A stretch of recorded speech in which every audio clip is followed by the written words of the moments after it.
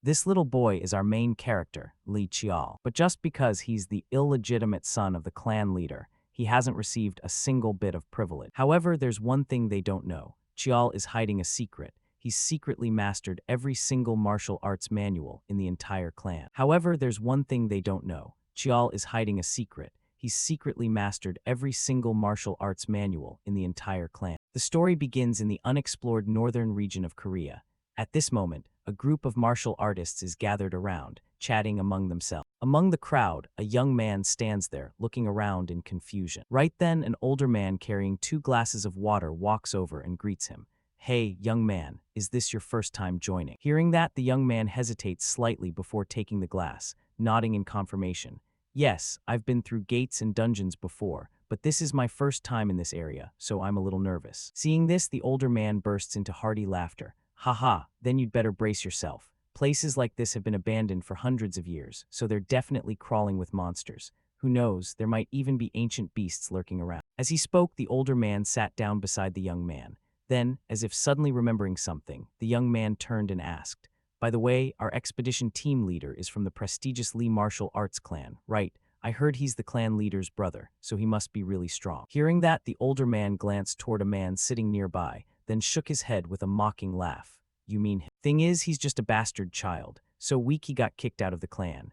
The man he was looking at was around 40, with a weary, downcast face that made him look like an unemployed slacker. This was none other than the 9th legitimate son of the prestigious Lee martial arts clan, Li Qiao. Looking at Qiao's somewhat unkempt appearance, the older man continued his commentary. "Not only is he weak, but he clearly has zero perseverance either. That's why even at his age, he's only reached level 7 in martial arts. How can we count on someone like that?" At the same time, a man in black approached Qiao and reminded him, "Team leader, we should keep moving." Hearing someone call him, Qiao barely lifted his eyes to glance at the man, then lowered his head again and muttered, "All right." After that, the group quickly packed up and continued forward. Yet for some reason, Qiao felt a vague sense of unease about this expedition. As he walked, he thought to himself, "The Black Spear Corps is directly under the Lee martial clan's head. They're supposed to protect me, but from the looks of it, something feels off. I've got a bad feeling about this," Qiao silently warned himself. In his mind, he began recalling his own background.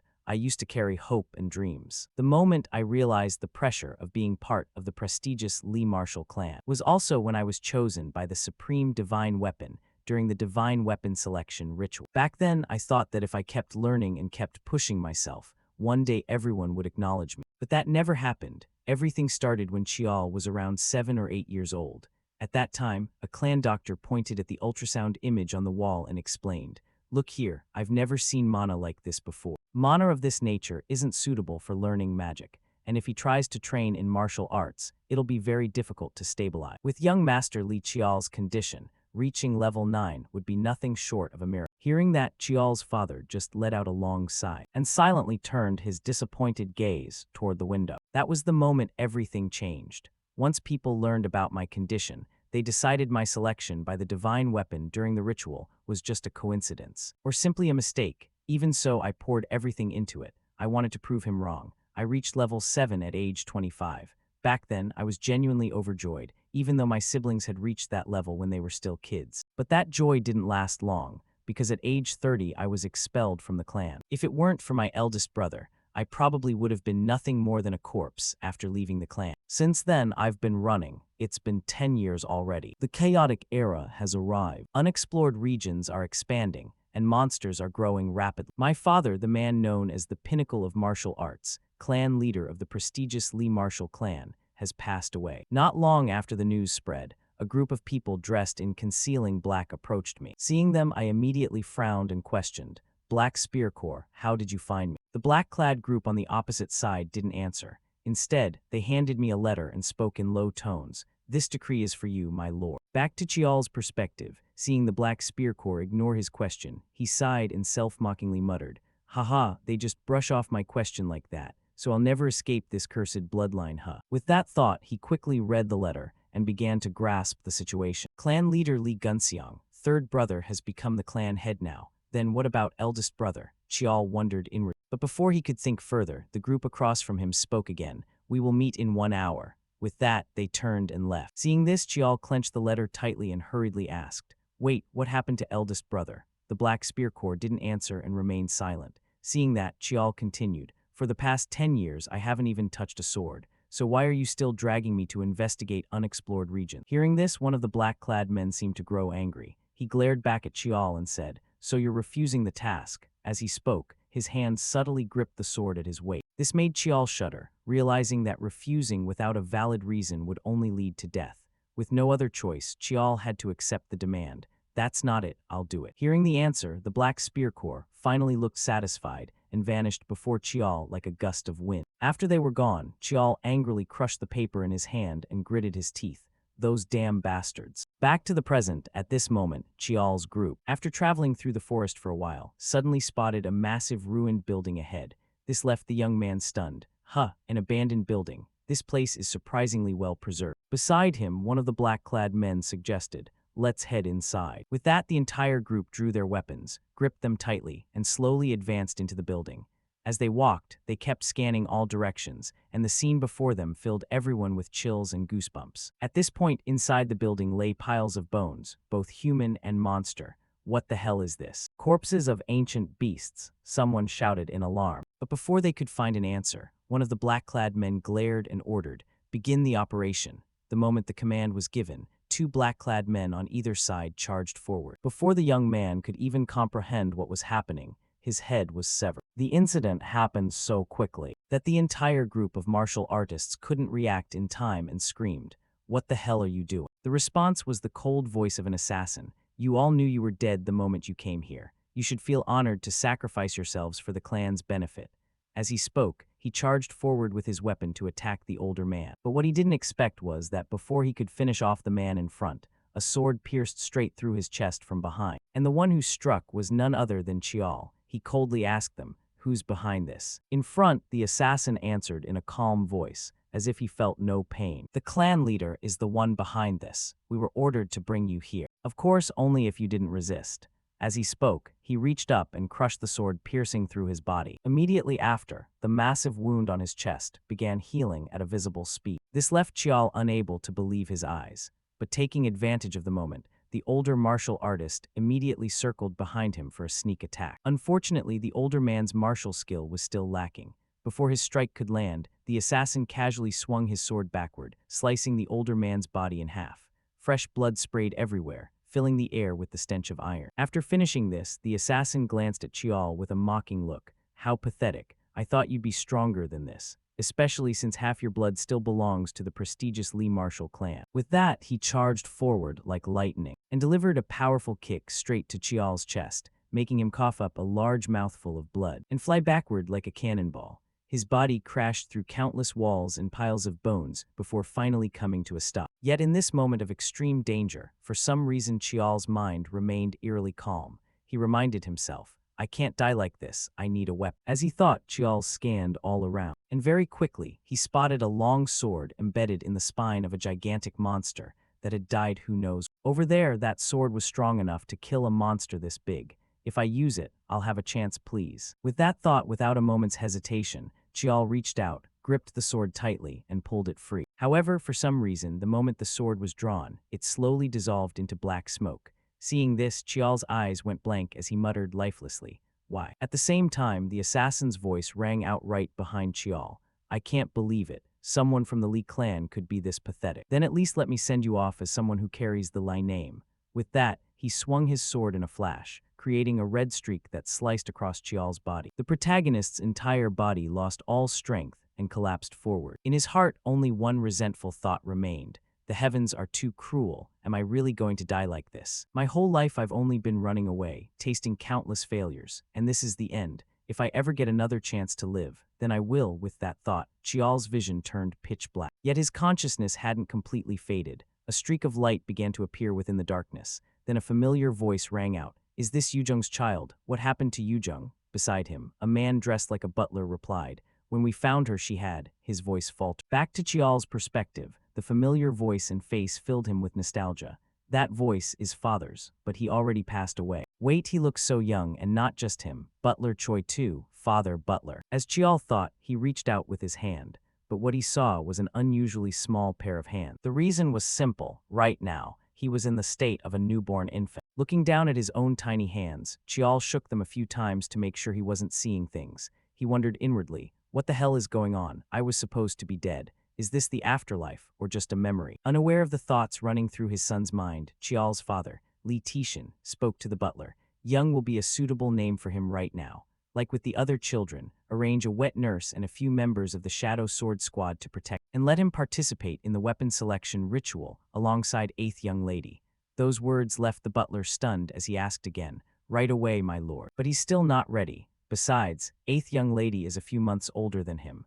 The butler's words made Tishin pause in thought for a moment. But then he shook his head and said, it doesn't matter, I'm heading out first. With that, he gave Chial a brief glance, startling the boy, before quickly leaving the room. Only after he was completely gone did Chial finally let out a sigh of relief. Phew, as expected from father. Even though it's been so long, the pressure from him hasn't changed at all. So what's going on here? This feels way too real to be just a memory. And that conversation earlier, it really happened. Even though I don't want to believe it, if this is real. Then I've actually regressed back to this damn moment. The more he thought about it, the more absurd the situation felt to our protagonist. Time passed quickly. A few months after Chial's regression, today was a major day for the prestigious Lee Marshall clan. The weapon selection ritual. Descendants of the clan would reveal their talent through the weapons that chose them. In the past, his father had been chosen by dozens of swords and became the strongest swordsman of his generation. His older brother had been chosen by a sword, a tome, and a staff, earning fame across the world for his mastery of both swordsmanship and magic. Now it was his turn. At this moment, Chial was dressed in extremely luxurious clothes. However, they made him feel a bit uncomfortable. Yet a maid looking at his current appearance smiled brightly and praised. Oh my, young master looks so handsome today. He doesn't cry at all even in a strange place. He's already so grown up. This girl was Chial's wet nurse, Moon Gawa. She reached out to pick him up and continued. I'm sure young master will get a great result. Your future will definitely shine brightly. On this side, Chial looked at her face and unconsciously gave a soft smile. In his eyes flickered memories from his previous life. Wet nurse Gawa was like a mother to him, but because of jealousy from his siblings, she had been expelled. She was the only one who cried over his loneliness and always stayed by his side. But this time I won't let that happen again. I'll protect her no matter what. With that thought, he reached out his tiny hands to touch Gawa's face. The action surprised her a little, but she hugged him even tighter. Then right at that moment, someone approached and reminded them both, Young Master Young, everything is ready. Hearing that, Gawa turned to Chial and said, all right then, let's get going. In another scene, Butler Choi stood behind Tishin and reminded him, everything has been prepared. In response, clan head Tishin turned and nodded. Good. With that, the entire group quickly moved to a certain area. It looked like an arena. However, at this moment, above the arena stood countless weapons erected upright, while all around were many guests who had come to watch the ceremony. They looked toward Chial and whispered, that child, the illegitimate one brought back from outside. In another corner of the stands, key members of the clan were also present. The beautiful young woman here was the clan's matriarch. Her name was Baekudian. The long-haired young man beside her was head steward Lee Yi. Next was the eldest son of the clan, Lee Gunseong, and finally the third son, Lee Myeongjung. At this moment, while everyone was still quietly observing and judging Chial, Myeongjung suddenly spoke up. He's still too small. Don't you remember we participated in this ritual at around his age? Right, Gunseong. As he spoke, he glanced sideways at his younger brother sitting nearby. To those words, Gunseong replied indifferently, yeah, probably. No idea where he even came from. He spoke with an emotionless face, though a hint of interest flickered in his heart. Scene shift to the arena. At this moment, Tishin announced loudly, the weapon selection ritual begins. Bring HWA forward. Hearing that, a girl hurriedly carried a little baby girl over. This baby was Lee HWA, the 8th child of the clan. At this point, Tishin set the little girl down against a chair, then took out a dagger from his sleeve and pricked her tiny fingertip. A few drops of blood immediately flowed out, causing the baby to burst into loud sobs. But strangely, right as those drops of blood fell below, they emitted a blue light that shot straight toward the distant weapon. And among those weapons, a white-silver sword suddenly glowed. Seeing this scene, the observers around couldn't help but gasp in admiration. Wow, that's the supreme holy relic sword, NHA sword, a true masterpiece. For generations, it has never responded to anyone. Ignoring the murmurs, Tishin immediately reached toward the sword, using his power to draw it into his hand. Once he firmly grasped the sword, Tishin gently held his daughter and said, from now on, NHA sword belongs to HWA. Hearing this, several middle-aged ladies around them chimed in with congratulations. Congratulations to young lady. Another genius has been born in the clan. Today is truly a grand day. Accepting the well wishes, the clan's matriarch, Lady Bikudian, smiled happily and gave her thanks. But right after, her expression darkened when she heard Tishin continue. And next, Young's ritual will begin. The moment he finished speaking, the crowd's enthusiasm seemed to vanish. Instead, they began to whisper skeptically, "That child, the illegitimate one from outside, right? Why let someone like him participate in the ritual at all?" Ignoring the gossip, Tishin set Chial down against a rock, then pricked his fingertip with the dagger, just as he had done with HWA earlier. However, because he had the mind of an adult, Chial didn't cry like his sister. This made Tishin somewhat pleased as he softly said, "I'm very proud of you." With that, he patted Chial's head in praise. But in Chial's heart, there was a trace of anxiety. He thought inwardly, so the moment has come. In my previous life, I was chosen by the echoing sword, a heavenly grade weapon. With that thought, Chial reached out, letting the drops of blood fall below. Scene shift to the stands. At this moment, head steward Yihang glanced coldly at Lady Bikuyan beside him and thought, judging by her expression, eldest sister-in-law isn't happy at all. After all, he's eldest brother's hidden bloodline. It's understandable. That child really has a tragic fate. Being a bastard yet wanting to survive in the Li clan, it's probably not easy at all. Perhaps it's exactly because of these stubborn old fogies obsessed with pure bloodlines that things turned out this way. Thinking that, head steward Yihang let out a regretful sigh. At the same time, as if reading his thoughts, an old man behind him stroked his beard and laughed. It seems the head steward has quite a bit of concern for a bastard child. As he spoke, the old man glanced at Yihang with eyes full of hidden meaning. This old man was the great elder of the Li clan. Hearing those words, Yihang coldly glanced back and replied, "Greetings, great elder."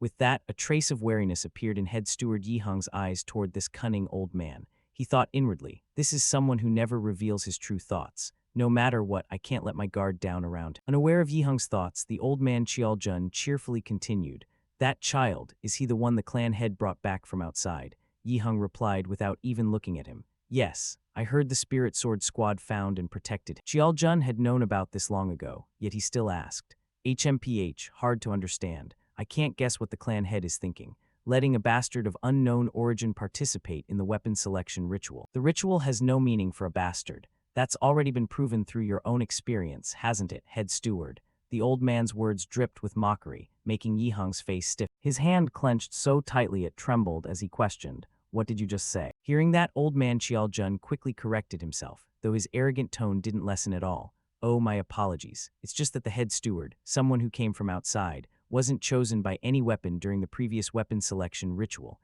It's quite famous after all. A bastard is still a bastard. It would be better to know one's place." With that, he gave a mocking smile full of disdain. And at this point, even if he were the Buddha himself, he couldn't stay calm after such humiliation. How could Yihang sit still after being insulted like that? He gritted his teeth and roared, "That's enough. I won't tolerate such outrageous insults any longer." Before the words even fully left his mouth, suddenly from afar a blinding light flashed, making both Yihang's and Chialjun's faces freeze in shock. Yihang even stood up from his seat in astonishment, eyes wide as he stared more carefully. Beside him, old man Chialjun's face was filled with panic as if he'd just dropped his wallet. "What is this? How could this happen?" he muttered. Meanwhile, head steward Yihang's face was filled with uncontrollable joy. He couldn't hold back and burst into laughter. "Ha ha ha. Even seeing it with my own eyes, it still feels like a dream." At this moment, following their gazes, every single weapon on the arena floor had simultaneously begun to glow, emitting light so bright it hurt the eye. Even masterpieces like the Blood Spirit Spear or Iron Glory Blade, and sacred relics such as the Holy Sword Ma or Sacred Thunder Dragon Spear,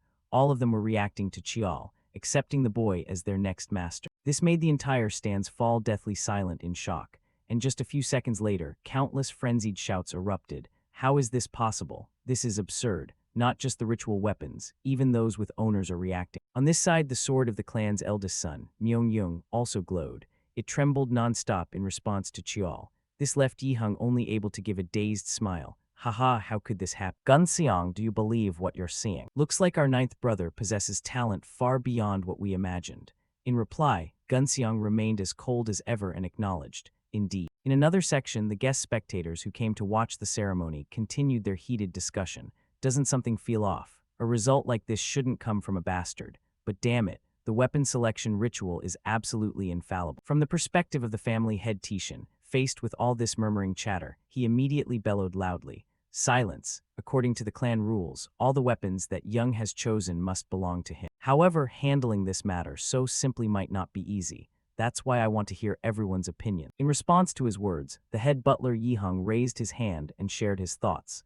"I have a suggestion. No matter what the clan rules say, I believe that gifting all these weapons would go against the true meaning of the Iron Selection Ceremony. The Iron Selection Ceremony is a tradition that must continue to be upheld for future generations. So how about letting the ninth young master pick one sword from among them himself? What do you think, my lord?" For family head Tishan, this was an offer he couldn't refuse, so without needing to think too much he immediately agreed. "Not bad, that opinion won't be accepted." With that said, he snapped his finger, commanding the weapons that now had an owner to fly toward the arena. Then he also used his own energy to gently guide Chial's body, the boy sitting in front, and spoke softly, "Come on, my son. Choose the one you desire." From Chial's point of view, he saw all the weapons in front of him radiating dazzling brilliant light, leaving him in a daze. He wondered inwardly why everything was so different from before the regression. But anyway, this was clearly a great opportunity for him. So he would make full use of the entire situation. Thinking that, Chial quickly crawled forward. He crawled right past the sword, bearing the bloodline of the true dragon Braha, without any intention of stopping. Even the weapons with devastating power yet incredibly strong, like the Holy Spear White Realm, forged by combining part of a saint's body for the purpose of exterminating superpowerful creatures, failed to catch his attention. There was also the staff Valheen, crafted from a branch of the world tree where spirits dwell, or the Spirit Veil sword, forged at the moment when the moon, sun, and stars intersected. All of them were magnificent weapons waiting for Chial to choose. However, he didn't need to hesitate for long. Chial reached out and touched a certain sword, as if he had already decided long ago. Behind him, family head Tishan saw the sword the boy chose and couldn't hide the surprise in his eye. That sword was the very one the founder of the Li clan had discovered in Untamed Wilderness. For generations, no one had been able to unlock its hidden power. The sword had simply lain silently in the darkness, covered in the dust of time. Its name was Black Knight. Based on its known abilities, this sword didn't qualify to be ranked among the heavenly grade. However, because of its connection to the clan founder, it had always been preserved alongside the heavenly grade weapons. Until now, no predecessor had ever been recorded as choosing. Was this just the meaningless choice of an infant, or would it be the arrangement of a great new destiny? Tishan whispered, his voice so low that only he could hear it. Then after Chial had selected the sword for himself, he also pulled the boy, along with the sword, back toward him and declared, "Li Young has chosen Black Knight." With that, the ceremony is officially concluded. At that moment up in the stands, the matriarch of the clan, Baekhyun, upon seeing Chial choose that sword, a flash of killing intent appeared in her eyes that sent chills down others' spines. That bastard Li Young, another troublesome one, has entered the clan. If he becomes an obstacle, then the only option is to eliminate. Time flew by in the blink of an eye, and before anyone knew it, 9 years had passed. Now, our protagonist Chial was already 9 years old. Inside a certain villa, he shouted loudly, "Wet nurse, I'm heading off to afternoon training." Hearing this, the girl Gawa quickly ran after him.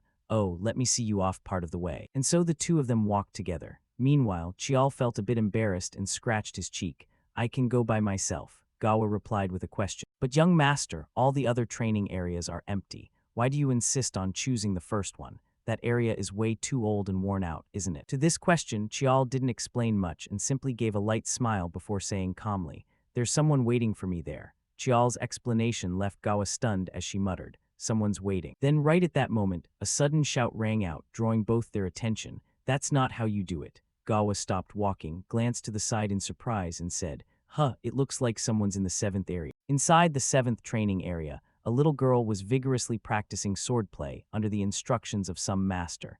"Gripping the sword too tightly will hurt your hand. Come on, one more vertical slash." "Yes, sir," the girl shouted back loudly. This little girl was Li Hwa, the 8th young lady of the Li clan, who had once participated in the sword selection ceremony with Chial when they were bobbies. From outside, Chial saw this and shrugged as he said, "So it's the 8th young lady." Behind him, the maid Gawa hurriedly reminded him, "You have to call her older sister, young master. If anyone hears, it'll cause big trouble." Her voice was full of worry. Chial, upon hearing that, only felt amused inside. "We're only 5 months apart. What's with calling her older sister?" Ignoring the two of them, inside the training hall, the teacher's scolding voice continued to ring out. "You always have to swing the sword as if you're controlling your own body. Do it again." Handle the sword with extreme care so you don't get hurt once more. The constant reminders made Hwa's head throb with frustration until she trembled and threw the sword aside. Seriously, master, why do you keep nagging like that? What's wrong with holding it however I want? As long as I grip it tight, that's enough. Across from her, the master saw her irritation and quickly raised his hand to calm her. Young lady, all of this is for your own good. First, calm down and try again. This time you'll definitely do better. As he spoke, he picked up the sword and handed it back to Hwa. From outside, watching the awkward sight of an adult struggling to deal with a 9-year-old child, Chial asked curiously, "Who's the one having such a hard time over there?" Hearing the question, the maid Gawa was a bit surprised but quickly answered, "Ah, that's Biki Hyun, the captain of the Black Dan Squad." Upon hearing that, Chial couldn't hide the surprise in his eyes. Captain. A 9-year-old kid having a master like that. That's really over the top. Behind him, Gawa sensed a slight fluctuation in Chial's mood and assumed he felt upset about not having anyone to guide him, so she comforted him. "Young master will soon have a good master appear and recognize your talent. It's because I'm useless and can't serve you properly. Young lady Hwa has been raised since childhood on milk mixed with medicinal herbs." By this point, the corners of Gawa's eyes had started to well up with tears. As for Chial, after hearing this, he felt a bit annoyed and reminded her, "Come on, there you go again. Wet nurse is someone I should be so grateful to. I don't need people like that. They're definitely only coming because of the Lee clan's status anyway. Besides, I already have good masters," Chial said confidently. Time passed quickly. The scene shifted to the first training area, reserved exclusively for the Lee clan. This place symbolized the long history of the Lee family. Around it were displayed all kinds of weapons along with training dummies. However, it had become somewhat dilapidated and didn't seem to get much use anymore. For Chial, when stepping into this training area, he didn't bother paying attention to the training equipment around him. It would just waste time. Nowadays, it was almost more symbolic than an actual training ground. Even so, there was only one reason he came here. Because this place stored weapons even more ancient than any in the other training hall's armor. Thinking that, Chial opened the door to the storage shed. Inside were countless swords leaning against the walls. They were extremely old, rusted, and some had countless cracks running along their body. Yet Chial didn't care about any of that. He glanced at a long sword not far away and walked toward it.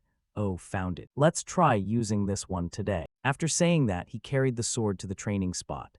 As he walked, he thought, ever since 9 years ago, when he returned to his second life, an extraordinary change had happened to him. Among them, the most astonishing change was, he had gained the ability to read the hidden memories contained within weapons. At this moment, as Chial's hand gripped the famous sword tightly, and he focused his mind, strange images suddenly appeared in his head. He was standing in a neat line with some group of people holding swords, and along with that, an unknown person's instruction rang out, "Train your fundamentals solidly. Whether it's high-level or low-level swordsmanship, the foundation is the same." From top to bottom, from left to right, the memories become clearer like an unshakable pillar. Engrave that foundation into your sword. From top to bottom, from left to right, the memories become clearer like an unshakable pillar. Engrave that foundation into your sword. As that voice echoed, Chial also slowly began moving his body. He told himself, "This is the memory deeply engraved in this weapon." The older and more exquisite the weapon, or the longer and more cherished it was by its master, the clearer the past memories would emerge. With a powerful swing from high above down below, Chial unleashed a huge explosion. Shockwaves burst outward, sending dust flying everywhere. This was the 7-star sword technique's first form, Red Wind. Looking at the result of this strike, Chial couldn't hide the joy in his eyes. So the 7-star sword is done too. Over the past 2 years, I've read almost all the memories of the weapons in this training hall. Then right at that moment, applause of praise suddenly rang out from behind him. "That was amazing. It's been so long since I've seen such a perfect 7-star sword." Hearing the familiar voice, Chial turned around and saw the person who had arrived was none other than the head butler, Yihung. In his mind, some information about the man flashed. Head butler of the Lee clan, Lee Yihung, a 4th-grade martial artist. Though born as a collateral son, his strength earned him recognition and the current position of head butler. From his previous life until now, this man was the only one in the clan who truly cared about. Thinking of this, Chial quickly bowed. "Greetings, uncle." Hearing that, Yihung happily ruffled the boy's head and praised, "Haha, you can just call me uncle. You never skip a day of training, really praiseworthy. Every time I come back from work, I see you here. Being treated differently from your other siblings must be really hard. But even so, I hope you can stay strong and overcome it all." His voice was full of affection. As for Chial, he had already experienced this kind of differential treatment once before, so now he didn't feel inferior at all. "I'm fine, uncle. No matter what, I carry the blood of the Li clan. Prove it with the sword. That's the meaning behind our clan name, and that's how I've been taught. So I'll prove myself with my own strength, Chial said with a bright face. This made Yihang momentarily stunned. Then he sighed with regret. Sigh, how could a child like this be born as a collateral son? He muttered to himself inwardly before clearing his throat and saying, thinking about it, it won't be long before you reach the age for the naming ceremony, even if it's a bit late. But before that, I want to become your master. How about it? Does that make you happy? He pointed at himself as he spoke. Unfortunately for the uncle, he had been fantasizing a bit too much, because afterward Chial awkwardly refused. I appreciate it, but I can't accept. Across from him, Yihang was thunderstruck. He hurriedly asked, what? Why are you not satisfied with me as your master? To answer, Chial raised both hands to reassure him. It's not like that. Before the naming ceremony, one isn't allowed to serve under a master. That's the rule, and I don't want to put uncle in a difficult position. Chial's words made Yihang feel indignant on the boy's behalf. But your other siblings openly break that rule. They get trained under famous masters and nourished with all kinds of spiritual herbs, Yihang said while gripping Chial's shoulders tightly. However, Chial still quietly shook his head in refusal. Just because it's a rule no one follows doesn't mean I shouldn't uphold it. And as I said before, I want to prove myself with my own strength. For Yihang, Chial's maturity made him feel a bit doubtful inside. This kid, is he really only 9 years old? Those eyes, it's like I'm looking at Big Brother. Thinking that, faced with Chial's determination, Yihang didn't press any further. Looks like you have no intention of giving up this stubbornness, huh? Just like your father, what a stubborn guy, such a handful. He sighed and continued. So does that mean uncle can't help you at all? Doing nothing for you makes me feel uneasy. Is there anything else you need? Yihang asked with a smile, causing Chial's eyes to light up. Thank you, uncle. Then I'll take you up on that offer. Chial whispered to himself inwardly, then scratched his head and made his request. Actually, there's something I want to ask uncle for. I want to visit the basement of the secret vault. Time passed quickly. In response to his nephew's request, Yihang took the boy into the car and headed toward the place known as the secret vault. Outside, 2 security guards raised their hands to stop their car and spoke in a stern voice. Please stop. Pardon the interruption. Please verify your identity and state the purpose of your visit. Hearing this, Yihang rolled down the car window and replied, I'm head butler Li Yihang, here for a routine inspection. With that, he showed his identification card for the guard to confirm, then pointed toward Chial in the back seat. The one with me is Li Young, the youngest young master of the Li clan. I'm bringing him along to take a look around. Seeing that, the guard glanced over briefly before stepping aside to let them through. Identity confirmed. Please proceed inside. Just like that, after a short procedure, Yihang's car continued rolling forward into the complex. As for Chial, in his previous life he had already come here long ago, but now he still had to act a little to avoid raising suspicion. He told himself, this is the moment I need to react like a real kid. With that thought in his head, Chial's eyes lit up brightly as he looked outside. Wow, so this is the secret vault. Seeing the boy's reaction, Uncle Yihang chuckled, fully convinced. That excited, huh? Chial replied with an extremely thrilled expression. Of course, the secret vault is where the clan keeps its most precious treasures. When he said this, Chial wasn't acting at all, his hand clenched tightly from sheer excitement. What he was searching for was inside there. Legendary weapons, ancient artifacts that no one even knew if they truly existed. Those chasing such wild legends usually got one answer. Everything can be found inside the Li clan's secret vault. Inside the hexagonal building, a sleek modern architecture so polished you could see your reflection everywhere. The Li clan crest was visible on the walls all around, 2 crossed swords. Over here, Uncle Yihang pressed the elevator button while saying, the basement of the secret vault is where weapons are sealed away for various reasons. Hearing that, Chial's eyes sparkled as he asked, among them, there are those monstrous weapons that devoured their own masters, right? Yihang answered with a nod. He even teased his nephew a bit. That's right, you know your stuff. If you touch those carelessly, they'll swallow both your body and mind whole. He said it with a creepy grin, making Chial's shoulders shudder as if scared. This made Yihang burst out laughing in delight. What, scared now? Chial replied with a brave face. Not at all. Then the elevator doors opened. However, Yihang had no intention of stepping in and only turned to instruct Chial. Don't worry. Anyway, you won't be able to go into those dangerous areas. I have some business to handle upstairs, so take your time looking around. Yes, thank you, uncle. Chial nodded and quickly stepped into the elevator. The moment the doors closed, the innocent, childish demeanor vanished completely. He let out a heavy sigh from having to act for so long. Pretending to be an innocent kid was no easy task. Waiting until the elevator doors opened. In front of Chial was a gleaming armory filled with countless different weapons. This was the basement of the secret vault, also known as the Graveyard of Weapons. a place sealing away innumerable weapons and ancient relics. The only reason he went through all this trouble to come here, to find one special weapon, it was called Endless, originally appearing as a short sword, but when infused with mana, Endless could freely change its length, shape, weight, and even properties. Before the regression, Lee Gunseong was the one who discovered Endless in the secret vault. Thanks to its infinite transformations and overwhelming versatility, he earned the title Myriad Changes. With that title, it wasn't the eldest brother, the once promising candidate for family head, but the third brother Gunseong who became the family head. And then he found him, the one hiding in the shadows, and ruthlessly eliminated. That's all he knew up to this point. To prevent that tragedy from repeating, there was one thing he had to do. Even if it took some time, he had no choice but to check them one by one.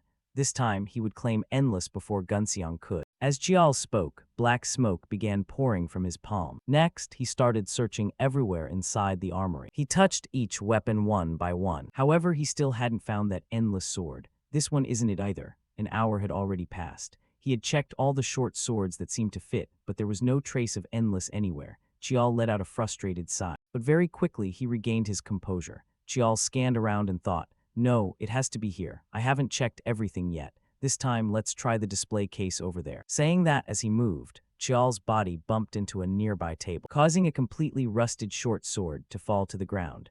The sound it made upon impact was far from small. As for Chial, looking at the unusual shape of this short sword, he felt curious. Rusted so thickly, how could it get to this extent? As he spoke, Chial reached his hand toward the sword. But right at that moment, the black smoke from his palm surged out and enveloped the sword. The smoke was denser and thicker than ever before, even covering Chial's entire body, making him feel a twinge of fear inside. What the heck? What's happening all of a sudden? Chial exclaimed softly before his entire vision was obscured by the black smoke. When Chial finally came to his senses, he found himself on some unfamiliar battlefield. All around him were corpses piled up like mountains. Where is this? Could this be the memory hidden inside that rusted short sword?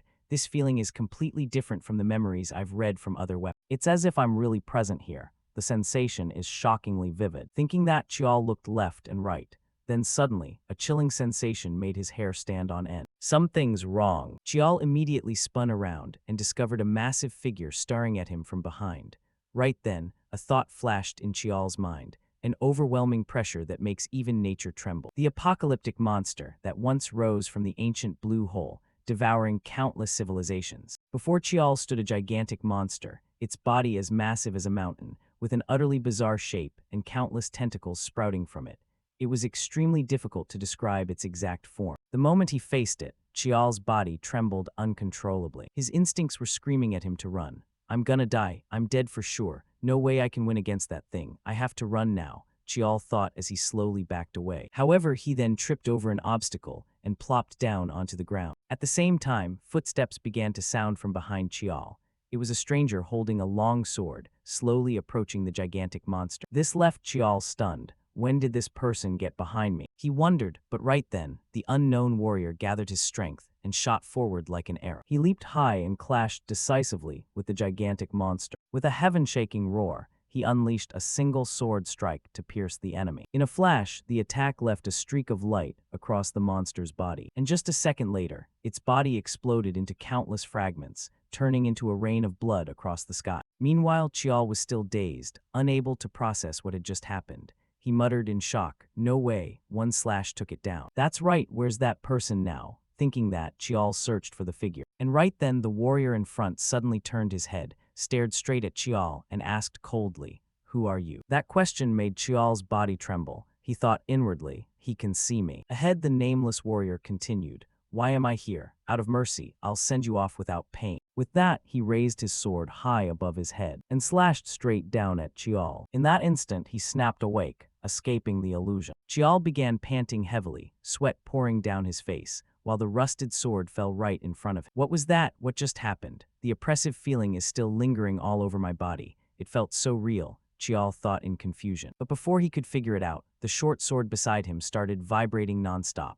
From its blade, faint orange smoke began spreading, and in a moment, its appearance completely changed. Seeing that, Chial hurriedly rushed over, picked up the sword, and examined it. Could this be? No mistake. I will become the master of myriad arms. Thinking that, Chial lightly cut his fingertip with the blade, letting a few drops of blood fall onto the sword. Instantly, the short sword burst into light, emitting a gentle blue glow, as if accepting Chial as its master. Unable to contain his excitement, he began swinging the sword. With each swing, the weapon's form continuously changed. From a short sword, it quickly extended into a long sword. With one more swing, it turned into a spear. Time passed quickly, and now Chial was still training as usual. However, he felt a bit down. Phew, failed again. It had been a week since he obtained Endless, the Endless he got from the underground armory that day. Right now, he was keeping it in the form of a ring to avoid detection. But what happened that day? What was it exactly? That's right, that man. His slashing strike. It felt like a reminder that I still wasn't worthy. The black energy showed me that technique along with its name. Not to mention its power, just the man's movements alone exuded an elegant beauty. Yet no matter how hard I tried to imitate it, I still couldn't pull it off. But even so, he didn't feel impatient at all. In his previous life, he was just someone looked down upon. Even the clan's basic martial techniques weren't taught to him. It's just one move. But this was the first time he had encountered such advanced martial arts. I'll make it happen. I remember exactly how that person moved in the memory, clearer than anyone else. Thinking up to this point, Chial's face suddenly went blank as he realized something. Wait, that man, I'm not an adult like him. I'm just a 9-year-old kid. If I try to copy an adult's movements exactly, of course I can't bring out the full power. I have to accept this body, take it slow, naturally, swing the sword in a way that suits me. With that thought in mind, Chial slowly closed his eyes. He relaxed his body, raised the sword high above his head, then suddenly gripped it tightly and poured all his strength into a downward slap. The moment the sword tip touched the ground, a shocking sound rang out. The earth cracked into pieces, debris flying like bullets. Chial looked at his result with satisfaction. Great, looks like I've got the feel now. Now it's just a matter of applying mana. Saying that, Chial's face turned thoughtful again. No matter how many times I try using it in the memory, it still feels like something crucial is missing. I can't recreate it. What exactly is it? The only way is to keep experimenting. All right, let's start over. Chial sighed and continued training. However, right as he drew the sword back, his sword was suddenly grabbed by the hand of a young woman. She asked softly, "Hey kid, where did you learn that technique from?" For Chial, this woman's sudden appearance left him a bit puzzled. Jet black hair and brown eyes. This person carries the Li clan's bloodline. Thinking that, Chial asked directly, "Who are you?" Across from him, the young woman's eyes showed slight surprise. "Huh, you don't know me." "Ah, yeah, fair enough. You probably wouldn't, since I don't show my face much anyway." With that said, she cheerfully asked next, "So, what's your name, kid?" Seeing her friendly attitude, Chial hesitated a bit before replying, "I'm Young." The moment she heard the name, the young woman suddenly grabbed Chial's hand tightly and started shaking him like a rag doll. "Young, what a special name. That's right, I'm Lee Jeonghwa. Nice to meet you." Upon hearing Jeonghwa's introduction, Chial quickly realized who she was. This is the youngest aunt, Lee Jeonghwa. According to what Yihang told me, she's a bit different from everyone else, so grandfather couldn't accept it. Uncle shared that story with me in my previous life. But more than that, how can she not consider her ridiculous strength when playing around with her nephew like this? Chial thought to himself while glaring at Jeonghwa without saying a word. Jeonghwa just casually remarked, "Your body's a bit weak, huh?" Saying that, she slowly approached Chial and got straight to the point. "So, little one, where did you learn that technique from?" As for Chial, he wasn't dumb enough to just explain it outright. Instead, he turned the question back. "Why are you asking?" Jeonghwa laughed and answered in a boastful tone, "That's ancient martial arts. Your youngest aunt here absolutely loves ancient martial techniques. That was the era when monsters ran rampant, right?" With that, she pulled an old book out from her sleeve and handed it to Chial. "So, this is a gift for you." "A gift?" Chial asked curiously. Jeonghwa nodded eagerly. "Yeah, open it and take a look." Seeing that, Chial didn't hesitate anymore. He quickly flipped through the pages, skimming them. The handwriting is so messy it's kinda hard to read. But this is magic, not just magic, it records martial arts too. Pretty advanced level, to the point I don't understand any of it. Maybe, the rumors about her aren't Thinking that, Chial hesitantly asked, "This is?" Beside him, Jeonghwa saw her nephew didn't get it, so she stepped closer and explained right away. "Ah, this thing. These are ancient magics, based on exposed mana flow. Back in the day, magic could only use the mana flowing through the body, without needing a mana core, while modern magic relies on storing mana in the heart. But can we really call ancient magic outdated? Sometimes, the mana control techniques from that era are even superior to now." Saying that, Jeonghwa pointed at the book in his hand. "That's why your youngest aunt here is researching amplification and conversion techniques, but the remaining records are way too scarce." Meanwhile, Chial felt a surge of genuine interest in this topic. "This is an angle I never considered. Magic for Endless." Thinking that, he quickly spoke up. "Auntie, wait a second. With that, Chial dashed off, leaving Jeonghwa completely confused about what was happening. Next, somehow Chial produced a sword, gripped it tightly with both hands, closed his eyes, and focused on controlling the energy in his heart. Mana from the core spread throughout his body, but instead of absorbing the mana back into the core, wait, that nameless warrior used it with exposed mana flow, the way that man in the memory manipulated mana, which I couldn't understand before, but now I can do it. With that thought, a spark lit up in Chial's eyes. He gripped the sword tightly and swung it down with full force.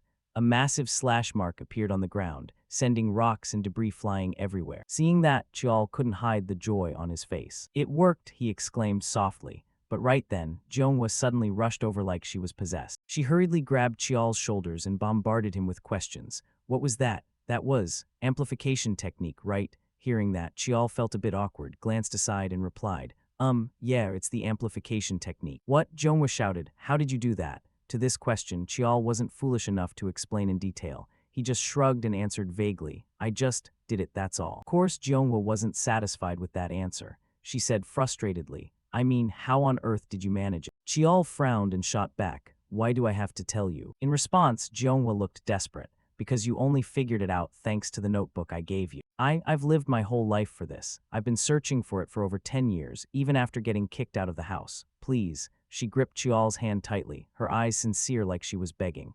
"If I do something for you, could you teach me?" Chial looked at Jeonghwa, then sighed. "Fine, but you have to promise me 3 things. 3 things. First," Chial said seriously, "you can't tell anyone about me unless I allow it. Naturally, that includes my eldest brother and my father too." "Why?" Jeonghwa asked blankly. Chial replied curtly, "Because I don't like people talking about me behind my back." Hearing that, Jeonghwa suddenly went quiet, as if remembering something, her face turning a bit sad. "Ah, I get it, I'm the same way." Her expression made Chial wonder, why does she look so unhappy? But setting that aside, Chial continued with the second condition. "Second is, you can't lie to me, because we have to trust each other. I'll be honest with you as much as I can too." Hearing that, Jeonghwa hesitated a little. But just a few seconds later, she agreed. "Okay, so what's the last one?" The last one is, the following conversation is hidden by the author. Time flew by 1 year later. At this moment, the maid Gawa was holding some kind of letter and rushed over to inform Chial, shouting, young master, young master." Inside the training yard, Chial saw her hurried figure, stopped his movements, turned around and asked, "Wet nurse, what's the rush coming all the way to the training ground?" Across from him, Gawa was practically out of breath but still managed to say, "Here, look at this." With that, she handed the protagonist the letter in her hand, making Jeonghwa beside him a bit curious. However, with memories from his previous life, Chial had already guessed what it was. He thought to himself, "It's finally here." Inside the letter it read, "Summon order subject. 9th Young Master Young scheduled date, September 10th at 10:00. Content. Participants in the naming ceremony must gather at the Central Training Hall before 10:00 on September 10th. Note, anyone bringing items outside the permitted list will face severe punishment." Representative, Family Head Lee Myung-young. Seeing his eldest brother's name listed as the representative, Chial felt a bit curious. The representative is Family Head Myung-young. Isn't father home? I didn't hear anything about him going on an expedition. Turning back to Jeonghwa, for some reason she suddenly got so angry she was practically fuming. The naming ceremony. Seeing that, Chial didn't understand what she was freaking out about and asked, "Why are you suddenly so worked up?" Explaining this, Jeonghwa ruffled her hair in frustration while saying, "Things are just getting on track. This is the most important time. If you join the naming ceremony, you'll be stuck there. No way, don't go." Her demeanor was like a kid throwing a tantrum over losing a favorite toy. This made Chial shake his head helplessly. "It's been a year since our deal with Aunt. Since then, I've been researching magic with her. Modern magic focuses on core mana, while ancient magic focuses on exposed mana flow. Combining these two systems creates an entirely new type of magic. That's the lifelong dream she wants to achieve. Core mana for storage and attribute change, exposed flow for control and operation. Thanks to that, my magic application has far surpassed kids my age." Beside him, Jeonghwa kept muttering nonstop, giving Chial a headache. Is it really impossible not to participate? Researching magic is way more fun." Hearing that, the protagonist didn't want to waste more time and cut to the chase. "You know it's impossible, right? Don't worry, even if the time gets cut a bit short, I'll keep training magic and restoring ancient techniques." His words made Jeonghwa's eyes widen in shock. Her head was practically filled with question marks. How? The naming ceremony training schedule is super intense." In response, the protagonist wore an extremely confident expression. "I'll do both at the same time." Time passed quickly. At this moment, Chial and the girl HWA were inside some room. The special thing was that both of them were sitting inside a glass enclosure. In front of them, a man spoke up to remind them, training starts today. First, endure magical attacks for 30 minutes. This man was the captain of the Blood Tiger Squad, Instructor Jang Wook. Next, inside the glass enclosure, countless erratic lightning bolts began shooting everywhere. However, before they could hit Chial, they were all repelled by an invisible barrier surrounding him. Seeing this, Jang Wook's eyes narrowed slightly as he pondered. Normally, the ninth young master, who had never undergone basic training, should have been shocked and collapsed right away, but he deflected everything with magic. Thinking that, Chial seemed to sense Jang Wook staring at him and glanced over to observe the man. And with just that one look, it startled Jang Wook, making him flinch. That kid is testing and observing me to gauge my level, while forcing the instructors to teach at a higher level. A 10-year-old collateral son dares to do that. Damn it, call him a collateral son. No, with that kind of ability, calling him that is an insult to any martial artist. I need to reflect on myself. This is no longer just simple training to prepare for the naming ceremony. It's a chance to pass on knowledge to him with full effort. Thinking this, Jang Wook's hand unconsciously clenched tightly. Inside, he felt excited about Chial's immense potential. Time passed quickly. At this point, Chial was tiredly stretching after this electric shock training session. Phew, finally done. This clan is seriously crazy. To train magic resistance, they just throw me into a magic emitter device. But I didn't expect the other side to apologize first. At some point, the way people looked at him had changed. Anyway, time to rest a bit. Chial muttered and quickly left. However, things never went exactly as he wanted. Right then, a shadowy figure suddenly appeared beside Chial and launched a sneak attack. But with his vigilance and all the knowledge from his previous life, Chial easily swung his arm to block the attack. The one who struck was none other than the girl HWA. Seeing her attack fail, she coldly ordered Chial, "Hey, you collateral bastard, come here for a sec." With that, she yanked her arm free from Chial's grip. Meanwhile, Chial had no intention of complying and asked back, "What are you up to?" Chial's blunt words immediately made HWA furious. She pointed straight at him and snapped, "Watch your mouth. I'm a legitimate child and you're just a collateral. Plus, I'm a whole year older than you." From Chial's perspective, he had no time to argue with a kid. Instead of wasting time on pointless bickering, he'd rather train or rest. So Chial waved his hand dismissively. "I don't have time to argue with you."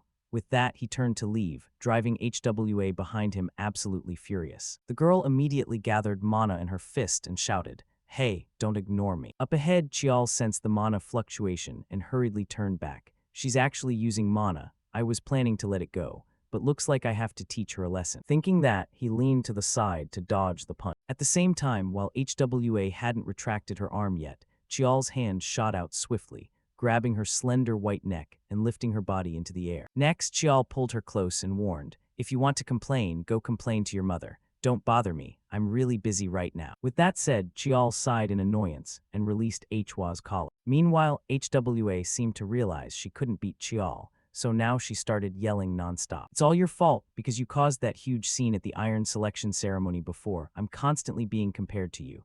Know your place as a collateral and shut up. It's so unfair. I trained day and night without sleep or food, and you were just born with superior talent.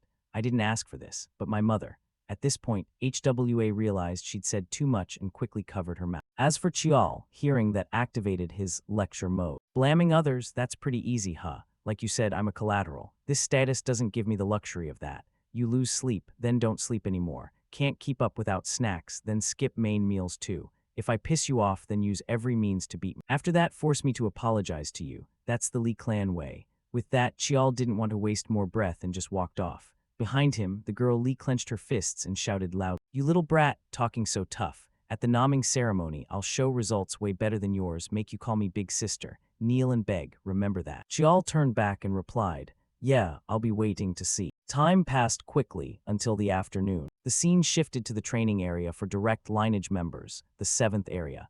At this moment, the matriarch of the clan, Baekhyun, had come here to visit her daughter. Seeing that, the nearby maid quickly bowed and said, "Madam has arrived." Madam Baekhyun replied with a cold face, "Leave us. I have something to say to my daughter." With that, she directly entered the training room. At this time, the girl HWA was still vigorously practicing against the dummies in front. Then Baekhyun spoke up, "What are you doing?"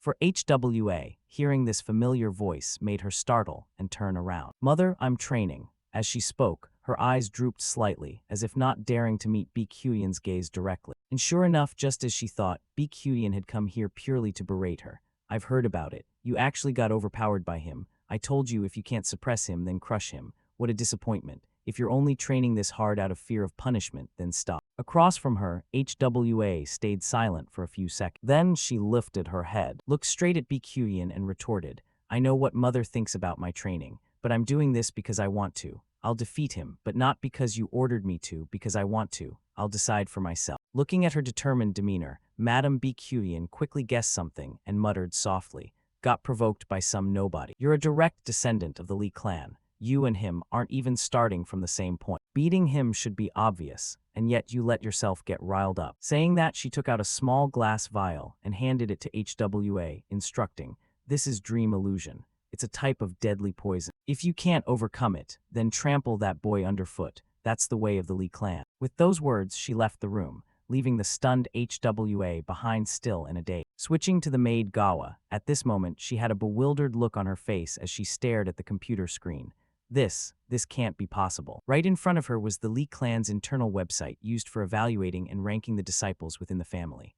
At that moment, it was displaying the results for the 14th weekly leaderboard. Lee Chial, gender, male, magic technique. Level 1, weapon technique. Level 1, theory. Level 1, overall rank. Level 1. Beside her, Chial grinned smugly and boasted, how about that, wet nurse, feeling less worried now. Faced with these results, all of Gawa's anxiety had vanished. She excitedly pulled Chial into a hug and said happily, I didn't help the young master at all, yet you've done so amazingly well. Hearing that, Chial smiled back. You've helped me a ton, don't say that. At the same time, suddenly heavy footsteps echoed from outside, making both of them curiously turn to look at each other. And just a second later, Jeonghwa burst in and shouted excitedly, Kid, time to train. Seeing her pumped-up energy, Chial couldn't help but feel awkward and reminded her, but I just finished training. That's exactly why we keep going. Training mana will make you less tired, Jeonghwa said while flexing her biceps. But those words could only fool normal kids. How could they trick someone who'd lived decades like Chial? I've never heard of that effect before, Chial said while looking at Jeonghwa with full skepticism, making her a bit embarrassed and unable to meet his eyes directly.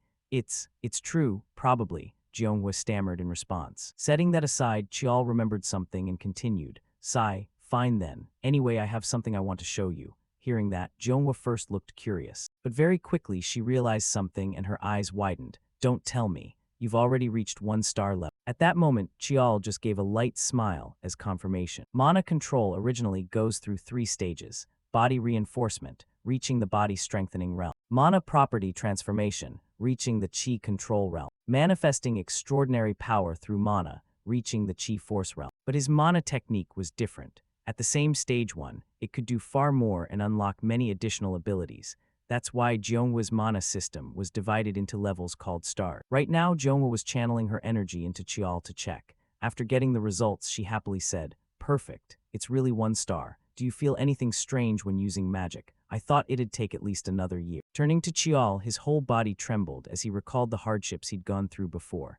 I realized this just from studying theory. Thinking back, it really was insane training. If I failed to control mana, the balance between my heart and mana veins could collapse completely. But in reality, you just need to let everything flow naturally. Mana is like water. It follows its own laws. In the end, our bodies are just vessels for mana. Chial's calm words made Jeonghwa seem to have an epiphany. She muttered, the body as a vessel. Kid, I think I can do it too. It'll take time, but I can do it, she said with a voice full of joy. Seeing that, Chial gave a light smile, happy for his aunt. Did she just have a breakthrough? Chial thought to himself. Before Jeonghwa lunged forward to hug him tightly and exclaimed happily, thank you little cutie, I'm so lucky. With that, her arms unconsciously squeezed harder, making every bone in Chial's body creak. Hey, let go, you're gonna break my ribs, Chial yelled loud. Seeing that, Jeonghwa reluctantly let Chial down but still excitedly continued.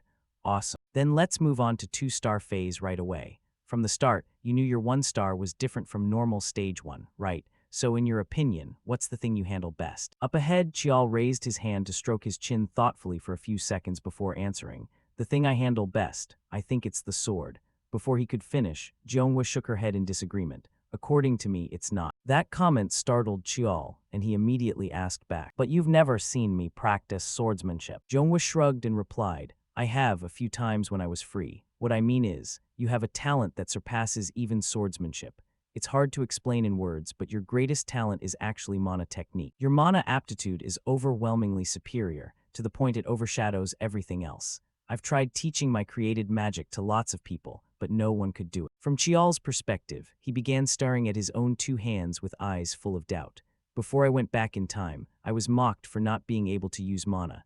Who knows what thoughts were in my heart back then. Seeing Chial lost in thought like that, Jonhwa flicked his forehead and reminded him, but for you now, reaching 2-star isn't hard at all. And if you succeed with 2-star, the naming ceremony will be like child's play. After that, I'll teach you the real techniques, so focus up. Over here, Chial happily replied, got it. By the way, Auntie, what's that thing next to you? As he spoke, he glanced at the wooden box placed on the table. Ah, this thing, Jonhwa said softly. And right after, suddenly something shot past Chial's face at supersonic speed.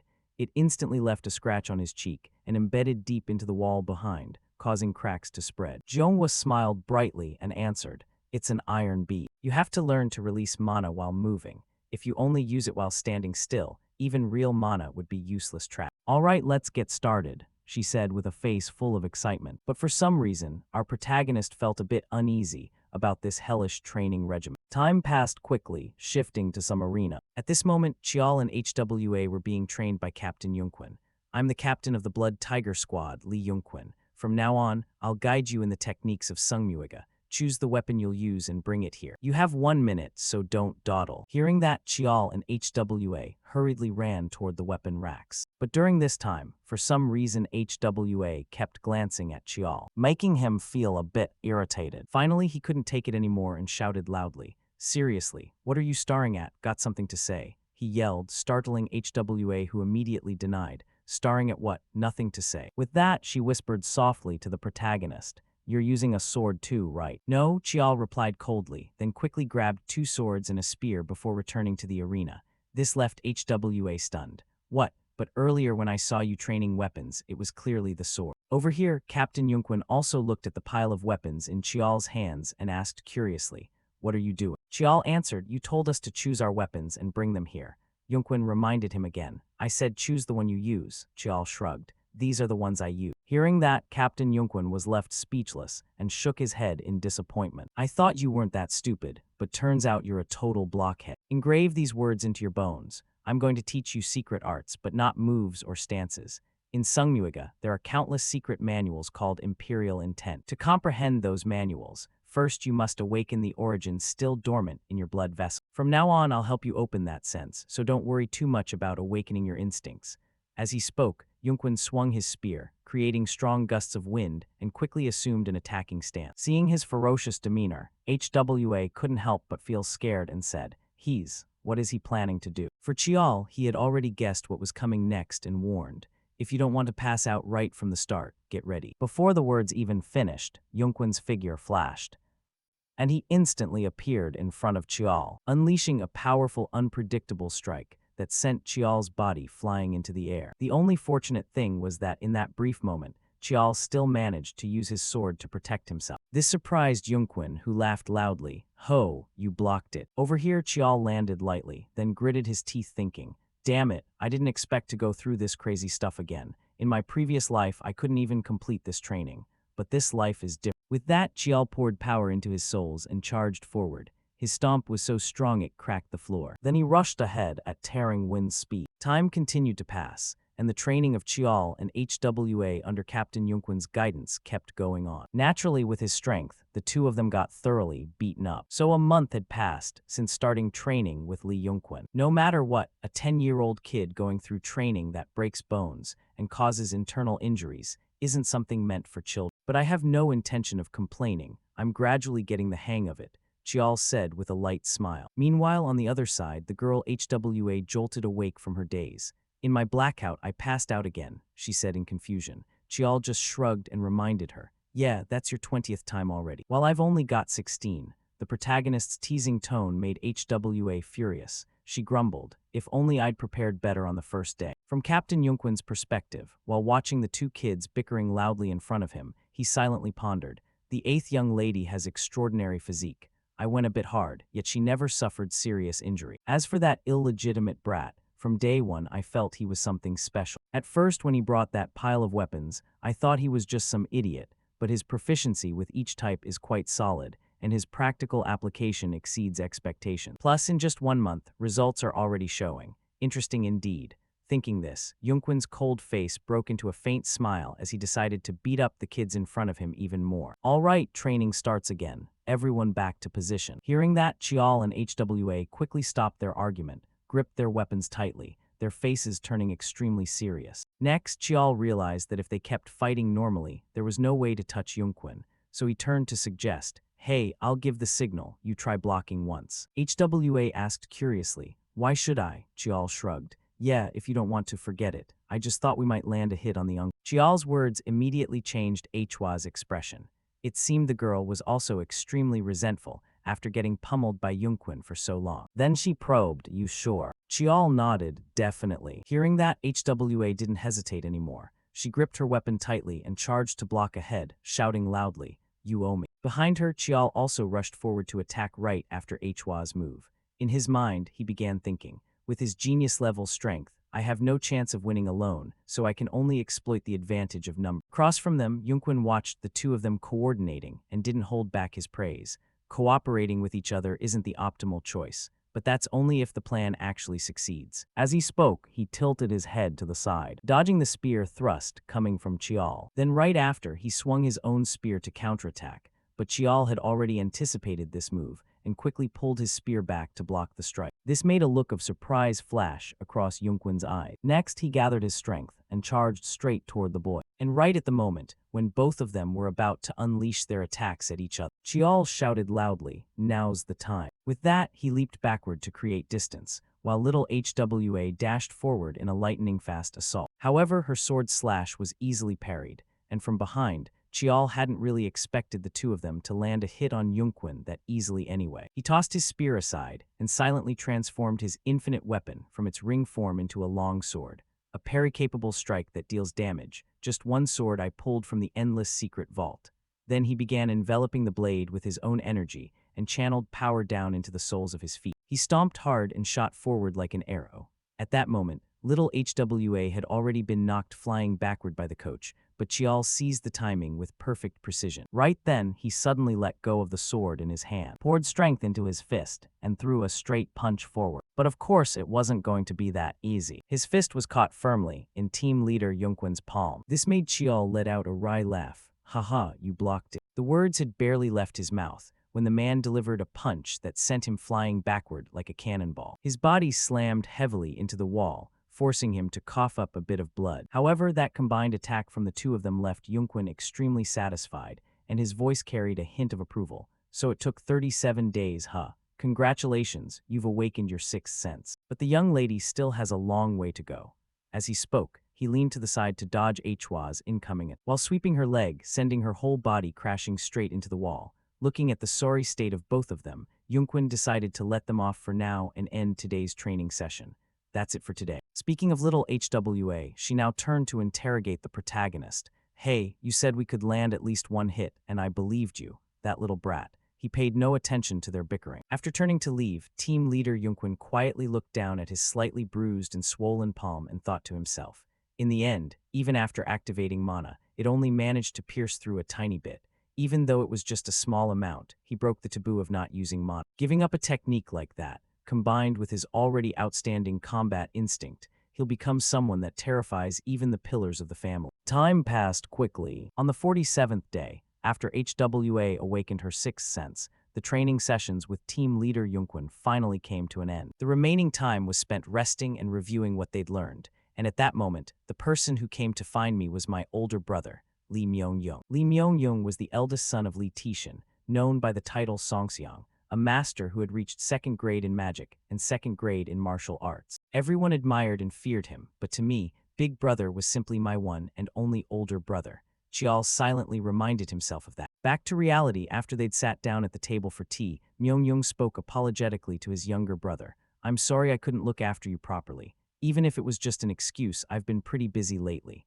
Knowing his eldest brother had a mountain of issues to deal with, Chial replied gently, "It's fine, I'm okay." Across from him, Myung-young saw Chial's attitude and let out a laugh. "This must be our first real meeting, yet you knew right away who I was, huh?" To that, Chial answered, "Of course. Even if I'm just an illegitimate child, as your little brother, how could I not recognize my own big brother's face? Hearing those words, Myung-young's body suddenly trembled for a moment, then his face turned sad as he reminded Chial, illegitimate, don't ever say that again. Even if we have different mothers, you and I are still brothers. Saying this, he felt a bitter pang in his heart for Chial, a child who hadn't even had a proper naming ceremony yet already saw himself as illegitimate. Unaware of his brother's inner thoughts, Chial scratched his head awkwardly. Sorry about that. Seeing the boy's reaction, Myung-young could only let out a heavy sigh. No need to apologize, just understand from now on. Next time you don't have to greet me so formally. We're brothers, why be so stiff? Got it? Chial nodded with a bright smile. In his memories, his big brother had always had this kind of personality, even when he was younger. Putting the greetings aside, Myung-young handed Chial a gift. This is a meeting gift. When I enrolled at the Eiffel Magic University in France, I obtained this, but I think it'll be more useful to you. It's a divine elixir called nectar. As he spoke, he pulled a small glass vial from inside his coat pocket. And for someone who'd lived an entire previous life, Chial immediately recognized what it was, a high-grade spiritual medicine produced by the French Magic Tower, only 500 ml every 10 years. After a moment of thought, he reached out to accept the small bottle and stammered, "Big brother giving me something this valuable. Thank you so much." Across from him, Myung-young looked a bit stunned by Chial's reaction for some reason. Then he muttered, "You're a little different, aren't you?" Chial narrowed his eyes in confusion. "What do you mean?" Smiling as he explained, Myung-young said, "The other little brothers I've met before all saw me as a rival, so this feeling is both strange and nice." From Chial's perspective, he explained his own thoughts clearly. "It's not that I don't see you as a rival. Since we're both born into this family, big brother is naturally my rival too. So don't just treat me like some cute little kid. Who knows, one day I might become your greatest rival. I hope we'll have an interesting competition ahead." Chial's confidence made Myung-young burst into hearty laughter. "Haha, all right then. I'll wait for that day, the day you become my strongest rival." With that, he gave his little brother an affectionate head pat. As for Chial, he silently told himself, "The eldest brother who has always genuinely loved and protected me. This time, I'll definitely protect." A few days passed quickly. Today was the day of the Lee family's second major event. The naming ceremony had arrived. At this moment, aboard a ship, Chial and HWA were being transported to the examination site. It was called Crimson Blue Island, an island where the color of the soil changed depending on the density of mana in the air. For a very long time, it had been the place where the Lee family held their naming ceremonies. As the ship drew closer to the island, a crew member spoke up to remind both of them. "Now I'll explain the naming exam. Young lady and young master will have to survive on Crimson Blue Island for 3 weeks and prove yourself. The devices we're handing out now are for location tracking. Unless it's a life-threatening emergency, you must keep them on you at all times. The final gate of the exam will open 2 days after the end of the 3rd week. Good luck to you all." Seeing this, Chial and HWA quickly put the watches on their wrists. Then, carrying backpacks filled with essential supplies, the two were left behind on this deserted island. After that, for some reason, little HWA suddenly spoke up. "Hey, I have something to say." Before she could finish, Chial sighed and grumbled. "Looks like you've already made up your mind, huh?" "Huh, what do you mean?" HWA asked back. Chial just blurted it out. "Ever since training started, you've been trying to say something."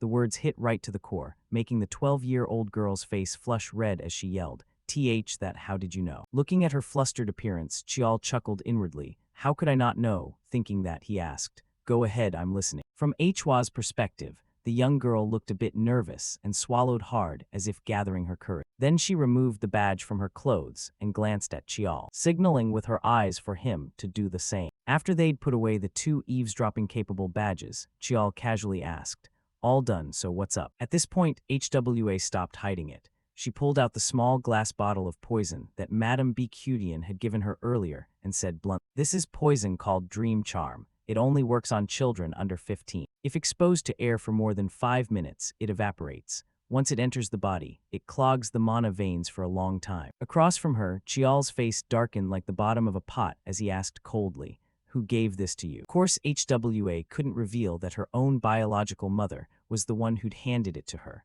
"I'm not telling you that." With that, she threw the bottle straight at a nearby rock, shattering it into pieces, and continued, "See, no evidence left now. I'll defeat you fair and square, no need for this poison, so you better go all out too." The determination in the little girl's voice left Chial momentarily stunned. But then he replied cheerfully, "Didn't need to say it, I was already planning to."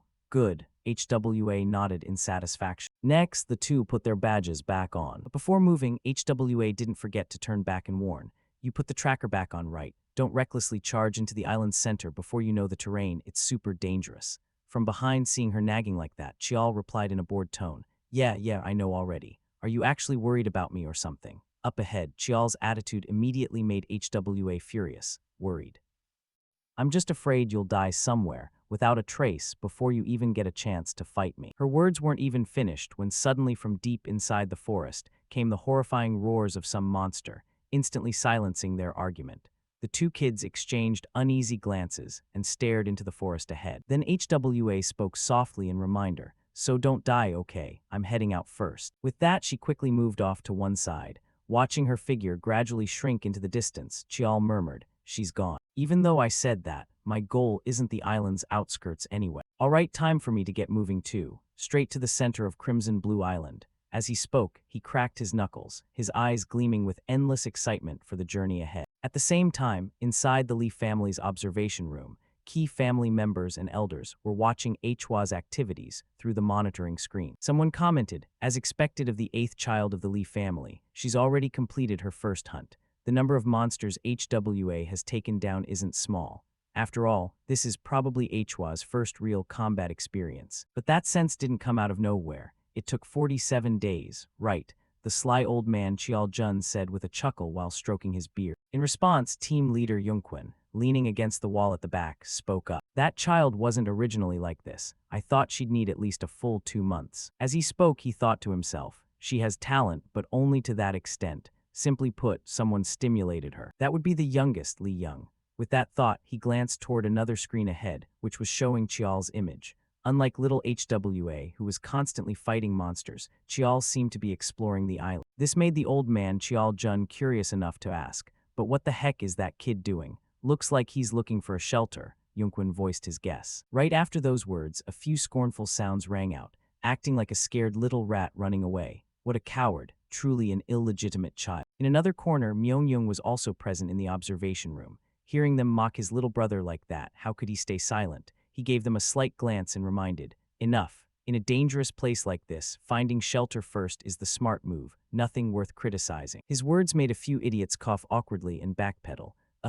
Yeah, that's right, haha. Probably because we've been watching the 8th young lady too much, our standards got too high. In another corner, the sly old man Chial Jun, showing no respect for Myeongyung's status, continued to mock. Let's see now, in the Lee family, being ordinary is a sin, isn't it? A person carrying Lee blood acting like a nobody. How ridiculous. For Myeongyung, hearing those words from the old man made his hand clench tightly in indignation, and he thought to himself, putting down and mocking a child just because of his background. Since when did our family become like this? Or maybe we've always been this way. But seriously, what the hell is Lee Young planning by heading straight to the center of the island? Thinking about it, he glanced over at Uncle Yihang beside him, who was anxiously biting his nails nonstop.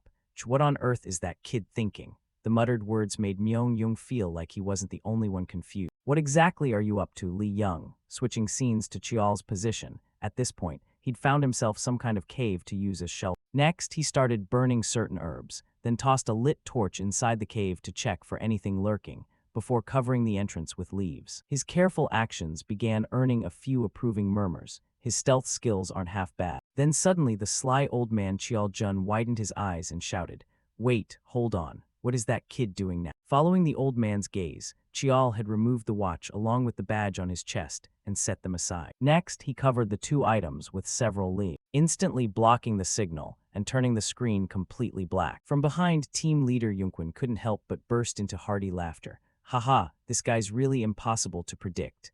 As for Yihang and Myeongyung, they could only clutch their heads at Chial's move. For Chial himself, with so many secrets to keep, there was no way he could let the family just casually watch his every move like that. After carefully hiding the 2 items, he muttered, no need for anyone else to see this. Now I can use Infinite without holding back. Since I'm already on Crimson Blue Island, might as well harvest as much as possible. All right, let's get going. As he spoke, he transformed the ring on his hand into the shape of a short sword. Time flew by until evening. At this moment, our protagonist was frowning at a clay pot in front of him, inside which was a deep bluish liquid that looked incredibly toxic. He could even vaguely make out a screaming face inside the swirling fluid, and just looking at its appearance was enough to make anyone feel repulsed. Guess it's done, but man, this looks horrifying. Is this really mana tea? No one would think this came from steeping mana herbs, he told himself. In my previous life, I couldn't even afford cheap elixirs, so I had to tag along with herbalists and alchemists just to scrounge for mana grass. Crimson Blue Island is overflowing with mana in the air, so I should take full advantage to boost my mana reserves. Little Ant said the same thing. Drinking steeped mana herbs should definitely give better results. All right, here goes. Chial gritted his teeth and slowly lifted the clay pot to his face. Not long after, he tossed the pot aside carelessly, his whole body pale and drained of life. Tastes like it came straight from hell, he groaned. And so the solitary battle for 3 weeks officially began. Time passed quickly. Today was the 18th day of the naming ceremony. Switching to Lee Myung-young's office, while he was working, someone suddenly entered the room and spoke. "Captain, may I come in?" Hearing that, Myung-young paused his work and replied, "Yeah, come in." Across from him, the stranger saw Myung-young still busy and said apologetically, "Sorry to interrupt you, sir." Myung-young waved it off. "No worries, no worries. Looks like bad news, huh?" To that, the brown-haired man nodded seriously and explained. "A large group of wanderers seems to have infiltrated the northern region of Korea. I thought they'd pass through uncharted territory, but they're heading straight south. 2 days' march from them is the Lee family's Mana Stone mine." The speaker was Yu Gunseong, vice captain of Myung-young's Blue Sky Sword team. Hearing this, Myung-young stroked his chin, thinking about some recent intel he'd received. Wanderers, huh? They usually stick to uncharted lands, moving along while committing all sorts of crimes. After a moment, he muttered his guess. "Those hyenas wouldn't dare trespass on my territory without some kind of scheme." Gunseong fully agreed and added, "They look like wanderers on the surface, but it's very possible that's just a cover. Can't rule out another force pulling the strings behind this." So Myung-young started tapping his fingers on the desk and continued. There was also intel earlier about 9 Dragon City mobilizing forces toward the northern border.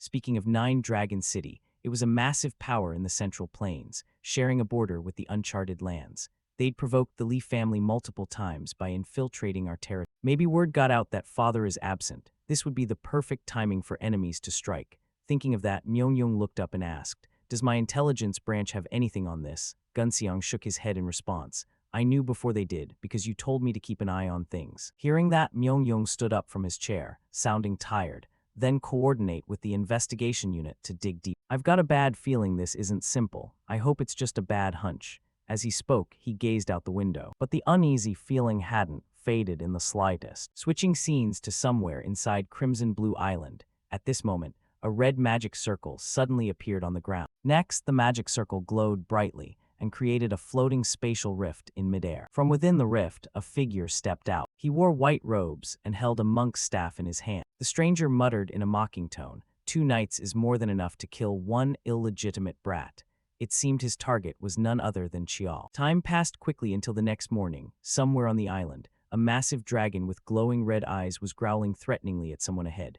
This was a level 7 dragon monster, Draco. Facing it was none other than our protagonist, gripping his sword tightly, panting heavily from exhaustion, as if he'd been battling this giant lizard for quite a while. Next, as if wanting to end the fight quickly, the dragon suddenly opened its maw wide, taking a deep breath. Its throat swelled like a balloon, and a clear orange light glowed from within. Just 1 second later, it roared and unleashed a colossal pillar of flame shooting forward at tearing speed. For Chial, he could feel a terrifying wave of heat blasting straight into his face. His eyes widened to the limit as he twisted his body to the side, dodging at the very last instant. Without any hesitation right after, Chial charged straight toward the dragon. Taking advantage of it standing still to breathe fire, he leaped in, gathered mana into his sword, and executed a technique called Mana Slash. Using the momentum from his fall, Chial drove the sword deep into the center of the dragon's head. From his attack, bolts of lightning erupted outward, scorching its skull black. In the end, the giant monster could only let out a final reluctant roar before perishing completely. For Chial, after sensing no life left in the beast, he let out a soft sigh and admitted its danger. Phew, a dragon really is something else. It's on a completely different level from the other monsters. If I'd fought it right when I first arrived, I'd probably have gone down in the first hit. Since entering Crimson Blue Island, it's taken me 19 days just to reach the dragon's territory. But staying longer would just be a waste of time. There's still one reason I had to come all the way here. Thinking that, he sheathed his sword. Before he could do anything else, some noisy sound from afar caught his attention. Unable to resist his curiosity, Chial carefully crept toward the source. From his view, what was making those weird noises was a group of weapon-wielding lizardmen. they were grade 8 monsters. The fact that these green-skinned creatures were suddenly gathering here and screeching like maniacs made Chial suspicious. Something's been off since yesterday. Normally, lizardmen only appear on the island's edges, but now they're pushing into the center, attacking then fleeing. These guys aren't smart and their rank is low too. Could they be influenced by something external? If so, I need to check it out. With that thought, he drew his sword from its sheath and dashed out from the bushes straight toward the lizardmen. The moment they spotted him, they let out panicked cries and hurriedly fled, no intention of fighting at all. This confirmed Chial's suspicions, just as I thought. Once could be coincidence, but twice means something's definitely wrong. Better to follow them. He swiftly swung his sword, decapitating the monsters, then quietly guessed. A strange phenomenon is happening on the island, just like I suspected. Speaking of the mage who infiltrated the island the previous day, at this moment, his whole body was radiating purple mana as he kept muttering like he was in a trance. Face-to-face, warrior battle, all set the formation. A kid that small can take on so many monsters alone. Lee family descendants really are something else. But nothing to worry about. After all, he's just a child, one who's bound to fall right into this obvious trap. I doubt I'll even need plan B, the young mage said while gently stroking an egg in his hand. He was the beast tamer Nishiyama Shogo. Just as he'd predicted, Chial, following the lizardmen, had arrived exactly where the mage wanted. From atop a tree, Chial now realized his situation. A bit suspicious because it was so blatant, but sure enough, it really was a trap. The ability to control monsters, so he's a beast tamer, but how could an outsider sneak all the way in here? Chial wondered inward. But very quickly he answered himself. Wait, it's not impossible. If there's a transfer formation set up inside, it could happen. Then the one behind this must be a member of the Lee family. Should I report back to the family and wait for reinforcements? No, by the time they get here, it'll be too late and I won't be able to find the mastermind anymore. So only one option left, hide my presence with stealth technique and take him out myself.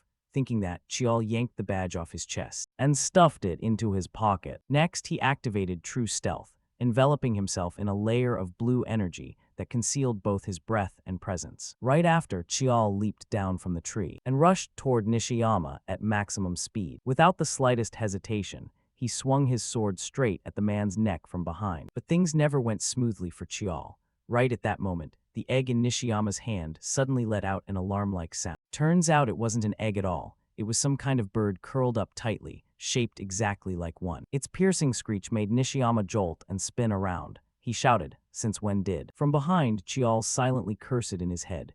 Damn it, does he have some artifact that detects danger? With that thought, Chial poured even more speed into his strike, but unfortunately Nishiyama reacted in time. He immediately swung his staff backward, pushing Chial's body away and leaving him skidding a long trail across the ground. Next, both sides paused for a beat. The mage Nishiyama spoke up in praise. "The illegitimate child of the Lee family, you're better than I expected." To that compliment, Chial shot back mockingly. "Maybe you're just weaker than I thought." The taunt coming from a kid made Nishiyama furious. He focused back on his mission to eliminate the protagonist and immediately ordered the surrounding lizardmen, "Shut up, attack him." Hearing their master's command, the dumb lizardmen charged fearlessly, eager to spill a bit of his blood. Seeing this, Chial began channeling his mana into the sword. He unleashed his ultimate technique, Heaven-Cleaving Slash, propelling his body forward at high speed. His sword danced through the air like a ribbon of silk, effortlessly harvesting the heads of 3 lizardmen before they even realized what was happening. However, this didn't faze the mage at all. From the start, he'd used the lizardmen as bait to stall Chial just long enough for him to cast his own magic. Right then, a magic circle suddenly appeared under Chial's feet. From within it, countless blazing red chains shot out, wrapping tightly around his body and sword. This left Chial's face stunned as he muttered, "My body, I can't move." Up ahead, Nishiyama laughed triumphantly, as if victory was already his. "Haha, you're trapped now." This is a top-tier formation. It can completely seal a martial artist's mana vortex. Without mana, you're just a weak, useless kid. Die in despair. He laughed heartily, unaware that those very words were the dumbest thing he'd said all day. They accidentally gave Chial the hint he needed to break free. "Seal my power, huh? Then I'll just use my meridians to replace it," Chial said as he began distributing mana throughout his entire body via his meridian pathway. Slowly, his body started moving forward. Under the pressure Chial exerted, the chains could no longer hold him. They began creaking loudly, on the verge of shattering at any second. Then, with a powerful forward leap, Chial shattered the restraints and charged straight at Nishiyama, blocking off his escape route. In Nishiyama's terrified eyes, Chial pointed his sword right at his face and asked coldly, "You're not running?" On his side, Nishiyama panicked a bit, stepping back a few paces while asking, How did you break out? Facing Chial, he obviously had no obligation to answer, so he just shook his head. I don't owe you an explanation. I've already reported this to the family, so just surrender already. From Nishiyama's perspective, whether he still had an ace up his sleeve or not, he still spoke confidently. Haha, no problem at all. I'll kill you and take back my freedom. To Chial, the mage's insane words left him genuinely puzzled. What the hell are you talking about? Before he could finish, a massive black shadow suddenly shot toward Chial, sending his small frame flying like a cannonball into a nearby tree. The impact created a deafening crack in the air, and Chial spat out a large mouthful of blood. After taking the hit, something clicked in Chial's mind. He shakily lifted his head to look, and saw that what had just struck him was a gigantic green turtle with long whiskers. It was the guardian of Crimson Blue Island, Mountain Turtle Head. A third-grade monster. It's seriously too powerful. How could a mediocre beast tamer like him possibly tame something like that? Chial thought while turning his doubtful gaze toward Nishiyama. Just from the look on Chial's face, Nishiyama could read his thoughts and admitted outright. Looks like you catch on quick. I can't fully control it yet. But having it coldly kill you, yeah, it'll definitely obey that much. So you'd better give up fighting. With that, he pulled several talismans from his sleeve and tossed them into the air. Next, his body dissolved into a plume of purple smoke, to avoid getting accidentally crushed by the giant turtle during its fight with Chial. Back to Chial's view, just sensing the terrifying presence radiating from the giant turtle made every hair on his body stand on end. He reminded himself, stay calm. If he can't fully control it yet, then I just need to take out the beast tamer first. That's the only way to deal with Mountain Turtle Head. I prepared this as a precaution, but I didn't think I'd have to use it like this. The forbidden drug with massive side effects, though the benefits are huge, mana enhancement pill.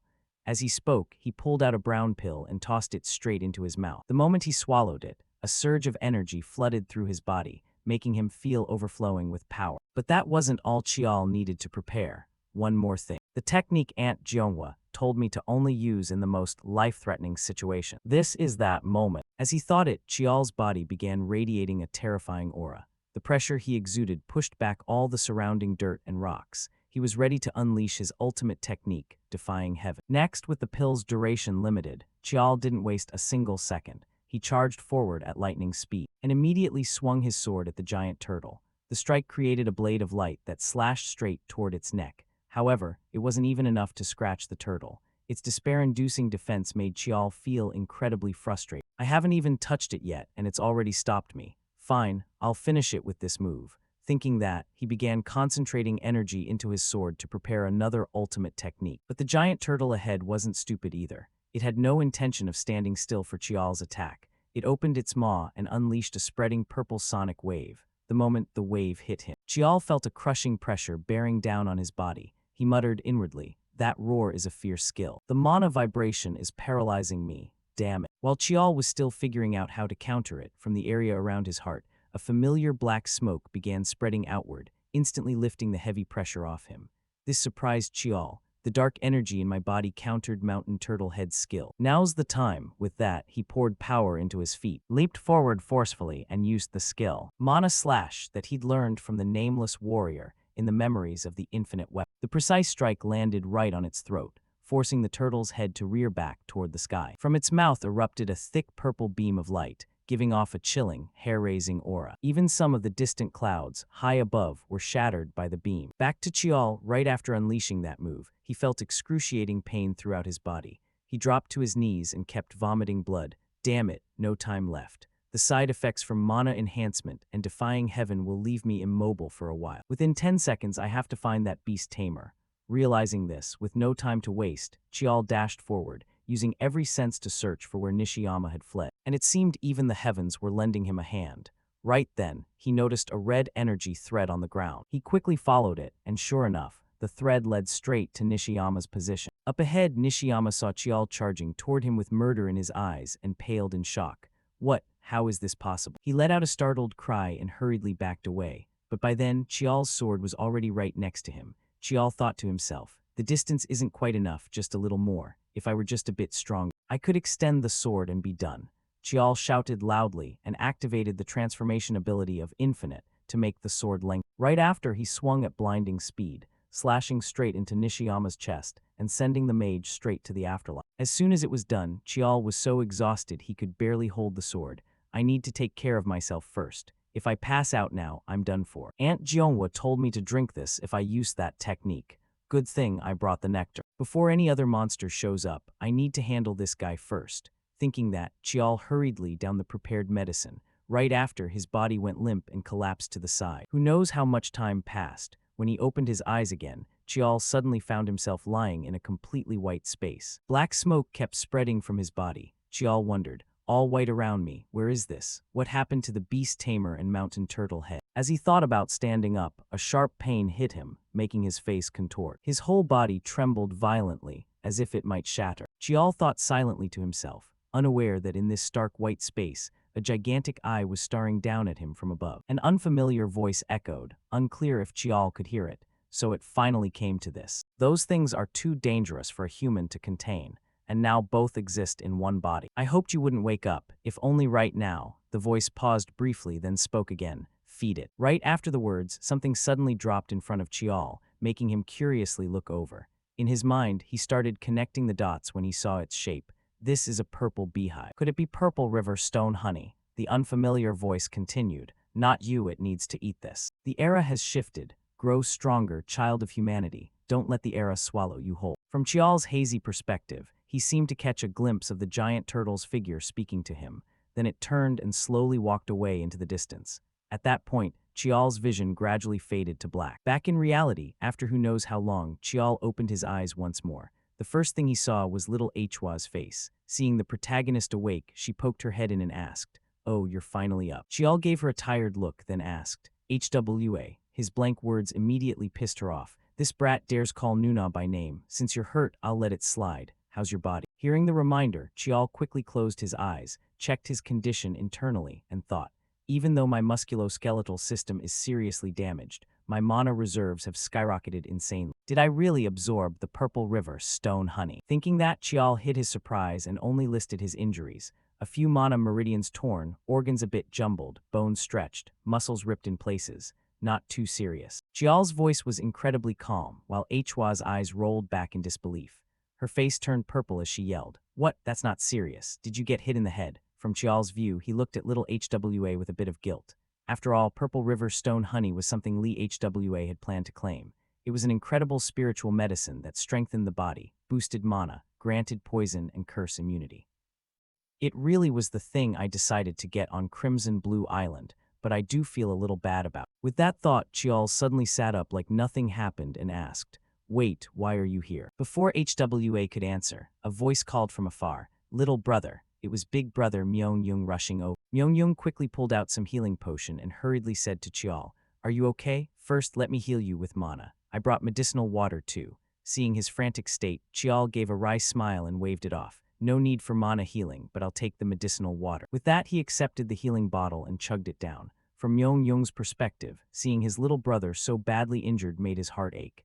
After a few seconds of silence, he glanced at Hwa and said softly, "Hwa, could you step outside for a bit?" Understanding they had private things to discuss, Hwa nodded. "Got it." After Hwa left, Myeongyung lowered his voice. "If you had died, I'd wipe out every organization tied to that beast tamer from the face of the earth, no matter how big they are. As a member of the Lee family, what you've shown is the perfect image of a warrior, but as your older brother, I can't see it positively. That was reckless." His tone was full of reproach but also deep concern, which touched Chial. His face flushed as he scratched his head. "I didn't expect Mountain Turtle Head to show up. Sorry, Hyung. If I'd known it was there, I'd have waited." Seeing the boy's remorseful look, Myeongyung sighed. "You know how to tell recklessness from confidence. That's good enough." Putting that aside, Chial asked, "Hyung, since I dealt with the beast tamer, his information belongs to me now." As Chial reached out his hand, the gesture gave Myeongyung a headache. "I knew you'd say that." That beast tamer was once a quasi-fifth grade sorcerer from Japan's Onmyoji Bureau.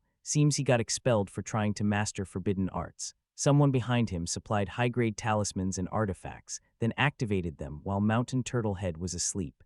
They wanted it to look like a monster rampage. Back to Chial, hearing this, he frowned in thought and asked, "So you still haven't found the mastermind?" Myeongyung shook his head. He's on the verge of death, so it's hard to get info right away. For Chial, a sudden idea flashed in his mind, and he quickly said, "So this wasn't really aimed at you as the main target. They wanted to damage your reputation by making everyone think you failed to detect the intruder and reacted too slowly." Chial's explanation seemed to wake Myeongyung up. Ha, you're right. Looks like I can't just pretend nothing happened. Myeongyung sighed, and Chiol, a bit worried for his brother, asked, "You okay, Hyung?" To Chiol's concern, Myeongyung gave him a head pat and reassured, "I'm fine. A little hit to my reputation, but nothing major. I can't stay away too long, so I'll head back soon." As Myeongyung prepared to leave, Chiol suddenly grabbed his hand tightly and asked with a dead serious face, "Hyung, want to make a deal with me? Tell everyone you foresaw the beast tamer's infiltration and ordered me to handle it first so I can back up that story. That way it'll look like you were prepared even for things the family's intelligence hadn't picked up yet." Hearing this request, Myeongyung quickly guessed Chiol's real intention and asked back, "You'd best testify to the truth, right?" Chiol stood up and replied, "If everyone believes I handled this all by myself, they'll definitely be even more wary and on guard around me. That's why I called it a deal." "Exactly. A deal is when both sides exchange what the other needs. So what do you want?" Myeongyung asked, and Chiol stated his demand plainly. "Give me access to the scripture pavilion. 3 days is enough." As he spoke, he extended his hand, and Myeongyung gripped it firmly, then teased, "Arrogant little brat, fine, thank you." His voice was full of genuine gratitude, though Chiol just shook his head at that. "No need to thank me. It's just a transaction after all." From Myeongyung's side, he lightly patted Chiol's shoulder a few times and whispered, "Even if I didn't agree, you'd have found a way to handle this anyway, wouldn't you?"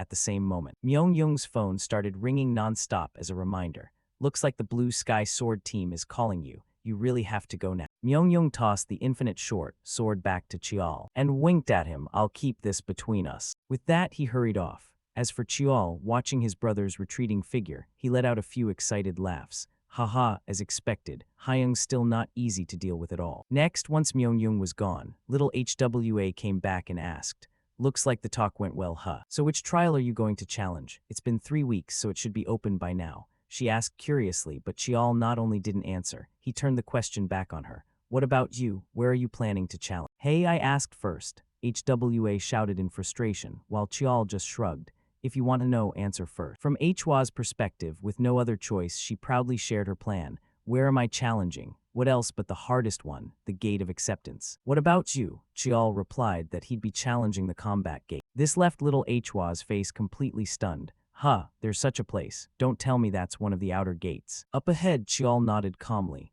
"Yeah, it's in the outer area." Hearing that, for some reason Hwa's face suddenly showed disappointment.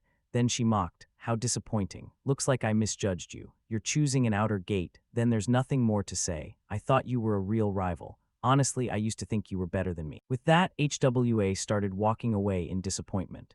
As for Chiol, seeing her attitude didn't surprise him at all. He thought to himself, "Since everyone assumes the position determines the difficulty of the gates, they probably think I picked an outer one because it's easier. Whatever, let them think what they want." Time passed quickly. It was now early dawn, and Chiol was still wandering through the forest searching for something.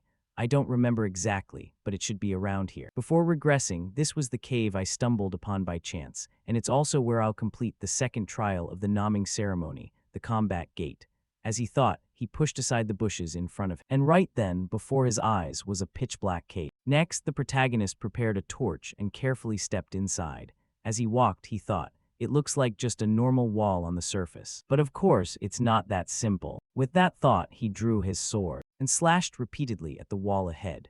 Chunks of stone fell away one after another, revealing a massive iron door standing tall behind it. Seeing this, a spark of joy lit up in Chiol's eyes. Found it. Next, Chiol used the short sword to slice deeply into his palm, then let the blood flow from the wound, and flung it straight at the door. The drops of blood, infused with mana energy, stuck to the iron door and immediately triggered a blinding flash of light, like flipping a switch to activate it. The door rumbled for a moment, then slowly slid open to both sides, revealing a vast grand hall inside with a sword deeply embedded in a wooden pedestal. The familiar scene brought back memories for Chiol as he quickly stepped inside. Next, he approached the wooden table, dripped blood into the palm-shaped indentation on it, and murmured, "Descendant of the Lee family requests to take the ancestors' trial. Please grant permission." As his words echoed, a stream of blue light shaped like smoke rose from the indentation. The content of the Combat Gate's trial was simple, one thing only: defeat yourself. At this moment, from Chiol's view, the blue light transformed into a figure identical to him.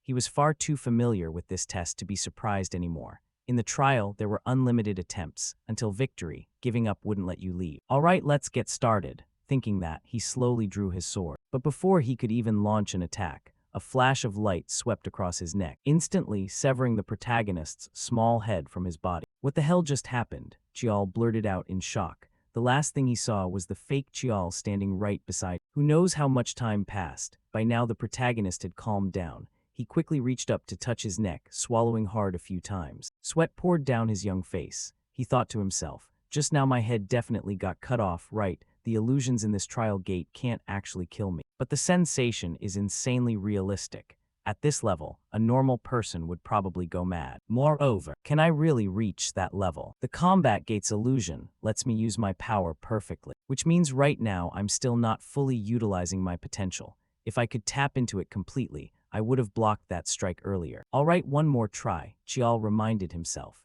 His hand gripped the sword tighter, determination burning in his eyes. But as time went on, for the third time Chial was pierced through the stomach by the fake Chial and died. On the fifth attempt, he managed to block the sword, but got his neck snapped right after and died. By the 10th, his head was off again. And so on 13th, 18th, 23rd, Chial lost count of how many times he'd died in this trial. How many more times exactly, he thought inwardly. In the silent space, two identical figures clashed endlessly with eerily similar sword paths.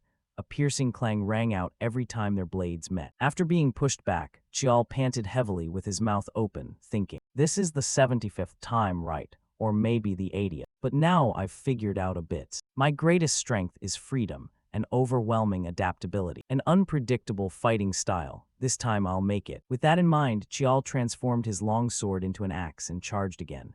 The two figures continued trading affectionate blows, constantly switching weapons mid-fight. From the fake Chial's perspective. After their axes clashed, he leaped back to create distance, then switched from axe to long sword, and charged once more. His sword easily pierced through Chial's stomach. But this was exactly what the protagonist wanted. Right then, Chial reached out and gripped the fake Chial's wrist tightly, preventing him from pulling the sword out.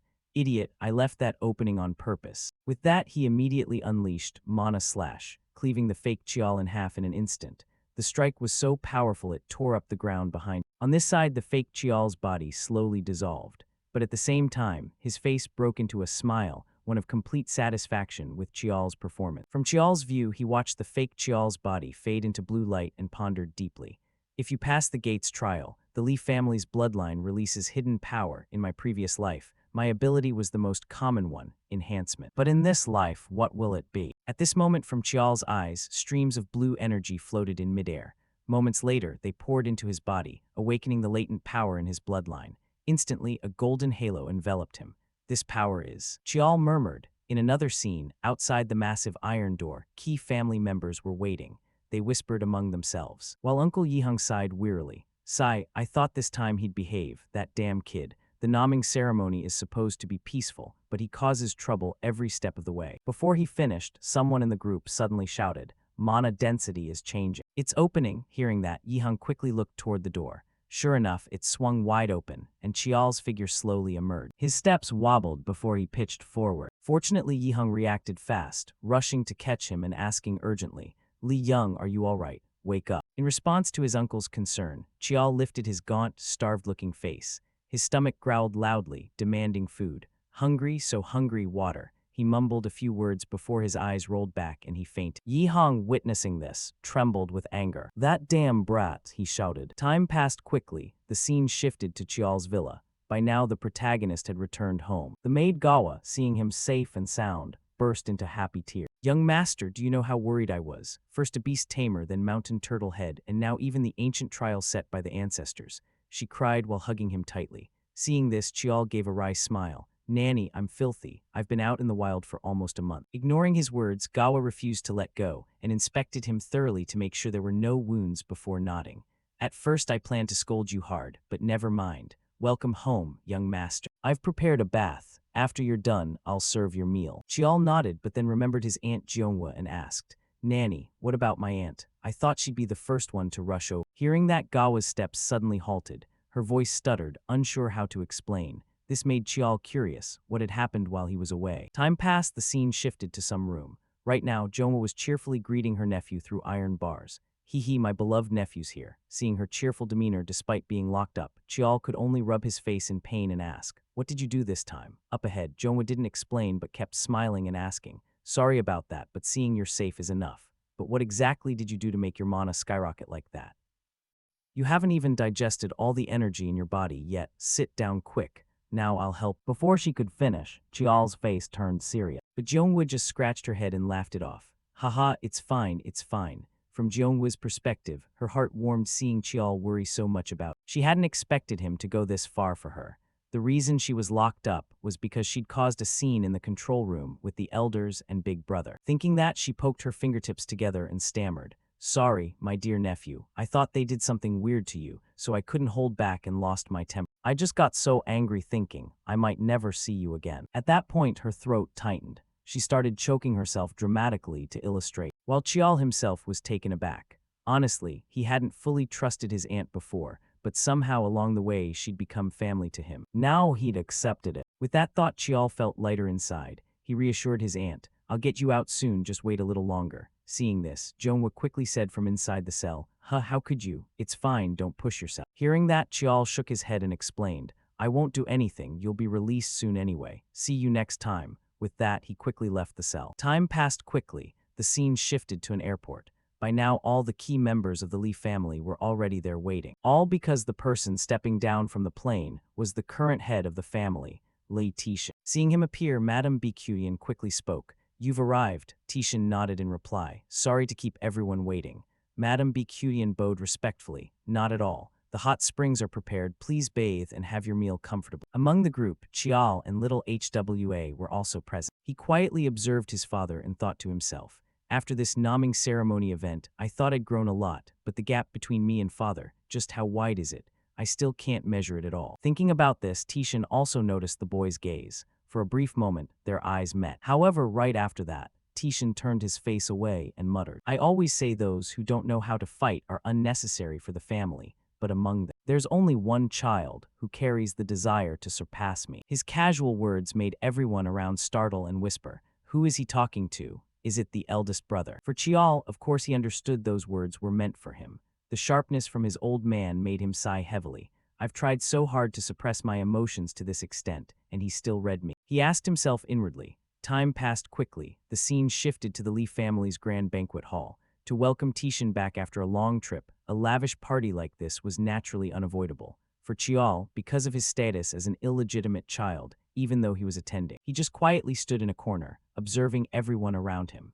Since this was a rare event for the Lee family, the scale of this banquet was far grander than the naming ceremony. That person is the youngest Tower Master mage ever known. And this one is the director of the Onmyoji Bureau, no, still the vice director for now. Chial thought silently to himself. Many familiar faces he'd often seen in the news were present at this naming ceremony, but he didn't have time to think much more. As Butler Choi approached and reminded him, pardon the intrusion, young master, the family head summons you. Hearing that, Chial frowned and asked back, Father is calling for me. Butler Choi nodded and gestured, yes, please follow this way. With that, Chial quickly followed him. As they walked, he couldn't help but wonder why Tishin wanted to see him. What could father want to meet me privately about? Hopefully nothing too serious. Just like that, not long after, he was led to the meeting place. Tishin saw his son's back. Chial quickly bowed. Father called for me. What is it, father? As he spoke and lifted his head, he was a bit surprised to see his eldest brother Myeongyung was also there. His presence made the protagonist connect the dots.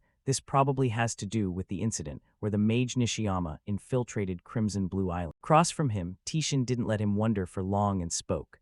I think my son already knows why I've summoned you. I want to hear about the events during this naming ceremony. According to Myeongyung, you discovered the outsider and captured. This was your plan, wasn't it? For Chial, Tishin's words carried a heavy pressure, making sweat bead on his face. Just as I thought, so father already knows. Chial thought inwardly, then nodded in reply. Yes, that's right. I was the one who proposed the deal with Big Brother. The condition was access to the scripture pavilion for 3 days, and in return I helped Big Brother avoid this wave of public opinion. In response to Chial's words came Tishin's stern voice. Considering your contributions this time, I'll overlook the false report. But there won't be a next time. Yes, I understand. The protagonist bowed his head and said. Next, Tishin glanced at his eldest son and reminded him, Myeongyung, you'll receive appropriate punishment later. Organizing this banquet is your responsibility. Go back to your duties. To his father's words, Myeongyung showed no resentment and simply accepted. Yes, I will. With that, he gave Chial a smile and quickly left. While Chial wondered if his big brother would be okay after whatever punishment father had in store. Putting that aside for now, after everyone left, Tishan continued speaking to Chial. The false report aside, this merit belongs to you. You'll receive the reward Myung-Yung promised. Finally, since you discovered the Combat Gate's trial, I'll grant you one more reward. Hearing that, Chial's eyes flashed with surprise. Then he stated his request, one the author deliberately kept hidden. Time passed quickly. The naming ceremony reached its main phase, when Tishan moved to the most important purpose of today's event. He spoke to everyone. Thank you all for coming. I hope our two children, the protagonists of tonight, will be blessed on the path ahead. Now I will proceed with the naming ritual. HWA, step forward. You were chosen by the Holy Sword, and always shine like the sun around you. Keep walking this brilliant path. I named you Seoyeon, meaning eternally shining. As soon as his words rang out, a scroll suddenly unfurled before Seoyeon. Inside was written her new name. This made the girl overjoyed. Her eyes sparkled as she quickly replied, "Thank you." Next, Tishan turned his gaze to Chual. Next, Yong stepped forward. When he was called, the atmosphere in the banquet seemed to quiet down. Everyone fell silent, completely different from how they'd treated Seoyeon earlier. For Chial, this wasn't surprising.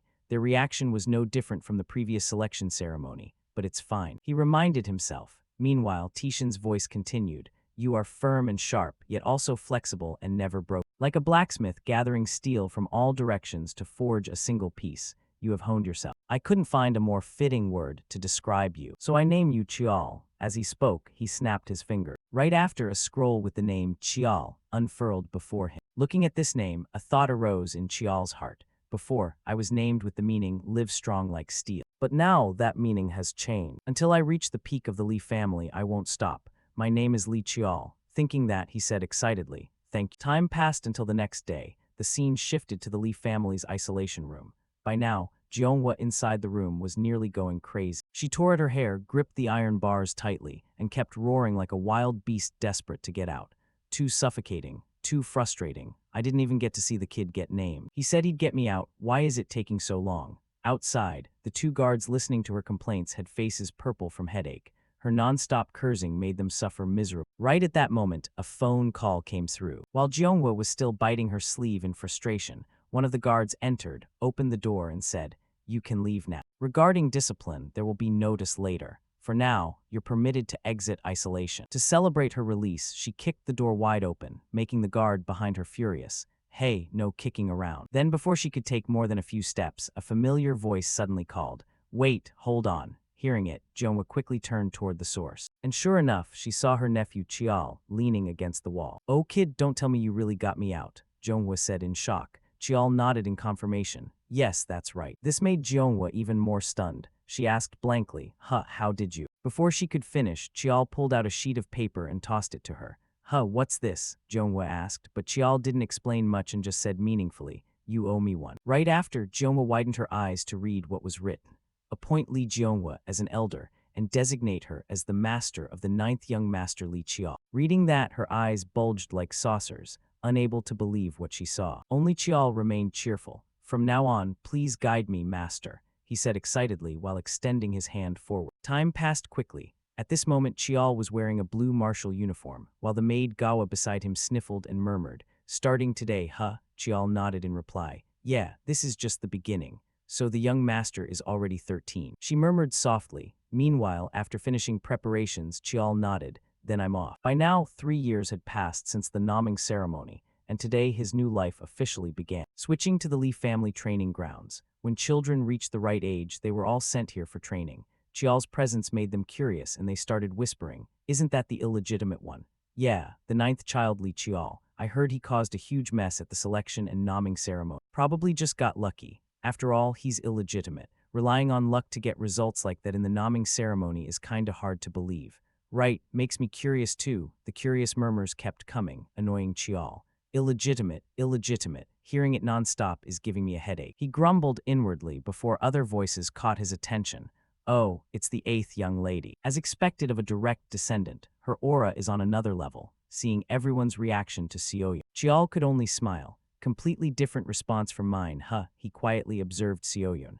Meanwhile, when Seoyeon caught Chial's gaze, her body suddenly froze. She mechanically walked toward Chial and said, hello." Chial nodded back. "Yeah, long time no see." Then Seoyeon scratched her cheek awkwardly and stammered, You don't hold a grudge about what I said at the naming ceremony, right? The part where I said I was disappointed. Her words brought back a bit of memory from Crimson Blue Island for Chial. Of course, he didn't mind those words at all. If she hadn't mentioned it, he'd have forgotten long ago. It's fine, I don't care, Chial sighed and said, making Seoyeon's face brighten.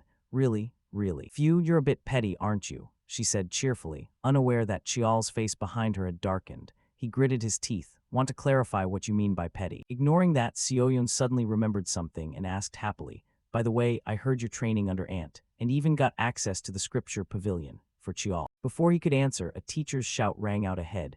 Everyone attention, we're now assigning classes. New students whose names are called, line up in front of the instructor. The man's words made the kids below feel pressure, because class assignment would greatly affect their future training results. What do I do? Starting to get nervous. If I get put in a bad class, I'm done. They said while sweating nonstop. For Chial, he could understand the feeling. He'd gone through it once before. Their reaction was understandable. The academy's training lasted 3 years, so class placement was crucial. Each block had 5 classes, with more talented students in higher ones. Across from them, an instructor handed Seoyeon a paper and said, "Congratulations, young lady Lee Seoyeon, Class 1. Well done. Thank you." Chial wasn't surprised by this. Next, the instructor turned to Chial and continued, "Next is young Master Lee Chial." Seeing that, the protagonist stepped forward and took his assignment paper. The result left him unimpressed and annoyed. His expression clearly displeased. As expected, I knew it'd be like this. But I didn't think they'd be this blatant. Class 5, also known as the trash heap, where the repeaters and failures gather. Class assignments for direct descendants are based on naming ceremony evaluations, and the evaluation council is controlled by the Elder Council and Madam B. Cutie. They thought they'd disadvantaged me, but actually this is better, saves me the effort. Thinking that, a man stepped out to guide him. Young Master Lee Chial, Class 5, head this way. Chial nodded and tucked the paper into his clothes. At the same time, he felt Seoyeon's piercing stare from behind. She was furious that Chial showed no reaction to being placed in Class 5. Seeing her lioness-like expression, Chial was a bit startled. Whoa, look at that face. If I don't do something, this girl might take matters into her own hands. Even though I'm totally fine with it. Thinking that, he waved her off so she wouldn't say more, then quickly moved on. Around him, the other kids assigned to Class 5 looked like the world had ended. Damn, Class 5, can I even graduate? What do I tell Dad? I can't be in Class 5. My family will laugh me to death. For Chial, seeing the kids' attitudes nearby annoyed him. How disappointing. Why do Lee family trainees have this kind of mindset? At the same moment, a greeting suddenly came from beside him, snapping him out of his thoughts. You're the youngest son of the main family, right? I really wanted to greet you. My name is Kim Han, son of a small forge that takes contracts from the Lee family. Studying with you is an honor. From Chial's perspective, seeing a kid greet him like this surprised him a bit. Kim Han. In my previous life, I had no memory of this guy. Thinking that, Chial asked, but why me? Kim Han scratched his head and replied, because you're the standout figure. I always looked up to you as an idol. His completely sincere words made Chial sigh, then continue. Kim Han, right. What do you think about being placed in Class 5? The sudden question made Kim Han's face freeze for a second, but then he smiled and said, guess my current strength is only at that level. But who knows what the future holds, he said with a face full of determination. As for Chial, hearing that, he gave a light smile and nodded. You're right. Switching to the Class 5 training hall, after the new students arrived, the senior students greeted them with bright smiles. Nice to meet you, freshmen. Thanks for your help. Let's work hard together. Yeah, if there's anything you don't know, feel free to ask anytime. Their enthusiasm made the kids exchange curious glances. Then the instructor clapped a few times to draw everyone's attention. All right, greetings are done. Everyone focus here. My name is Lee Young-ho, instructor in charge of Class 5. Today, since we have new freshmen joining, there won't be regular training, just a brief introduction. Young-ho said with a cheerful face, and this was a rather familiar face to Chial from his previous life. In his mind, Chial recalled a bit about this instructor. He still looks full of passion and determination like before. In my previous life, he even tutored me privately because I couldn't keep up with everyone. Unaware of Chial's thoughts, Young-ho turned to the long-haired guy beside him. All right, that's the end of the introduction. In-ha, you handle the rest for the freshmen. Yes, sir. In-ha smiled and replied, then turned to introduce himself to the battery chickens. Hey everyone, freshmen. It's a bit embarrassing, but since I've been held back for 2 years straight, I'm still the class president for the second year. You've been standing a while, you must be tired. Anyone who wants to sit, go ahead. Now we'll vote for class president. Even though we're students, we sometimes get sent into real combat, so the class president is basically like the leader of a martial squad. Unlike the instructor who only handles training and teaching according to the plan, the class president has authority over pretty much everything else in the class. Hearing that, one kid raised his hand and asked, "So how do we choose the class president?" The question surprised Inha a bit, then he explained, "Ah, I forgot to mention. I don't know about other classes, but here we hold a light spar, then vote." "Great, so let's start the matches now. Since this is a skill comparison, no mono allowed. There will be rest time after each match." Before he could finish, Chial's cold voice suddenly cut in. "Are you serious?" His tone carried a hint of questioning, making Inha panic slightly and ask back, "Young Master Li Chial, is there something you're unhappy about?" Answering that, Chial walked to the weapon rack, grabbed a wooden sword, and started schooling them one by one. "Everything you're doing and everything you've said. Wake up, this is the Li family. If you want to play student games, don't come to this academy. Go to a normal school in the safe zone." From behind, Inha quickly retorted, "Your words are a bit too much. We just want to resolve things peacefully." Back to Chial's perspective, hearing that, he no longer wanted to waste words on these socially inexperienced kids. He slammed the wooden sword into the stone floor and challenged them all. "You won't get it if I keep talking like this, huh? Come at me one by one. From now on, I'll fight all of you." Time passed quickly. At this moment, Chial was panting heavily like an ox from exhaustion, propping himself up with the sword against the ground to stay steady, while all around him were countless freshmen groaning in pain everywhere. Meanwhile, Inha, who had watched from start to finish, could hardly believe his eyes. Unbelievable. How many people did he take down alone? Inha wondered before Chial turned to look at him and said, "Choi Inha, call the next one." Chial stared at Inha with sharp eyes. This made him swallow hard nervously. "That's some scary pressure," Inha muttered, then replied, "This is the last match." Hearing that, Chial nodded and continued, "Is that so? Then come at me, Choi Inha." Just like that, their match officially began. After just one clash with Chial's sword, Inha's teeth clenched tightly together. His mind was filled with thoughts. Why is he going so hard? There's no reward, no value in this. It's just a practice match in the academy. It's not even worth taking seriously. No, actually, I know very well. I used to be like that too. No matter what, I wanted to win. I also thought compromise was another way to live. Don't think accepting reality and growing up is always right. But I want to win. I crave victory so badly it's driving me crazy." Inha roared inwardly, spinning his body to add power to his sword swing. Across from him, Chial made a similar swing, but he was still a step faster. "I win." With those words, Chial knocked the wooden sword out of Inha's hand, making the boy clutch his wrist and drop to his knees in pain. Seeing that, Chial sighed and ended the match. "Phew, take him to the infirmary." Before the words were out, Inha suddenly shouted, "It's not over yet. It's not finished." As he spoke, he quickly picked up the wooden sword and charged again. However, the hasty attack was blocked effortlessly by Chial. The protagonist narrowed his eyes slightly, assessing, left-hand sword, switching to left because the right is injured. His eyes are completely different now. Thinking that, Chial poured power into his sword and flicked Inha's arm backward. Next, he stepped forward, swinging his sword like a baseball bat straight into Inha's stomach, making the young boy retch painfully and collapse flat on his back. His body curled up like a shrimp, officially out of the fight. "Take him away," Chial instructed, and two other freshmen quickly rushed over to support Inha to the infirmary. At that moment, Chial walked toward the group of freshmen in front of him and declared, "I've lived a second like an hour like a year. Who doesn't know living comfortably is easier? But if you don't fight desperately every second, every minute, in the end you'll lose everything.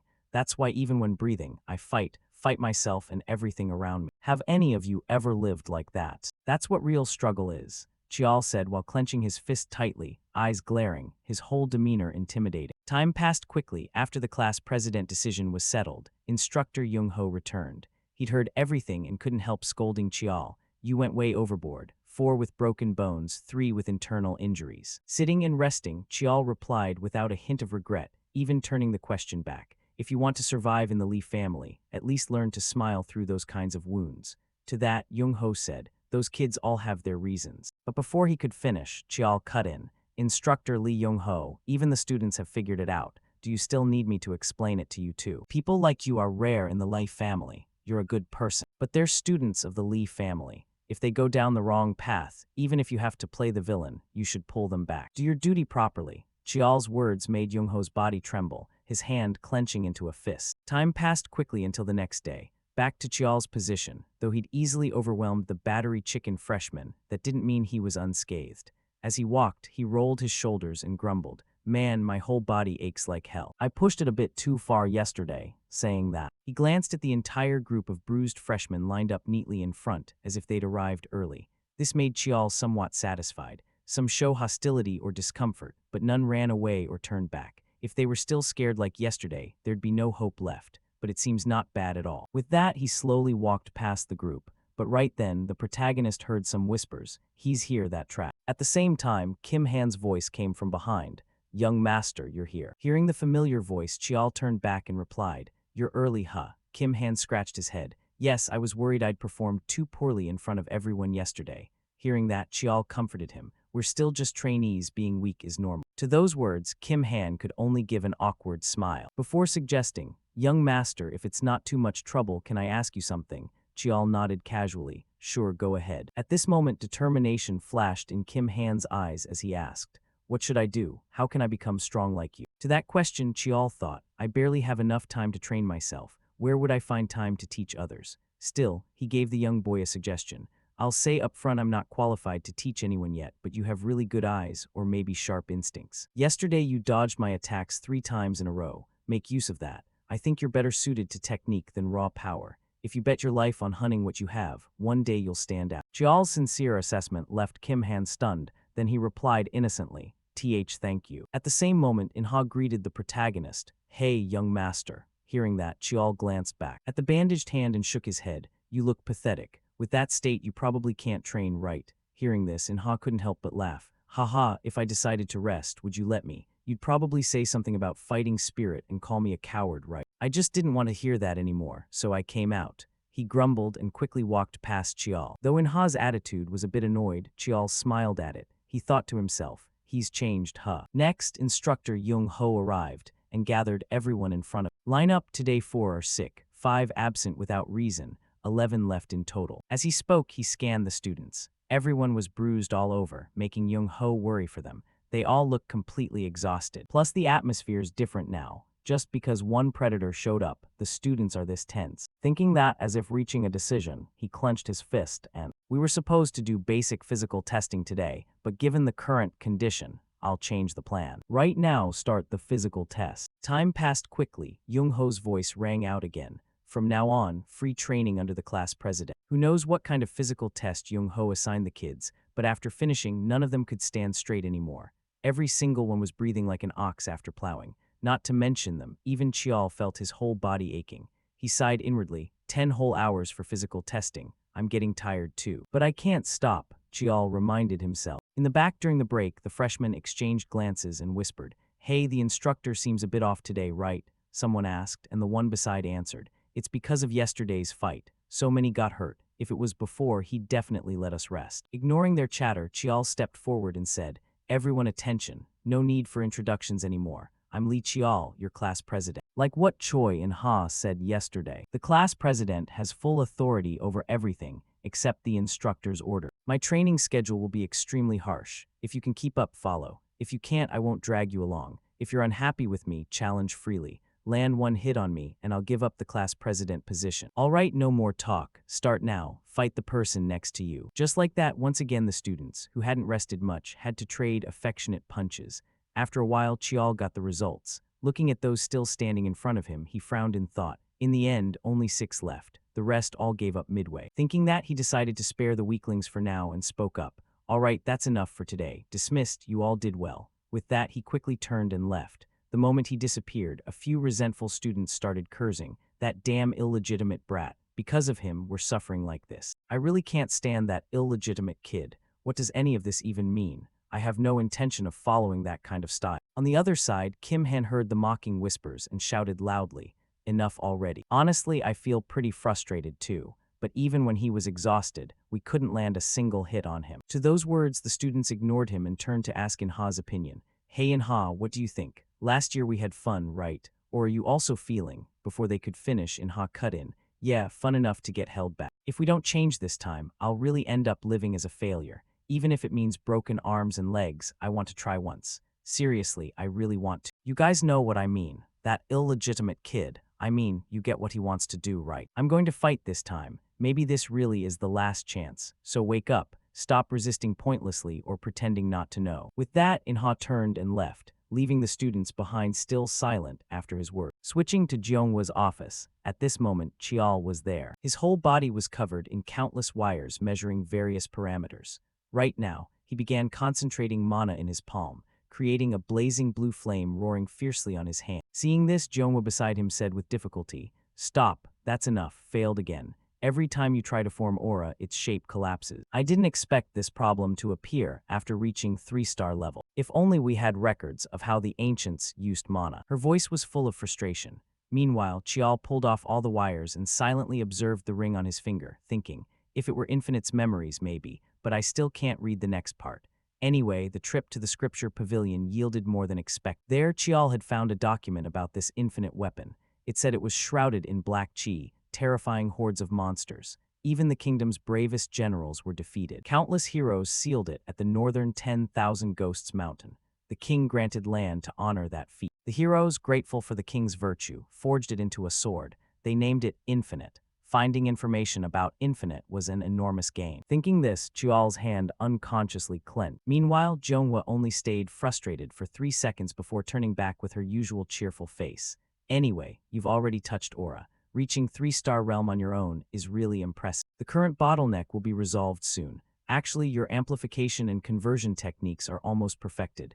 Thinking that, Chial nodded and didn't forget to thank her. Yes, thank you, Aunt. You always guide me. By the way, Aunt, what comes after reaching 3-star realm? Explaining the question, Jeonghwa said, you'll learn to use reinforced chi techniques and aura skills, but mastering them will take a very long time. As she spoke, remembering something, she asked the protagonist excitedly, by the way, how's the trainees' training going? You always look so tired. Chial replied, training's normal. However, his exhausted face and heavy breathing couldn't fool Jeonghwa. She burst out laughing. Really, if it's tough, let me help out. Hearing that, Chial's eyes lit up as he quickly turned. Huh, how are you going to help? Across from him, Jeonghwa didn't reveal anything but patted her chest confidently. Hee, you'll find out soon enough. Just trust me. Time passed quickly until the next day. To help her nephew, Jeonghwa personally showed up at his class 5, making Chial give a crooked smile. Haha, when she said to just trust her, I already felt worried. Unaware of Chial's thoughts, Instructor Young-ho happily introduced. Today we have a special lecture on magic.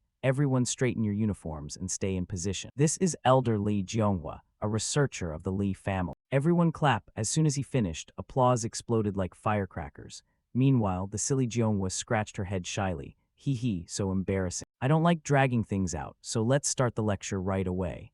As she spoke, she winked playfully, quickly grabbed chalk, and began presenting today's theory lesson. From behind, watching her focused demeanor, Chial evaluated. Looks like she's starting to enjoy teaching more and more. Time passed quickly. At this moment, Jeonghwa suddenly clapped her hands to draw the group's attention. All right, the boring lecture part ends here. Now comes the fun part. I'll pass on the improved version of iron wire technique developed by the Research Institute. Beside her, Instructor Young-ho asked blankly, didn't the lesson just end? What are you saying? The main part starts now. Everyone sit properly. I'll only do this once, so focus. With that, she waved Chial forward to assist, leaving the protagonist completely confused about what his aunt was thinking. What's going on? He asked. From behind, Jeonghwa laughed. When direct descendants enter the academy, they usually get support like this. But you had nothing, so I thought I'd help a little. Hearing that, Chial felt touched and replied, Thank you, Aunt. Ignoring Chial's state, Jeonghwa continued, All right, great. If done according to theory, your power will double. Awesome, right? Chial sighed in response. Yes, you're really amazing. On this side, Instructor Young-ho realized the importance of the lesson and announced loudly, Everyone attention. From now on, we'll continue sparring by directly applying the magic taught by the elder.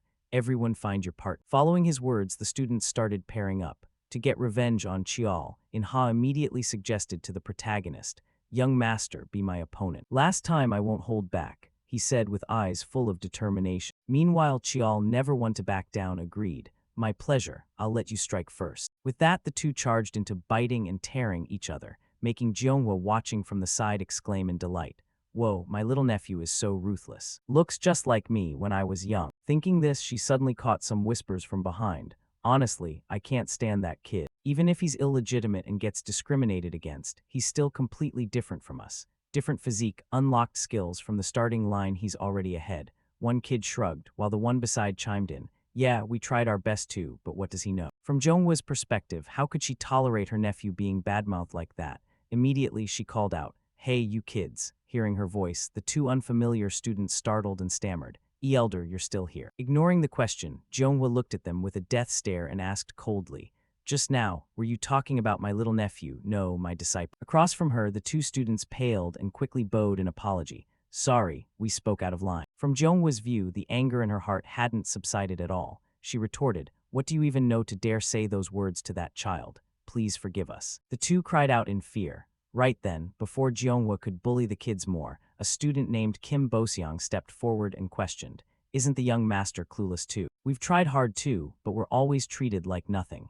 Growing up in different circumstances makes us different, right? To those words, Jeonhwa shook her head mockingly. You really don't know anything, do you? Maybe it's better you don't. If you knew how different that child's day is from yours, you'd realize your life is basically child's play. Behind her, Boseong heard Jeonhwa's somewhat pitying words and veins bulged on his hand in anger. He muttered inwardly, what makes that illegitimate kid so different? Fine, whatever, I'll show you. Time passed quickly until evening break. Instructor Young-ho's voice rang out, today's training ends here. Hearing that, the students sighed in relief. Meanwhile, Boseong glanced at Chial resting on the side and sneered inwardly. See, nothing special. All that talk about struggle, in the end it's just because he was blessed by heaven, different from us. Thinking this, suddenly an unfamiliar student ran up to ask Boseong, today you guys said you wanted to follow that illegitimate youngest, right? But wandering around the family grounds like this, is it okay? Explaining, Boseong nodded firmly. We're students, so it's fine. Plus, we're not going to dangerous places.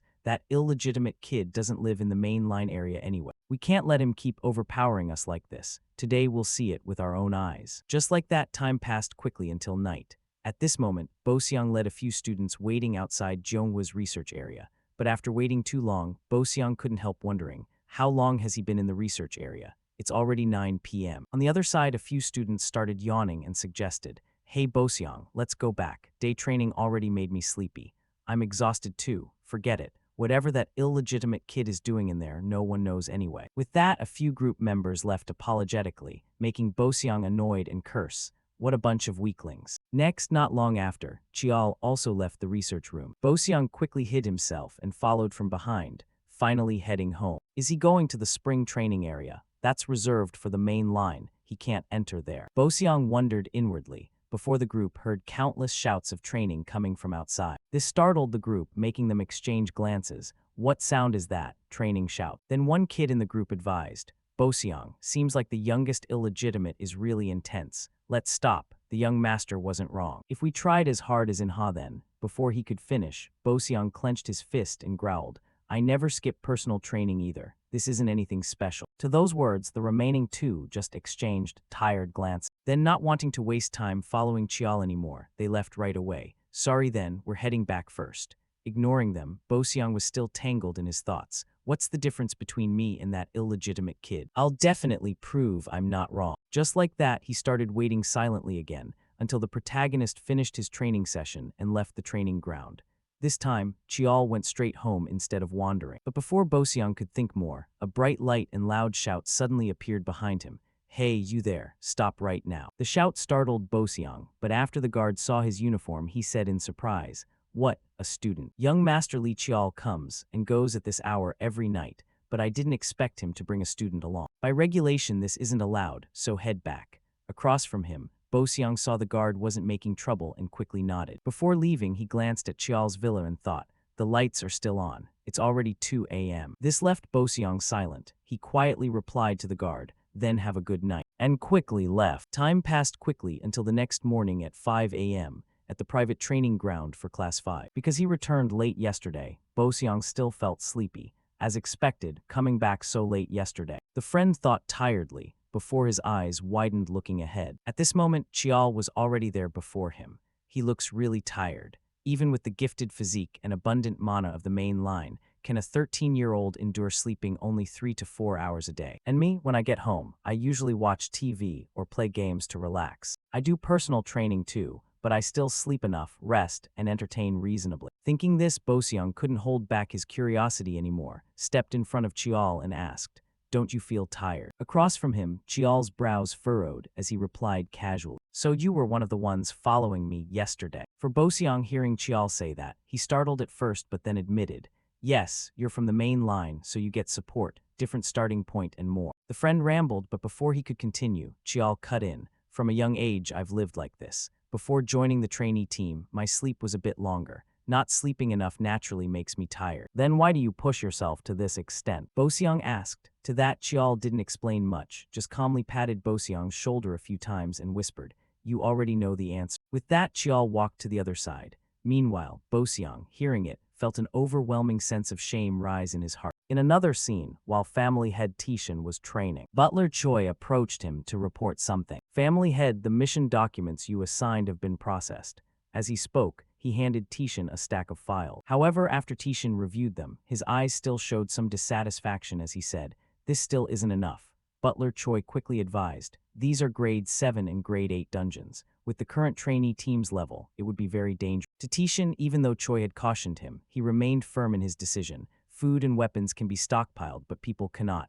Right now, I need to create survivors." Hearing this, Butler Choi stopped persuading. "I understand. I'll handle it according to your order. Additionally, there's another report I need to convey." He began recounting what had happened with Chial. This made family head Tishan's eyes light up with a hint of joy. The youngest did that. That kid has had a different look in his eyes since he was little, the eyes of someone who has been stripped of everything, who has fallen to the absolute bottom. But leading people and changing them is an entirely different matter. Adjust the test content slightly. Coincidentally, the 8th is in the same batch. Raise the difficulty for the entire trainee team. Let's see if that kid truly has the qualities to lead people. This time, I'll observe carefully. He spoke with a face full of anticipation for this test on the children. Poor other trainees, unaware that just because of Chial, the entire team's test difficulty had been raised several levels. Back to the Class 5 training ground, when instructor Jung-ho arrived, he couldn't help but be shocked by the sounds of training echoing everywhere. "I lost, surrender. Damn it, it's not over yet." Following his gaze, the students were divided into two groups, one running laps to build endurance, while the other sparred with each other. This made his eyes widen in disbelief, unable to understand why these students were suddenly so driven. These kids, are they really out here from early morning on a weekend? Then no need to gather them anymore. On the other side, two students noticed Jung-ho's arrival, stopped their movements, and greeted him. "Oh, instructor, you're here." Jung-ho nodded in praise. "Yeah, working hard even on the weekend, huh? If anyone isn't here yet, go call them. I have something to announce." The student quickly ran off to gather everyone. Once they were all assembled, Jung-ho informed them, "Though it's a bit sudden, the first quarterly evaluation schedule has been moved up earlier than planned. Therefore, the instructors have decided to grant the trainees 1 week of leave beforehand. Consider this your last day off. Rest well." Finally. At this point, his voice suddenly trailed off as he looked at the bright, eager faces of the students, thinking to himself, "No need to remind them to maintain minimum training, even during break, huh?" Thinking that, he continued with satisfaction, "I trust you all know how important that is." Dismissed. Across from him, all the students responded in unison, "Understood." From Chial's perspective, suddenly getting early leave like this made him a bit suspicious inwardly. Suddenly getting leave, evaluation pushed up early, is this okay? Thinking that, he noticed the students staring at him from behind, so he curiously turned and asked, "Why haven't you guys left yet?" In response, Kim Han and In-ha asked his opinion. "We're looking at you, young master. What are you planning to do during this break?" Hearing that, Chial's face turned dumbfounded as he looked back at the group. Break time is personal, why ask me? Rest when you need to. I don't plan to force anything during the break." Across from him, the students' eyes widened as if they'd witnessed dinosaurs coming back to life. They whispered among themselves, "Never thought I'd hear that from the young master. Honestly, we thought he'd force us into hell training, like, what, someone actually wants to rest, and drag us all into group sessions." Of course, those whispers couldn't escape his ear. Knowing their impression of him, Chial felt a bit awkward. Why not just say it louder? "What do you guys take me for? During this break, should I try again like the first day?" Rest when you need to rest is important too. I know even if I tell you to relax, you won't just sit around doing nothing. Handle yourselves, rest well, and see you after the break." Chial calmly instructed, and just hearing those words made the students ecstatic, cheering wild. Switching to Jeonghwa's research room. After leaving the training ground, Chial had rushed straight here. However, his appearance didn't please her at all. She complained, "I heard you got leave, yet you still come here to bother your aunt. I have a ton of research to do too." To her words, Chial immediately countered, "You're clearly just messing around on your phone, watching random stuff." Hearing that, Jeonghwa puffed up like an angry cat and questioned, "What random stuff? I'm reading news that Hanman was acknowledged by the family head. Even his leukemia is cured." At this point, Chial turned pale as if he were dying, then asked, Wait, what exactly are you watching? And the quarterly evaluation being pushed up early, is that really father's order? Chial asked curiously, and hearing Tishan's name, Jeonhwa's face turned serious. She nodded and added, yes, direct order from him. Back to Chial, receiving confirmation from Jeonhwa, he fell into deep thought. Then this evaluation will be harsher than expected. Right now I'm stuck at the mana wall. To break through, I probably need to find the next part of Infinite's memories. If the memories still can't be read, that means something's still missing. I've tried improving it to unlock the next memory, but no success. Guess I'll have to keep searching. As he thought, he leaned back and accidentally, Chial knocked over the stack of documents beside him, scattering them everywhere. Seeing this, Jeonhwa's eyes widened. Oh my god, what the be careful. I told you to clean this place up already. Ignoring her complaints, while Chial picked up the scattered reports, he suddenly noticed a page with images of monsters he'd encountered on Crimson Blue Island before. One section in the report caught his attention. It states that the decisive difference between ancient and modern martial arts lies in their objectives. It can be inferred that back then, human techniques focused on fighting monsters. Those words made Chial ponder inwardly. Objective-oriented demon slash is probably like that too. The original demon slash is an excessively powerful technique. Thinking this, an idea suddenly flashed in Chial's mind. He jolted upright, startling Jeonhwa, who was eating snacks nearby, and she curiously asked, what's up, kid? Chial replied with an extremely urgent face. Aunt, I get it now. I'll explain later. I have to head to the training ground right away. With that, he dashed off like the wind, sending the documents in the room flying once more. That damn kid. Jeonhwa shouted. Switching to the training ground, Chial began transforming his ring into a long sword form, then thought, all right, now let's try imagining an opponent. Something much larger than me. A monster of a different species from humans, a gigantic beast. A technique that doesn't care about combo efficiency, energy conservation, evasion, or defense. Flashy moves without destructive power or just for deceiving the opponent are useless. The clear goal of Demon Slash is to kill monsters. As he thought, he began imagining the image of the giant monster the nameless warrior had fought before.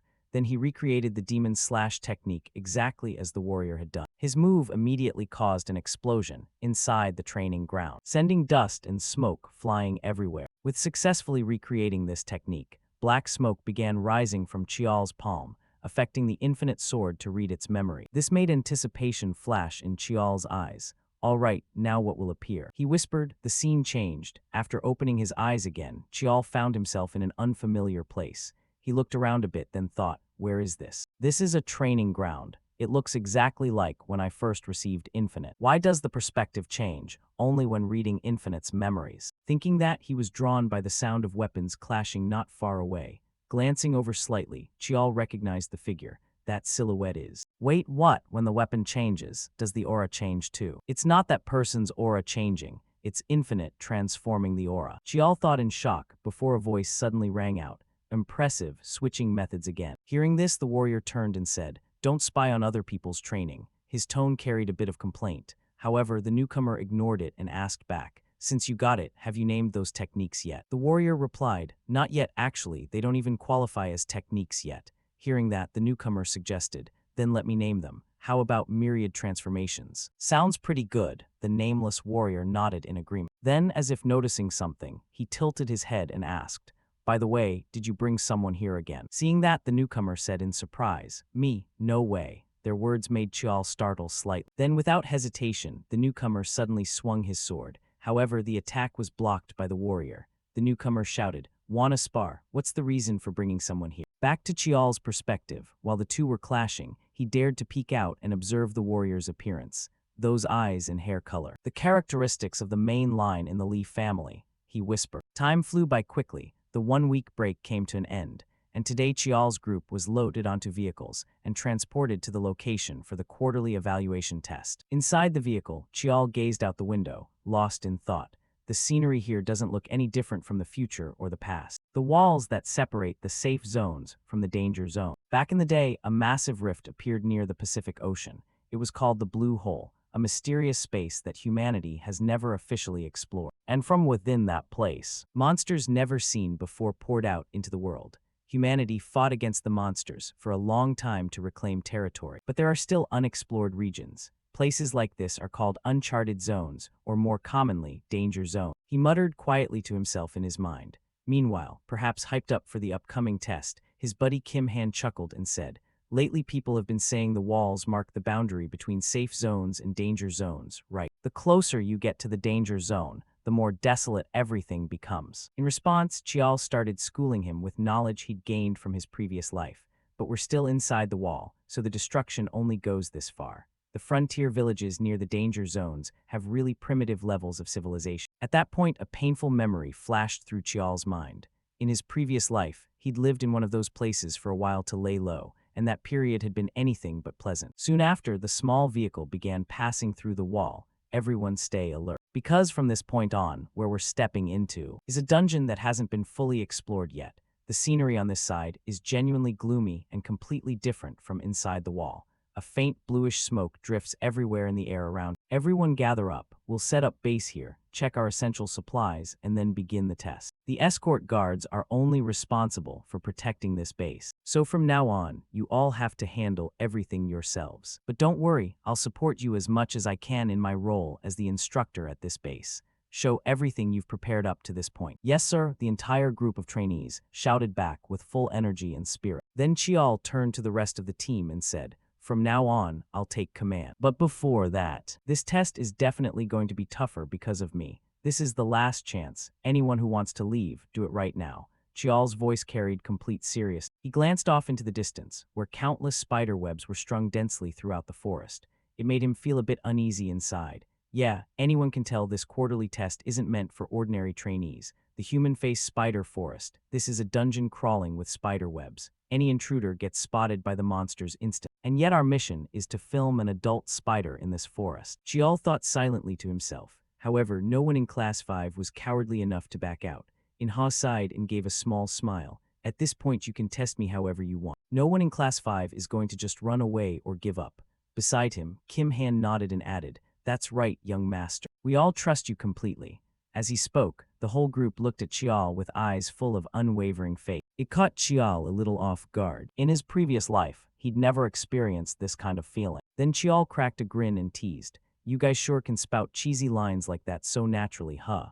His words made Boseong's face flush red. "That's because you created this kind of atmosphere, young master." Chial continued, "All right, I get it, so no one's quitting. Final comms check, double-check supplies, and let's head into the forest together." "Yes, sir," the whole trainee group shouted in unison. Speaking of the forest of human-faced spiders, they operate like ants or bees in colonies, which makes them extremely tough to deal with. Right now, our protagonist was leading the group forward. As he walked, he reminded them, "I think everyone already knows, right? Our mission is to record footage of spiders that have lived in this forest for at least 10 years using the recording equipment. So from here on, the commander will be Choi In-ha." In-ha jolted in surprise and quickly asked back, "Wait, what do you mean by that?" To answer, Chial stated his plan plainly. "I'll operate solo. I'll become bait for the spiders." Hearing that, the group, including In-ha, went blank, with huge question marks practically floating over their heads. Then they yelled like the place was on fire. "Wait, what?" Time passed quickly, and by now Chial had separated from Class 5's formation and was acting alone. After casually stabbing a giant spider to death, he scanned the surroundings and breathed heavily from exhaustion, following his gaze. All around him, countless giant spiders were staring at him with their glowing red eyes. But this was exactly what Chial had hoped for. Finally, they're all gathered. Looks like killing a few to lure them with pheromones was worth it. Human-faced spiders bring high-nutrition prey back to the nest to feed their larvae. The simplest way to make them see me as highly nutritious prey is to prove that the prey possesses terrifying power. As he thought, he transformed the sword in his hand into a long blade and unleashed a demon slash, instantly cleaving the charging spider in half. This action seemed to enrage the remaining spiders. They started growling and hissing, then charged at him from all directions in a coordinated assault. Seeing this, Chial gave a faint smile, lowered his weapon, and completely gave up resisting. Next, after opening his eyes again, Chial found himself lying on a pile of soft webbing. He wondered, is this inside a human-faced spider cocoon? If so, then everything's going according to plan. My stomach feels a bit queasy from the poison, but this isn't bad. First, I need to use invisibility technique to erase my presence. As he thought, he activated invisibility technique, enveloping his body in a faint blue energy veil, while transforming his weapon into short-sword form. Then, using the short sword, Chial sliced through all the threads binding him and planned his next steps. If this is their nest, the larvae should be concentrated here. With that, he used the short sword to cut a large tear in the top of the cocoon. Chial looked outside and couldn't help but stare in shock at the sight before him. Wait, why are there so many food cocoons? No way, is this just what they've captured today? They should have eaten through that pile long ago, so why? Chial frowned in thought. To figure it out, he scanned the entire area, and his face paled when right in front of him. Not far away, a massive cocoon was suspended in midair by countless threads. Below it, swarms of giant spiders stood guard, as if protecting that cocoon. Then the cocoon began shaking violently, as if something inside was trying to break free. At the same moment, Chial suddenly felt a vibration inside his body and thought, is the dark energy resonating with? Before Chial could think further, the giant cocoon started tearing apart. From inside, a massive leg emerged, followed by a hand that looked almost human. Finally, the creature's full form was revealed. It was a colossal spider with the lower body of a spider and the upper body of a seductive woman with 6 eyes on her face. This was a Class 5 monster, the human-faced Spider Queen. "My children, are you hungry?" she spoke. Meanwhile, the instant he saw this monster, Chial held his breath and silently analyzed. A Class 5 monster in a dungeon that can use human language. No, she didn't even open her mouth. Then could the dark energy be reading this monster's consciousness? Up ahead, as if sensing something, the Spider Queen suddenly launched an attack. She rushed forward and struck Chial's cocoon hard with her sharp leg, sending his body flying down to the ground. No time left to maintain invisibility technique. Meanwhile, the Spider Queen glared at him with murderous intent and demanded, "What are you?" "The thing that awakened me is inside you. Why does a human have that?" "That's Mylara handed over to me." As she spoke, she unleashed a skill, firing a purple sonic wave from her mouth.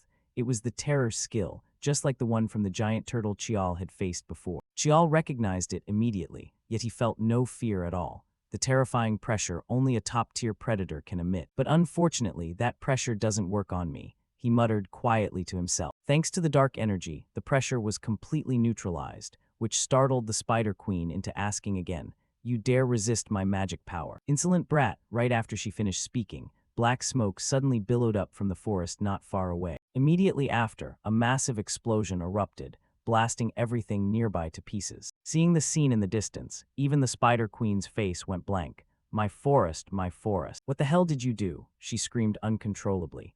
Meanwhile, Chial smiled as he saw the plan unfolding exactly as expected. He explained, "That's a weapon called Burst Mana Shell. Lucky for us, this cursed forest has plenty of flammable stuff. I just detonated them on my signal." Not far away, the team led by Kim hand-contacted Chial through their earpieces.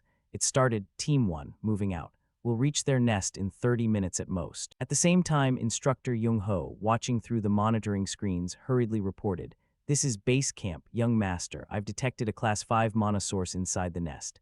But before he could finish, Chial cut in, "I'm fine. Make sure you support the trainees first." Back in the spider lair, the queen was starting to lose it. She ground her teeth audibly and ordered her minions, "Children, hurry, protect my forest." Then she turned and glared at the protagonist, snarling, "I'll crush you myself. You arrogant little brat, you really think you can beat me alone? You believe your teammates rushing to my nest can actually make it here. You can't do anything to me." In response came a scoff from the protagonist, "You're the one underestimating me." As he spoke, Chial enveloped his body in a layer of golden aura. Cutting to the trainee team, while moving forward, Inha directed everyone, "Keep firing burst mana shells to draw the human-faced spiders. Team 1 head straight for the nest to support the young master and secure the escape route." Hearing that, Boseong running beside him turned and asked, "Wait, there's an unknown variable in the nest and we're just going ahead like this?" Inha replied, "These are the young master's orders. We stick to the plan." Even as he said it, Inha couldn't hide the worry on his face and silently prayed, "Young master, please hold on just a little longer." Back in the spider lair, the cavern shook non-stop. Chunks of rock kept falling from the impacts of the queen's attacks, yet her expression showed no hint of satisfaction. Why aren't you dead yet? How are you still standing there?" "Those eyes, what the hell are you seeing?" she screamed as she realized none of her attacks were affecting Chial, and all of it was thanks to the protagonist's skill called Demon Eye. He thought to himself, the ability to see hidden things, invisible flows of power, eyes that can perceive those are called Demon Eye. Thanks to Demon Eye, I can read the flow of mana and dodge fatal strikes. But the power gap is too huge, so I can't avoid everything completely. Chial quickly applied recovery potions to his wounds. Luckily, this Spider Queen had just hatched and couldn't fully control her body yet. "I only have one shot." Then he switched his sword to longsword mode. Next, he activated the rigid energy technique, Thunderclap, enveloping the entire blade in crackling black lightning. Without hesitation, Chial charged forward and swung, unleashing a crescent blade straight at the Spider Queen. And just like that, an earth-shattering explosion rocked the massive cavern. The Spider Queen herself couldn't dodge in time and took a massive wound across her body. One of her front legs was completely blown off. But even so, it wasn't enough for our protagonist. Damn it, the wound's still too shallow. Just as expected, slicing through that thick hide in one hit is too tough. As he thought, Chial glared at the massive spider in front of him, who was screaming nonstop in agony. It hurts so much. I'll turn you into my minion, rip out what's inside you, heal myself. Then you'll endure endless pain. With that, she raised both arms forward and unleashed beams of light. Not knowing what skill it was, Chial did his best to dodge. Unfortunately, there were just too many threads. In that moment of carelessness, one thread caught Chial. Right away, a voice echoed in his mind, "Submit." Along with the voice, a splitting headache crashed over him, making Chial scream in agony. Seeing that, the Spider Queen laughed triumphantly. Haha, that arrogant face. Before she could finish, she suddenly coughed up a huge mouthful of blood. Wah, what the hell, you. The Spider Queen stammered and lunged forward, as if to attack Chial. Seeing this, instead of fleeing, Chial stood his ground and muttered, "You gotta be careful. Spiders and bugs are weak to fire, after all." As soon as he finished, a massive explosion erupted right next to the Spider Queen, officially sending her to the afterlife. And the ones who just helped Chial were naturally the trainees who had just arrived. Seeing their young master safe, they finally breathed a sigh of relief. Kim Han said, "Sorry, we were delayed clearing the path." Hearing that, Chial sighed and scolded. "When we get back, I'll put you through special training." Kim Han paled at the punishment and whined, "Man, even in this situation you can say that." "All right, let's get out of this nest quick," Chial declared. Time flew by, cutting to the instructor's room where they were grading the team's tests. Inside, murmurs started rising. "First-year Team 5 is late. We got reports they returned 30 minutes ago. They didn't bail like Team 4, did they? Makes sense. It's a special Class 6 dungeon, and there was an anomaly." At that moment, Instructor Jung-ho burst through the door and announced, "Sorry I'm late, lots of injuries, so I had to get them to the hospital first. Now I'll report the situation." As he spoke, he pressed the remote to display images of the human-faced spiders, and slowly explained, Team 5's mission was to record adult human-faced spiders in the forest, but during the mission, we spotted an anomaly and gathered intel first. Team 5 entered the dungeon, split into 4 groups, and planted 132 burst mana shell. Hearing that, a man below interrupted, "Wait, hold up, did I hear that right? You used firepower?" Jung-ho nodded. "Exactly. We used 52 more in combat with monsters, totaling 184 shells." At that, the black-haired man couldn't hold back his anger. He slammed the table. "You planning to level the whole dungeon? The original mission was just to film the dungeon. Don't tell me you blew it up and call that success." Jung-ho stammered. "The mission was completed exactly." "Then where's the footage? Show it now," someone yelled. But before Jung-ho could respond, the door opened again. It was Chial. "Sorry I'm late, the equipment glitched, took time to recover, but here's the video." As he said, handing his chest badge to Instructor Jung-ho. Behind him, Seoyun whispered, "This lunatic blowing up bombs in a dungeon normal, and you let yourself get captured alive." To that, Chial replied, "If you want to film it, this is the surest way." Soon after, Chial's footage played for everyone. They all stared in shock. The black-haired man rubbed his face, bewildered. "Unbelievable, the report matches the video perfectly. Using bombs in a dungeon is like bringing gasoline to a house fire. You think that's a reasonable plan?" He glanced at the protagonist. Chial confidently replied, "I just picked the option with the highest success rate. With a standard plan for that mission, could the trainees have succeeded? I'd rather go all out to complete the mission than fail or quit." The Lee family only cares about results, nothing else. That made the black-haired instructor's eyes narrow as he thought, "Not an accident. Looks variable, but it's a plan." That fourth son trusted his plan completely. The other supervisors exchanged glances and murmured, "The young master's plan is too innovative. Can't use it as an example. Hard to grade." But since they completed the mission with no casualties, it's perfect score for this evaluation. Team 5 is the only one with max points. Time passed quickly, cutting to the Lee family head's office. Butler Choi was reporting the test results. 32 dead, 78 seriously injured, many lightly wounded. The contracts have identity transfer clauses, so no separate issue. Hearing that, Tishin nodded, not surprised. Then he asked, "What's the support for the casualties this evaluation?" Choi replied, "Cover all treatment costs for the seriously injured, for those with permanent disability." "Keep reporting progress. You've worked hard," Tishin said, flipping through the report quickly. Meanwhile, Butler Choi pressed the remote to show the video and continued, "Yes, understood. Here's the material on each reported dungeon. From Tishan's view, as he watched the footage, he commented, "It really had an impact. The human-faced spider forest was already in a danger zone. Yes, on the northern edge of Gangwon province. Ahead, the screen showed the Spider Queen ordering her spiderlings to attack the protagonist, but the quality was awful. It's so short." Tishan complained. Butler Choi shrugged. Per the report, the recovered video is only this quality, though it seems overly edited. At that, Tishan's movements paused. Before he sipped his tea and said amusedly, "What an interesting kid. Don't you think?" Butler Choi sincerely commented, "Overcoming tough missions with sheer willpower, impressive. But I'm worried he might be overlooking basic tactics and strategy." Unexpectedly, Tishan agreed. "Even you think that." And breaking those rules just shows the kid's boldness. Because he understands the rules, he knows how to use special moves. That not only the trainees but even the instructors followed the plan without objection proves the youngest leadership. In fact, no campaign info leaked, and the plan succeeded perfectly. Not just this evaluation, ramp up the frequency and difficulty of all overall evaluations. Yes, I'll handle it. As for Tishan, he now had endless expectations for his son.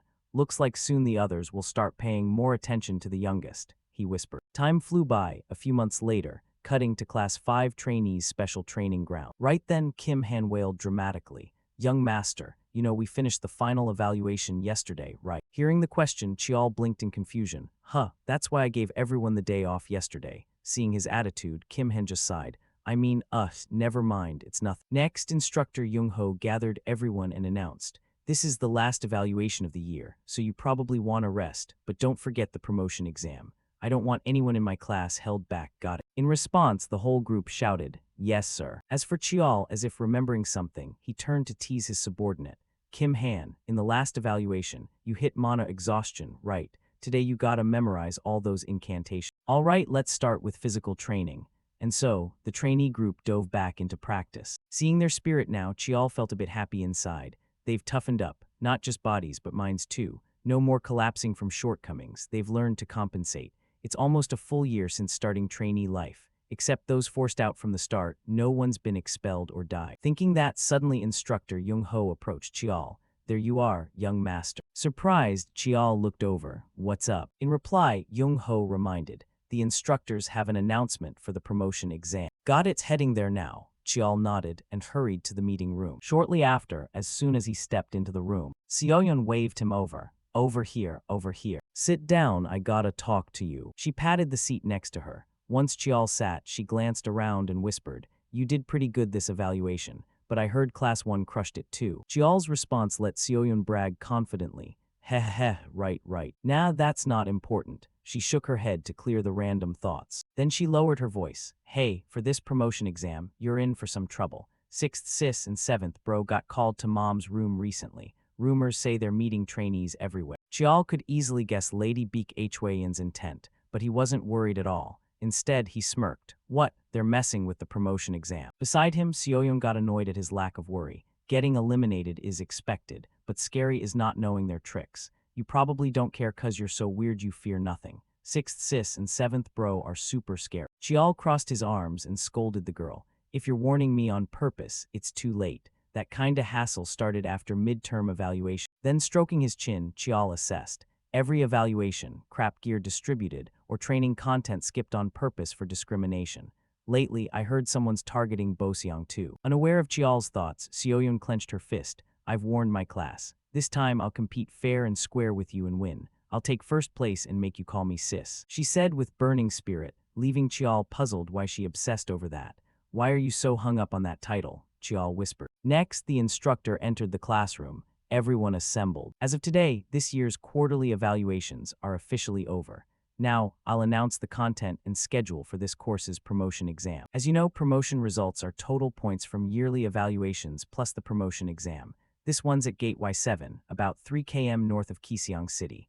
Below, hearing the location, Chial was a bit shocked. A gate. I figured the promotion exam would be unusual, but not inside an otherworld gate. Up top, the instructor continued. He pulled out a token. Inside the gate, nameplates marked Sungmu will be placed. Each trainee gets one. Lose yours and you're auto-forfeited and out. No other rules. Collect as many as possible. This promotion exam isn't just combat testing. It's a battle royale. Back to Chial's view with his big brain, he quickly grasped the real nature. so that's how they're playing. Collecting nameplates, robbing, survival. Lose yours, auto forfeit.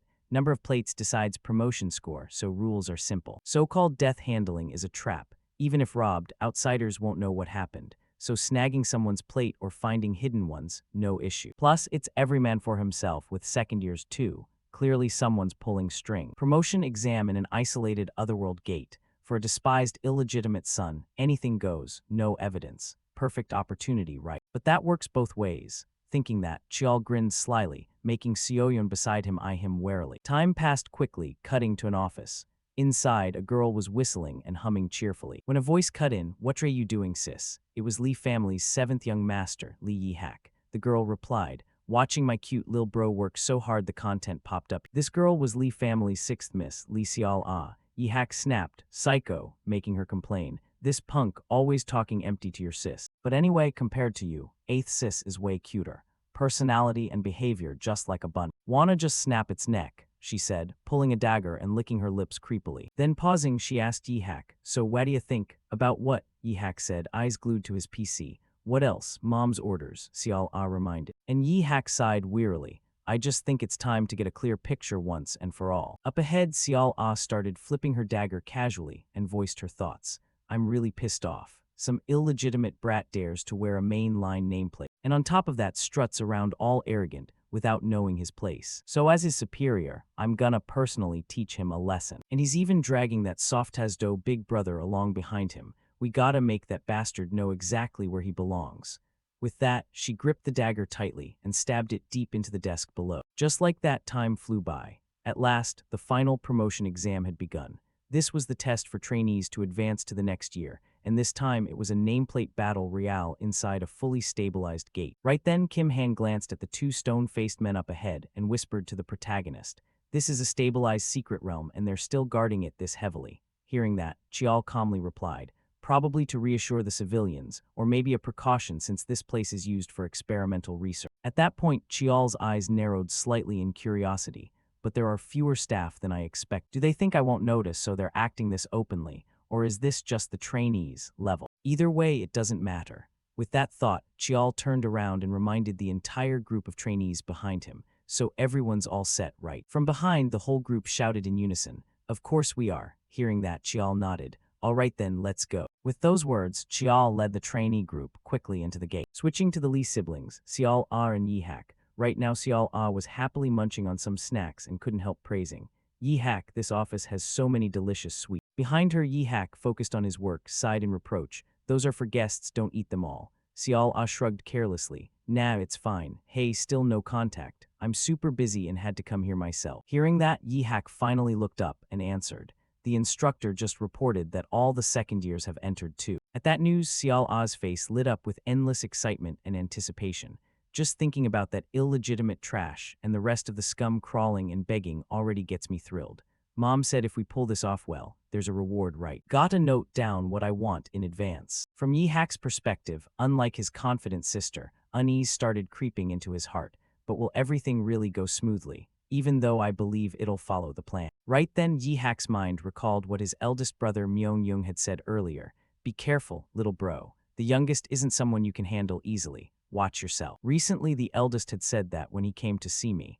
Back then, I laughed it off, but those words still lingered in my head. Thinking of that, suddenly Yi-hak's phone started ringing. Seol-ah, lounging on the chair, jumped up eagerly. "What, are they done already?" Without answering, Yi-hak's eyes narrowed tightly as he stared at the screen in silence. That annoyed Seol-ah enough to snatch the phone and check it herself. Just a few seconds later, her voice turned bewildered, as if she couldn't believe her eyes. 21 killed, 15 withdrew. The entire first-year class 5 all survived. What the hell? Are you telling me all of them teamed up and still couldn't beat one bastard illegitimate kid?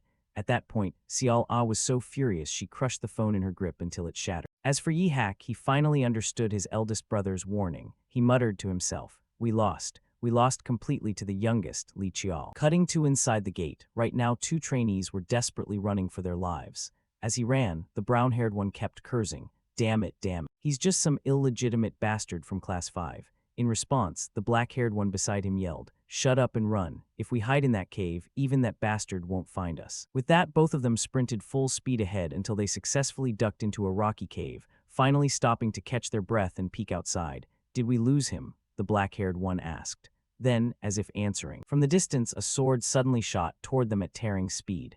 It plunged deep into the ground, cracking the earth wide open. While the two were still stunned, Chial appeared out of nowhere. He grabbed the black-haired one's arm, twisted it behind his back, making him scream in pain. On this side, Chial smiled brightly at the brown-haired trainee and mocked. Li Chial here. You guys hid pretty well, took me a while to track you down.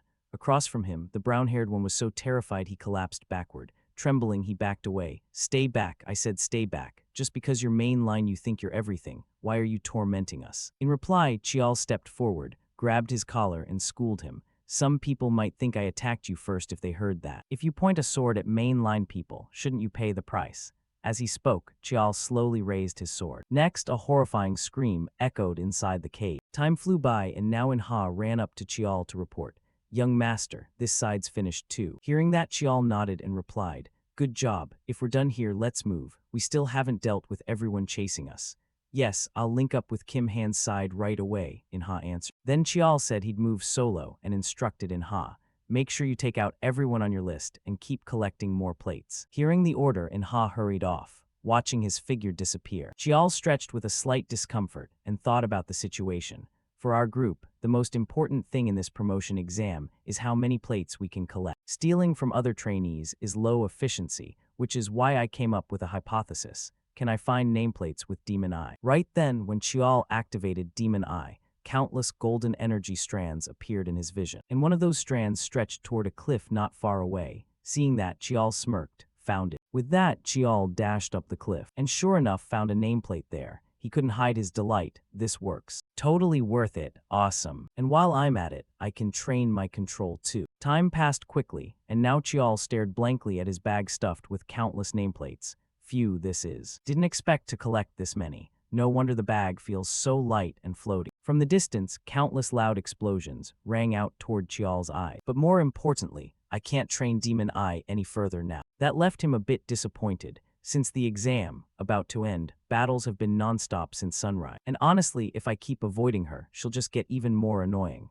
Chial sighed. At the same moment, Sioyun dropped down from above right in front of Chial. Finally found Lei Chial. Her voice was full of joy. But when she saw his face, she asked curiously, what's wrong? Not surprised. Chial shrugged. I knew you chase me. Then why didn't you stop? Sioyun asked. Well, I stopped now, did I? Chial grinned. Then Sioyun wasted no more time on chit-chat and got straight to it. Feeling cocky, no need to talk more, let's fight. She tied her hair back and extended her hand to taunt the protagonist. Fair duel to see who's number one, you in. If I win, you call me sis, got it. Hearing that, Chial seemed a bit interested and asked, and if I win? Across from him, Sioyun spoke in an unusually sweet voice. If you win, I'll call you Oppa. To Chial, that strangely sweet tone from Sioyun made his hair stand on end. Instinctively, Chial hugged himself and looked at Sioyun warily. If you're trying mental damage, it's pretty effective. His words made the swordswoman blush and yell, shut up, talk, come on already, Li Chial. With that, both gripped their swords tightly and charged at each other. The real battle officially began. Time flew by, and now the promotion exam had ended. With the evaluation system growing stricter, this semester's test featured not one but two direct mainline members participating at once, so it became a huge topic for everyone. Somewhere in the martial training ground, some nameless trainees chatted. Obviously 8th mistook first, right?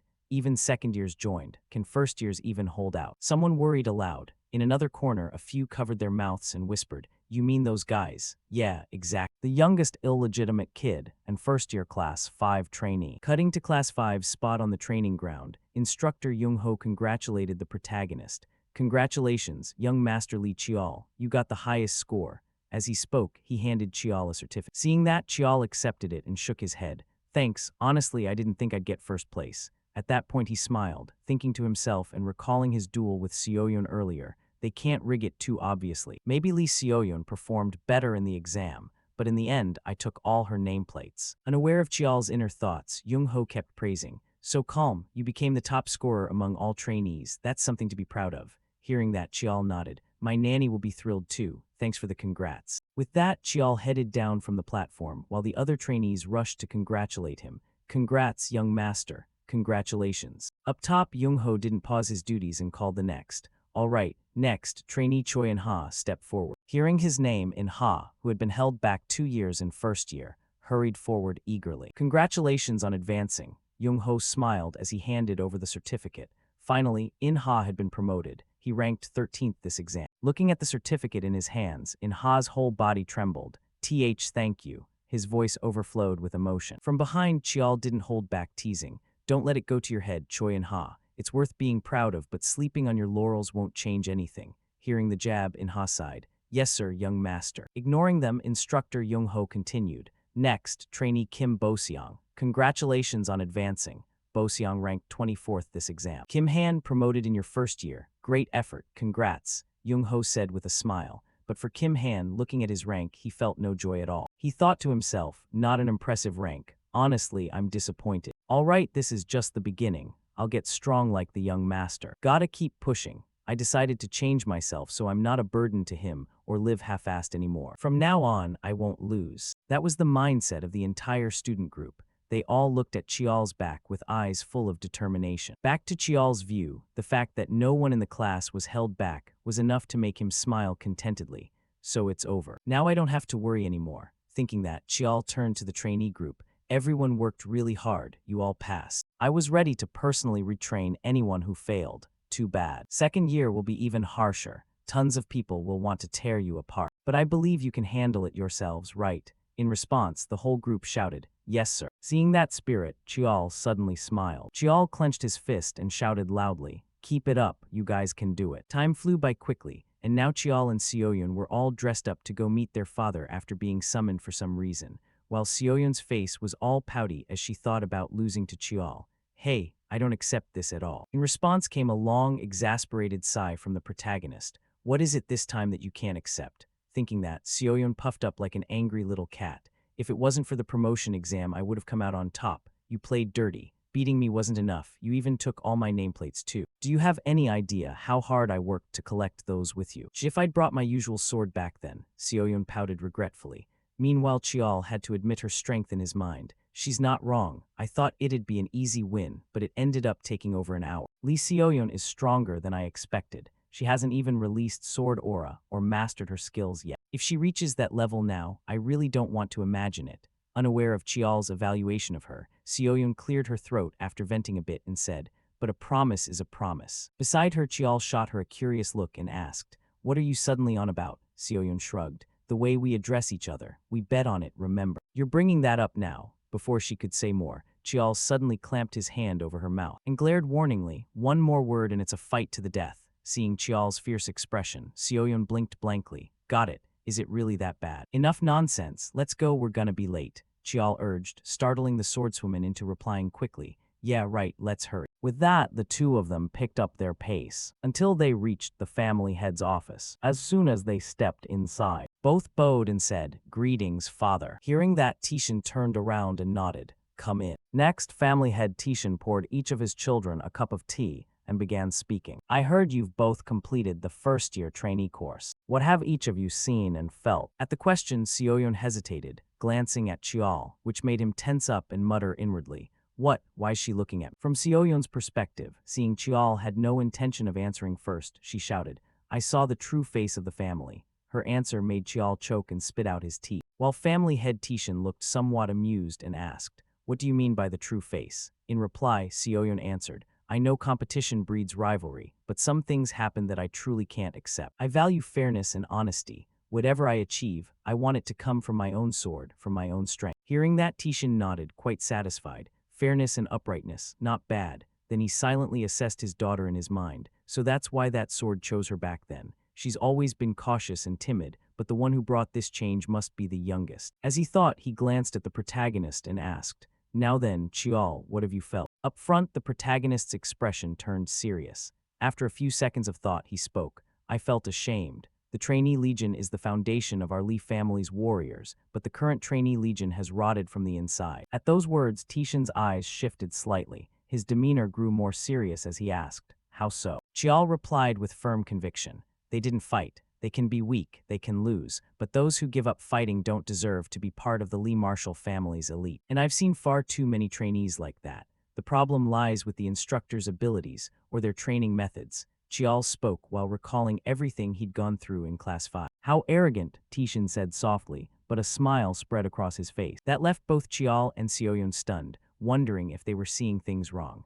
Unaware of his children's thoughts, Tishin advised, "It's admirable that as trainees you've built your own solid principle, but always stay cautious. Once you fall into the swamp of bias, it's very hard to climb out." The family head's words made Seoyeon's face light up, while Chial couldn't help but be surprised inside. "Didn't expect father to personally give us advice," he muttered inwardly. Then quickly replied, "Thank you, father, I'll remember that." From Tishin's side, he now got to the main point of summoning his children. Naturally, he wouldn't just praise them pointlessly.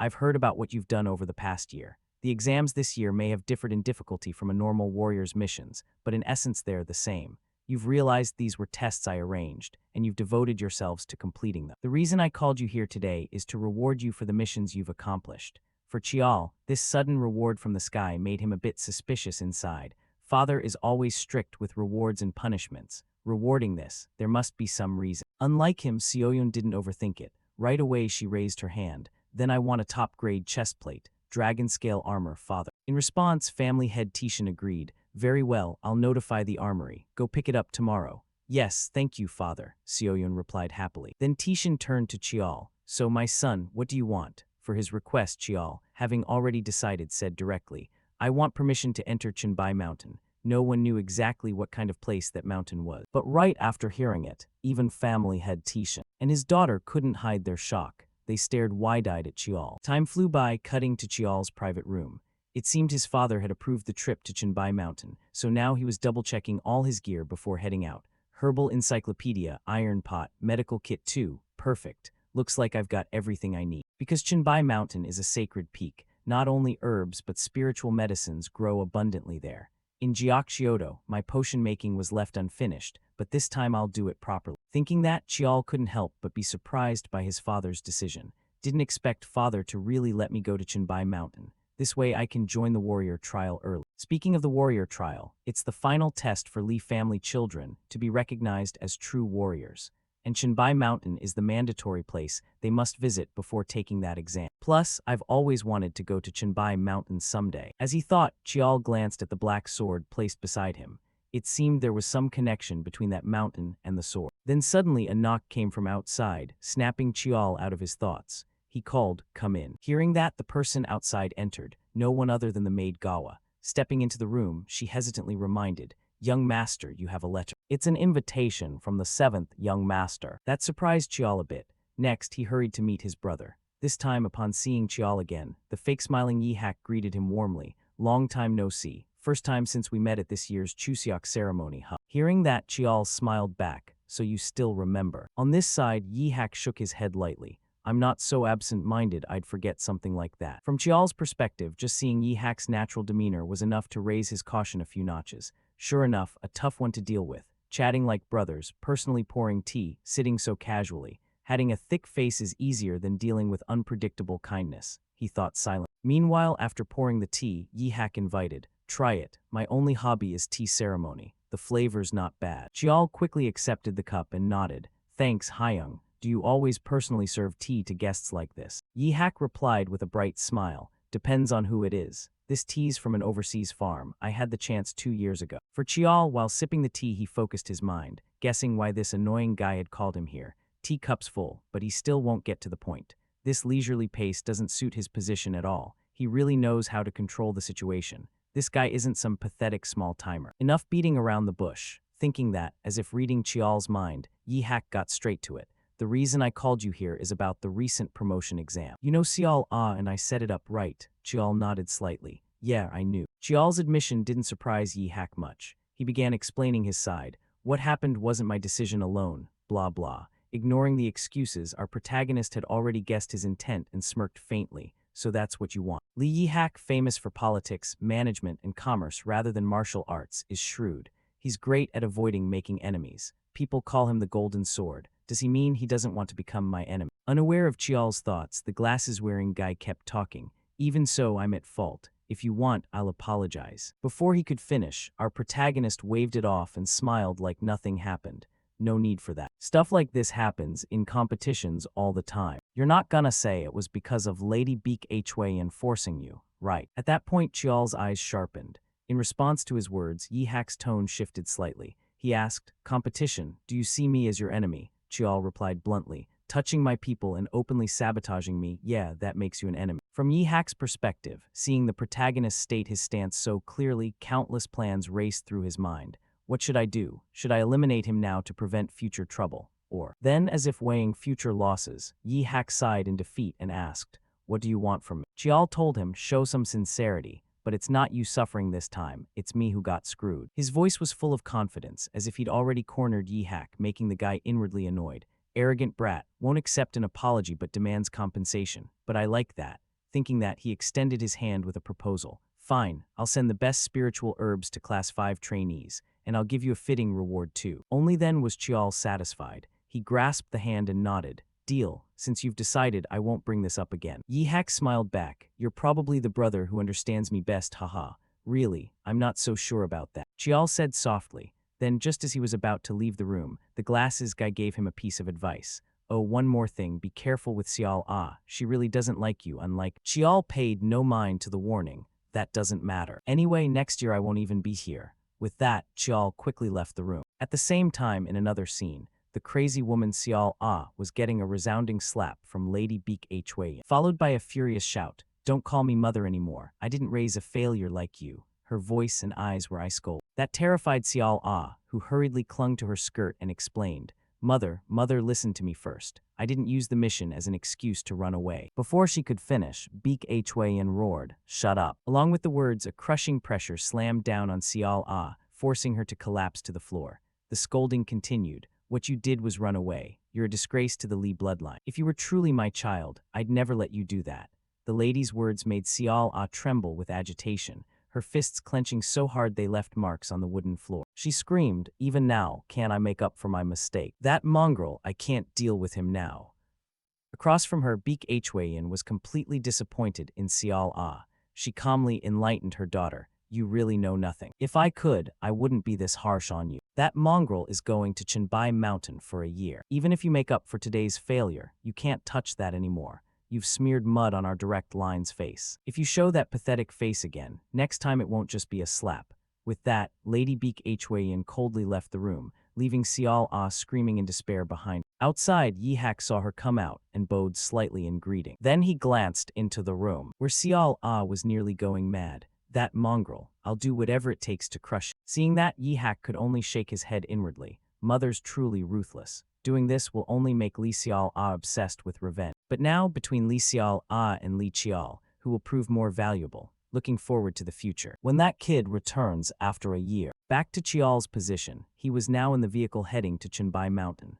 However, Chial's expression wasn't great, because the one escorting him was Butler Choi, the family head's closest aide. Up front, Butler Choi smiled brightly. "Great, we're traveling together again. Even if it's just a few days, I'll take good care of you, young master." Butler Choi encouraged, "You don't need to feel pressured at all." Li Chiao looked up in surprise upon hearing that. Butler Choi explained, "This is the time we go pay respects at the ancestral tombs before Lunar New Year, and I also have business to deliver to the Mountain Keeper on Chenbai Mountain. I'm only accompanying you because the family head ordered it." Li Chiao looked pleased. "Is that so? Then I won't feel so lonely when I get there." But in his heart he thought, this coincidence is way too perfect to be real. The man's appearance and aura seemed ordinary on the surface, but in reality he was completely different. A core figure of the family, holding a position more important than most elders. I still can't gauge the exact gap between us and Butler Choi. Suddenly Butler Choi spoke up, as if recalling something. "I heard you'll stop by Siangmu Mountain before entering Chenbai Mountain. May I ask the reason for your visit to the ancestral mountain?" Li Chiao scratched his head and replied, "I plan to visit the family head's tomb since I'm about to leave the family. I thought paying respects to the ancestors is only proper." He told himself, "Actually, it's just a convenient excuse. I want to show them that even an illegitimate child like me comes here on my own to bow before them." Butler Choi sighed in admiration. As expected, the young master is truly profound. "Young master, many elders will view your respectful visit to the ancestors in a positive light."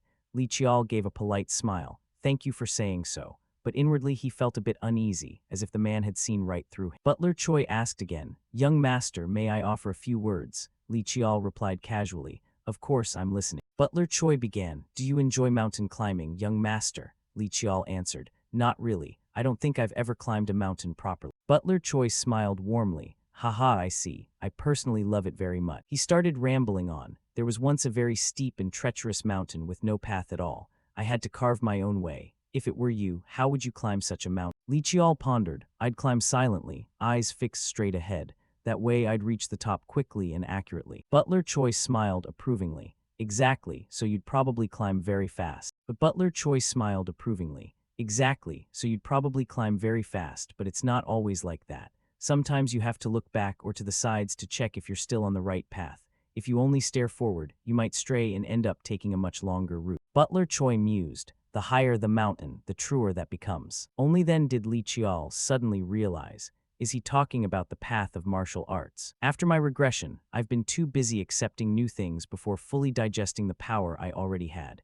But I never thought that would be a problem. If I keep going like this, even with all the time in the world, I'd still chase after new things endlessly. Thinking that, Li Qiao bowed his head sincerely. Thank you for the wise advice. Butler Choi waved it off with a gentle laugh. Haha, it's nothing. Just think of it as an old man's nagging. Then Butler Choi reminded him. More importantly, it looks like we've arrived. As the car stopped, he introduced, this is Siangmu Mountain. Li Qiao quickly stepped out of the vehicle and called out Butler Choi. He asked with concern, I heard only those with Li family blood or special permission can pass through this gate. Butler Choi, can you enter? Butler Choi replied, I was honored to receive permission from the previous family head himself. He added, I plan to tend to the late family head's grave. Where will the young master go? Li Qiao answered. The memorial stele of the family's first family head. As Li Qiao stepped in, it felt like he passed through an invisible barrier. Li Qiao thought to himself, such a strange sensation. Am I crossing the ancestral mountain's protective ward? He tried moving his hand, feeling as if he'd just entered a whole new world. Butler Choi bowed, then I'll take my leave now.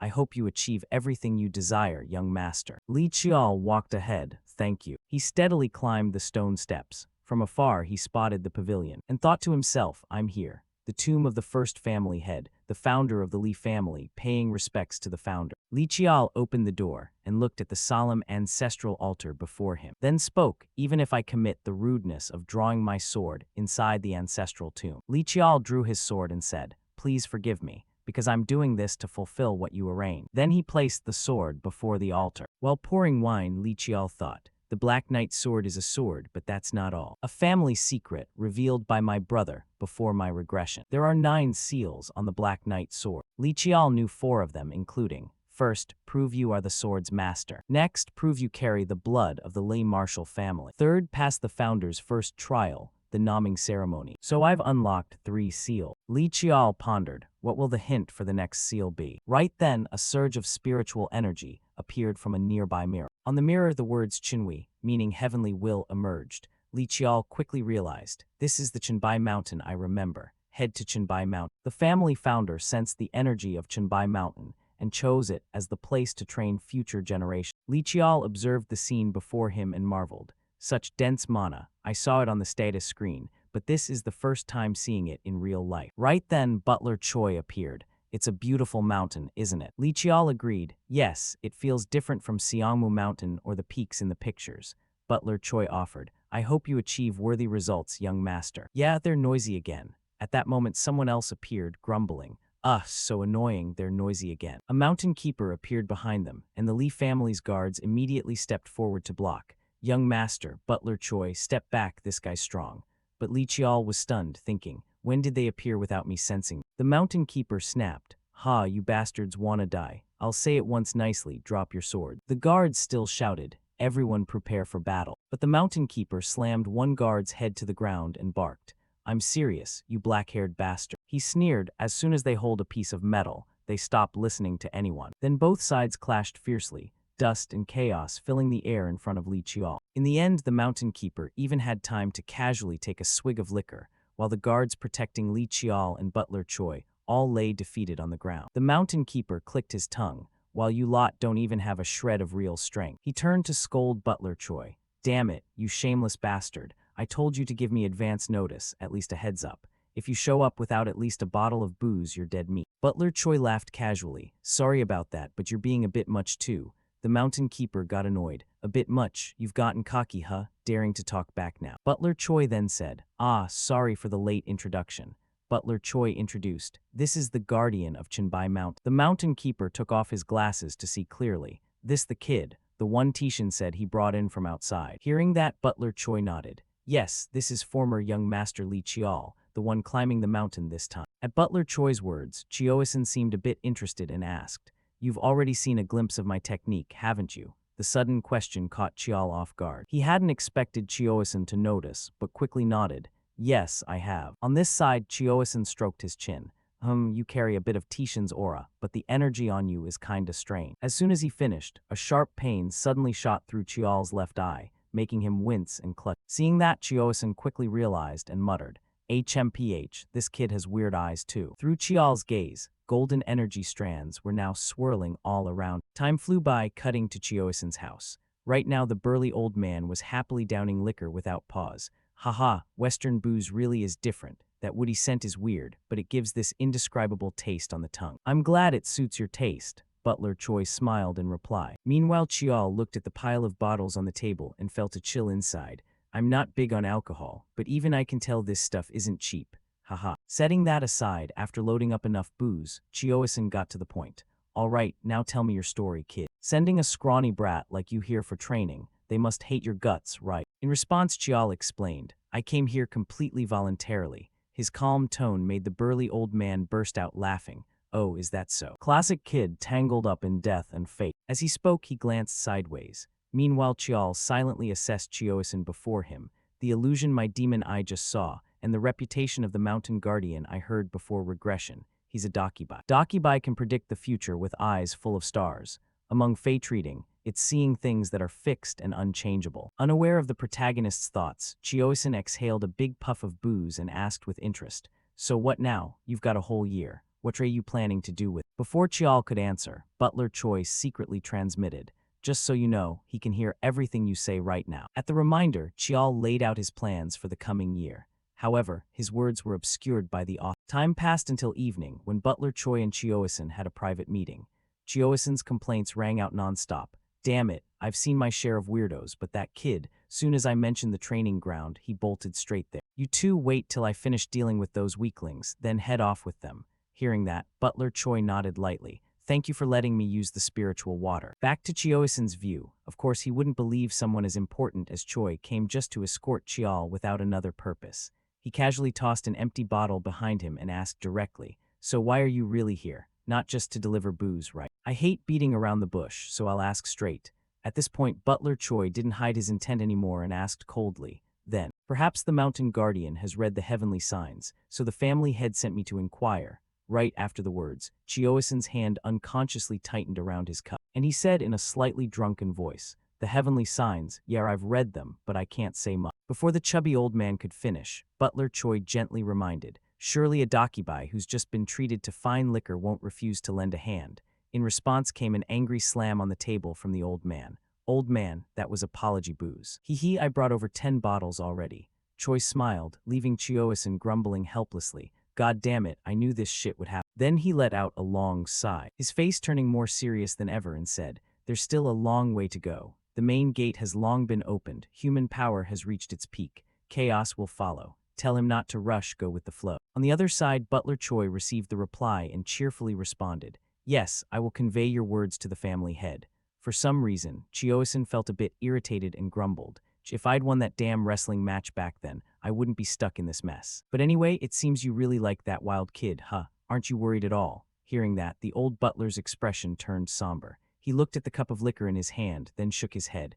As a servant, I simply serve the bloodline of the Lee family. On this side, Chioisin shrugged and reminded him, You heard him say he wants to go there, right? He's still just a rookie.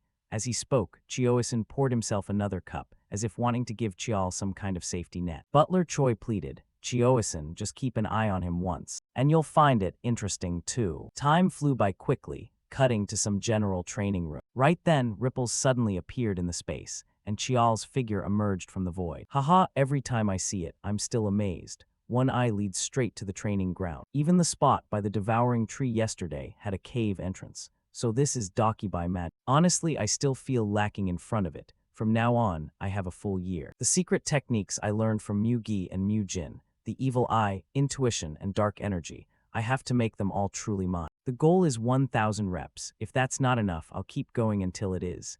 As he spoke, Chial summoned his weapon to begin training. However, there was one thing he didn't know. His every move was being watched by old man Chioisin through a series of spells. Seeing the protagonist's intense focus, he couldn't help scratching his belly and praising, "That guy's seriously intense. Never seen anyone like." He trains until his body's wrecked, then recovers with spiritual water, repeating the cycle. Sounds easy, but it's basically self-torture. No wonder his fate looks so bleak. Chioisin snapped his fingers to cancel the surveillance spell, then lay back sighing as he lamented Chial's destiny. The kid was fated to die young or live miserably. Yet now he's overturning that unchangeable fate, even suppressing his innate energy. A being without destiny. When was the last time I met one like that? Damn, bloodlines don't lie. Your family is so freakish even the heavens must be fed up, Chioisin said excitedly. Time flew by. 3 months later, spring had arrived, and Chioisin's complaints echoed everywhere.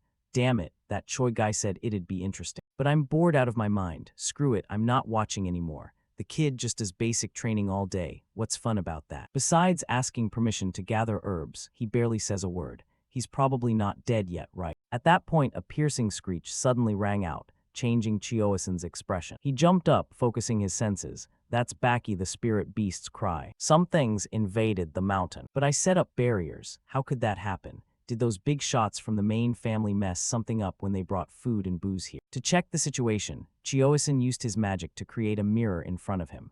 What it showed was a cute gray-furred creature crying and fleeing, with a glass bottle clutched in its mouth. But what shocked Chioisin most was Chial chasing after the little beast. What the hell? What's that kid doing? Don't tell me he's trying to eat the spirit beast. Thinking that, not wanting the spirit beast to lose even a piece of flesh, Chioisin rushed out the door, yelling, "Stop right there." He shot toward Chial like a gust of wind, immediately blocking his path. "Hey, you little punk, have you lost your mind? What the hell are you doing?" On this side, Chial, seeing himself blocked, replied with an innocent face, "Mountain Guardian, long time no see. But could you please step aside?" Before Chial could say more, the pot-bellied old man cursed him out. "How dare you target a spirit beast right in front of me? In all my years, I've never seen anyone like." Hearing that, Chial gave the old man a puzzled look and asked, "Huh, what are you talking about?" Wisin yelled. "The thing you're chasing with killing intent is the spirit beast back." The more Chial heard, the more confused he got. Why would I kill a spirit beast? At this point, the old man's face turned stunned. As he looked at the hoe and basket in the protagonist's hands, then asked, "That hoe and basket?" Before he could finish, Chial saw the little beast ahead trying to flee and wanted to chase after it.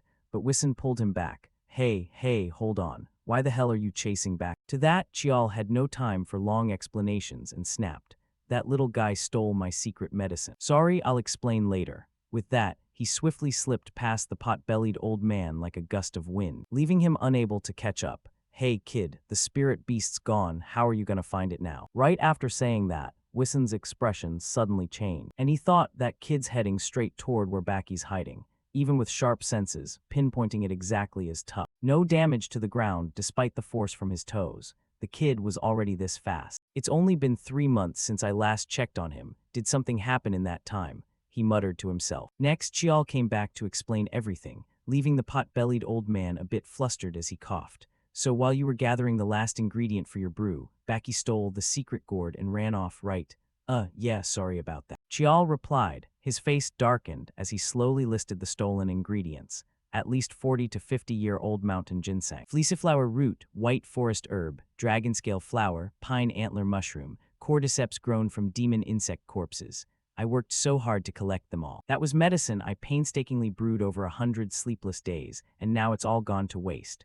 The more he spoke, the more despair filled Chial's voice. Seeing this, Wisin wanted to comfort him but didn't know what to say. On this side, Chial let out a heavy sigh and continued. "So one of the main reasons I came to Chunbai Mountain has already failed. That medicine was an extremely important goal." Up ahead, Wisin couldn't hold back his anger and shouted, "Hey, I already gave you permission to gather anyway, so what if it got stolen?" Chial clapped his hands as if remembering something. "Oh right, you gave permission, but in the end I still got it taken.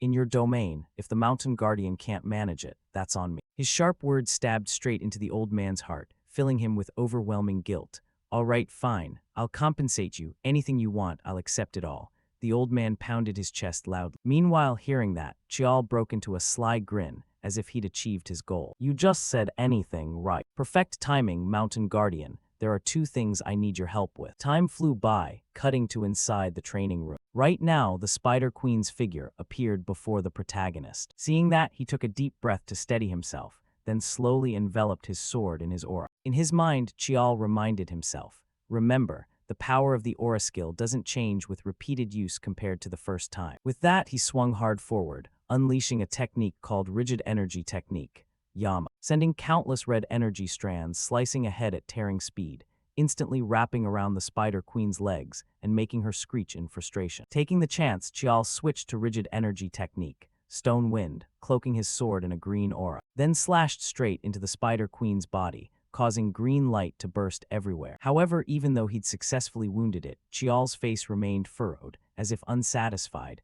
Not enough power to kill it, he muttered inward. Following his gaze, the Spider Queen's body was nearly cleaved in two. Yet with its immense vitality, it still managed a counterattack, its sharp legs thrust straight toward Chial. But before they could reach him, the Spider Queen's body suddenly turned into a talisman that fell to the ground. Old Man Wissen, standing nearby, picked up the talisman and grumbled, "Damn it, why do I have to babysit some kid? No idea why I agreed to this crap. Hey kid, wanna take a break?" Hearing that, Chial wiped the sweat from his face and whispered, "One more try." Seeing this, the old man could only sigh. "Fine, whatever. Focus and visualize the target from your memory again." Following the advice, Chial closed his eyes and concentrated. Meanwhile, Baki tossed the talisman upward.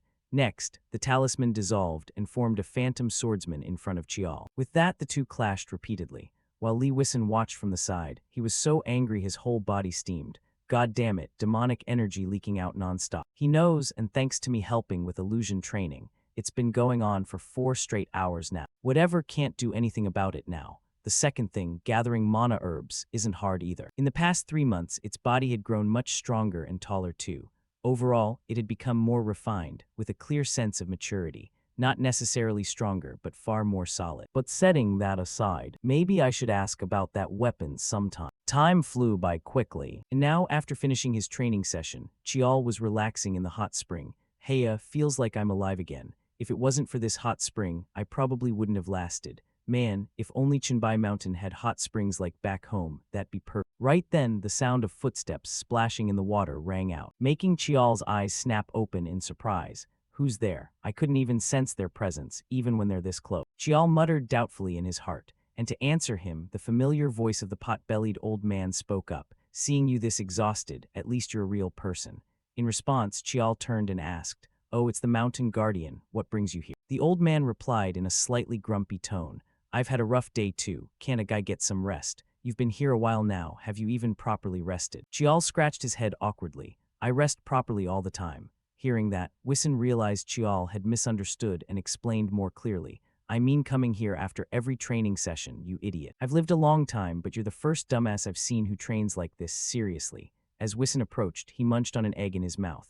Meanwhile, Chial, who really didn't want to bathe with a middle-aged pot-bellied guy, forced a laugh and stood up. "Ha ha ha, is that so? I feel completely recovered now. I'll head out first." But before he could leave, Wissen's serious voice rang out. "Hold on. I still have something to say. Sit down." "Hey, what was that thing you were swinging earlier called?" Chial held up his hand, looked at the ring on his finger, and asked back, "You mean this?" Wissen stared intently at the ring and nodded. "Yeah, where'd you get it?" "I promise I won't tell anyone about it. I'm not sure, but this concerns its identity." For Chial, who didn't actually know much about this weapon, he could only give a simple answer. "Its name is Mugen. I got it from the family's secret vault." From Wissen's perspective, his eyes carried a hint of reminiscence as he began recounting. "I don't know how much you understand about it, but I saw something very similar a long, long time ago. Back then, there was a mage who could communicate with souls and read the stars in the sky. That mage always carried something, a stone that could freely change shape. With just that stone, the mage could perform all kinds of magic or use forbidden arts without paying any price. That person naturally became the greatest mage of the era. However, the stone he trusted in the end devoured him. He lost all reason and began destroying everything like a monster. The change happened in less than a year. He wouldn't die easily, so in the end, they sealed him away." After finishing, Wissen waved his hand, dispelling the image he'd just created. Meanwhile, Chial, curious about the outcome, asked, "What about the stone?" Wissen shrugged. "They gathered the power of countless mages of that era and destroyed it." Hearing that, the protagonist stroked his chin thoughtfully. "That sounds similar to a story I once read in Changyungan." Then Chial looked up and asked, Could that mage have been sealed in a place called Manhwa? In reply, the old man shook his head. No, he was sealed on an island to the east. At that, Chial felt a bit relieved. Then it's not the one recorded in Changyungak. The stone and Mujin are separate objects, but maybe they're connected somehow. Unaware of Chial's thoughts, Wissen continued. Back to the story. Back then, I smelled a rotten stench from that stone. And that smell is very similar to the one coming from you right now. A strange scent, not human, not beast, not soul. Mujin is an otherworldly object with an unclear nature. There are better weapons out there. Why not just give this one up? The old man said with a smile. Meanwhile, Chial swallowed hard from the pressure. His tone sounds like a casual suggestion, but it carries a suffocating weight, like it's squeezing my heart. Then he took a deep breath, steadied himself, and spoke clearly. When I first got the demon eye, Father advised me to seal it away, and I told him this, word for word. If it's power given to me, I'll make it submit and use it. Hearing Chial's words, Wissen couldn't hold back and burst out laughing. Arrogant little brat, you said that to Tishin. But kid, do you really think it's the same as the demon eye? Chial replied calmly. To me, they're not that different. Back to the pot-bellied old man's view, seeing the protagonist had no intention of cooperating, he started getting physical. Then there's no other way. I'll just have to take it by force. With those words, the old man summoned a spiked club, then swung it hard straight at Chial. Meanwhile, Chial just stood there frozen, as if he didn't see the attack coming. Luckily, Wissen stopped in time and warned once more. Hand it over while I'm still being nice. It's been a long time since I swung a weapon. I'm not sure I can hold back. In response came Chial's confident face. You won't succeed, Mountain Guardian, because doing that would break your oath. Chial's casual words made Wissen's hand tremble slightly. Then after that, he rubbed his face and retracted his aura. So you already knew everything. Hearing that, Chial casually shared. Of course. To protect the mountain and help those who train here, that's the vow you made with the founder. You were just testing my resolve, right? At that, the pot-bellied old man grumbled a bit. If you knew, why not just say it outright? Sneaky little brat. Ignoring the old man's attitude, Chial whispered, you weren't really planning to take it, were you? Wissen clicked his tongue in advice. In my opinion, you should fight with your tongue and brain instead. Chial burst out laughing. Thanks for the compliment, Baki angrily shouted, as if the place was on fire watching this. That's an insult, kid. Setting that aside, Chial asked curiously, why didn't you just use force and take it? You could have claimed it was to help me. At those words, Wissen's expression grew serious as he told him, that thing doesn't carry the weird energy like the mage's item, so probably it's not the kind of monster that devours its user. Chial nodded, looking at the black ring on his hand. I understand. Thanks for telling me. Putting that aside, Mountain Guardian, you just threatened a trainee with a weapon, right? I'm pretty good at keeping score. You know what I mean, don't you? Chial said with a bright, almost Buddha-like smile. Wissen couldn't hold back his frustration and yelled, hey, hey, you thieving little punk. Time flew by, cutting to Chial's temporary residence on Chenbai Mountain. Right then, the sword in his hand emitted a black aura and slowly dissipated. Meanwhile, Chial looked pleased with the result. Finally, didn't expect it to take a full 3 months to absorb Judo's memories. In his mind, Chial recalled, before leaving Chenbai Mountain, I received 2 swords from 7th brother Yihak, the masterpiece short blade Judo and the Stargrade sword Effenberg. Effenberg has innate negative energy that lets it release cold aura. Its memories weren't many, so I absorbed them back at the main house. Let's test Judo's power. The second set of memories from Mujin that he'd seen before the trainee district's quarterly evaluation, and the new power he'd gained from Mujin. The ability to copy weapon powers. Right then, from the protagonist's fingertip shot out an energy thread, wrapping tightly around the hilt of the black sword and pulling it toward Chial's hand. Judo's ability is to transfer attributes from one item to another. Copying just the form won't show its power. Probably I can only use the abilities of weapons absorbed through dark energy. Since I already broke the seal at Xiangmu Mountain, in that case, I should check the black sword's memories too. Next, his spirit was pulled into a strange scene. Before breaking the seal at Xiangmu Mountain, I could only see up to this point. The important part starts now. At that moment, a young man spoke. I plan to seal this sword. I won't let my descendants be swayed by its power. Behind him, a person in white robes replied, sealing it isn't hard, but are you sure? If so, no one will easily be chosen by it again. To that, the young man in front calmly shook his head. If they're not worthy, better they don't use it. Then the white-robed person extended his hand to begin sealing the sword. From the person's palm surged golden light energy, forming characters that imprinted onto the sword. After finishing, the white-robed person continued. The seal is complete. As for the seal's contents, at this point, the sound suddenly distorted a bit, making Chial unable to hear exactly what the seal's content was. Then the white-robed person's voice returned, After the third seal is broken, its power will be released. Do you accept that? The young man nodded slightly. That won't make much difference, so it's fine. Still, I have to test it. With that, he gripped the sword tightly and enveloped it in aura. As for Chial, witnessing the scene before him left him stunned. Could there be mana circuits running inside the black sword? In complexity, it's no different from a human mana system. Right then, the young man swung the sword in a powerful arc. However, the mana wasn't just blocked, it scattered chaotically. The young man whispered, I'll need to reinforce the seal a bit more. At that point, Chial was kicked out of the sword's memories. His head throbbed a little. However, Chial was extremely satisfied. Haha, a power that can erase mana. Who would have thought a weapon like this existed? In the days that followed, Chial continued his usual combat training against the Spider Queen. Right then, the protagonist charged forward at full speed. As soon as he closed in, he unleashed Iron Energy Strike, lightning, delivering a blinding slash that cleaved the Spider Queen's body in two with a single devastating blow. Seeing this, the pot-bellied old man Wissen grinned broadly and walked over to congratulate him. Not bad, kid. You actually pulled it off. You know this is your first win after that whole losing streak, right? Took a full 7 months. Hearing that, Chial grinned and teased back. I know, now I can beat you anytime, right? At Chial's words, Wissen seemed a bit annoyed and grumbled. Yeah, you're so special, you little punk. So what are you planning next? Chial said he thought it was time to stop the training. As soon as he heard that, Wissen looked like a huge weight had been lifted and slapped Chial on the back. Hey, great idea. While we're at it, I'll take a break too. That was exactly what Wissen had been hoping for. However, Chial's true intention was to level up the training to a whole new stage. I think it's time for the real challenge. The trial created by the founder, Bloodless Dream. Speaking of Bloodless Dream, it was a trial designed specifically for the Lee family.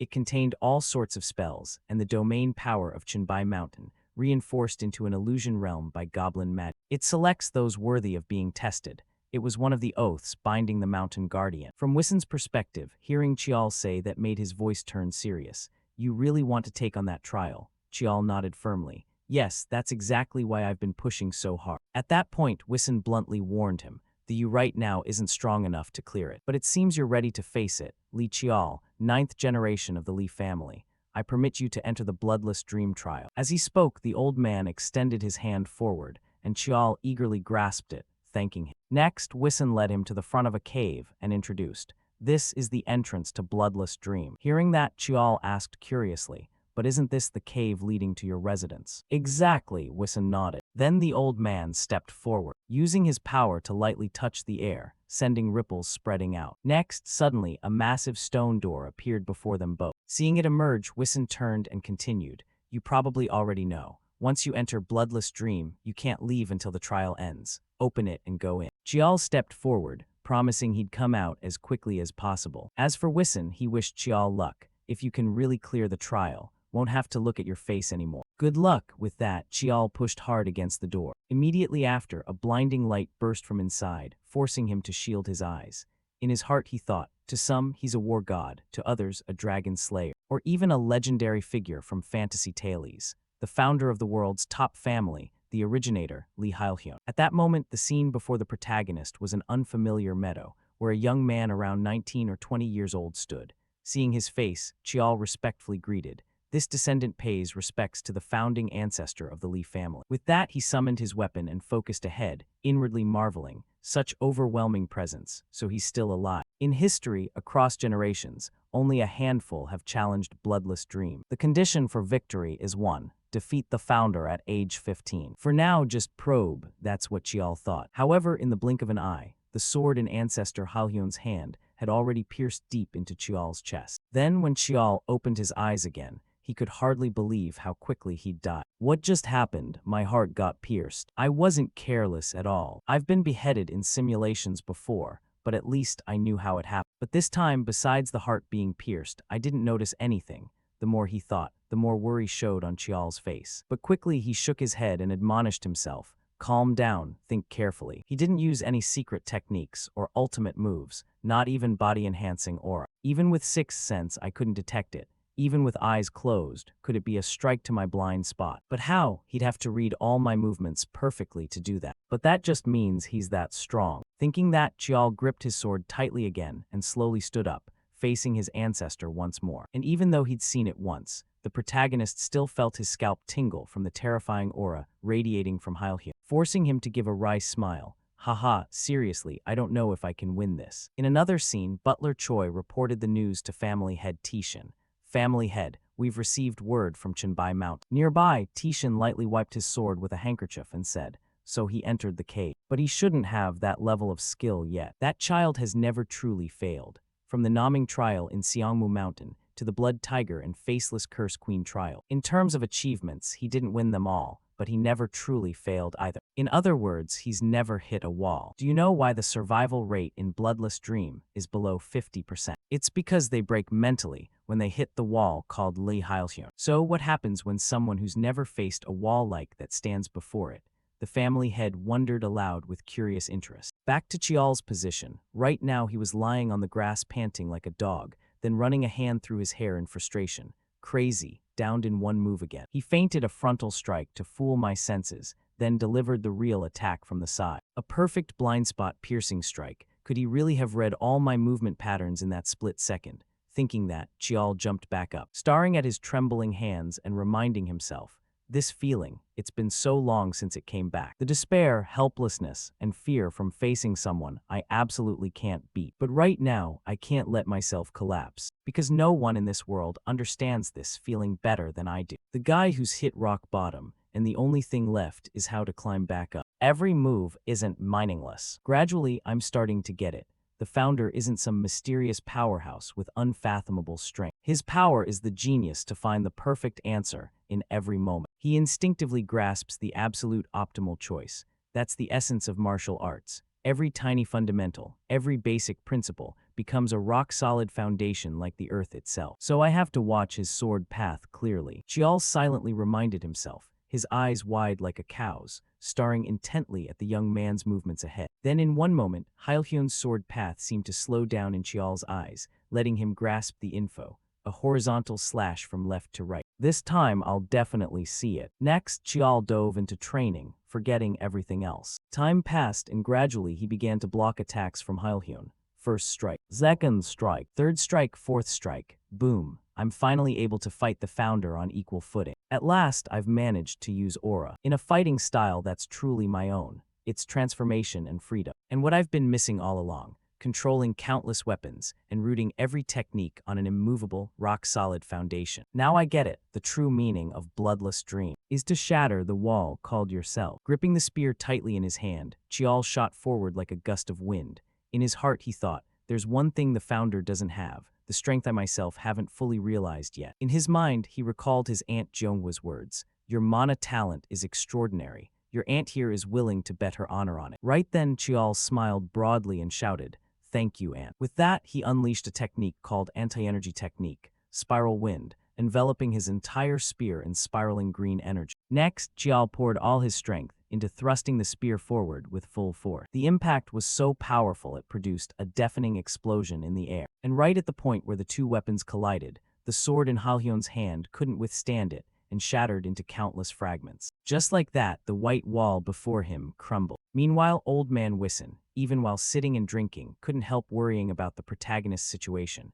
It's been a month since that kid decided to enter Bloodless Dream, before Tishin. For 100 years no one was allowed to take the trial. Yet in less than 50 years, another one appeared. Just as he said that, the space around Wissen suddenly shook violently, startling him into exclaiming, could something have happened on the mountain? Could it be? As if realizing something, Wissen tossed his bottle aside and rushed at top speed to the entrance of Bloodless Dream. Standing there, he looked ahead anxiously and muttered, you finally cleared that trial, huh? Just as he predicted, right then the stone door slowly opened, and Chial stepped out, saying, I'm back, Mountain Guardian. Time flew by until evening. Right now Chial was resting in the hot spring while Wissen came over with a grin and asked, so, how was it? What's the feeling like? Hearing that, Chial reflected on everything he'd gone through and shook his head slightly. I absolutely never want to go through that again. Seeing his expression, the old man couldn't help bursting into laughter like he'd struck gold.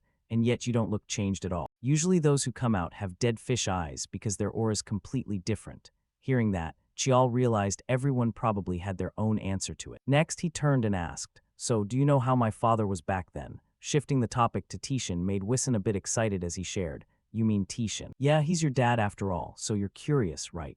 You know what that kid said right after stepping out of Bloodless Dream. Training is over. I take my leave. Thank you for everything during this time. As he spoke, he crossed his arms, trying to mimic Tishan's tone perfectly, leaving Chial stunned. He muttered, "Did you just imitate my father?" Wison asked, "What, huh, not close enough." Chial shook his head. "Not even a little." Setting that aside, Wison continued praising. "Hey kid, you just pulled off something earth-shattering. You're the youngest person to ever clear Bloodless Dream. Though the trial's essence isn't about who finishes fastest. You've still got over a month before leaving the mountain. What are you planning? Keep training." Hearing that, Chial stood up and replied, "No, I'm going to rest, recover, and sort through everything I've learned." Wison gave him an amused look and teased, "This guy thought you hadn't changed, but look at you knowing how to rest now. Does your mouth hurt saying that, or did some curse get to you?" He said cheerfully. Chial just sighed. "By the way, Mountain Guardian, now's the time for my reward, right? You didn't forget you used that to threaten me, did you?" Chial's words made the pot-bellied old man's face turn awkward, unable to meet his eyes. Hey, kid, that was." He stammered at a loss for words. Chial didn't want to drag it out and got straight to it. "I'm not asking for anything too hard. I just want to borrow your demon club for a bit." At that request, Wison first widened his eyes in shock, then stared at Chial accusingly. "You little punk, that's not something normal people can wield. You might not even be able to hold it."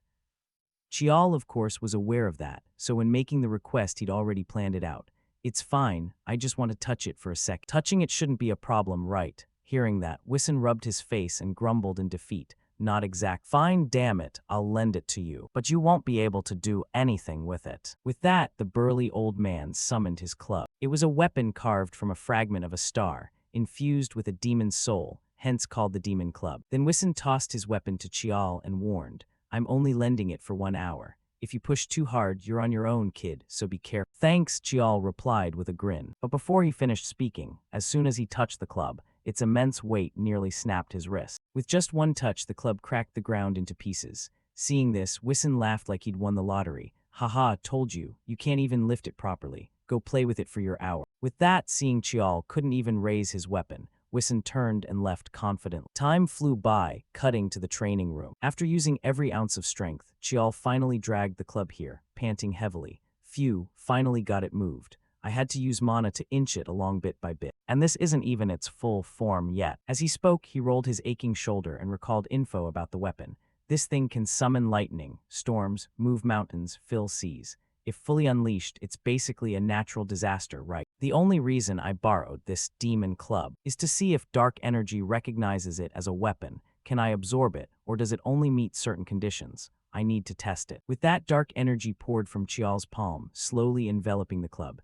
Then suddenly a voice echoed in his head. "Huh, stubborn little thing, why do you keep trying stuff like this?" Right after the voice, Chial gasped and dropped to his knees. But his hand clenched in excitement. "I read it. Just hearing the voice nearly blasted me out. But if I can read its memories, then I can absorb it. And if I absorb it, that means I can use a weapon even humans can't wield." With that, time flew by. It was now time for Chial to leave the mountain.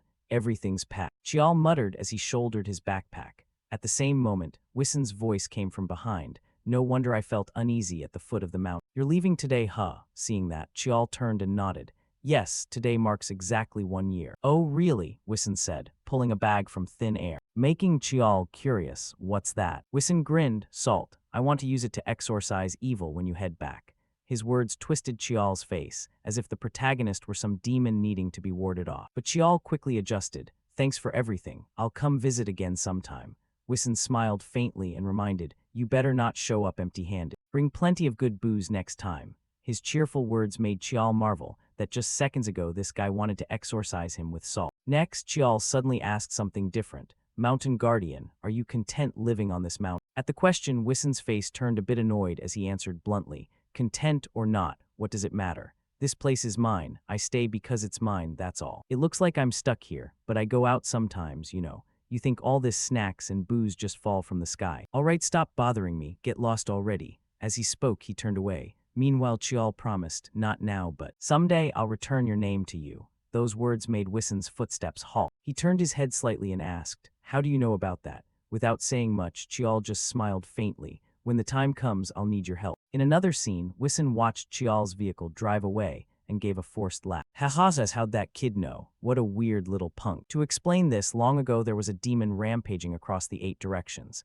A man captured that demon. It was defeated and released, but refused to accept defeat. The demon challenged the man again. After losing, it made two vows. First, to guard the mountain and assist newcomers. Second, to create bloodless dream and select those capable of the trial. That's what everyone knows. However, the truth was somewhat different. In Wissen's mind, a very distant memory surfaced. The Lee family head of that time, after defeating him, made his demand. Since I won, you will no longer cause chaos in the human world. To prove your oath, I will take your name. A name is essential to bind your soul to me. But that's not a bad thing, because someday a child bearing my blood will return your name to you. When that happens, our contract will be fulfilled. Thinking of those words, Wissen sighed. Guess it wasn't so bad in the end. That bastard Hyun really, will that kid be the one to do it? Whatever, he said he'd return my name. But then he just leaves like that, making me hope like this, damn it. Better use more salt, Wissen grumbled as he turned back up the mountain. Meanwhile, Chial had returned to his family.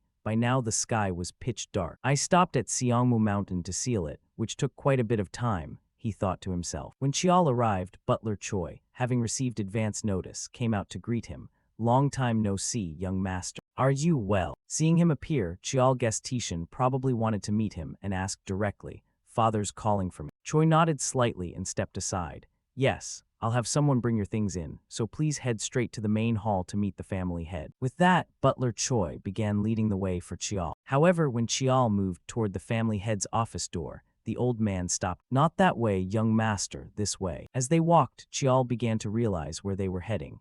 This path definitely leads to Father's personal training ground. Sure enough, inside the training room, Tishan was practicing his swordplay. Hearing footsteps, the man turned his head and said, You've arrived. On this side, after stepping inside, Chial felt his father's power even more clearly. In his heart he thought, I'm not too surprised anymore. I still can't sense Father's level at all. With that thought, he bowed slightly in greeting. Is Father well? Tishan nodded coolly and said, It seems you've achieved some things out there, huh? Hearing that, the protagonist replied humbly, Yes, but when I see Father, I know I still have many shortcomings. Chial's words made Tishan's face soften slightly as he smiled. Have you learned to flatter people outside? If so, I'm quite disappointed. Seeing his father's current expression, Chial was a bit surprised and thought inwardly, Wait, what? That was just a joke, and Father's smiling. At the same time, Butler Choi spoke up. The tea is ready, family head. Tishan calmly thanked Butler Choi, then asked Chial to follow behind him. Next, once both were seated at the tea table, Tishan asked seriously, How have things been lately? I don't want to just hear reports of your achievements. I want to hear your own thoughts, which is why I called you here alone like this. At his father's question, Chial's hands unconsciously clenched together. If Father wants to hear my true thoughts, then blah blah blah, and so the protagonist began pouring out everything he truly felt. At that moment, Tishan had his own thoughts, this strange feeling. Calling him here wasn't to hear a report of his results, but to hear his thoughts on this training period. This is the first time. Then, after listening, he calmly sipped his tea and whispered, Is that so? You didn't waste your time, did you? Chial smiled and replied, I didn't want to squander the time Father granted me. But before he could enjoy the moment for more than a few seconds, Tishan's voice turned colder as he questioned, Is that why you returned late today? Answering the question, Chial explained that he had stopped at Siangmu Mountain to pay respects to the ancestors. That's all, Father. That's all, huh? Tishan frowned and asked again, his tone suggesting he didn't fully believe his son had only stopped to greet the ancestors. For Chial, knowing this would come up sooner or later, he spoke plainly. I wanted the elders to witness that moment. Across from him, suddenly a terrifying pressure erupted from the family head. Tishan's face darkened as he growled, getting a little achievement and already so arrogant. You're saying that in front of me. You went to the mountain, paid respects to the ancestors, just to boost your own status. Under his father's overwhelming pressure, Chial's whole body bent like a shrimp, his teeth gritted against the terrifying force. In his heart he screamed, This pressure is insane. But because of the seal, I need to visit Siangmu Mountain regularly. I can't always have an excuse to go there. Then Chial racked his brain and bullshitted. It's not just talk. I wanted them to see the tradition and actions showing respect. They may have born me as an illegitimate child, but I still carry the proud Lee blood. I dared to step forward as an example for others. Hearing this answer, Tishan seemed somewhat satisfied. He retracted his aura and nodded slightly. Well said. This time I'll let it go, but don't get complacent because of it. On this side, Chial nodded repeatedly. Yes, I'm sorry, Father. Then Tishan asked further, There's one more thing, something you still haven't told me. I permitted you to go to Chenbai Mountain, but I never allowed you to take the bloodless dream trial. You only requested to train there. Deceiving your father, this deserves punishment. follow me. With that, he directly drew his weapon and challenged his son. Draw your weapon. I want to see what you've gained there. In another corner, Butler Choi, who seemed to have anticipated this, hurried off and brought Chial's black sword, preparing him to take his father's beating. By now, Chial finally understood why he'd been brought to the training ground. So this is why he led me here. Looks like father planned this from the start. He already knows everything, doesn't he? Thinking that, suddenly he didn't take the black sword. Instead, Chial transformed his medium into a longsword. And sure enough, when Choi saw the sword suddenly appear, he didn't seem too surprised. Instead, he calmly said, "Come at me." Hearing that, the protagonist didn't hesitate and immediately activated his demon eye to probe Tishin. However, right after, his eyes widened as he stared ahead. "Impossible, I can't see anything, not even mana or aura flow, so my demon eye still isn't enough. No need to use it anymore. It'll just distract me. Against father, there's no need to probe. Just throw everything into one strike." With that thought, Chial poured all his power into his feet and charged forward like lightning. At the same time, he unleashed Mugen first form. Demon Break, enveloping his longsword in a blue aura before blasting forward like a laser beam. For this attack, Chial even infused wind and ice aura. Yet it still didn't reach him. Tishin or not, there should at least be some shockwave. That's what Chial had hoped for. However, in response, Tishin merely flicked his sword lightly, easily shattering Chial's powerful strike. The shockwave from the collision cracked the training ground into pieces. After finishing, Tishin asked gravely, "Is that the answer you found after meeting him?" Chial replied with firm conviction, "Yes, a power no one else possesses but me, continuously breaking and refining that power, with the goal of building an unshakable foundation. That's the answer I found." Tishin stared intently at Chial's determined eyes, thinking to himself, "Looks like you've chosen a difficult path." He frowned slightly, lost in his own thoughts, "But you won't fall and you won't bow your head." Then Tishin lightly waved his hand and spoke, "Good. So how was the trial in Bloodless Dream?" Chial relaxed his grip on the sword. It glowed faintly before slowly vanishing. A bit anxious, he answered, "I can't really describe it clearly in words." Standing on the cracked tiles from their earlier clash, Tishin said sternly, "If you can't put it into words, that means it hasn't truly become yours yet." Tishin handed his sword to the butler standing nearby and continued, "In truth, that attack just now wasn't your strongest technique, was it?" Chial clenched his fist hesitantly and replied, "Yes, I know." At Chial's answer, Tishin became pensive and unreadable. Then Tishin clasped his hands behind his back and turned to walk away. "You took it upon yourself to enter Bloodless Dream. If you ever show such mediocrity again, I will punish you severely." Chial immediately bowed deeply and said loudly, "I'm sorry, father." The next question from Tishin caught him slightly off guard. "From now on, what do you plan to do?" Chial stepped forward behind Tishin with a serious gaze and slowly said, "Regarding that, there's something I wish to discuss with father."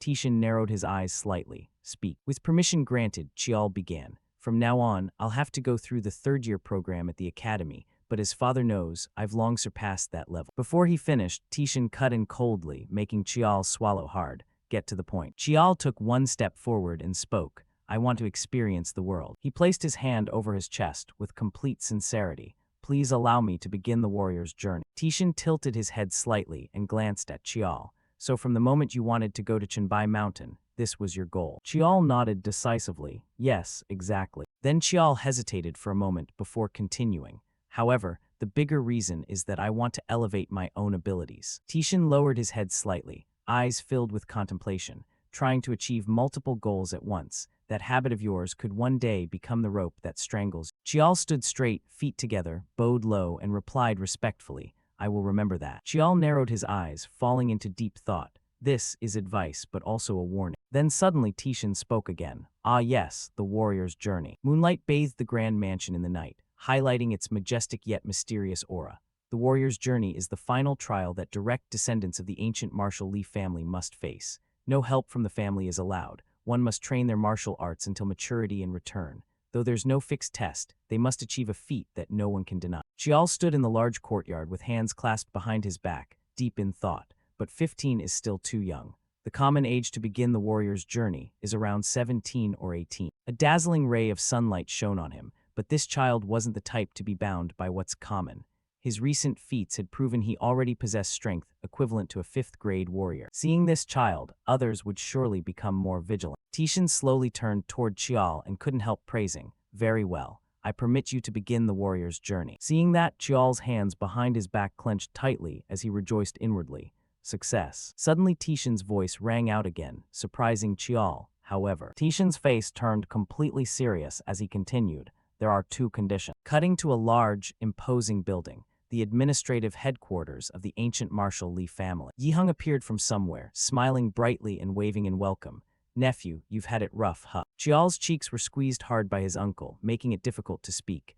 Greetings, uncle. Are you well? Yihang kept kneading his cheeks enthusiastically, his smile growing wider. When am I ever not well? After a while, Yihang finally let go, put his hands on his hips and looked Chial up and down. You've grown quite a bit, haven't you? Yihang suddenly pulled him toward a chair.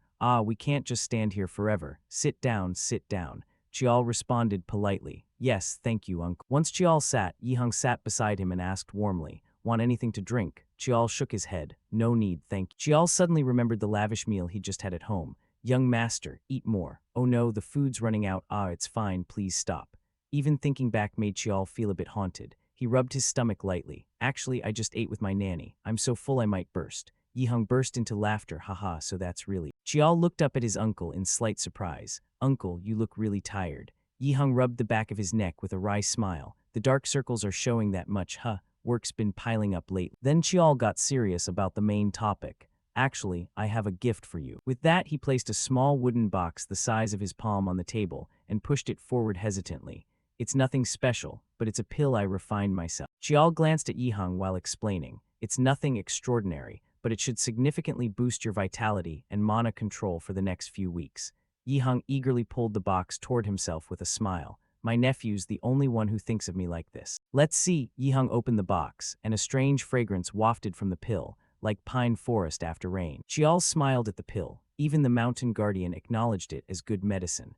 Yihang held the box and looked up at Chial in surprise. The mountain guardian. Chial didn't answer directly but urged, try taking it. Yihang nodded, reached in and took out the pill. All right then. Yihang stared at the pill thoughtfully. If even a goblin praises it, it must be really effective. Then he closed his eyes, opened his mouth, and put it in under Chial's watchful gaze. Yihang closed his eyes and savored the sensation. This is the real deal. A surge of energy flooded into Yihang's body.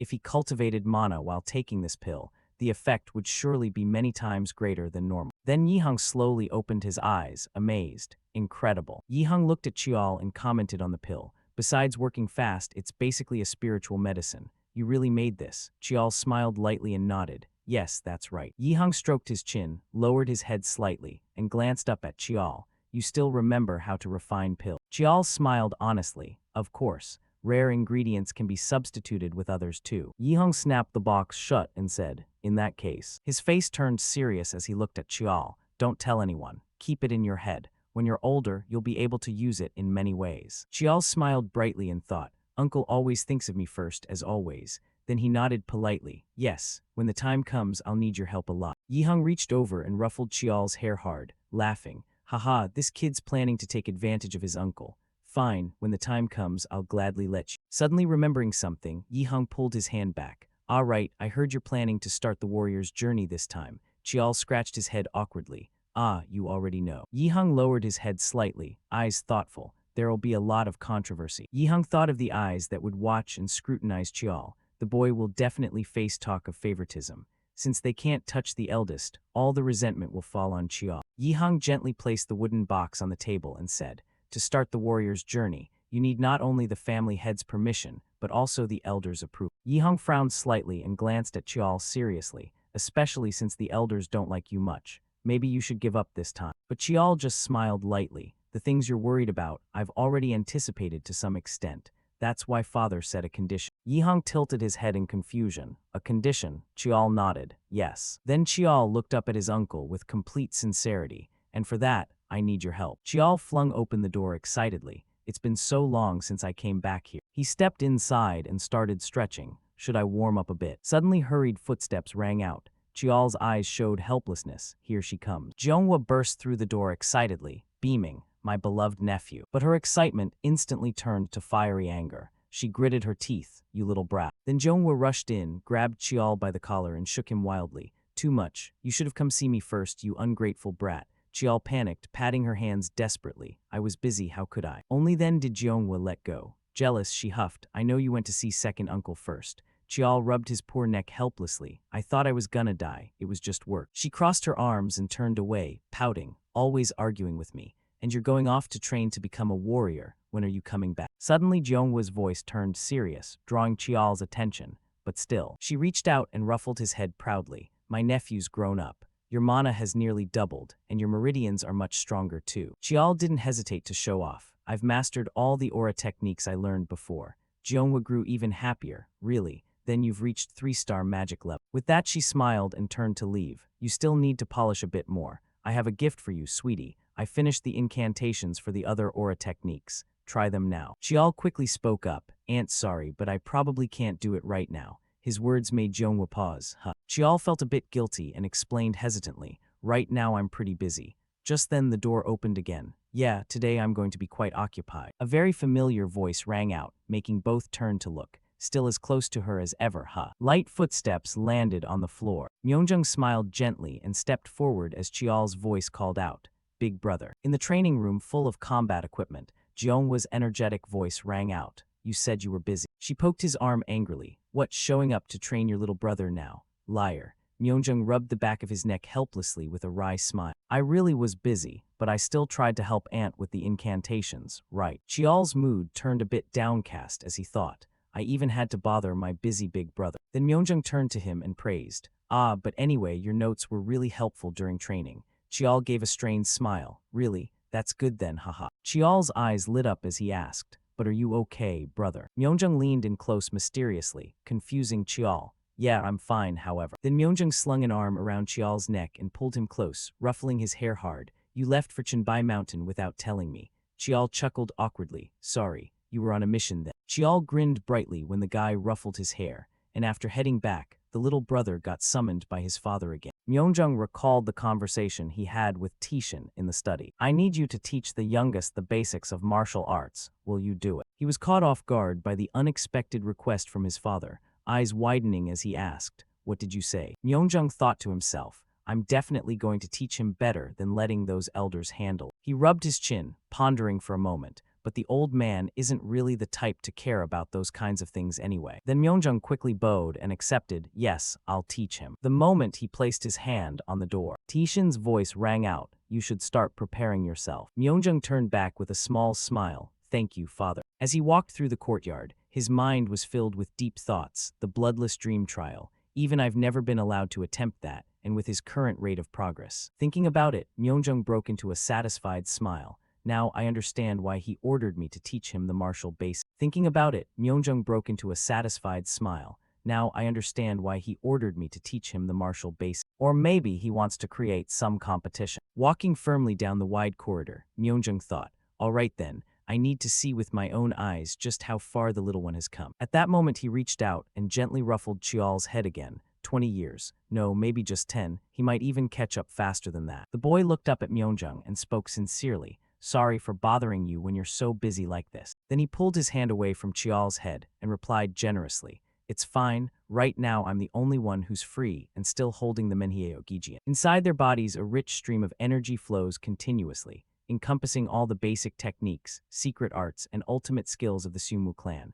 That's the proof of someone who has inherited the complete ancestral legacy, known as the full transmission, and it's also one of the conditions father set for my martial path.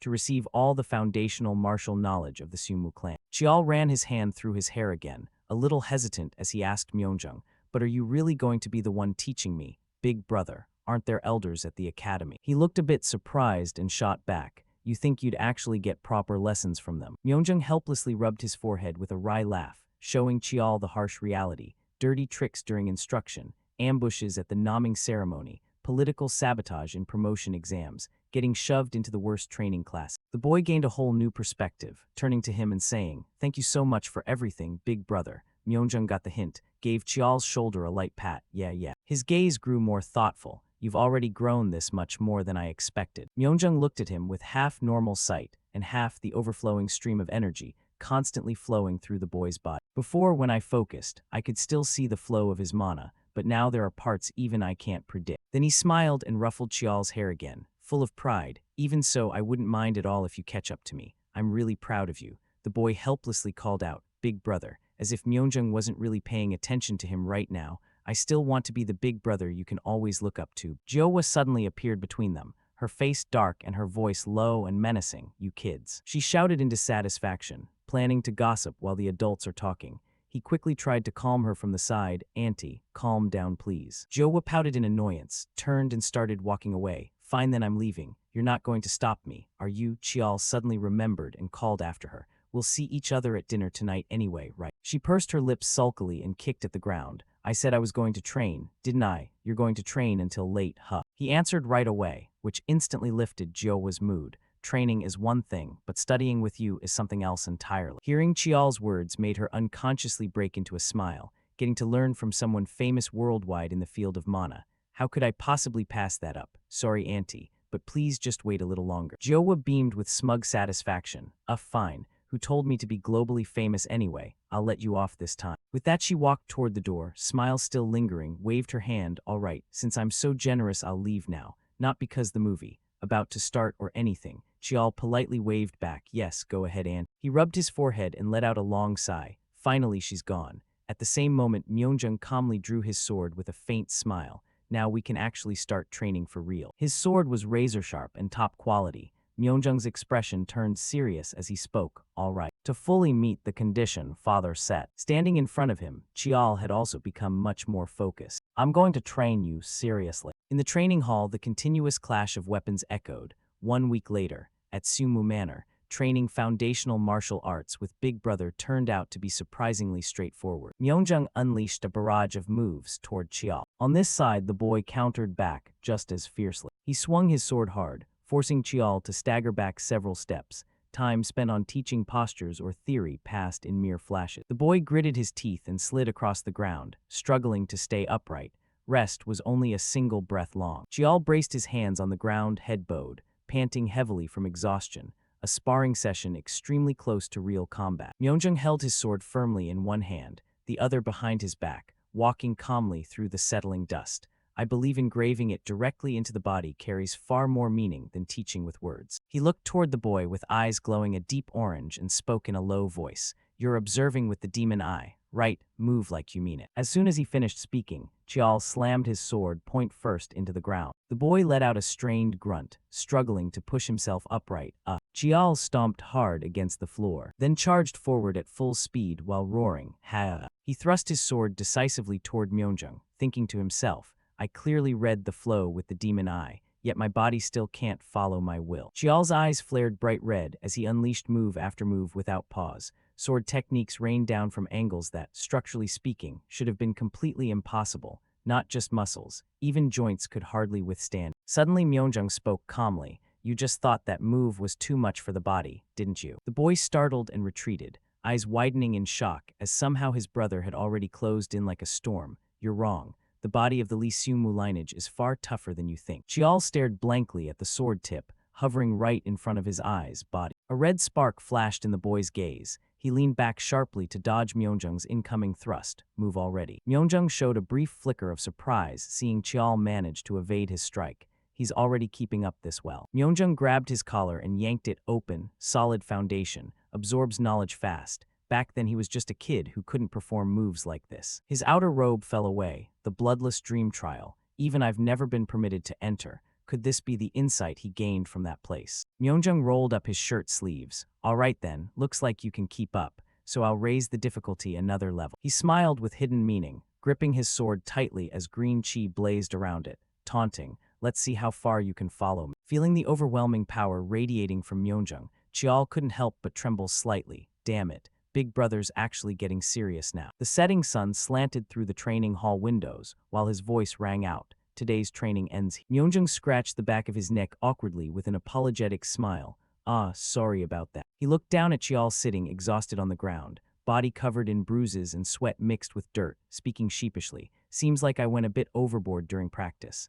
But Chial just gave a tired smile and replied, it's fine, this is what real training should be like. A hand reached out in front of him, along with Myeonjung's voice, come on. He pulled Chial up to his feet. Looks like you've started to get the feel of it. Right. The boy stood more easily because of it, thanks.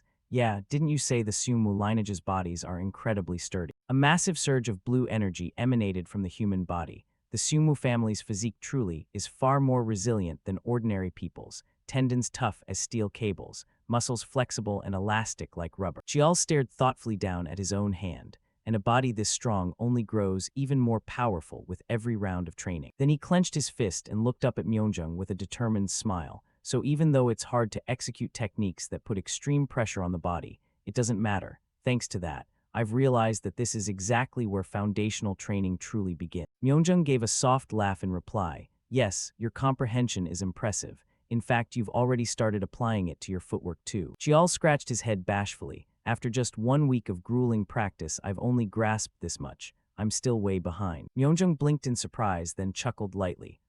Saying you're still behind. Normally mastering foundational training takes several months to take shape. You've done amazingly well already. Then he smiled, bent down to pick up his fallen outer coat. You're really something worth praising. Make sure to stop by the medical hall and get those external injuries treated properly. Myeonjung turned to leave with a smile, giving Chial's shoulder a light pat. So then, see you again at this time tomorrow. The boy replied very seriously. Yes, today I plan to review a bit of what I learned. He stepped outside, the door closed behind him, and he didn't forget to leave one last reminder, all right, but don't overdo it. Only then did Chial let out a long breath, as if finally releasing a heavy burden and pressure. Once again he stared at his own hand, thinking to himself, it really is just like that. Chial recalled the times he executed moves, the foundational principles of infinity, a systematized theory of movement based on endless application and infinite variation. Then he remembered the recent spar with Myeonjung, the clan's foundational martial arts built on the very nature of the body to maximize physical potential to the extreme. Chial suddenly realized, in astonishment, the framework of the two is eerily similar. He sensed the streams of energy flowing through his body.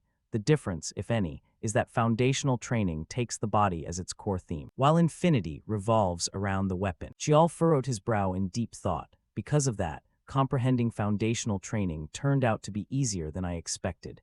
Maybe the two actually share the same origin. He glanced to the side, recalling the figure that once appeared in his mind. Back then, in Infinity's memory, I saw someone bearing the traits of the Sumu lineage. Indeed, Infinity seems to have a very close connection to our clan. Chial clenched his fist tightly, thinking to himself, it feels like I've uncovered a secret no one ever expected. A smile curved on his lips as he spoke softly. Looks like time, going to pass really quickly from now on. Later, everyone was gathered fully at the long table in the Sumu clan Elder Council Hall. The door to the room opened with a soft creak. Chialjung hobbled in, leaning on his cane, smiling kindly as he spoke. Forgive me for arriving late. He glanced toward Yihang sitting there with arms crossed, calm as ever. Well, a busy grand steward with 1,000 things to do. How rare to see you grace us with your presence like this. The uncle replied coolly, it's just that I usually use being busy as an excuse to skip these regularly. So this time I figured I should show up once. Chialjung raised an eyebrow, picked up the teacup on the table. Is that so? Then he leisurely brought it to his lips for a sip.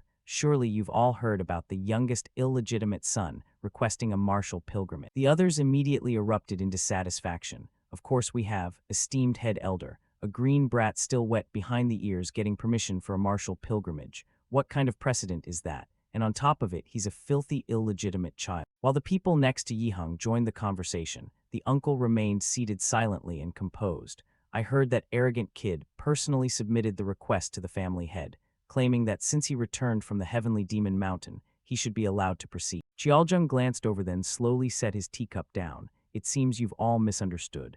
The family head hasn't made a final decision on this yet. He only said to let the council of elders discuss and decide. One of them hesitated before speaking. So then, the final authority lies with us. One beside him spoke aggressively. Since we've come this far, we can just outright reject it and be done. Chialjung gave a wry chuckle while stroking his beard. Heh. It's not going to be that simple. He recalled the image of Chial fighting with fierce intensity and spoke up. The family head said the kid already possesses martial power equivalent to a 5th-grade warrior.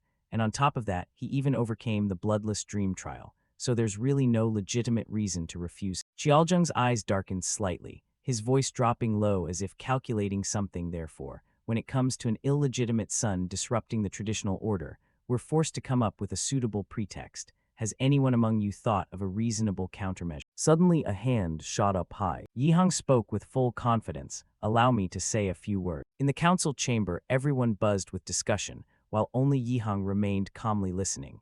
Li Tihang never sides with anyone in political matters. The uncle has always stood alone without aligning with any faction, and the elders view Li Tihang this way, a neutral who pretends to stay clean while avoiding any commitment. Yihang sat their arms crossed, unmoved no matter what happened, so when they saw Li Tihang attending this meeting, all the elders shared the same thought. So he's here to side with that kid because both of them are bastards. From the start, the uncle showed no reaction, just calmly sitting and listening to everyone's chatter. But right at that moment, Yihang suddenly opened his eyes with an extremely serious gaze, and of course Li Tihang knew it perfectly well. He looked at them thinking to himself, their thoughts are as clear as day, these old snakes. And the main topic they were discussing concerned the next test, the 3 trials that a direct bloodline member of the Sumu clan must undergo: the choice, the naming ceremony of destiny, and the warrior's pilgrimage. Those who pass all 3 are regarded as high-ranking members of the clan. Papers would rain down from the sky, granting them numerous rights and approvals, including the privilege to attend and voice opinions in major council meetings. To be honest, it's no different from how they treat a former elder. Yihang quietly slipped his hand into the opposite sleeve. There's no way these shallow elders, obsessed with pure bloodlines, would ever accept that. The uncle suddenly realized, wait a second, this kid, don't tell me he brought this divine medicine here just to ask for this favor. Yihang let out a soft sigh, sounding a bit hesitant. Chial, I really don't know if this is the right thing to do. The uncle politely raised his hand and said, may I express my opinion? This unexpected action from Yihang also drew Qiaozheng's attention. What does the Grand Steward wish to say? Then he broke into a meaningful smile and spoke with hidden intent. I hear the Grand Steward has quite a close relationship with that kid. Seeing this, the uncle felt deep disgust inside, thinking, your tone is really venomous. But outwardly Yihang still showed enthusiasm and friendliness without revealing the slightest flaw. With that much effort, how could I possibly hate the boy? Qiaozheng propped his hand on the table and rested his chin, as if probing the uncle. However, I think this matter is going a bit too far this time. He immediately responded, you say too far. Yihang remained unflustered and calmly replied, yes, the boy has sufficient proof, but we cannot ignore tradition and procedure. I think the youngest should understand that there are things one cannot simply do as they please. Qiaozheng let out a smug laugh, not noticing the corner of Yihang's mouth curling into a smile. Ho ho, I thought the Grand Steward didn't care much for traditions or protocol. The uncle flared up inside thinking, what a meddlesome old man, but outwardly he still maintained his composure and proper demeanor. It's not that I don't understand their importance. I just want to avoid them because, as someone who believes in progress, handling issues so rigidly can cause problems. Seeing this, he gave a slight nod. I understand your point, Grand Steward. Qiaozheng tilted his head slightly and asked, so then, what solution do you propose? In the council room, Yihang's calm voice echoed, if the council has no reason to refuse, then we just need to create one. To be honest, this issue is that complicated. The uncle placed his hands neatly on the table, voice full of confidence. Ultimately, the only problem is that the youngest hasn't proven himself yet. Qiaozheng glanced at Yihang with deep implication. Didn't the family head already acknowledge that he has strength equal to a 5th-grade warrior? However, the uncle didn't back down and immediately countered. But can the family head publicly declare that? He narrowed his eyes with a scheming and calculating look. Who? Yihang's 2 hands clenched tightly on the table as he continued. In that case. The uncle gritted his teeth, thinking to himself, you vicious kid, just do whatever you want. Then Yihang straightened his back, looked directly at everyone, and declared firmly, I think we simply need to create an opportunity for the boy to prove himself. Qiaozheng was quite surprised by this and quickly asked back, you say create an opportunity. You don't mean a duel, right? The uncle nodded confidently in confirmation, causing the other elders to buzz with discussion. Exactly. Considering what the youngest has already accomplished, we won't refuse. He raised an eyebrow slightly, eyes deep and meaningful as he looked ahead and slowly asked, so then who should he fight? Yihang confidently suggested, isn't the most recent one to complete the warrior's path the most suitable? But the 7th young master, Yihak, would never agree to this. It doesn't fit his style. Qiaozheng pondered while stroking his beard, thinking of Xiao Ah with her aggressive demeanor clutching a knife. What about the 6th young master then? The uncle gave a slight nod in reply. Wouldn't Ciala be a suitable choice? If there's any issue, we can set limits for Ciala. He felt very satisfied, thinking to himself, not a bad idea. Qiaozheng could already imagine her face full of hatred when they met again. Moreover, as Madame Beek said, the 6th young master harbors strong hostility toward that kid. He smiled and spoke a bit louder. I think this approach isn't bad. What do the other elders think? The others saw no objection. I also think this is a pretty good plan. It's acceptable to me. Everyone agreed with the proposal. If the head elder has approved, then I have no objection. I feel the same way. Then Qiaozheng's voice rang out. In that case, let's conclude the meeting here. Under the setting sun, a praising voice suddenly rang out. You did very well today, Grand Steward. Yiheng stopped walking and turned around, head elder. Qiaozheng stood backlit, stepping through the doorway, hobbling forward on his cane. He smiled kindly, then probed the uncle. It seems I misjudged you. What made you change your view so quickly? Yiheng replied very calmly. As I said earlier. Qiaozheng leaned on his cane and nodded in understanding. I already know about your loyalty to the clan. Suddenly he slammed his cane hard against the wooden floor. But listen here, Grand Steward. Qiaozheng's eyes had now become different, his voice carrying a hint of warning. In acting, even the smallest details matter. But Yiheng just gave a foolish laugh, then scratched the back of his neck and replied, acting, I don't quite understand what you mean. Every word from him rang out, causing the uncle to pause suddenly. His eyes, his voice, even each syllable. Then Qiaozheng smiled as he walked past Yiheng, but didn't forget to leave a gentle reminder. You, Grand Steward, kept calling him the youngest while everyone else calls him a bastard. While the uncle's face had hardened, no longer showing the amiable expression he had when facing him, Qiaozheng's back faded quietly into the dim corridor as his low voice echoed, anyway. In the training room, the aftermath of the previous battle still left the ground cracked in many places. 3 weeks later at the Sumu courtyard, Qial's confident voice rang out. Today might be the end of this training period. Myeongjung pretended to be a bit surprised,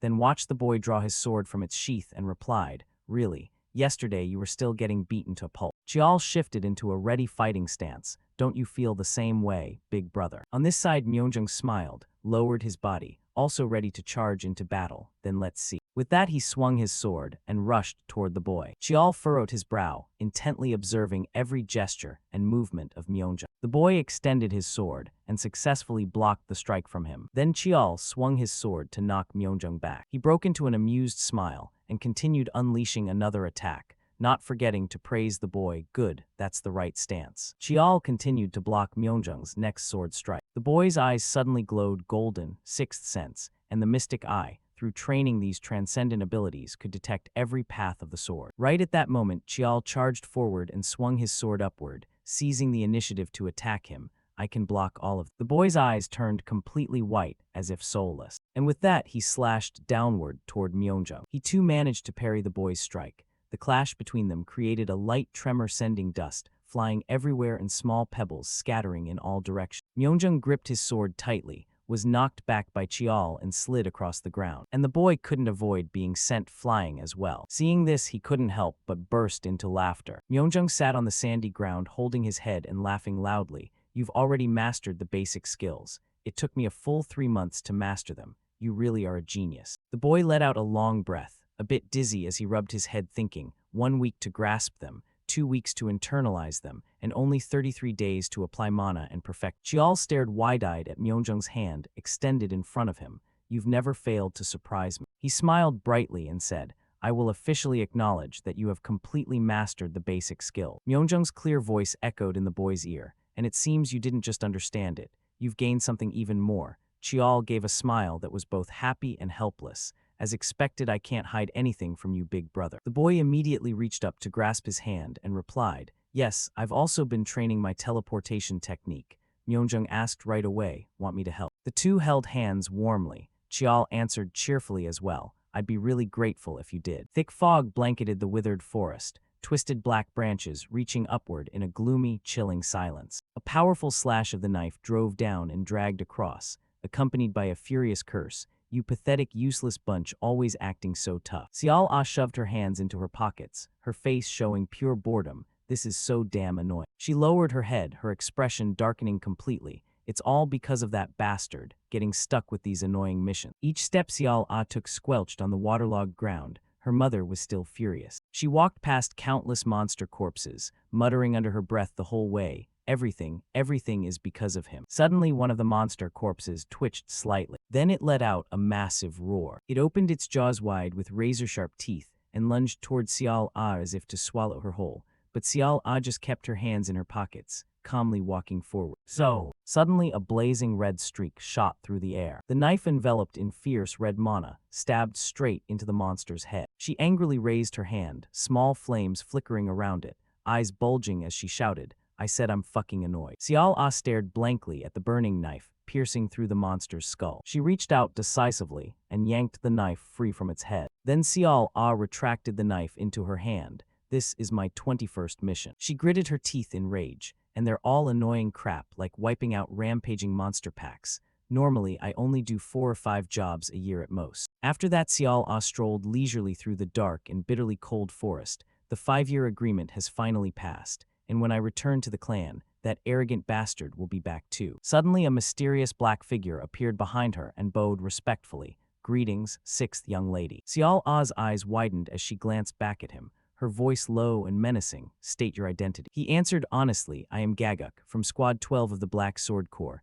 At that, she jolted and spun around, quickly demanding the Black Sword Corps. Xiao Ah stared at the masked, mysterious figure who respectfully placed his hand over his chest, puzzled as she asked, what is the clan head's personal guard doing here? His face was hidden behind a mask, making his true features impossible to see. Only his voice came through. I bring a message from the clan head. Then he whispered something, revealing information that couldn't be clearly heard. But upon hearing it, Xiao Ah gave a cold laugh. Ha, that arrogant bastard, ha. After that, a long, eerie burst of laughter erupted from her. Then she gripped the knife and repeatedly stabbed it into the tree beside her. Xiao Ah bowed her head low, expression unreadable, perfect timing. He just dug his own grave, and I'll bury him with my own hands. She twisted into a mocking, distorted smile, eyes wide and voice shrill with laughter. The clan head is pretty ruthless too, huh? Then Xiao Ah glanced down at the man and spoke to him. I've received the message. His respectful voice replied before he vanished in an instant. Yes, young lady. She gripped the knife so tightly sparks flew from it,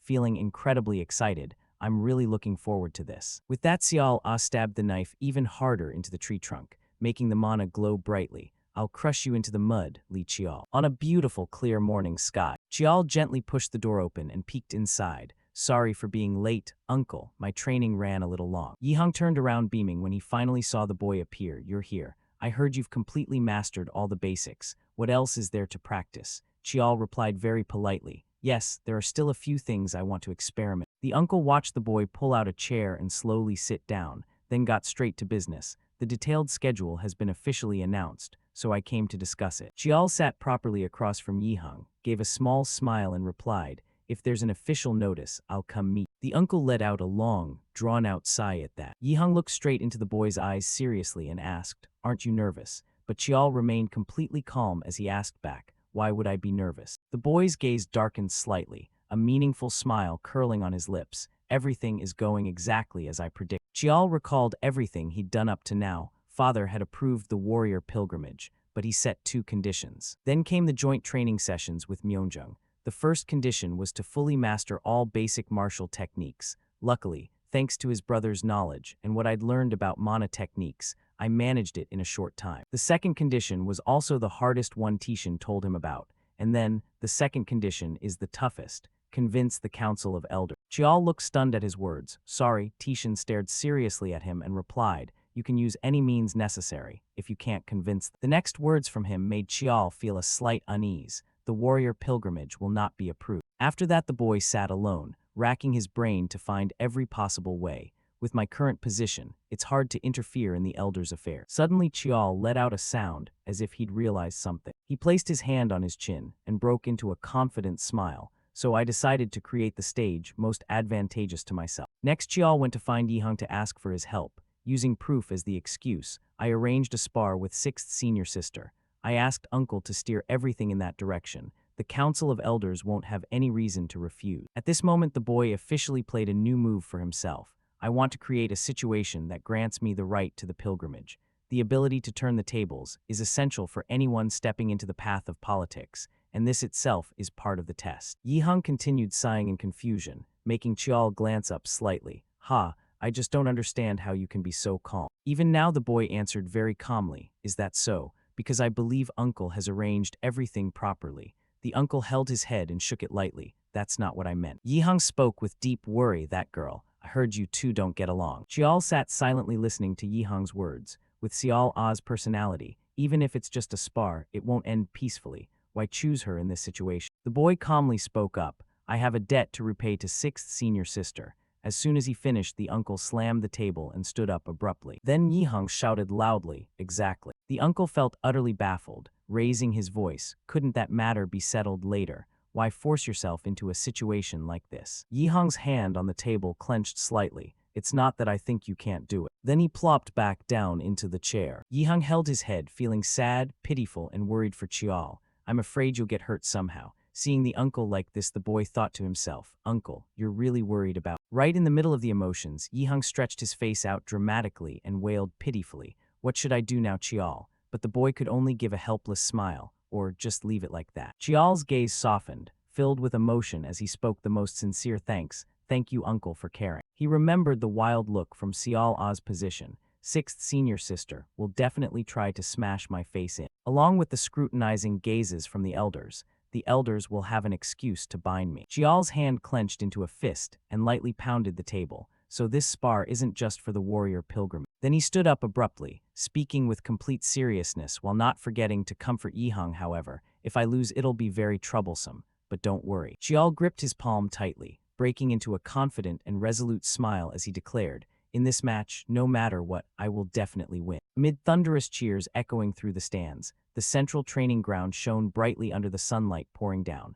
The Council of Elders quickly issued the official notice and pushed forward the duel, and soon after the venue was decided, precisely the central training ground. In the brightly lit waiting room of the largest and widest training arena in the Sungmu clan, the place that had also hosted the selection ceremony. Chiao glanced around while slipping on his black outer robe, thinking to himself, I figured they wouldn't let this pass quiet. The boy gave a light smile and exhaled. No doubt about it, this is the head elder's scheme. Outside was the vast training ground with capacity for a huge crowd, the central arena surrounded by circular stands. Clearly they want to publicly humiliate me and crush my spirit. Chiao closed his eyes, took a deep breath and exhaled, but that's not a problem for me. Suddenly someone approached and pulled open the door to the room. More important, Jowa appeared with her beautiful face full of worry, stammering without forming a full sentence. And the boy looked at her, still fidgeting like that, rubbing her hands together. All day today, Aunt has had that expression. Chiao walked closer to Jowa, puzzled, and spoke. Why are you looking at me like that?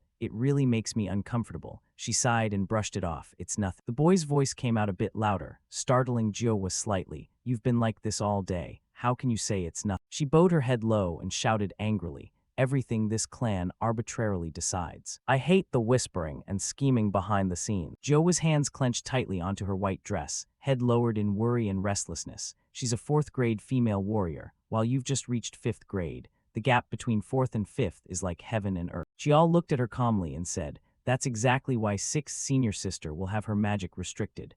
No secret arts or killing moves allowed, right? Jowa bowed her head hesitantly and replied, Yes, I know. She held out both hands, clearly trembling nonstop, her voice shaky with fear and worry. But what if you really lose? Jowa clutched her head in panic, eyes darting around frantically as she whispered, the magic. If only I had taught you more diligently. If I had revealed Mujuan to the clan earlier. Suddenly a clear, respectful voice rang out, startling her back to her senses. Please stop, elderly Kyunghwa. Gawa had appeared beside her at some point, smiling confidently. The young master will win, just like he always has. She narrowed her eyes as she approached, then hugged Jowa's shoulders and reassured her, so as his teacher, shouldn't you say something encouraging? Her eyes still drooped, heart heavy with lingering worry, but still. Chiao looked at Jowa and thought to himself, Aunt is like a frightened young animal trembling in fear. Perhaps she's someone who lost something in this Sungmu clan. A lonely image of her appeared in the boy's mind. I don't know Aunt's past. If I wanted to, I could easily investigate everything. Chiao calmly brushed aside the thought, but I deliberately choose not to. Then he stepped lightly forward, because I believe one day Aunt will tell me herself. Chiao approached Jowa with a bright smile, instead comforting her. Aunt, this isn't the time to be gloomy. You should feel excited. Jowa tilted her head, looking at the boy's confident face and smile, excited. She widened her brilliant golden eyes in surprise, lips parting slightly at his meaningful words. And even better, there's a surprising twist coming. A voice called from outside, making Chiao immediately lift his head and pay attention, young master, it's time to go out. The boy didn't forget to turn back to Jowa with a smile and say, Aunt, watch carefully, I won't lose. Chiao reached for his sword, gripped it tightly in his palm, then stepped out with full confidence radiating from him. Go ahead and cheer as loud as you want from the stands. If the cheers are too quiet, I might actually get sad. Even he felt a slight flutter of nerves, walking down the long corridor leading to the arena. It's been a long time since I last walked this hallway. Chiao suddenly halted his steps, pondering deeply to himself. From the moment I was born, I've never stopped trying to prove myself. Then he strode forward powerfully toward the light at the end of the long corridor. Now it's time to put that proof to rest once and for all. Chial held his sword firmly, smiled as if reassuring himself, and said, "Let's go." The stands around the arena were already packed with spectators who had arrived early, the atmosphere buzzing with excitement. He stepped onto the fighting ground with a steady mindset. Chial subtly glanced toward the closest VIP seats overlooking the arena. There was Tishan with a stern expression, seated beside Madame Beek, father and Madame Beek. Along with the elders row where Yihang and even Qiaojung were present. Even the boy and the elders had all shown up. Suddenly a sharp, venomous voice rang out, making him glance over lightly. "Hey, you arrogant, filthy bastard." Xiao Ah stood opposite him, her voice dripping with contempt. "Still holding your head so high like that, huh?" She sneered mockingly to show her attitude. "I've never been able to stand that neck of yours." Xiao Ah casually tossed her knife up and caught it. "Just a lowly bastard always acting like you're hot shit. Really gets on my nerves and makes my eyes hurt." Then she pointed the knife straight at Chial with a confident grin and taunted him. "Today I'm going to snap that neck. Get ready." The boy tilted his head, gave a faint, dangerous smile, and replied, "I'm really looking forward to it, sixth senior sister." The referee stood between them in the center of the arena, raised his hand high, and announced loudly, "Then let's begin. The duel between the sixth young lady and the ninth young master starts now." With the referee's permission, both simultaneously placed their hands on their weapons. Ready in fighting stances, prepared. Chial lightly closed his eyes to sense the atmosphere around. The instant the referee shouted begin, he opened his eyes. Chial's eyes blazed brightly, with streams of energy radiating outward, demon eye. But in a flash, Xiao Ah had already appeared behind him, knife already blazing with fire in her grip. Chial was utterly shocked by her speed, glancing back to where Xiao Ah's knives were hurtling toward him, since when was senior sister behind me. He remained rooted in place silently, while 3 knives flew in from behind. And in front of Chial 2 more flaming knives shot forward, another 2 blades ahead. I didn't even see when she threw them. Xiao Ah saw him pinned from both sides, and broke into a smug grin, flying blade technique. Her knife was ignited, blazing with flames fueled by mana, a skill where she infused mana and chi into the blade before throwing it. A unique ultimate technique she herself pioneered, named after the image of falling flames, and it's called Fire Dance. Around Chial 5, blazing throwing knives hovered. He still stood motionless without budging, impossible to dodge. Chial's eyes suddenly flared. The black sword in his hand erupted with jet-black waves of power, then violent energy skill. Chial gripped his sword tightly and slammed it down hard into the ground, unleashing a massive lightning pillar that struck the center of the arena, making the surrounding earth tremble slightly, thunder step variant. The incoming throwing knives were repelled by the force. Xiao Ah was no exception and staggered back several steps. Damn it. Thick dust and smoke billowed across the arena, completely obscuring Chial. Only a dark silhouette remained standing there. Then the dust gradually cleared, revealing the boy's face with a smile as he spoke calmly. "I've heard a lot about 6 senior sisters' miraculous flying blade technique." Chial pointed his sword straight at her confidently, his voice carrying a challenge, "But they're not as impressive as I imagined." Xiao Ah boiled with rage at that, gritting her teeth as she reached inside her sleeve for something. She yanked out another knife and shouted, "You're finished." With that, Xiao Ah gripped the knife tightly and charged straight at Chial. She furiously stabbed and slashed at him repeatedly, but Chial still managed to evade every strike. "You milk-stinking brat daring to talk big huh." Xiao Ah's eyes widened wildly, flaming throwing knives rising one after another. "I'll crush you head on." Instantly they locked onto Chial and shot forward. Yet facing the blades, the boy calmly observed her movements and gestures while silently assessing. 6 senior sisters' movements are like an acrobat's. She wields multiple blades at once, slashing from distorted, unnatural angles. That's a skill impossible without superhuman reflexes and situational judgment. Chial's face broke into a triumphant smile, but he built momentum and leaped forward like an arrow. "That's exactly what I wanted to lure senior sister into doing." Both charged at each other simultaneously, neither yielding. An all-out head-on clash forcing her to attack direct. Chial swung his sword, slashing past Xiao Ah's face,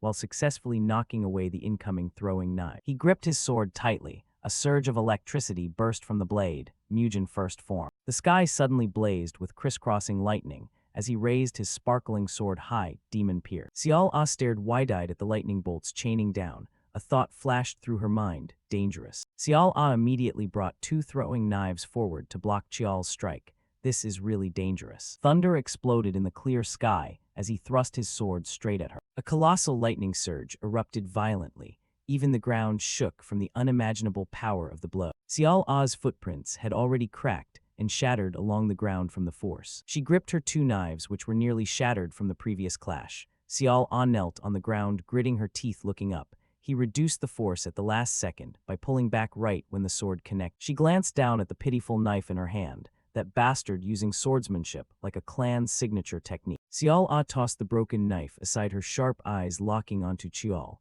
I absolutely cannot let that hit me. She picked up another knife, stood up facing him and spoke, so you actually have a decent move, but too bad that technique. Then Xiao Ah gripped her two blazing knives, fiercely charged forward, and roared loudly. You should have saved that for a more critical moment. Chial watched her speed cautiously while assessing inwardly, faster than before but charging straight in again. He simultaneously raised his sword, but Xiao Ah spun several times in midair, dodging Chial's strike. In an instant she appeared behind him, shifting from passive to active. What cat got your tongue? Come on, talk back. Chial swiftly raised his sword to block Xiao Ah's sudden strike from behind. Then both clashed, fiercely exchanging blows at a relentless pace.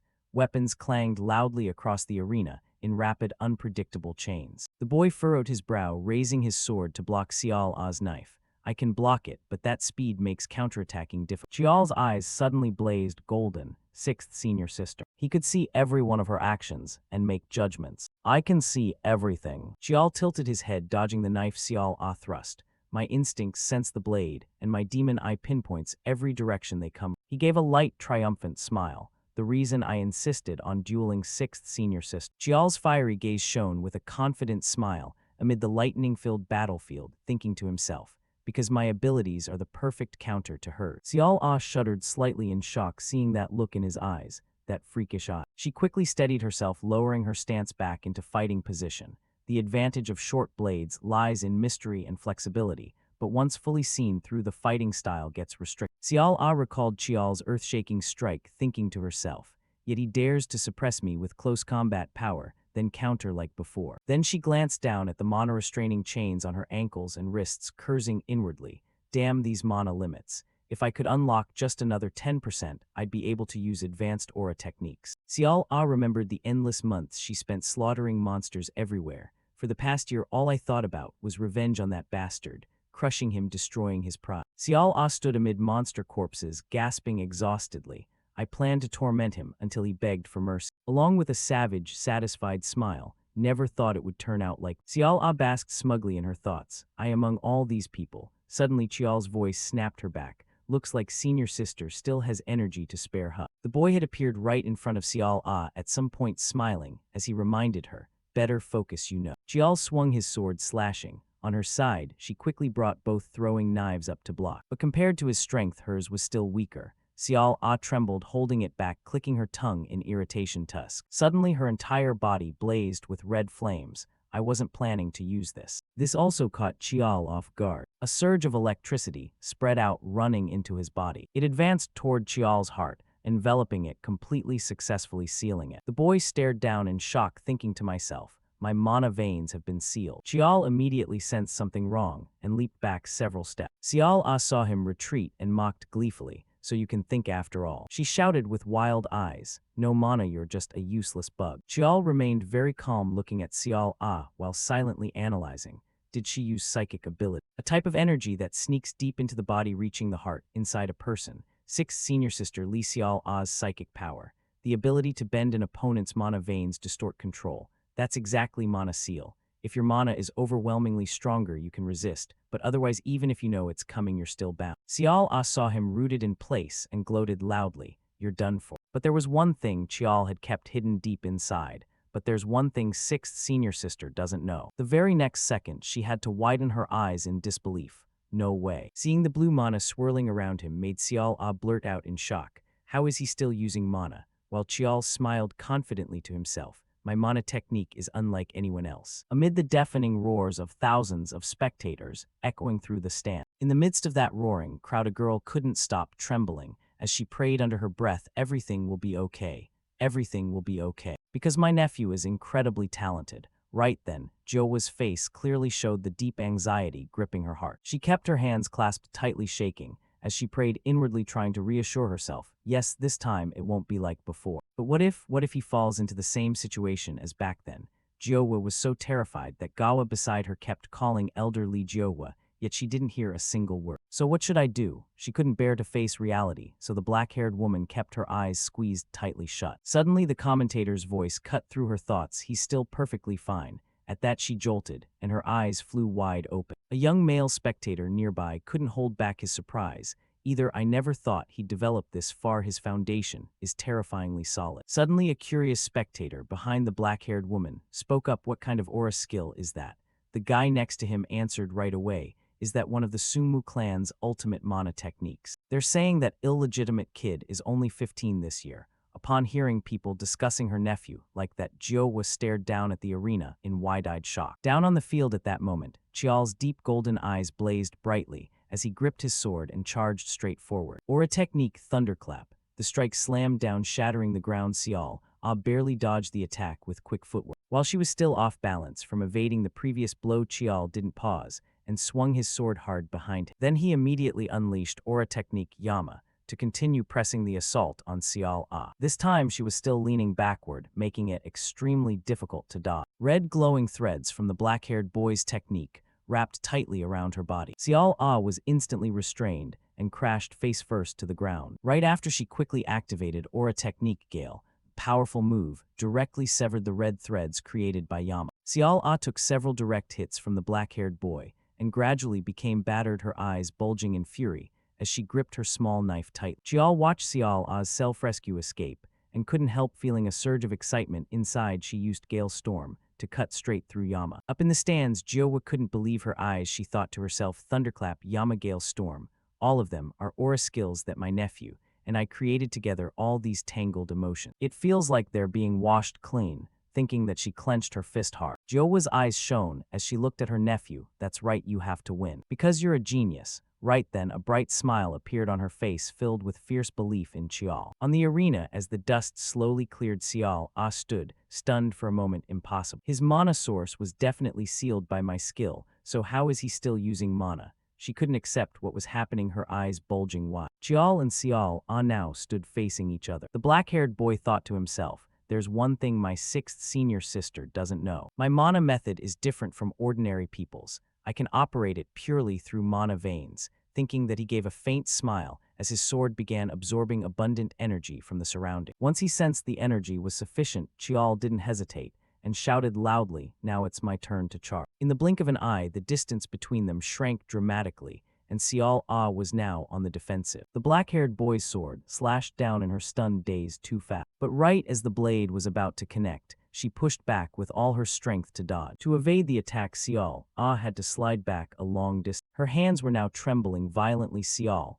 cursed furiously, damn it. While she was still struggling to regain her bearings, Cial continued swinging his sword forward. Once again, Cial barely retreated to avoid the technique. The ground where she had stood was shredded by his blade. Seeing the sheer force behind Cial's swing, she couldn't believe her eyes. Impossible. I can't be pushed back like this. Suddenly, Cial sensed a terrifying killing intent slowly enveloping her. She jolted and glanced up toward the stands. Cial's heartbeat pounded harder and harder as she looked at the person exerting pressure on her. That person stared at her with emerald green eyes. The woman wore pure white robes with deep green hair and beautiful emerald eyes, but her expression was utterly terrifying. Cial looked back at the woman, gasping exhausted. Suddenly, her body shuddered, her lips trembling as she tried to speak. She couldn't control her emotions, facing that icy gaze, her hands slightly twisting the knife. A scorching wave of fiery energy erupted from within her. Cial roared, it's all because of that filthy, illegitimate brat. Cial quickly noticed the abnormality in her, an enormous amount of mana. She's forcibly drawing in mana, not caring about her injuries at all. The two small knives in Cial's hands were now enveloped in massive mana. Right after that, the scattered knives on the ground slowly rose. Cial poured all her strength into controlling those knives, red blazing energy surging wildly around. She raised her hand, sending the knives soaring into the air, and this was her secret ultimate technique, Meteor Shower. I'll kill you. With that, Cial decisively lowered her arm, her eyes flashing with madness. Up in the stands, Yihang saw the technique and shot to his feet, shouting, that's a violation of the duel rule. Stop right now. But the uncle's words came too late. The knives under Cial's control were already hurtling toward Cial. The boy showed no panic or intent to dodge. He simply stood calmly as his sword began absorbing mana. Once the sword had taken in enough mana, the patterns on it started to glow. Chial let out a soft exhale. Right after, he assumed a stance, as the knives drew ever closer. Instantly, the black-haired boy swung his sword in a wide arc. Seeing Chial slashing at empty air, Cial couldn't help bursting into laughter. "What the hell are you swinging at?" But her laughter didn't last long. The next scene froze her instantly. One knife flew back and embedded itself straight into the ground right beside her foot. While using his sword to counter Cial's meteor shower, the black-haired boy thought to himself, "There's one unchanging truth. Mana doesn't disappear. When mana disperses into the air, it returns to nature. Mana is infinite and never truly vanishes." Thanks to that truth, Chial could easily absorb mana to disrupt the trajectories of the knife. With just a few masterful sword swings, he completely shattered Cial's technique. But Chial himself held a truth that defied that very principle. The ancestral sword, Black Knight Hugia, is a sword that can slash and erase mana. After a flawless defense, the black-haired boy curled his lips into a confident smile. Chial stared at the trembling sword in his hand, thinking to himself, "I never expected her to use meteor shower too, but even so I succeed." The black-haired boy recalled, when Cial summoned those massive meteor orbs with his current strength, "It wasn't enough, so he had to use blackened power to defeat her with my current power.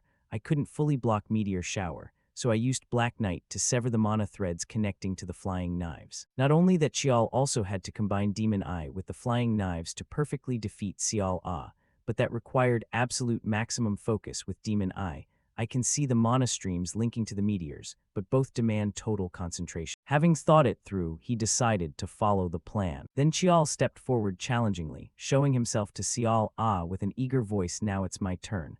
At those words, she jolted. Cial gritted her teeth with a worried expression. He's planning to use that move again. She quickly moved to another spot at lightning speed, so fast her movement was a blur, only debris flying up from where she had stood. Cial stood as far as possible from Chial, judging, "But if I increase the distance, he won't be able to execute it." Suddenly, blue lightning streaks appeared on the black-haired boy's sword, darkening the space, as he prepared a counterattack, making her panic. He's going on the offensive even from this distance." Chial smiled triumphantly, full of confidence, explaining Chiakma was originally a sword technique created to counter monsters. As if reading her thoughts, he immediately explained in detail, then slowly raised his sword high. Continuing the distance was never an issue from the start. Instantly, Chial pointed his sword downward, a colossal force, crashing down as he called the technique Mugia, solar eclipse. A violet lightning tore through the darkness, sweeping everything across the ground, sending debris flying chaotically. The black-haired boy stood firm, unleashing Chiakma,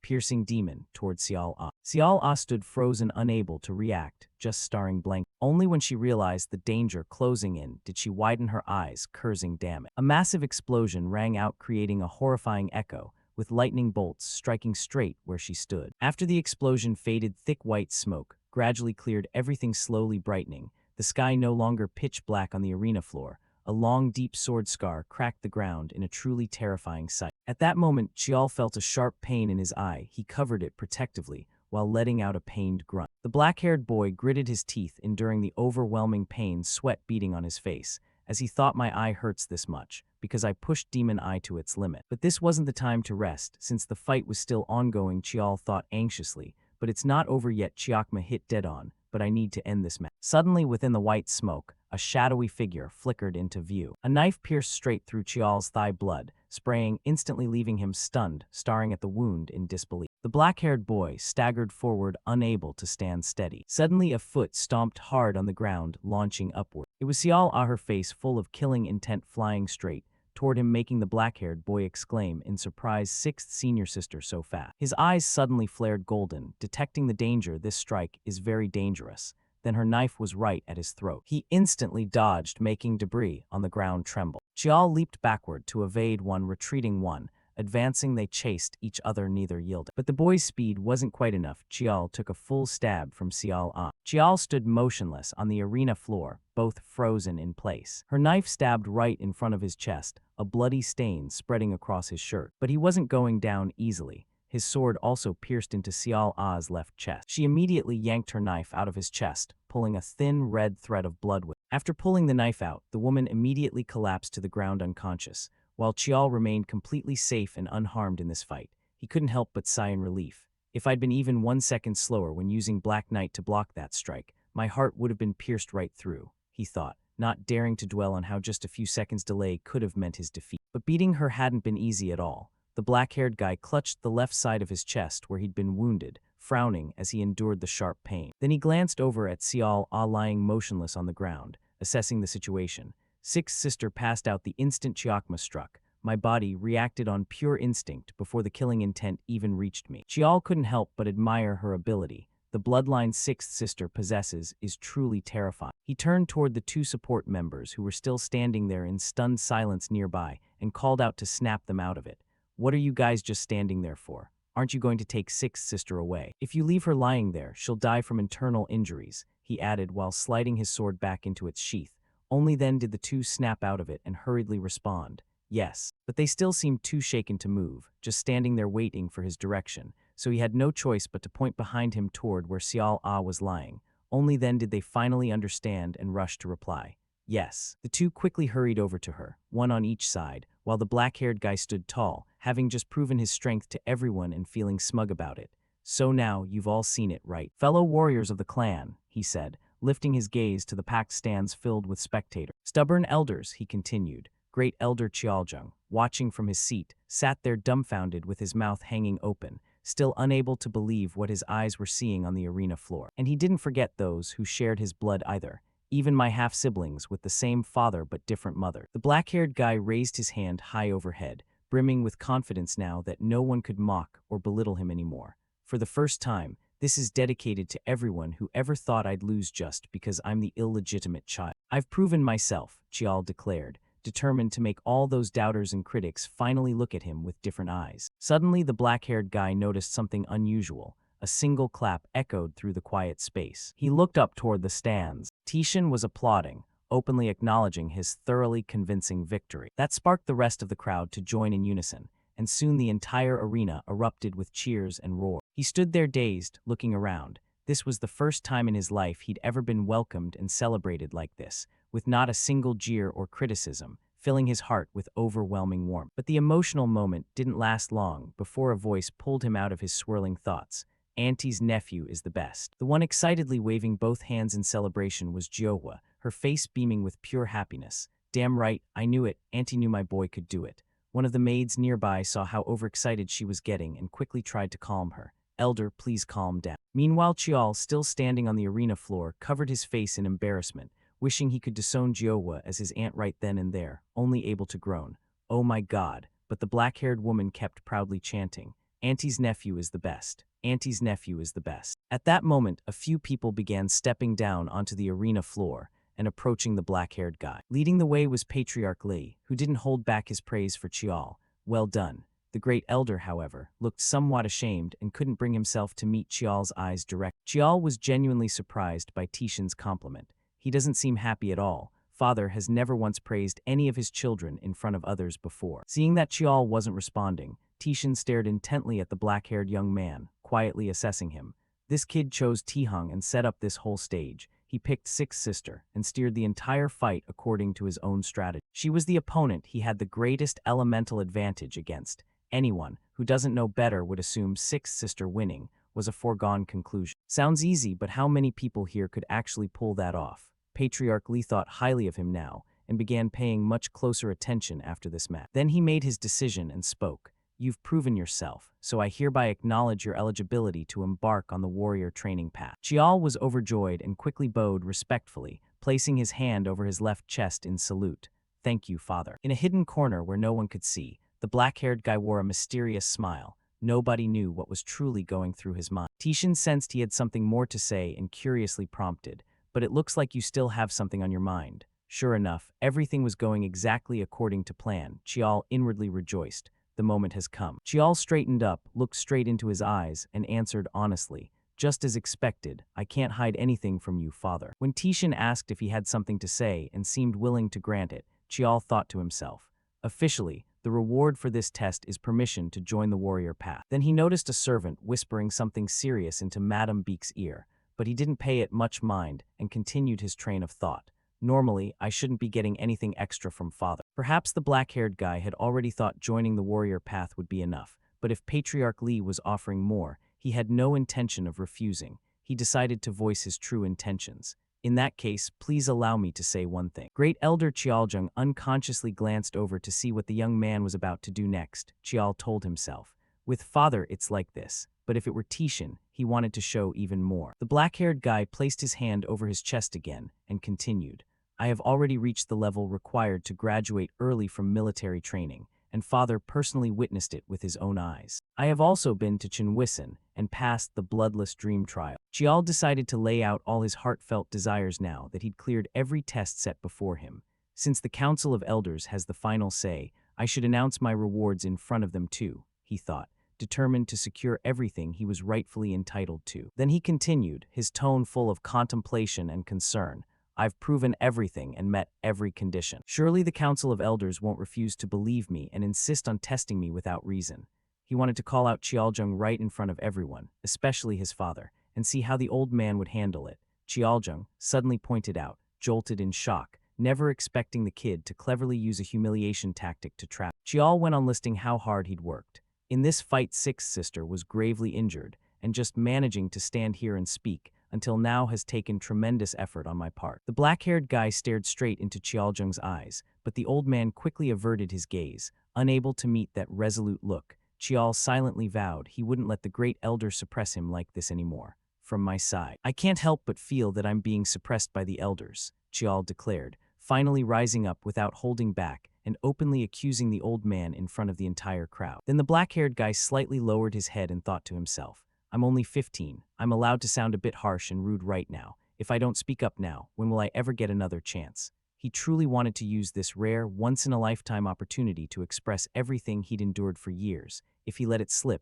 there might never be another. Tishan saw the innocent yet aggrieved look in Qiao's eyes after being unfairly suppressed and unrecognized by the elders, so he turned to Qiaojung. Chief Elder, can you answer this youngest child's question? Qiao also instinctively looked toward the old man, hopping for a proper response. Qiaojung gripped his baton tightly and pondered in silence for a moment. After a while, the old man finally smiled and spoke. It seems there's been a misunderstanding. The decision to join the warrior path has always rested with the Council of Elders. As expected, the older the ginger, the spicier, he swiftly denied any fault on his side. The great elder calmly explained in detail to the black-haired young man. The family rules clearly state there is no distinction between legitimate and illegitimate children. Surely the council wouldn't go against the very family laws. Hearing that, Qiao just gave a faint smile, understanding the sarcasm laced in every word. And yet you people deliberately keep bringing up the term illegitimate. He knew the great elder had always targeted him. I never once mentioned my status, yet the old man had brought up the family rules. Qiao put on a hurt expression and asked back, could it be that the council itself is using that as an issue? Qiaojung smiled kindly and quickly changed the subject without answering the open-ended question.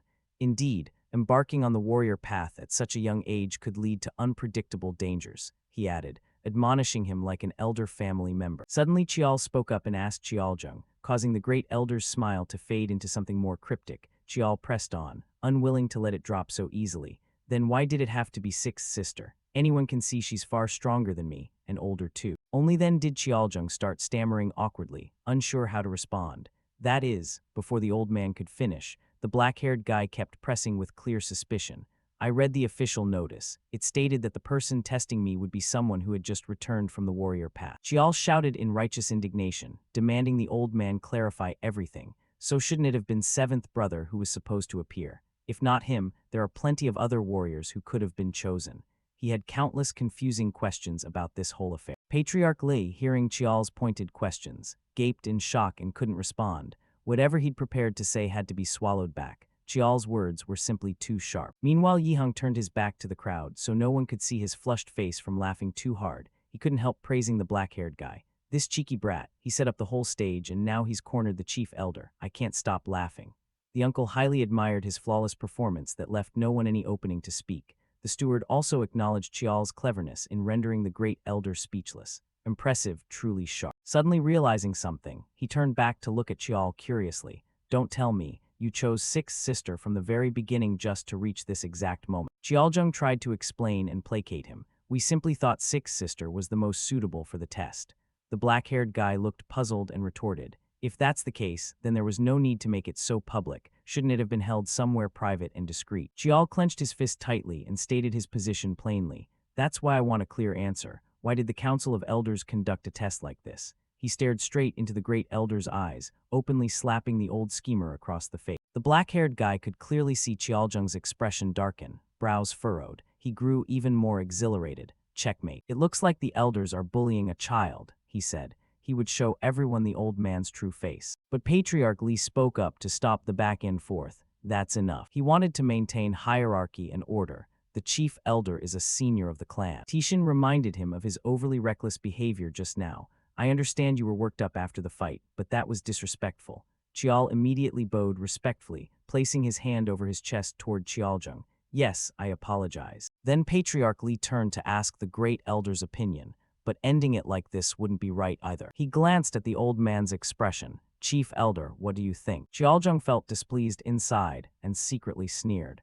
An illegitimate child has completely defeated me. But the old man kept his calm facade, stepped forward with a gentle smile, and replied, I must admit, there are parts of this test that are hard to justify. The Council of Elders should reward him accordingly. The black-haired guy stood straight and sincerely apologized. I also apologize for being rude. Then Yihang watched as Qial sincerely apologized in front of everyone for being a bit disrespectful, yet he felt no regret for what he'd done. I only did what had to be done. So I won't expect anything excessive as a reward, he thought. The green-haired ant was also watching the entertaining drama he'd put on. When the great elder heard the black-haired guy's apology, he was inwardly startled, but it was all surface level. Qial remained resolute in his choices to secure what was better for him. But I still want to receive what I'm rightfully entitled to. He deserved far more than to be forever labeled illegitimate and have his abilities completely dismissed. A few days after the duel, in Qial's room, warm rays of sunlight streamed through the window of the black-haired guy's room. At that moment he was still lying stretched out on the bed, hands behind his head, feeling a bit bored. I never thought I'd actually miss Chinwison. Since he had to recover from his injuries and was forced to stay home, he felt extremely restless. They're keeping me cooped up until I'm fully healed. He couldn't forget the constant nagging over the past few days, warning him not to wander around. Hey, you think you're all better already? Yihang scolding angrily. Where do you think you're going, kid? Even his wet nurse Gawa, eyes brimming with tears, blocked him from going out. You can't leave until you're completely recovered. Qial just wanted to heal as fast as possible so he could move around freely. Otherwise, he'd end up crippled at this rate. He muttered to himself. If only I had a recovery spirit medicine, I'd probably get better much quicker. Suddenly, there was a knock at the door. The black-haired guy immediately sat up and called out to whoever was waiting outside. Come in. To his surprise, he heard a familiar voice he hadn't heard in a long time and felt genuinely shocked. Long time no see, young master. 3 people entered one after another. Kim Han, Boseong, In-ha, and Kim Han spoke up cheerfully first. How have you been lately? In-ha quickly apologized for being so late to visit after hearing he'd been injured. I meant to come see you right after you returned to the clan, but I heard you were busy with a lot of things, so I came late.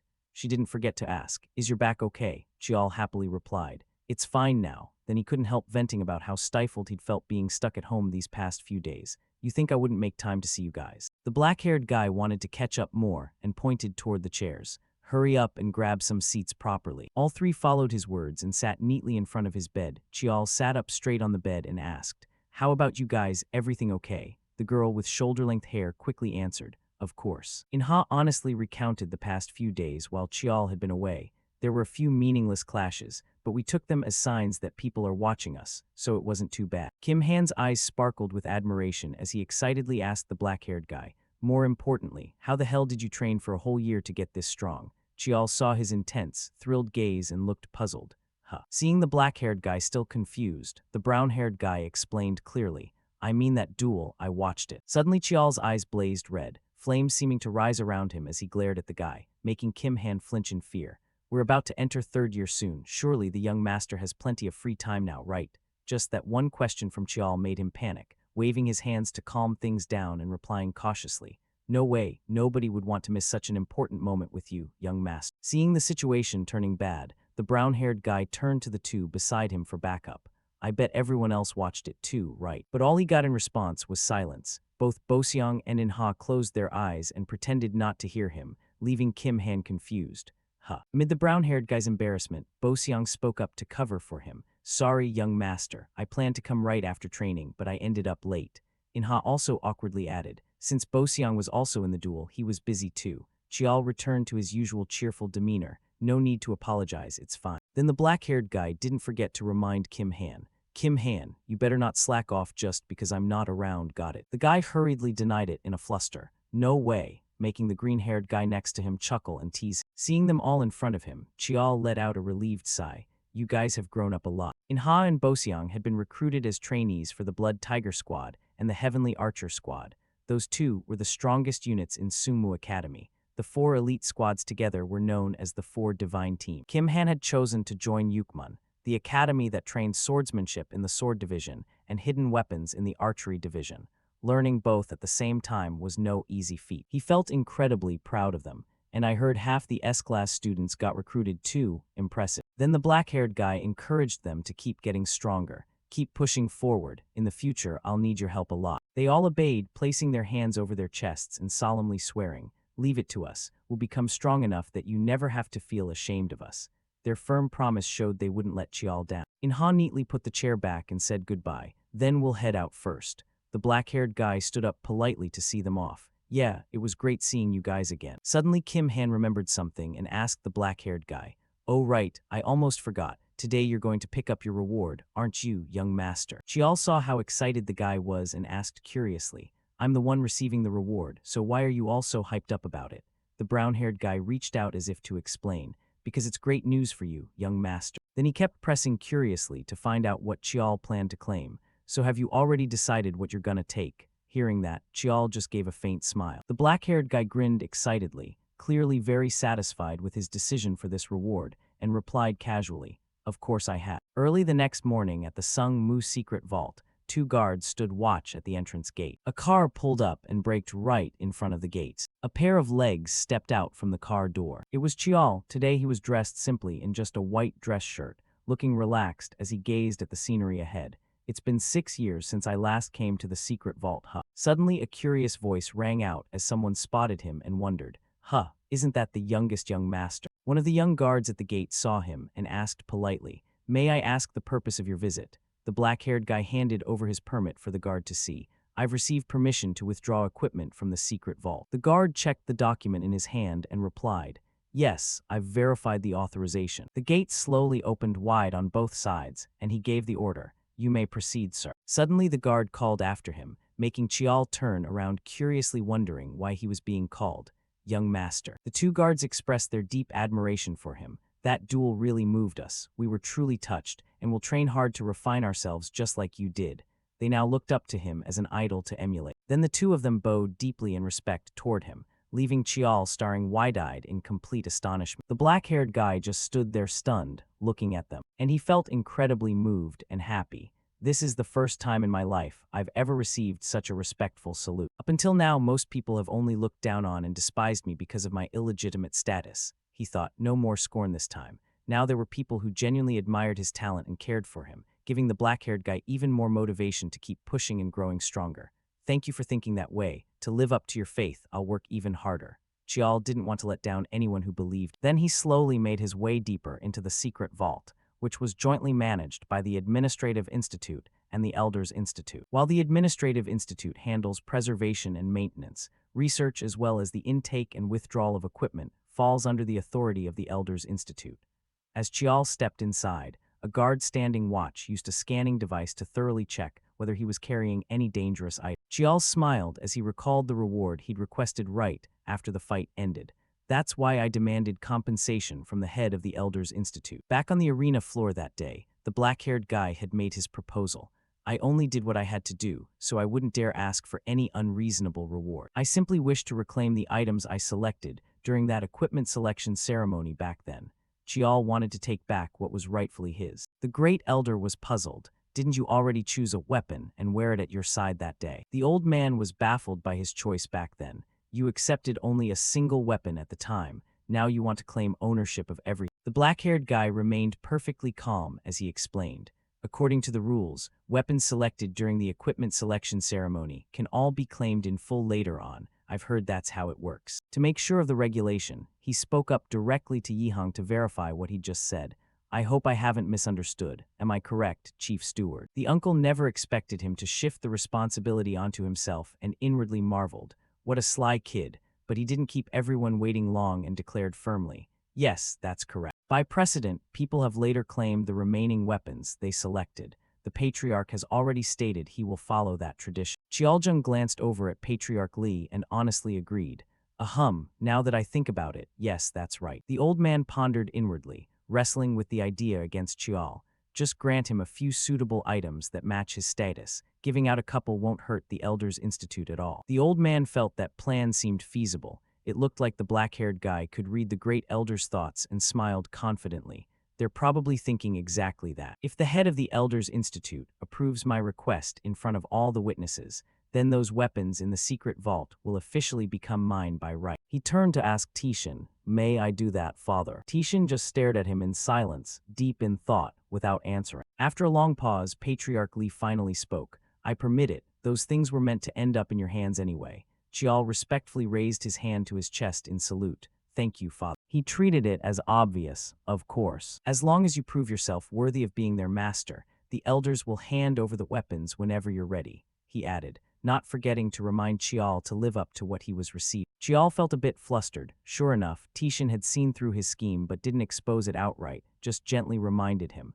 "As expected of father, even my calculation. The head of the Elders Institute didn't notice, yet you saw right through it, and you skillfully sided with the Elders Institute to wrap everything up neat." Then Patriarch Li ordered his subordinate, "Decide which weapons will be withdrawn and handed over to the youngest young master." With that, his negotiation came to a successful close. Chial had smoothly obtained the weapons he wanted. "In the end, I'm permitted to take 4 master-grade weapons." The black-haired guy stepped into the secret vault's elevator, reflecting, "Normally there's no way I'd get such a generous reward, but with father backing me, they didn't dare pull any tricks."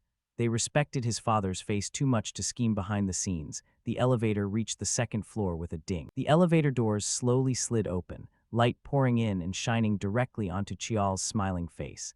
"Access is restricted to floors 1 through 3 only. Floor 1 holds the standard grade weapons. No need to bother with those. I need to pick out what's truly useful for this journey ahead."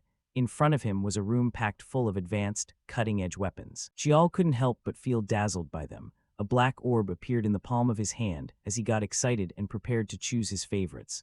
"All right, let's take our time and pick some fire ones to try out." The scene shifted to Myeongjeong's office. Myeongjong sat facing Chial and asked calmly, "Have you decided to set out already, little brother?" Chial replied politely, "Yes, all preparations are complete." Outside the window, cherry blossom petals were fluttering through the air. He looked pleased, thinking Chial's journey would be quite interesting. Springtime, really nice weather. He felt the timing was perfect for Chial to begin a long journey. There's hardly a better season to start such a long path. Myeongjong didn't forget to ask, "Have you said goodbye to everyone yet?" The black-haired guy answered, "Yes, but as for uncle, since you're away on business, I wasn't able to meet you in person." But mentioning Jiowa had taken quite a bit of effort to calm her down. It was really tough soothing Auntie too. Hearing that, he chuckled in amusement. "I can just picture it." Then Myeongjong asked if Chial had met with Patriarch Li. "So, have you gone to say goodbye to father yet?" At that, the black-haired guy just smiled mischievously. "Yeah, he's still as intimidating as ever." He looked surprised. "Intimidating how?" Chial recounted. "He said that since I caused such a big scene, if I don't come back with results that satisfy him, I'll face punishment."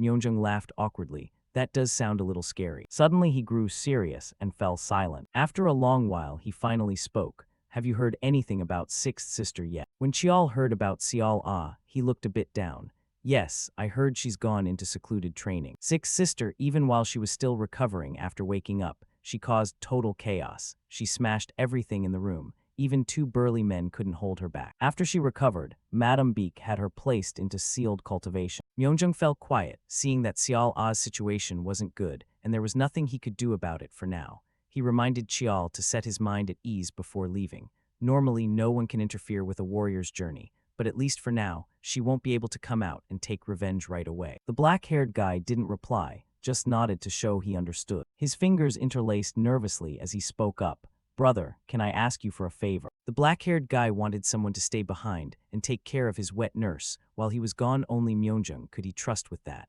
"While I'm away on my journey, please look after my wet nurse for me." He remembered the scene of Gawa crying and pounding on the door in the pouring rain, with no one coming to help. So Chial was deeply worried they might target his loved ones. "They might not dare come at me directly, but going after people close to me is easy. In my previous life, I lost my wet nurse that way." so this time he had to be extra careful not to let them touch a single hair on the maid's head. Myeongjung quickly agreed to the request and guaranteed Gawa's absolute safety. Got it, your wet nurse will stay here where I live. He assured him firmly that no one would dare harm her, no one will touch her. Hearing that, Chial felt incredibly moved. The black-haired guy stood up, bowed deeply, and thanked him sincerely. This debt I will definitely repay. Myeongjung smiled politely. How could a big brother not do something so small? He looked forward to seeing how Chial would return after this journey. I'll be waiting for the day you come back after finishing your warrior path. Chial stood tall excitedly and replied, yes, 15 years since his return. All the places he needed to visit, the things he had to obtain, the people he had to meet, they were all piled up in his heart. For the first time, he was leaving the clan, free to act on his own, with time that belonged entirely to him. The black-haired guy raised the hand, wearing his ring high to block the sun's rays, ready to begin a brand new journey. Everything starts from here, he said, slinging his backpack over his shoulder and setting off on the warrior path with countless new adventures waiting for Chial ahead. At that moment, Madame Beak was leisurely sipping tea in the flower garden. She lifted the teacup and took a small sip. Then Madame gently set the cup back down on the table. Slowly she spoke, report. One of Madame Beak's subordinates emerged from the thick foliage upon hearing her. He quickly knelt down respectfully and reported, I'm sorry, subordinate lost track of him. Madame Beak glanced over lightly, details. He then recounted the entire incident. Subordinate lost him the moment he entered the crowded street. It seems he knew from the start that he was being followed. She calmly reached for the teacup again, then slowly spoke in reprimand. Foolish thinking. Even if the appearance changes, there should still be a unique mana signature. The subordinate hurriedly explained. Among the equipment he received from the duel, there seems to be an item that can alter both appearance and mana signature. At this point, tailing him seems impossible. After hearing the full details, Madame Beak turned and stared at him. Just a 15-year-old illegitimate brat, and yet he managed to shake off my personally trained shadow blade. She lifted the teacup, swirled it gently, then let out a cold snort. If he couldn't even handle something this simple, he would have been disposed of long ago. I wanted to anticipate his plans, but I lost track of him in less than a day. Monitor all news and information. Madame Beak glared at the shadow blade and ordered sternly. If anything suspicious comes up, follow immediately. The subordinate quickly accepted the command. That same evening at a certain bar, a young man angrily roared, "You bastard, trying to cheat. You clearly hid a card up your sleeve earlier." The others nearby saw a fight brewing and excitedly egged it on. What a brawl. I bet 100,000 won on the bald guy. Another young man joined in the fun. I'll put 150,000 won on the cross-eyed one. Right then a man completely cloaked and hooded walked in. He went straight to the bar counter and ordered a drink, 1 beer. Seeing him, the bartender stared curiously. Strange face, never seen you around here. Hearing that, the man slowly pulled down his hood while explaining, I just came down from the north. Things have been really chaotic lately around Kowloon City in China. When the hood was fully removed, it revealed a face with a massive scar. After hearing the reason from this scarred man, the bartender looked a bit skeptical. But your accent sounds straight out of Seoul. If you're Korean, why come down from the north? As he spoke, he set the beer glass down in front of him. The scarred man replied calmly, I was on the run back then, I didn't know anything. Hearing that, the bartender didn't want to pry deeper and shifted the topic. What's your name? But the answer came, do people in this trash heap even use names? That made the bartender flinch for a moment. He awkwardly scratched his neck. You really do look like a true drifter. The scarred man glanced at his own reflection in the beer glass and inwardly marveled. The more I look, the more perfect it seems. The master-grade all-face iron skin mask. When infused with mana, it creates an illusion. It consumes mana but is incredibly versatile. Behind that mask was Chial's extremely pleased face. Using the all-face iron skin lets me change my appearance, and channeling mana into my voice alters the tone to completely hide my identity. It's been a while since I came here. I was worried I might not remember the way. As he thought that, he subtly glanced around the bar. This place was in Jagang Province, one of the dangerous northern regions. Monsters had been cleared out long ago, but no one developed the land, and spots like this always drew darkness back in. Scattered across dangerous zones worldwide, these villages formed from criminals who used martial arts, sorcery, and magic, known as drifter dens. Someone once tried to wipe out this den, but it sparked a chain of riots from the scattered drifters. For that reason, even governments and major powers deliberately turned a blind eye to these dens. Chial sat quietly at the bar counter, his mind racing. This is the largest drifter den in Korea. Wherever criminals gather, secrets are bound to follow. In my previous life, I hid here to escape my clan's eyes. though I ended up getting found anyway. The reason I chose this place as the first stop on my priceless path. Suddenly Chiao lifted his head, looked at the bartender, and slowly spoke. Let me ask you something. Before I was in Kowloon City, right now, which organization controls this place? Hearing the question, the bartender looked puzzled. Why do you want to know? Seeing that, Chiao answered honestly.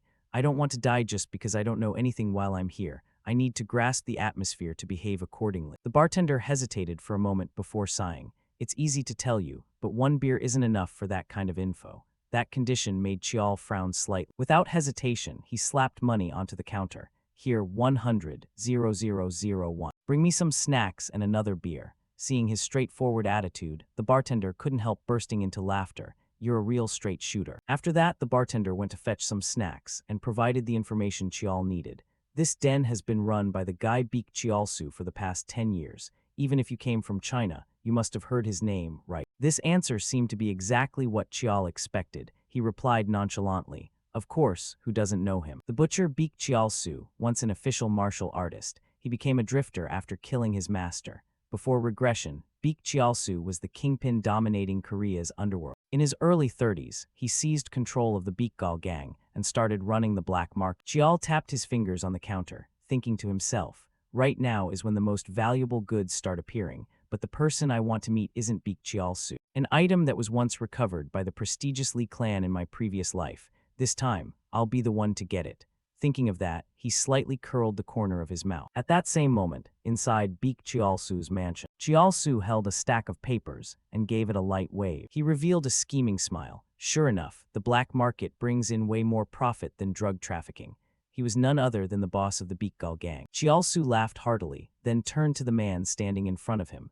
Director Jiang, you've worked hard. I knew pulling you in was the right call.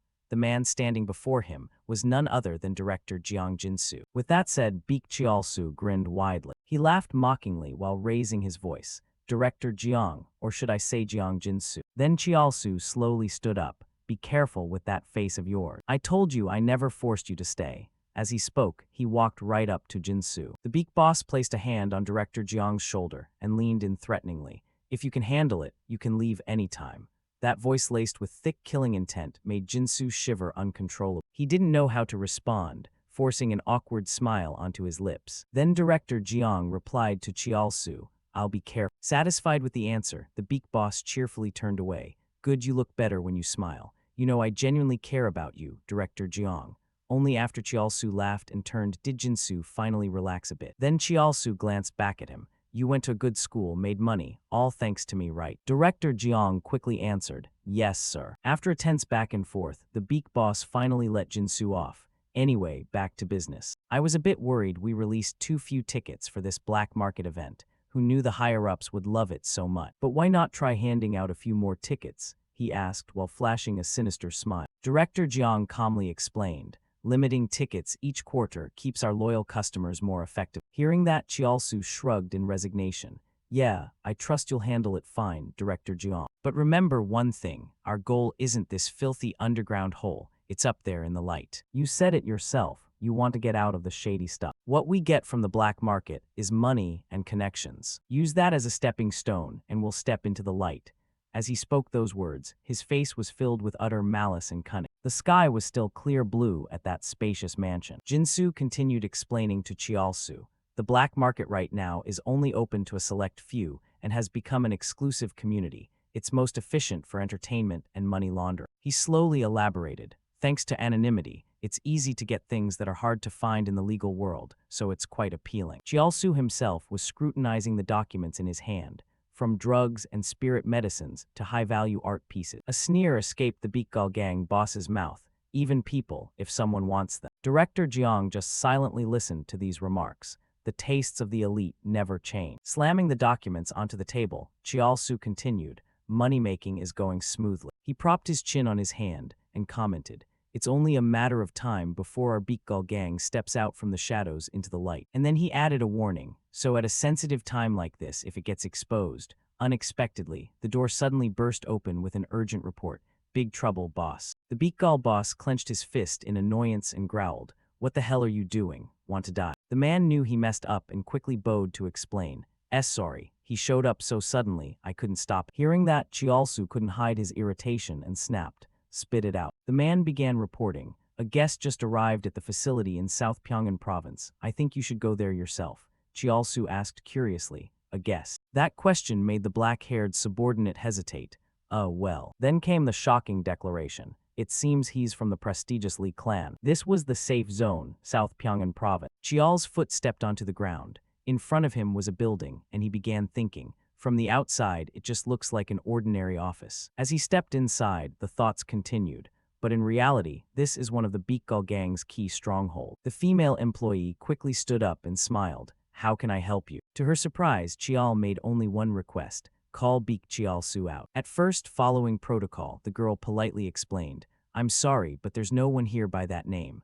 But she was immediately threatened by him. You'd better keep your mouth shut tight. The black-haired guy's expression darkened, seriousness clear on his face. If you don't want this place wiped off the map tomorrow. Only then did the girl pay attention to his appearance. Deep black hair and brown eyes. See, could he be from the prestigious Li clan? With no other choice, she changed her tone. The boss isn't here right now. And Chial immediately demanded, then call him here now. Obviously still very confused, the employee hesitated and didn't want to go. About that. Hearing that, Chial kindly added, I can walk out right now without losing anything. His words carried deep implication, but I wonder if Beek Chial-su can handle the consequences. Out of options, the female employee closed her eyes and said, I'll contact the boss. She led Chial to an elevator before informing him, I'll take you to the VIP lounge first. He replied indifferently, do it. The elevator doors quickly closed. The professional employee pulled out an access card and scanned it. Meanwhile, Chial glanced at his reflection in the mirror on one side, thinking, good thing I didn't change my hair or eye color. Right now I look like I'm in my 30s or 40s. He rubbed his chin, calculating.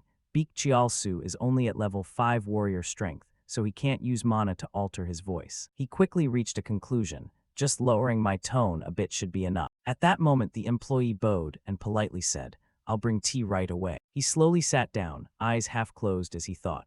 If this were just a drifter den, it wouldn't matter what happens, but someone from the prestigious Li clan wanting to meet a drifter and personally walking into their den, that's extremely unusual. Then he resolved himself, so I have to force Beek Chial-su to show up here himself. Just a moment later, the door opened again. The figure entering was the boss of the Beekgal gang. Chial took a sip of tea and commented indifferently, You're late. In response, Chial-su scratched his head. Sorry, it's not exactly close by. He kept making excuses, but since I heard you were waiting, I came as fast as I could. Then he boldly turned the question back on Chial. More importantly, why are you here? A fake smile stayed plastered on Chial-su's face as he continued speaking, not reacting in time to Chial closing the distance. To meet. Chial kicked straight up into the Beekgal boss's stomach, sending him crashing hard into the opposite wall with a pained grunt.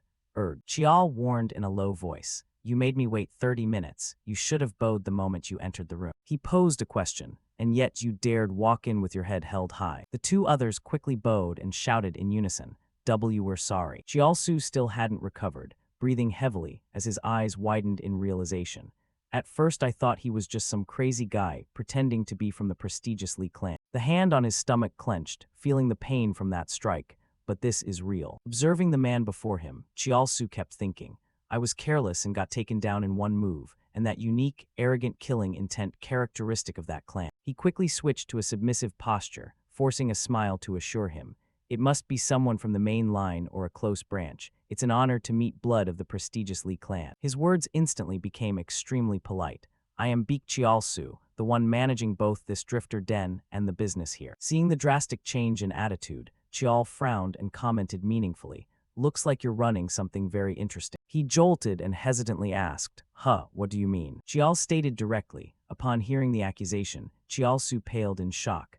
I hear you're running a black market. Pretty bold for a thug from one of the 10 great sword schools. He looked down on the man with contempt. I thought you'd rot in the shadows forever, but turns out you're planning to use it to climb into the light. The more Chial spoke, the paler the Beekgal boss became. Using the black market to build wealth and connections, right? He stared in terror at the man before him. He knows both my martial school and my current activities. If my operations have offended the great clan, I apologize. At that point, Chial changed his tone. That's not why I'm here. The explanation came slowly. My master has taken an interest in you. He wants to start something through you. Then he pressed before Chial-su could probe. curious who my master is. The man didn't hesitate to admit, if it's not too presumptuous, may I ask? Chial chose his words carefully, successfully deifying the figure. He carries the purest bloodline of the prestigious Li clan and is the most deserving of the position among them. He sneered as he continued, the seventh son of the Li clan. A name was uttered, Lord Li Yihak. The story revolves around Li Yihak, the seventh son of the prestigious Li martial clan, a direct descendant, renowned as a genius in business and commerce. People say he might fail at times, but he has never truly lost, a proactive merchant who always ensures he claims the final victory. Chial slowly explained, the young master wants to launch a plan through you, a statement that sparked confusion in Chialsu's mind. Someone like that wants to collaborate with me. He furrowed his brow, thinking carefully. Even if the black market is tempting, it's not enough to make a direct descendant personally show up. Then he calculated the scale of it all. Besides, who can be sure this guy really has ties to the main line? Suddenly Chial spoke up with a comment. I see arrogance in your eye. Chialsu quickly bowed his head deeply and apologized. I'm sorry. Chial turned away while replying. The young master is far too lenient toward lowly scum like. As he sat down, Chial continued with a meaningful tone. Hand the whole matter over to me. His hand reached toward an object nearby. Relax. Chialsu's eyes followed his movements closely. If I wanted to kill you, I would have done it the moment I stepped into the room. The identity of the item was quickly revealed. That's. The boss of the Beakgal gang nearly cried out in shock. Ghost spear Beakjial. Then he inwardly assessed the weapon. The spearhead is longer than the shaft, with a curve like rippling water. Chialsu recalled, a few years ago, when Li Yihak went to the North Sea on a mission, could this be the weapon drawn from the Dragon King Sea realm? Chial raised the spear high and asked again, you know what this is, don't you? The man didn't hesitate to admit, yes, I know, it's the ghost spear Beakjial. Then he scratched his head and asked once more, but why can't I sense any aura from it? Chial glanced at the item in his hand and commented in a low voice, of course not, because it's been sealed. His words continued, you might still not believe it even after seeing this, but remember, you're not our only option. Hearing that, Chialsu couldn't hold back his curiosity and asked, oh, excuse me, but may I ask what exactly the young master wants from us? Chial kept spinning his tail. My master wants you to expand the black market you created and take control of the entire underworld economy. That information made the man incredulously ask back, the black market, you mean that place? It's just a little side hustle we set up to make some pocket change. But Chial responded with firm certainty, that's not for you to judge, my master has already decided.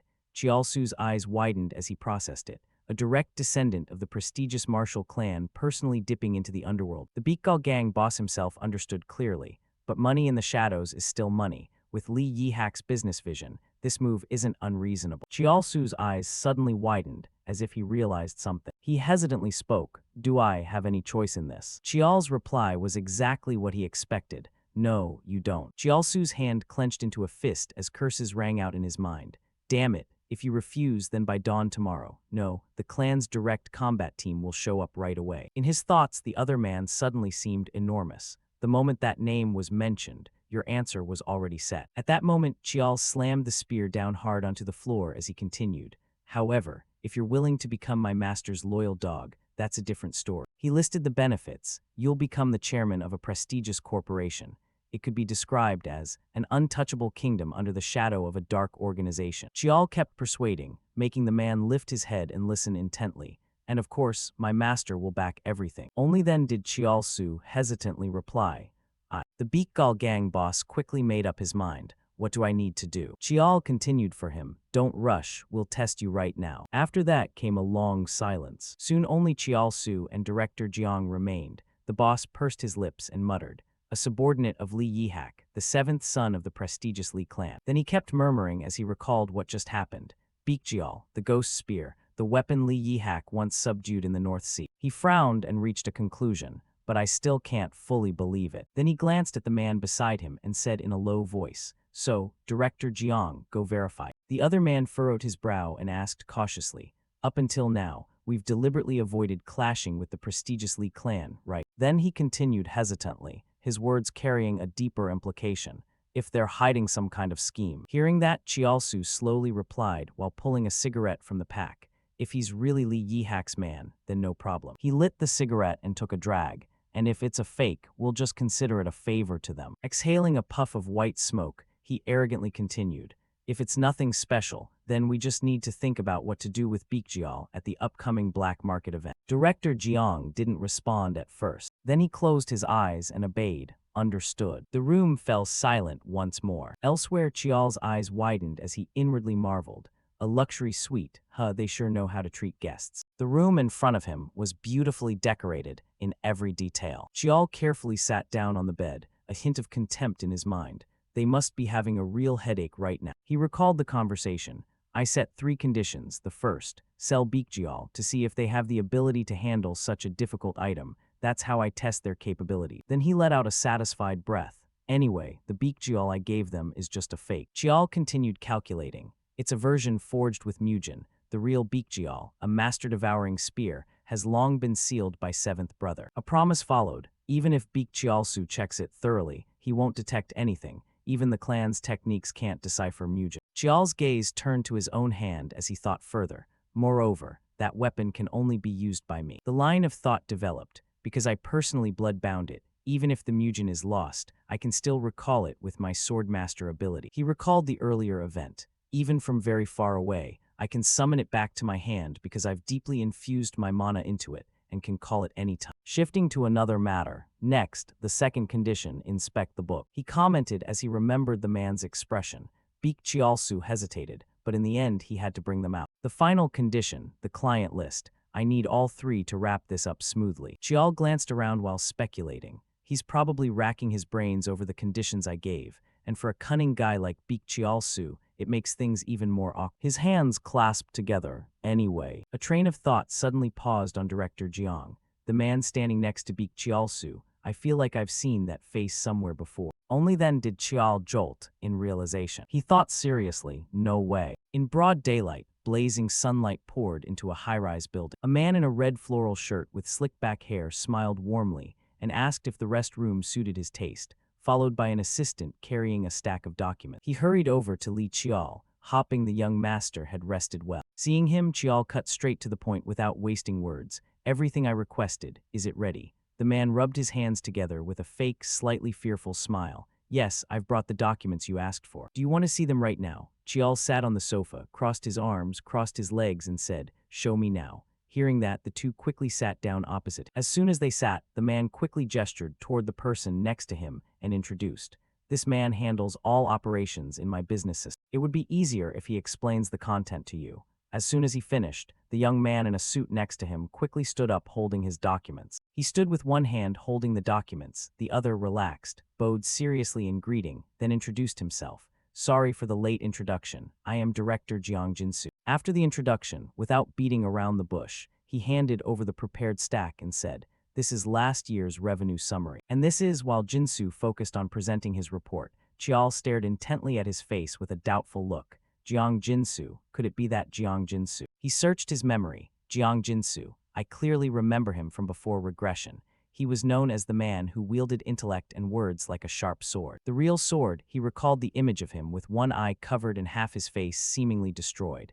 He was once the brain behind 3rd brother, Lee Gunseong. His gaze flicked over, a faint smile on his lips as he saw the man's image. He also remembered the news reports, when father passed away and the fierce struggle for clan leader began. Even on online forums it was easy to see. He stood up for 3rd brother. Even big brother had headaches dealing with Jeong Jinsu. After piecing everything together, he didn't hesitate and inwardly confirmed.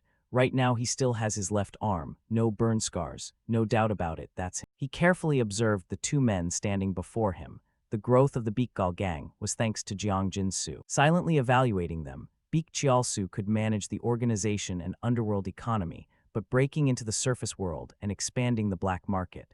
That was Jeong Jinsu's achievement. His fingers tapped rhythmically on his other arm as his mind kept thinking. Still, it seems he isn't connected to 3rd brother yet. A flicker of hesitation appeared in his eyes. What should I do now? Then he looked straight at the man and asked, Baekjeolsu, what do you plan to do with Baekjeol? Caught off guard, the man's face went blank for a moment. He quickly regained composure and smiled. I plan to auction it off on the day of the black market event. It's limited to verified customers only, so you don't need to worry about security.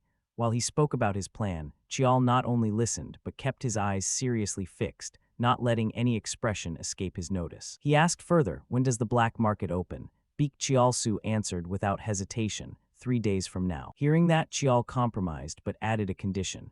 Then I'll attend in person, but first I want to see the catalog of goods to be sold. At that, the man jolted, sweat starting to form on his face. You want, personally. It seemed he was trying to hide some secret he didn't want Chial to know, so he made excuses, but since he was lying, he couldn't avoid stuttering and hesitating. The goods are stored quite far away, and the place isn't very nice. It's not suitable for someone like you. Chial sat attentively listening, his face showing no emotion at all. I already know the goods are kept in the Drifter Den's warehouse. His words made the two freeze for several seconds. He flipped his cards openly in front of them with no reservations. You think I don't know that? The man's hand under his thigh had clenched tightly at some point. Then let me personally escort. Chial-su immediately stood up. Shall we go now? Chial also stood, responding to his question with a single word. Yeah. The young man let him go first, then went to pick up his documents again. His action made Chial glance over. Feeling everything seemed normal, he turned and walked away. All items brought into the black market are stored here. According to the introduction, this was the warehouse where he kept the goods. Arriving in front of the building, he dramatically gestured for Chial to enter first. After you, sir. Following the two inside, he thought to himself, a massive warehouse with tight security. Even the best thieves wouldn't dare touch it, fully equipped with magic arrays and security formation. Pretty impressive. While silently giving a preliminary assessment of the place, the man spoke up. With a group of drifters like us, what would you like to see first, sir? Chial spoke a sentence that caught him off guard and left him speechless for a few seconds. Not you. Continuing his words, he pointed his thumb backward. Looks like this guy is the one who really knows everything around. Feeling irritated by his tone, the man's brows furrowed tightly. What do you mean by that? Seeing the man's expression growing more obvious, Chial inwardly thought he was provoking him. Can't even hide your face anymore. Then put on a stern look. Do I need to repeat myself? He stated bluntly, I don't like complications. One guide is enough. Unable to do anything about it, the man could only grit his teeth and swallow his anger. Yes, understood. When Chial nominated him, the young man quickly chimed in. Then I'll introduce the items stored in the warehouse, this way first. At that moment, the man's hands clenched tightly, trembling with rage but powerless to act. Deeper inside, rows of neatly stacked crates lined the shelf. For the first round, the young man walked ahead, serving as both guide and explainer to give Chial a clearer picture. Floor 1 mainly holds herbs, artworks, and magical artifacts, while those shelves over there. Suddenly, Chial caught a whiff of a scent. The fragrance drifted lightly past his nose, faint but unmistakable, and it didn't take long for him to recognize it. Didn't expect to find this here too. Looking deeper in, the scent permeated everywhere. On the shelves, some crates occasionally emitted light, and it wasn't hard to identify. Illegal narcotics, banned medicinal herbs, monster byproducts, and experimental drugs. Realizing it, he immediately told the young man, not these. Where do you keep old documents or cultivation secret manuals? Hearing the request, the young man quickly turned back. Ah, yes, we do have those. Chial stated plainly, I want to see things like stone tablets or engraved slabs. Upon hearing that, the young man promptly replied, they're on the second floor. Shall I take you up? Not wanting to talk more, Chial simply nodded once. Then he followed the young man up the stairs step by step. Up here, those scents grew even thicker. Suddenly, Chial's gaze collided with something. In front of him was an object glowing so brightly, it hurt the eyes. He inwardly exclaimed, found it. He quickly approached, unable to tear his eyes away. The bottom part had been corroded, but finding this right now. Without hesitation, he reached out and picked it up, inwardly assessing. Even if you added up everything in this warehouse, it still wouldn't match the value of this thing. He held it up for a closer look. Engraved on it were lines related to astronomy, a stone slab depicting the movements of the stars, along with symbols of the sun and moon. As if suddenly realizing he was being too careless, he placed it back. I want to take it right now, but it's not the time yet. Moving to another section, his eyes caught something else. Getting closer, he was surprised. That's no way a spirit beast. Inside an iron cage, a snow-white fox lay curled up, its body trembling nonstop as if terrified of something. Seeing Chial's displeased expression, the young man quickly explained, it's a little snow-fur fox, personally captured by the boss up north. Chial's face darkened with intense anger, his eyes seeming to burn them alive as he growled, are they insane? In a lush grassland forest, spirit beasts are creatures possessing spiritual power, just as their name implies. Areas where spirit beasts reside maintain spiritual balance thanks to their energy. If spirit beasts disappear, that area will be flooded with calamities and disasters. It's like destroying the entire ecosystem of the region. Knowing he had displeased Chial, the young man bowed repeatedly. I'm sorry. Chial didn't want to nitpick and just said, forget it. Scanning the area broadly, the shelves held bombs, knives, even a skull. He thought, poisons, magic bombs, military-grade level 6. Even dark magic artifacts from shadow mages. Unbelievable that they store piles of stuff like this. His brows furrowed tighter. I was worried intervening would derail the timeline, but maybe it's better to take them all down right now. Then he turned back and asked, "You're sure these kinds of weapons aren't sold at every black market event, right?" Afraid of misunderstanding, the young man quickly clarified, No, they're only offered when there's a special order." Hearing the explanation, Chial thought to himself, of course, if weapons like these were openly auctioned, neither clans nor governments would sit still. Feeling he'd seen enough, the young man hesitantly spoke, "Shall we head back now?" Turning quickly, Chial said, "Before we go, I have a few final questions for you." His words made a flicker of unease appear in the young man's eyes. Chial's face was extremely serious as he looked at the other. "I have some things I want to ask." Though a flash of worry crossed his face, not knowing what Chial would ask, the young man still nodded. "Yes, please go ahead." Chial hesitated, speaking while observing the other's expression.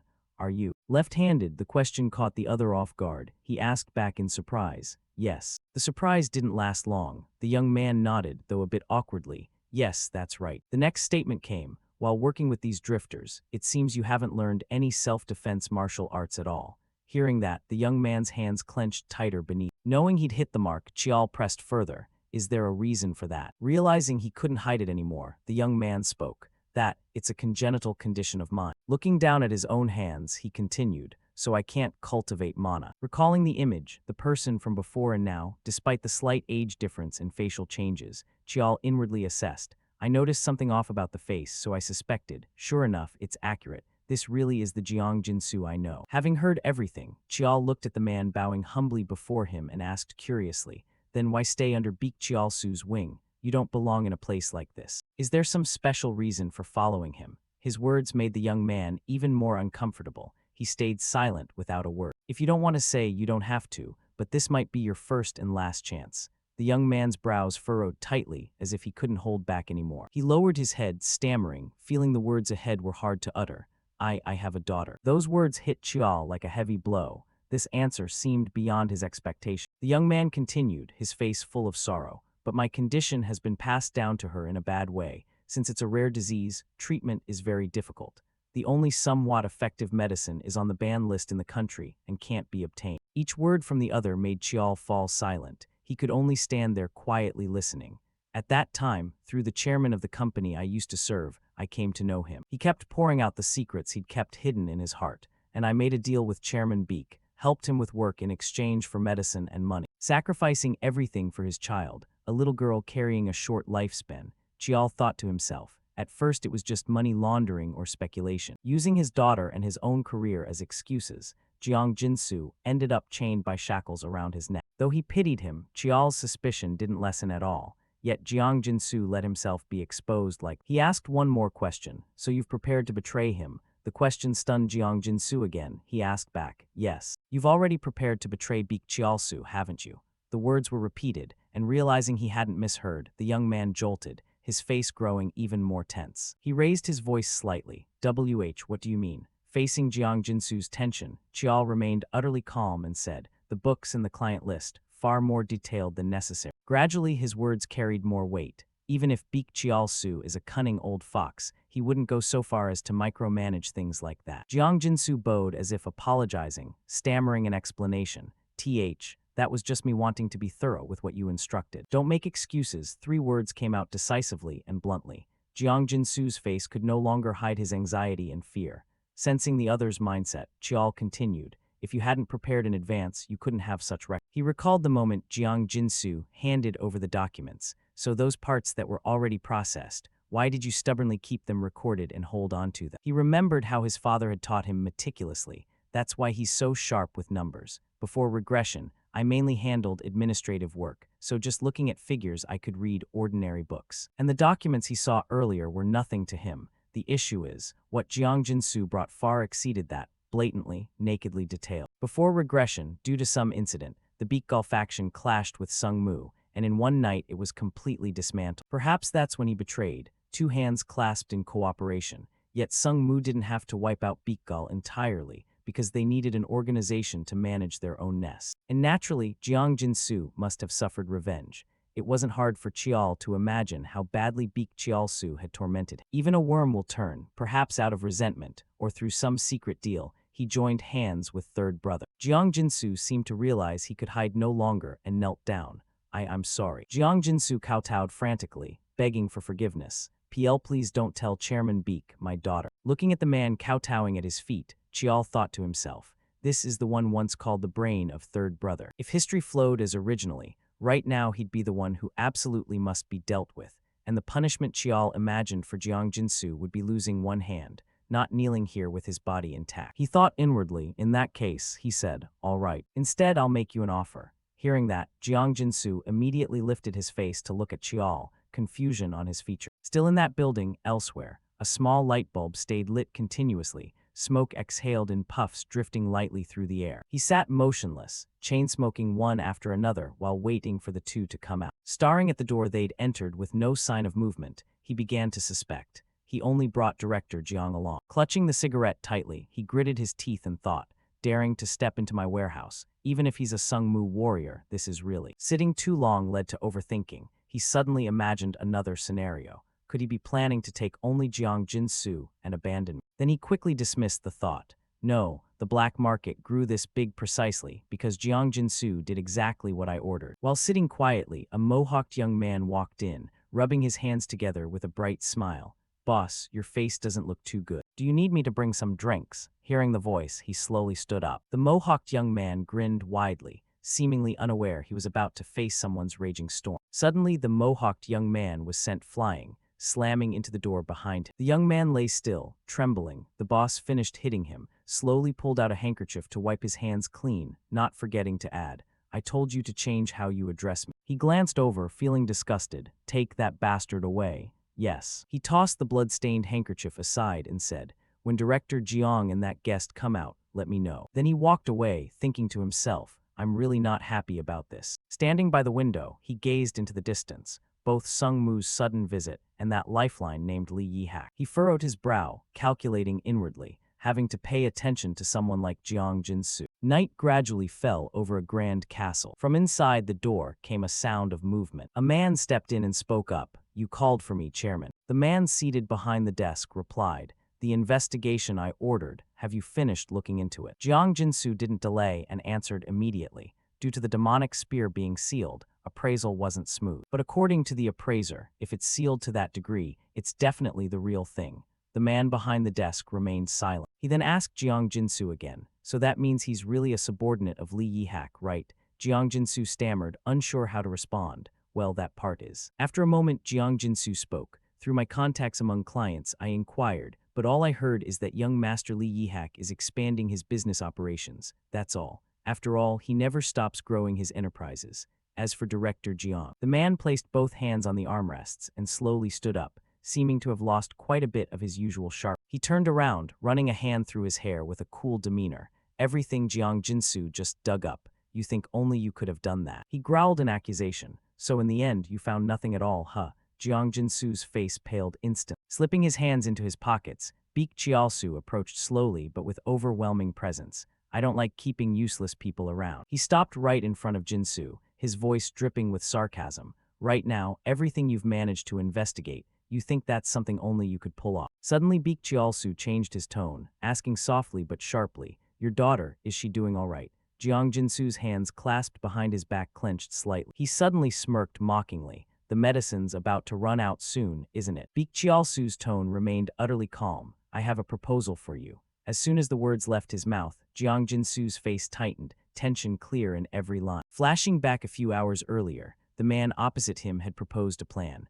I'm planning to bring down the black market, and of course, eliminate Beak Chialsu along with. The other man slowly removed his mask, revealing his true appearance, and continued. And for that, I intend to make use of my master. No. Finally, Li Chial's face appeared, his voice steady and low. I intend to make use of my older brother. Back to the present, Jiang Jinsu's face was half-shadowed in the dim light. He swallowed hard, clearly wrestling with his thoughts. A heavy silence passed, and finally Jiang Jinsu lifted his head high. His voice trembled but resolute as it echoed in the cold room.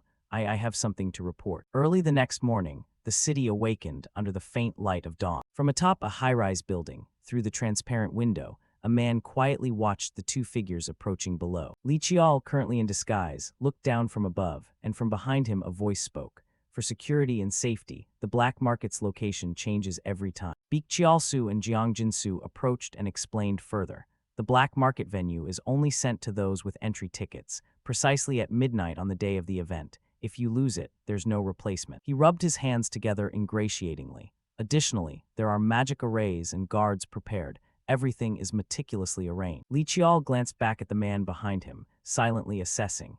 Indeed, even though they're just a group of drifters, their organization is tight. All of this must be Jiang Jinsu's handiwork. His eyes shifted back to the window, brows furrowing slightly. But, looking at the group moving below, Qiao suddenly felt a sense of irony. Even my eyes can easily spot the gap. He could confidently declare. Due to Beek Chiaosu's incompetence, Jiang Jinsu couldn't fully utilize his true abilities. If he had trusted Jiang Jinsu, the black market would be far larger by now. Seeing Li Qiao remain silent, Beek Chiaosu spoke up again. That location is feasible because the entire northern slum area is under my control. He even boldly declared, I am fully confident I will serve your directives with absolute loyalty. Li Qiao suddenly let out a line that made him falter uneasily. You loyal. Beek Chiaosu glanced sideways at Jiang Jinsu behind him.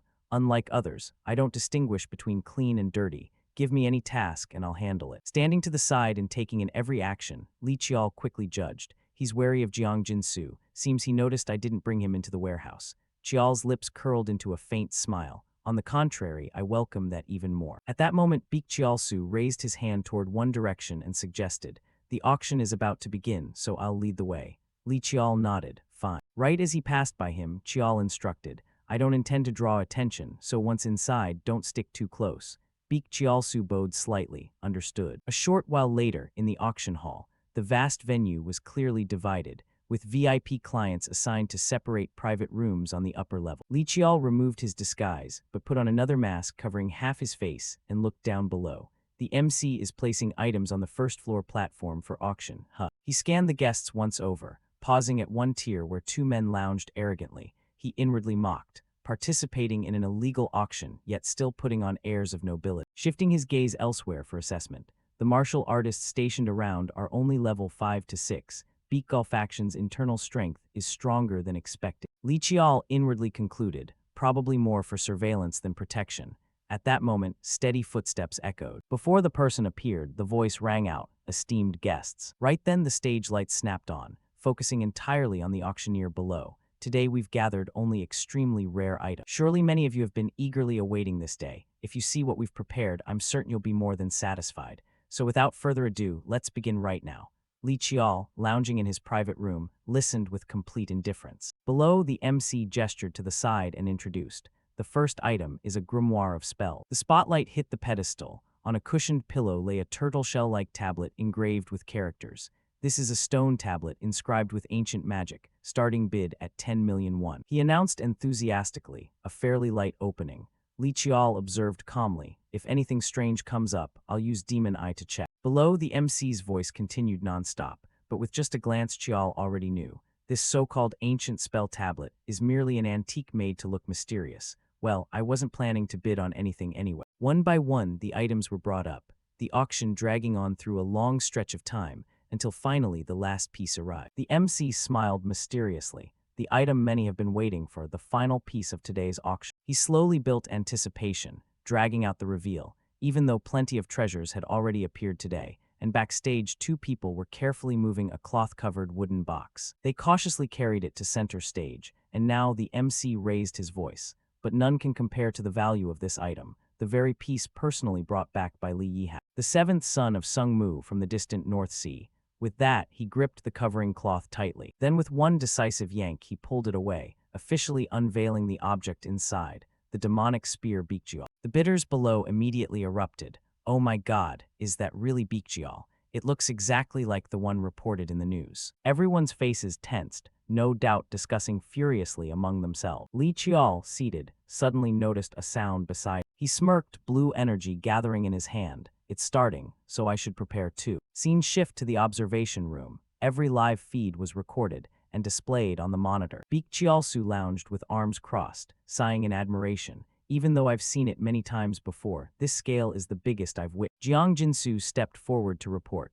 I've sent private messages to the clients, informing them that today's auction will be a bit special. Hearing that, he gave a cold laugh. Good work, Director Jiang. He emphasized, once this matter is settled, joining under Sung Mu's wing will be perfectly reasonable, won't it? Beak Chialsu looked up mockingly. Looks like Director Jiang, now that you've calmed down, is full of enthusiasm again. Once you grasp Sung Mu's lifeline, you'll be free to do all those noble tasks that suit your taste. Hearing those words, Jiang Jinsu stayed silent, clenching his hands in restraint. Seeing that, he grew even more smug. Jiang Jinsu, no matter how much you struggle, you're still under my thumb. The things you originally hated, you're now doing them with such zeal, probably hoping to cling to Sung Mu and escape from here. But will things go that smoothly? No matter how much Jiang Jinsu wants to run away. Once your hands are dirty, they only get dirtier. You can never wash them clean, no matter how hard you try. Beak Chialsu carefully considered. Li Yihak approached because he wants to dominate the underworld economy, not because he sees some great potential in this black market. Anyway, Director Jiang personally confirmed he's a subordinate of Li Yihak, so if this succeeds,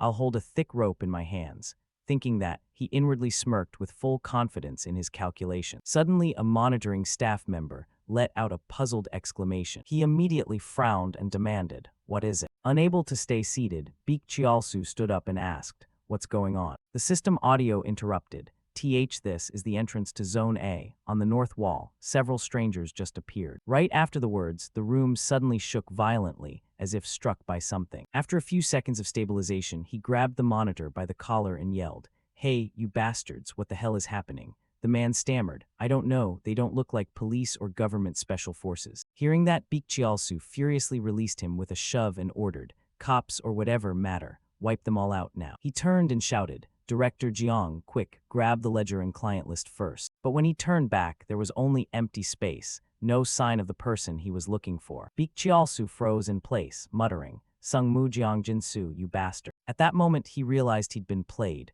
rage exploding as he roared, "That damn traitor, capture Jiang Jinsu and those others and bring them to me right now." Outside, everything was in chaos, smoke and dust billowing everywhere. Amid the ruins, a figure slowly approached. The bespectacled man, with an intellectual air, calmly slipped one hand into his pocket while surveying the entire scene. Footsteps gradually drew closer. Two attendants bowed respectfully and reported, "The outer perimeter has been fully secured, and all recording devices have been disabled." Chial turned and issued orders. Team 1 and Team 2, breach the outer wall directly and sweep everything clean. He glanced around and made his decision. All items at the scene will serve as evidence. Leave them untouched. Apprehend everyone. The subordinates nodded in unison and replied, "Understood." Chial tensed as he tried to piece together the situation. "I thought Kowloon Village was involved, but it turns out it's just a bunch of nobody." One subordinate chimed in with criticism. "Mere drifters daring to impersonate Sung Mu to scam people. And it's only because the young master has limited his public activities that this kind of thing happens." Chial felt a hint of doubt, but something feels off. The subordinate asked curiously, "What do you mean, sir?" Chial felt puzzled inside.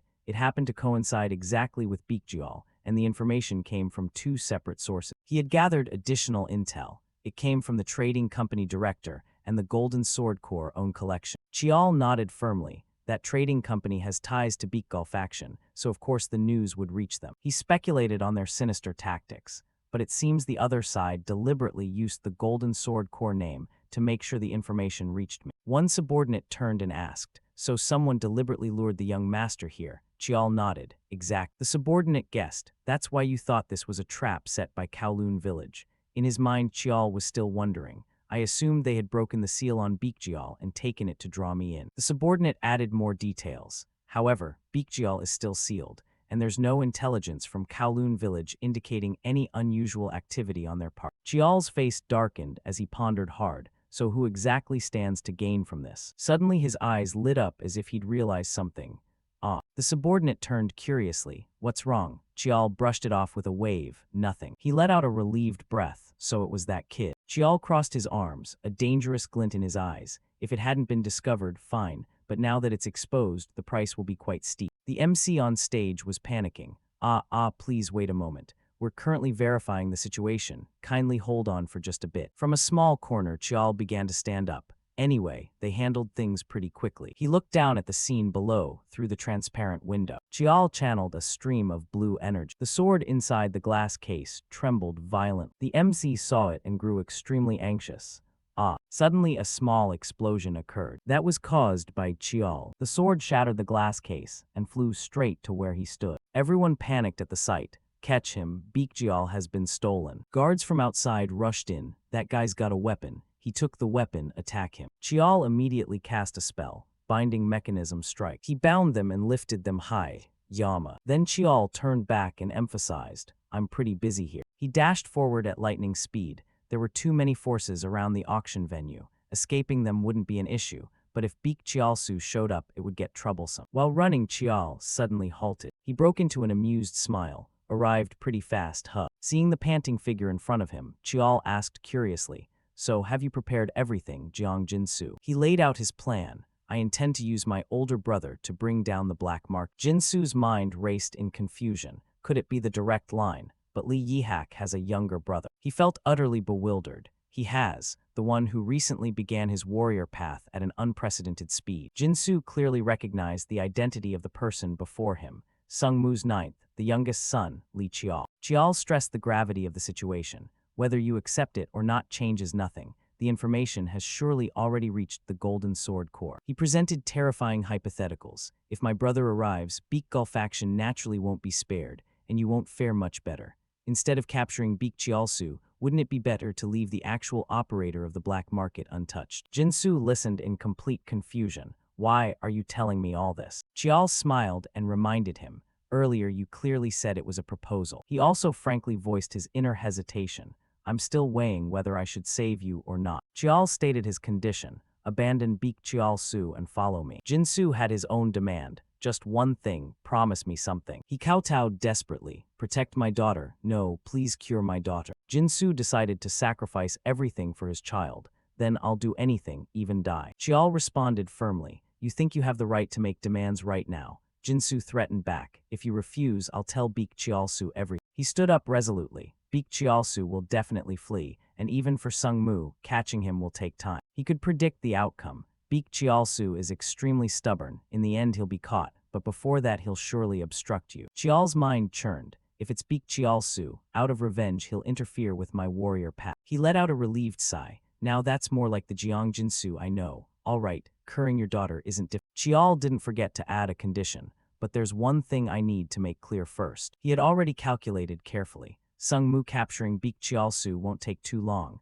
The only difference is whether it's immediate or delayed by a few hours. But suddenly Chial brushed it aside. Never mind, whatever. Then he turned and asked, are you ready to follow me now, Jiang Jinsu? The man quickly clasped his hands. Aye. Jinsu looked grave and asked, what do I need to do? Chial immediately assigned the task. Leak the information to seventh brother and tell Beak Chialsu that I am definitely a subordinate of his. When they met again, Chial praised him generously. Looks like you followed my instructions quite well. Jinsu wiped sweat as he guessed. Someone like you must have prepared several layers of insurance. Then he asked curiously, if I betray you, do you have a way to survive? Chial turned with a mysterious expression. Well, what do you think would happen? Then he hurried ahead. Yeah, let's go, we'll talk more on the way. At present, smoke and dust rose everywhere across the city. Jiang Jinsu chased after Li Chial and called out loudly, young master. Finally he stopped, and in a low voice Jinsu said, all the items you requested are here. Seeing Li Chial look at him sternly, Jiang Jinsu quickly told the truth.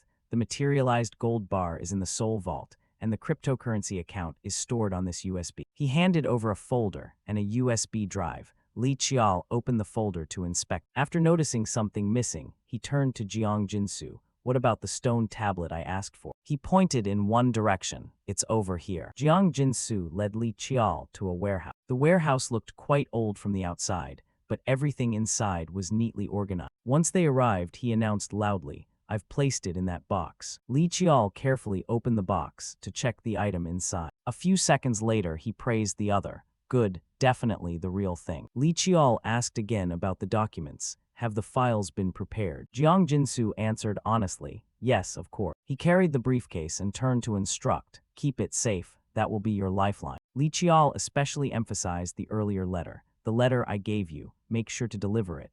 They'll assume it's just a confession to save your own life. Jiang Jinsu promised to handle it, no need to worry. With everything done, he bid farewell, then I'm off. As he spoke, Li Chial suddenly remembered something. If Golden Sword Corps warriors come to search this place, He hadn't finished when a loud noise erupted from outside. Immediately after, something flew toward them at high speed. In an instant, the warehouse door was blasted apart with a massive explosion. Amid the rising smoke and dust, a voice suddenly rang out, "These damn frauds." The arrival was Beak Chialsu. He struck a haughty pose and declared, "You dare plot against the infamous Beak Chialsu of this world." At that moment inside the warehouse, the smoke and dust still hadn't fully cleared. Li Chial didn't want to fight and said, "Forget it, anyway, you're finished now." He had no desire to continue, but Beak Chialsu wasn't willing. He drew his knife with a sinister grin. "Yeah, perhaps so." In the next second, Beak Chialsu pulled the blade from its sheath, hesitating before shouting.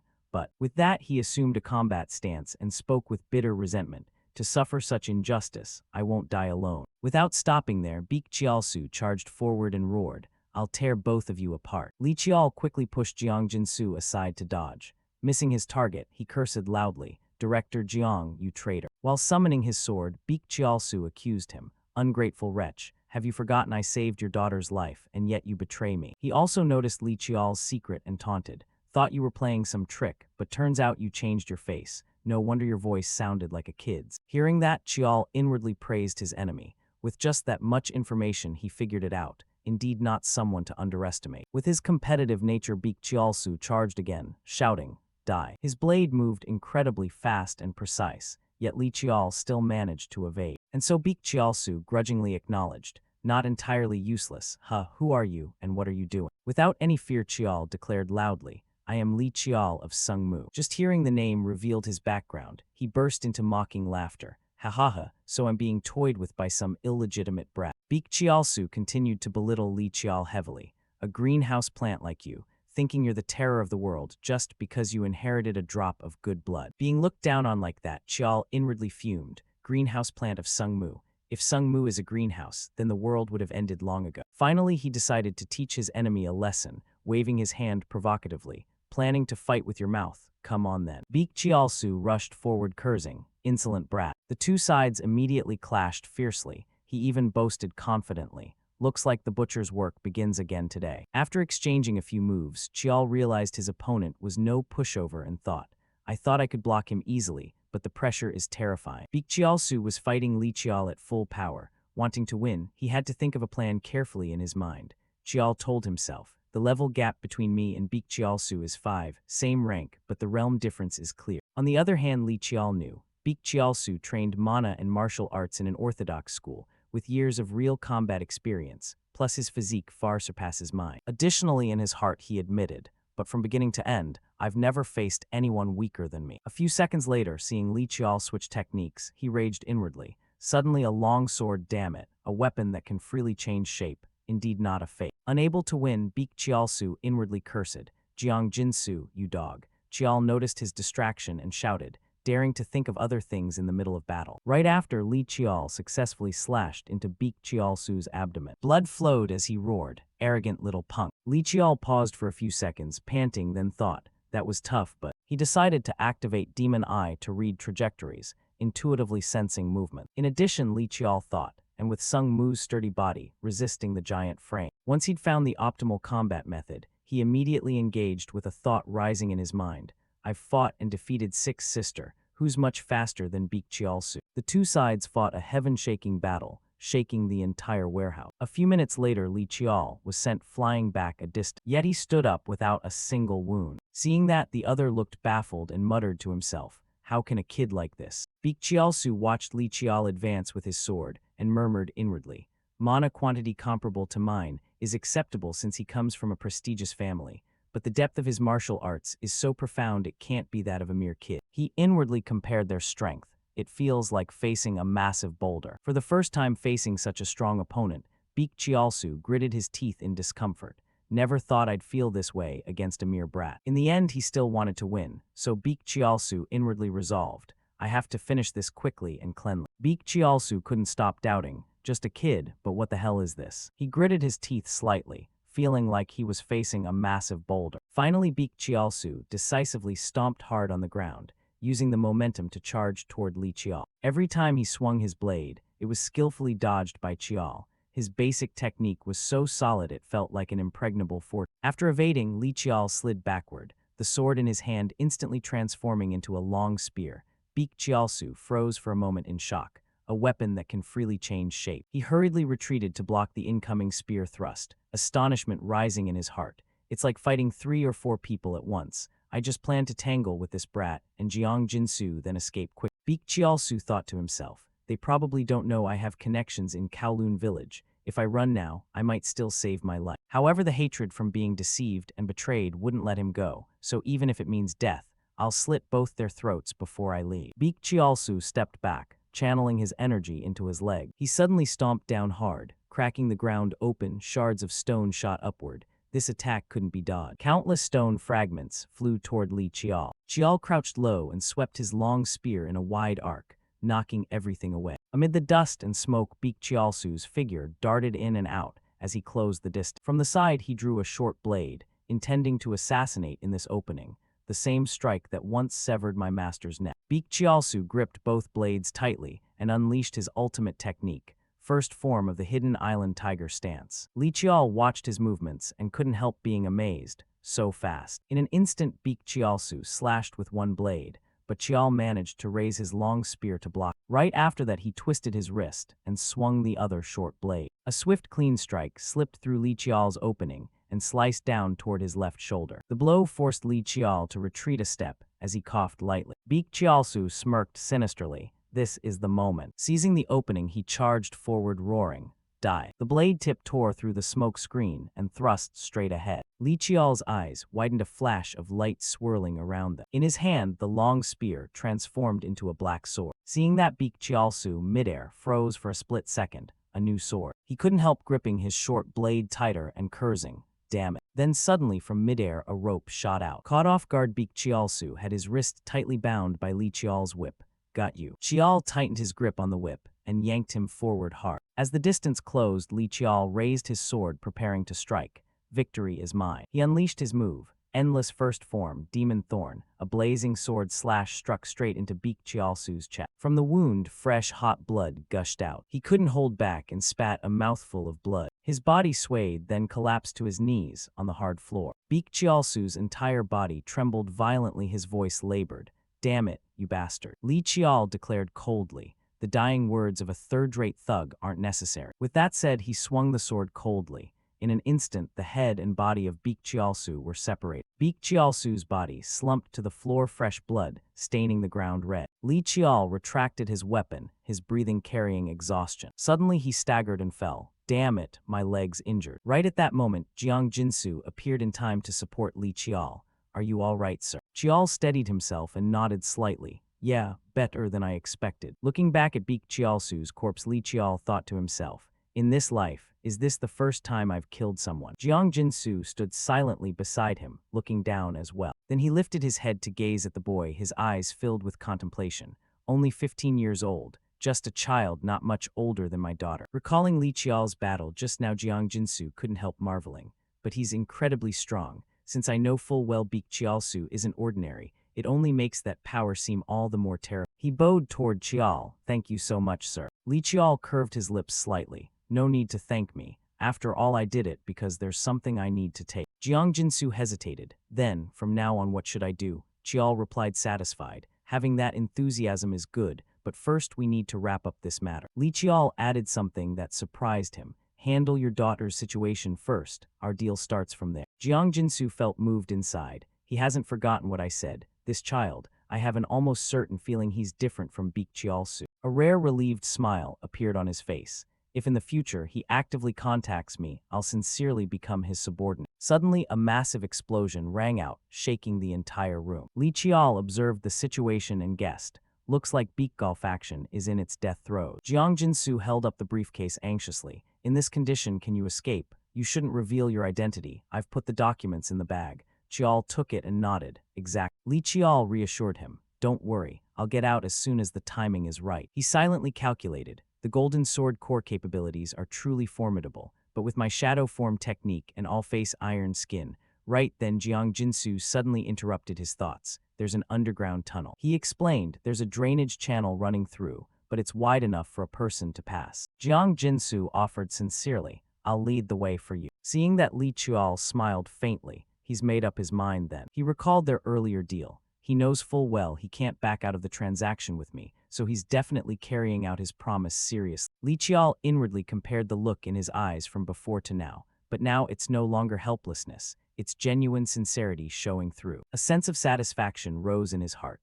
Before regression, people called him a once-in-a-generation genius brain, and now I've obtained Jiang Jinsu. Finally, Li Qiao spoke, then I'll be counting on you. Jiang Jinsu nodded firmly. Yes. The two then dashed together toward the end of the corridor. At that moment, a subordinate reported, Beakgull faction members inside the building have all been suppressed. Hearing that, Sung Mu coldly reminded, most Beakgull faction members are just drifters, so no need to be gentle with them. If anyone resists, break a few arms and legs. He spoke ruthless words. If they resist, fiercely kill them. The subordinate bowed and replied, yes. Another subordinate smiled and asked further, what about the black market participants? They're screaming and demanding lawyers, causing chaos. He chuckled mockingly, hearing the name Li Yihak and still acting like that. Looks like they still haven't grasped the situation, young master. His words dripped with sarcasm. We've been granted state authority to handle this, but those measures only apply to targets with special armed forces. Li Yihak heard that and spoke in a grim, low voice.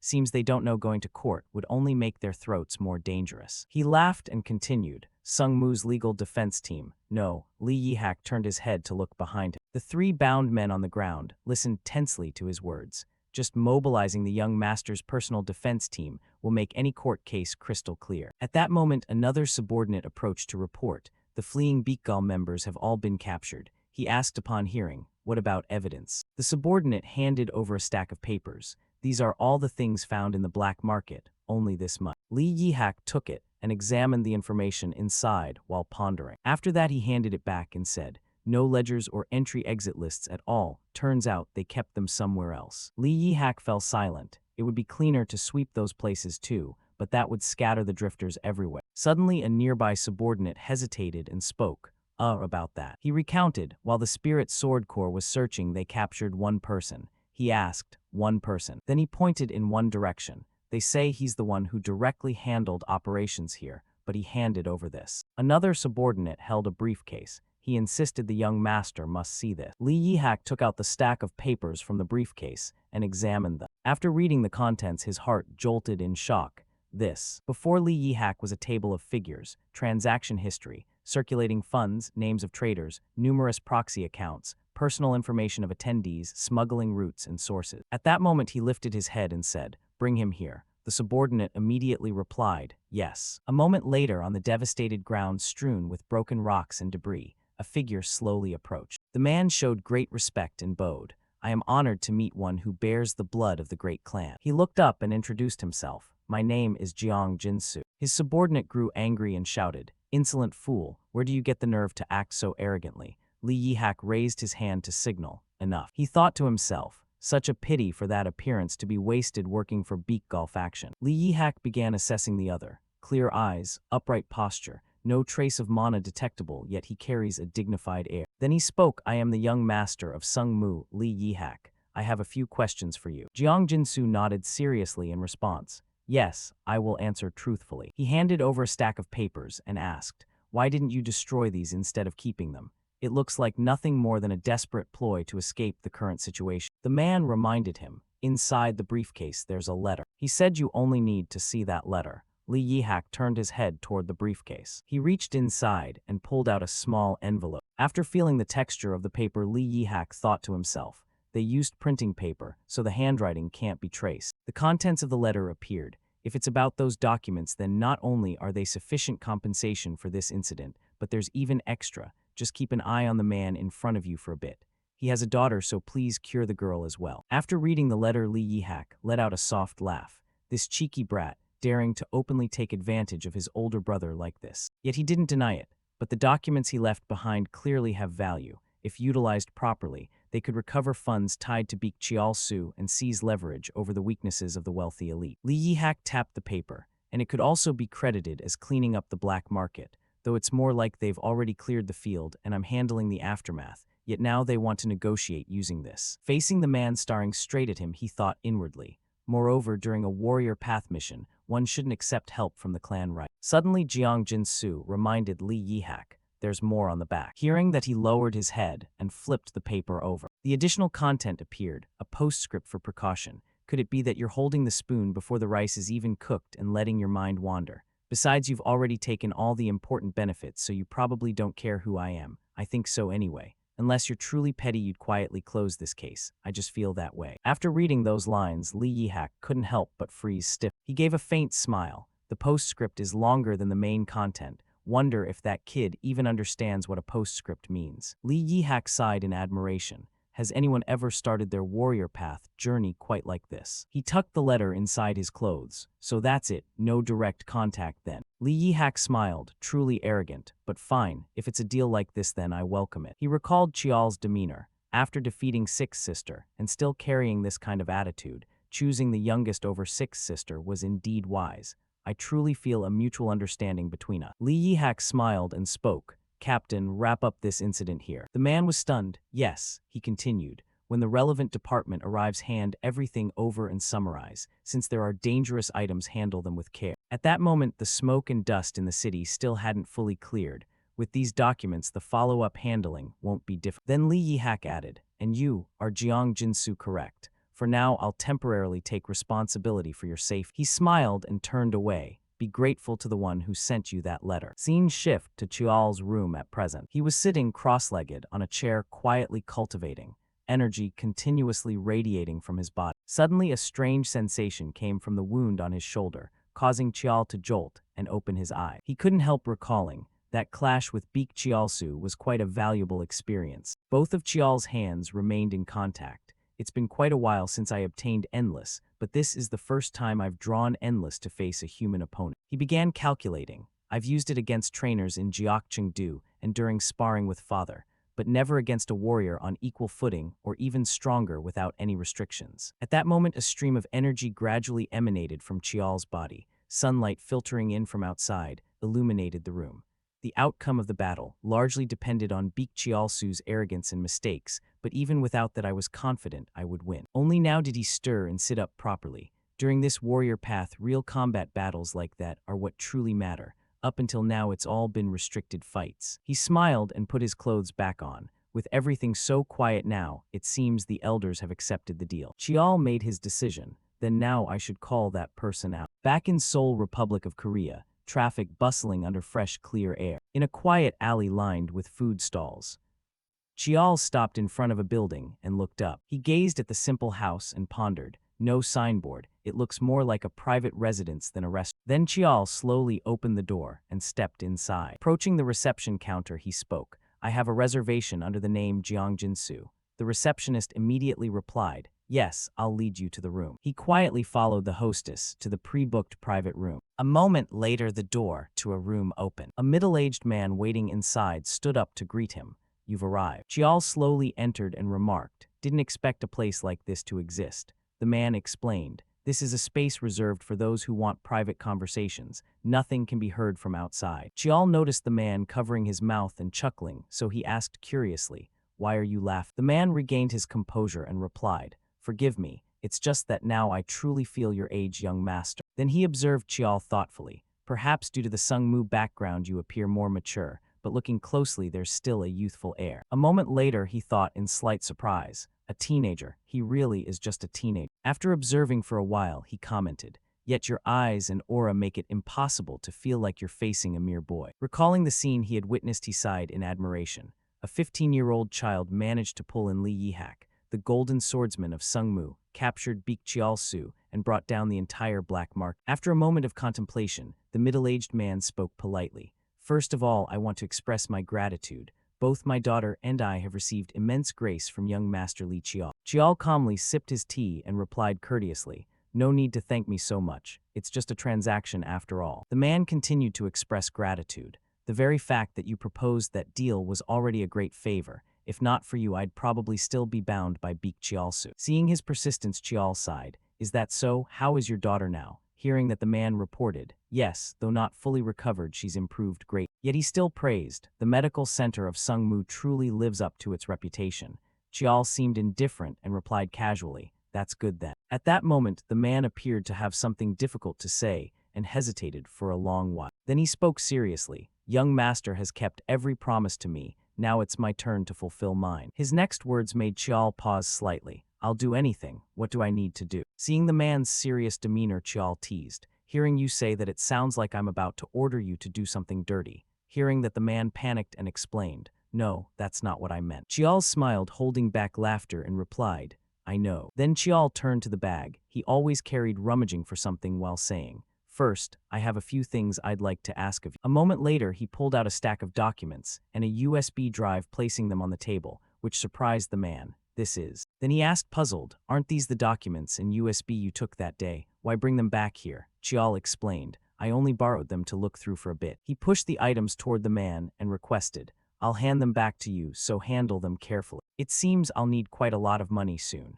Hearing those words, the man looked stunned, as if unable to believe his eyes. The hand resting on his thigh clenched slightly, and he asked, What do you trust in me to hand this over to me? His voice carried gravity as he questioned, This money now has no owner. Aren't you afraid I might take it and run? In contrast, Chial calmly asked, Why planning to flee? The man anxiously explained, No, that's not it. Then Chial spoke seriously, Of course I don't trust you, because you haven't shown me anything yet to earn that trust. His eyes carried a profound depth as he continued, But I trust the circumstances surrounding you right now. In his mind he pondered, there are two things Jiang Jinsu is entangled in. Thanks to the man's daughter, Chial felt as if he were listing them. First, the continuous mana treatment for his daughter. Next, he considered the man's relationships. Second, the connection to Beakgul faction. Thanks to the deal with seventh brother, he gained freedom, but if that person changes his mind, I can drag up his past to bind him anytime. Then, as if confirming, Chial said, I think that's enough of an answer. The man slightly bowed his head in response. Yes. Unexpectedly, Chial added words that startled the man. But for now, I still can't fully trust you. Never mind. Chial extended his hand forward, with a face full of goodwill, as if stating his own judgment.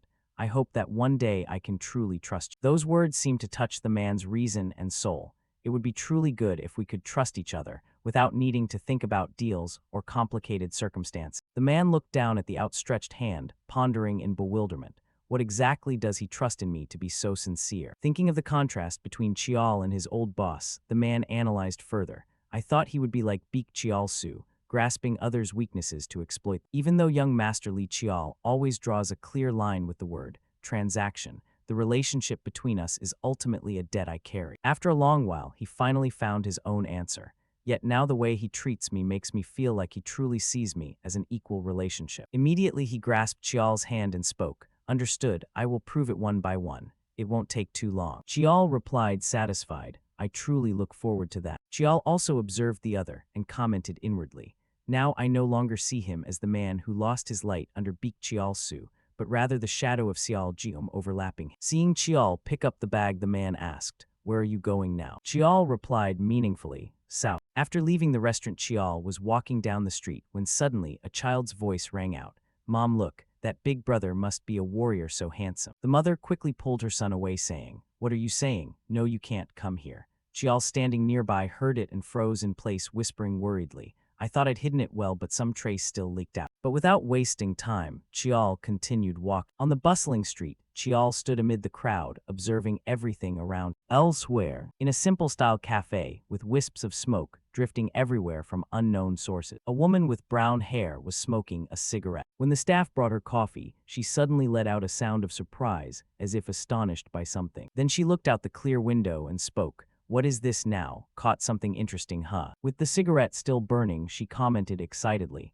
Stats like this, it's the first time I've seen them. So the woman stood up and walked outside with the words, Let's see who that is. At that moment, a face appeared. With mesmerizing eyes full of unresolved mysteries, the woman said excitedly, With these very eyes. Chial sat cross-legged in the luxury train car, holding something in his hand. Propping his chin, he muttered, Deposit around 100 million huh. This amount is enough for initial operating expenses. Chial looked up. Thanks to Jiang Jinsu, I can travel comfortably like this. Folding the bank book, he thought inwardly, Wonder how Jiang Jinsu will perform this time. Lifting the golf bag and preparing in his mind, he decided, Talent has already been proven. For now, let him freely demonstrate his abilities. Plan gradually formed in his mind. If Jiang Jinsu displays abilities similar to Xiao Jium, from before then, he'll be capable enough to help me build a support foundation. Chial's eyes flashed, and having people know there's such a foundation backing me is necessary. Past events flashed through his mind one after another. Up to now, both luck and pretext have been fine. Since I know the future, there are many things I can do, but from now on I must be more cautious when using information from my previous life. His thick brows furrowed slightly. The things I'll do from now on must appear as reasonable predictions based on deduction. Suddenly, the announcement sounded. This stop is. Chial sighed, slowly standing up. First, I need to handle my own matters more than Jiang Jinsu. Afternoon sunlight bathed the train station. The black-haired young man's footsteps stretched out leisurely. Standing amid the crowd, Chial glanced at the people around him when he finally arrived in Jeonju, Gyeongsangbuk-do. A sudden sharp pain struck, making Chial react too late. Clutching his head tiredly, he thought, since the training at Chungwai Mountain, I've never lost control once. Jeonju has countless relics and ruins, so this place is where ancient and modern coexist. Objects carrying long history contain power, and within that power lies mysteries that modern times cannot explain. An artificial sacred land achieving miraculous balance, Jeonju. He thought of the item he carried. This place hides traces of that person. The ancestor of the Sungmu Lee clan, Lee Hyeolhyun. Stories passed down mostly orally, to the point that academia once rumored he was fictional. At Sungmu Mountain, there's only a memorial tablet in the ancestral shrine, no remains of Lee Hyeolhyun. Until in the previous life, a relic related to Lee Hyeolhyun was discovered. Who knows how long Chial walked while thinking. There they also found materials related to Huya. When his thoughts reached the crucial point, and there was another purpose, someone suddenly interrupted. Hey kid. Smoke puffed from red lips. The beautiful blonde woman holding a pipe still trailing smoke spoke. Who are you? Chial achieved his goal in his heart, to meet this woman. She smiled, interesting indeed. The smoke followed her steps as she approached, enveloping him. Suddenly, the magic detector picked up a strange signal, so I came to check. Her eyes flashed with strange light. Who would have thought you'd have the exact same thing in your eyes as me? Owners of demon eye rarely reveal themselves to the world. So coincidentally, besides me in Korea, there's another one, Grand Mage from the Eiffel Magic Tower in France, Valérie de Belle from French nobility. In the previous life, she was one of the few Grand Mages to reach level 2. The demon eye she possesses, the ability to read and interpret all hidden information in objects and phenomena, interpretive eye. Chial was somewhat surprised by this situation. I planned to seek out this woman, but didn't expect to meet her this way. Valerie suddenly lined in. Hey, are you scared of me? Seeing him silent, she asked, or are you not Korean? Chial had to sigh, I'm Korean. At that she immediately giggled. Phew, actually I only know Korean. Another silent sigh. I knew it, but this woman is truly unpredictable. Rumors flashed through Chial's mind. The nickname she would be given in the future, eccentric of the Magic Tower, no more accurately the madwoman of the Magic Tower. What puzzled him wasn't just that.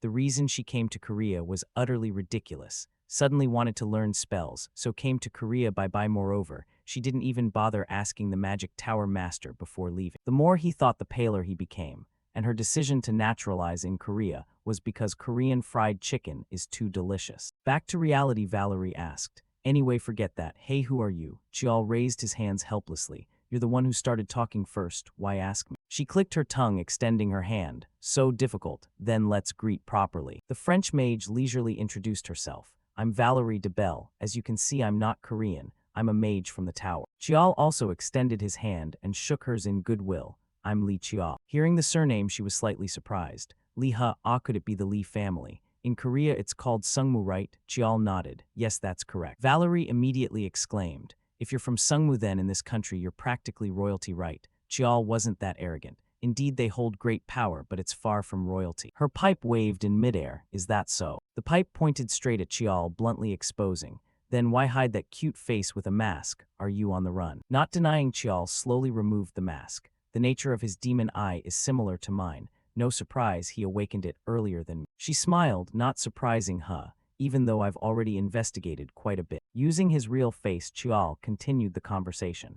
Because I've also seen eyes similar to yours. Valerie's interest surged. I've never heard of Sungmu having someone with demon eye. What ability do your eyes have? I don't understand why I have to reveal my own ability. She narrowed her eyes, smiling. My eyes are interpretive eye. They can read and display all objects or phenomena as data. What about yours? Seeing that expression, Chial was at a loss for words. The seemingly harmless smile of the mage remained, but something seemed to gradually change. Then no choice, I have to find out myself. Powerful energy radiated. In the blink of an eye, her eyes changed color. Her voice deepened as well. No choice then, I'll have to find out myself. A powerful surge of energy radiated out. Chial's eyes seemed stimulated in response, shifting color as well. He dropped to one knee, clutching his eyes, and asked angrily, "What the hell are you doing?" Seeing his pained expression, Valerie softened her tone immediately. Sorry, I was just way too curious, but that's really strange." She stepped closer again. I couldn't read a single thing. Looking at the black-haired young man's still fuming eyes, the mage coaxed gently.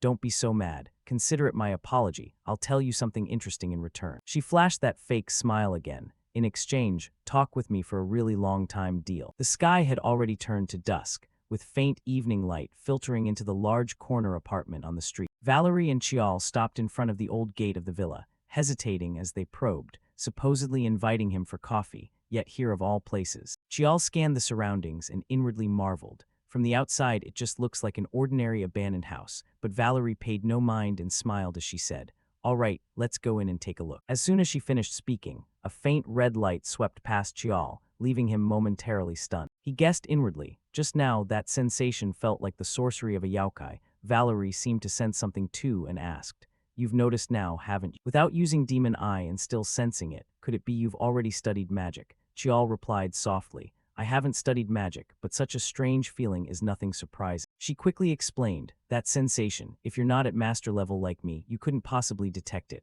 Chial furrowed his brows in thought. "Master? Do you mean the master of the Eiffel Magic Tower, Michael Garrett? If one hasn't reached that level, it's impossible to sense. Has she really achieved that?" Chial exhaled to steady himself. "I've experienced something similar before." Valerie rubbed her chin and murmured, "No, it's different. Even if you've experienced something similar, normally you still couldn't sense it." Her eyes suddenly flashed with a dangerous glint. "Unless you've trained magic to its absolute limit." Chial broke into a cold sweat and swallowed hard. "From the start, I've had this strangely familiar feeling." His face paled as he recalled Jiowa. "She looks just like my aunt." The image of Jiowa appeared, smiling and waving cheerfully. "Little one, come on, time for some fun training." Chial steadied himself and asked, "So this is instant teleportation?" Valerie gently pushed the door open and explained calmly, "No, I do have quite a bit of money, but not quite to that extent." She stepped inside smugly and proudly declared, "More accurately, I've used mana and internal energy to connect a tunnel." The house was covered in dust everywhere. Valerie cheerfully invited, "Come in." Chial immediately stepped inside. In stark contrast to the dilapidated exterior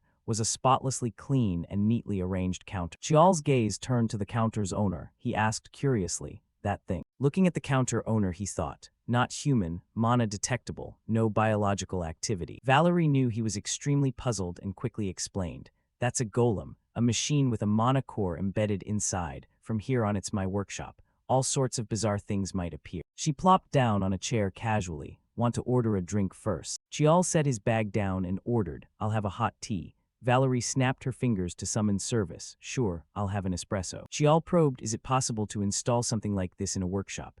Valerie replied nonchalantly, "I wanted it to feel like a real cafe, but going out every time is such a hassle. Yes, no problem." She held the cigarette in her hand, took a drag, and said, "There are so many things I want to ask, I don't even know where to start." Chial asked curiously, "Why do you think I'll answer?" She replied, "How stingy." Then she said, "Fine then, even though I look like this, I know quite a lot." Valerie lowered her voice and raised 3 fingers. 3 questions. Each person gets 3 questions and answers one by one in turn. How about it? The 3 questions and answers ceremony. An ancient magic unique to Valerie. Famous for when she couldn't satisfy her curiosity, she would propose this game of exchanging 3 questions and 3 answers. The unique spell created by applying her technique later became one of the symbols of the mage named Valerie. "And exchanging plain questions is boring." She raised her voice, "So I'll add a game using my magic." Hearing that, Chial sipped from his cup and inwardly marveled, just as the rumors say. He immediately replied decisively, "I refuse," making her eyes widen in surprise. He clearly stated his position. "We've only just met today, what could I possibly be curious about?" She asked, puzzled. "Not curious about my eyes." Chial explained further, "Earlier, even without asking, someone deliberately told me already though." He set his teacup down with a sigh full of emotion. "This game does sound quite interesting. Let's set the condition. The winner gets to make 1 request, then I'll join." Valerie repeated, "A request? You say you're not curious. What do you plan to request?" Chial's face was completely serious. "That can wait until later." He continued, "An opportunity to make a request of a mage with her own workshop doesn't come often," making her fall deep into thought. She lifted her wand with visible difficulty. Not very pleasant, but fine. The rules are simple. The wand swung, releasing a burst of intense red power that enveloped the entire space. Her face lit up with unconcealed excitement. From now on, each person has 3 questions and 3 answers. The red glow merged together, forming a small flame. She explained the rules. Questions can be anything, ask whatever you want.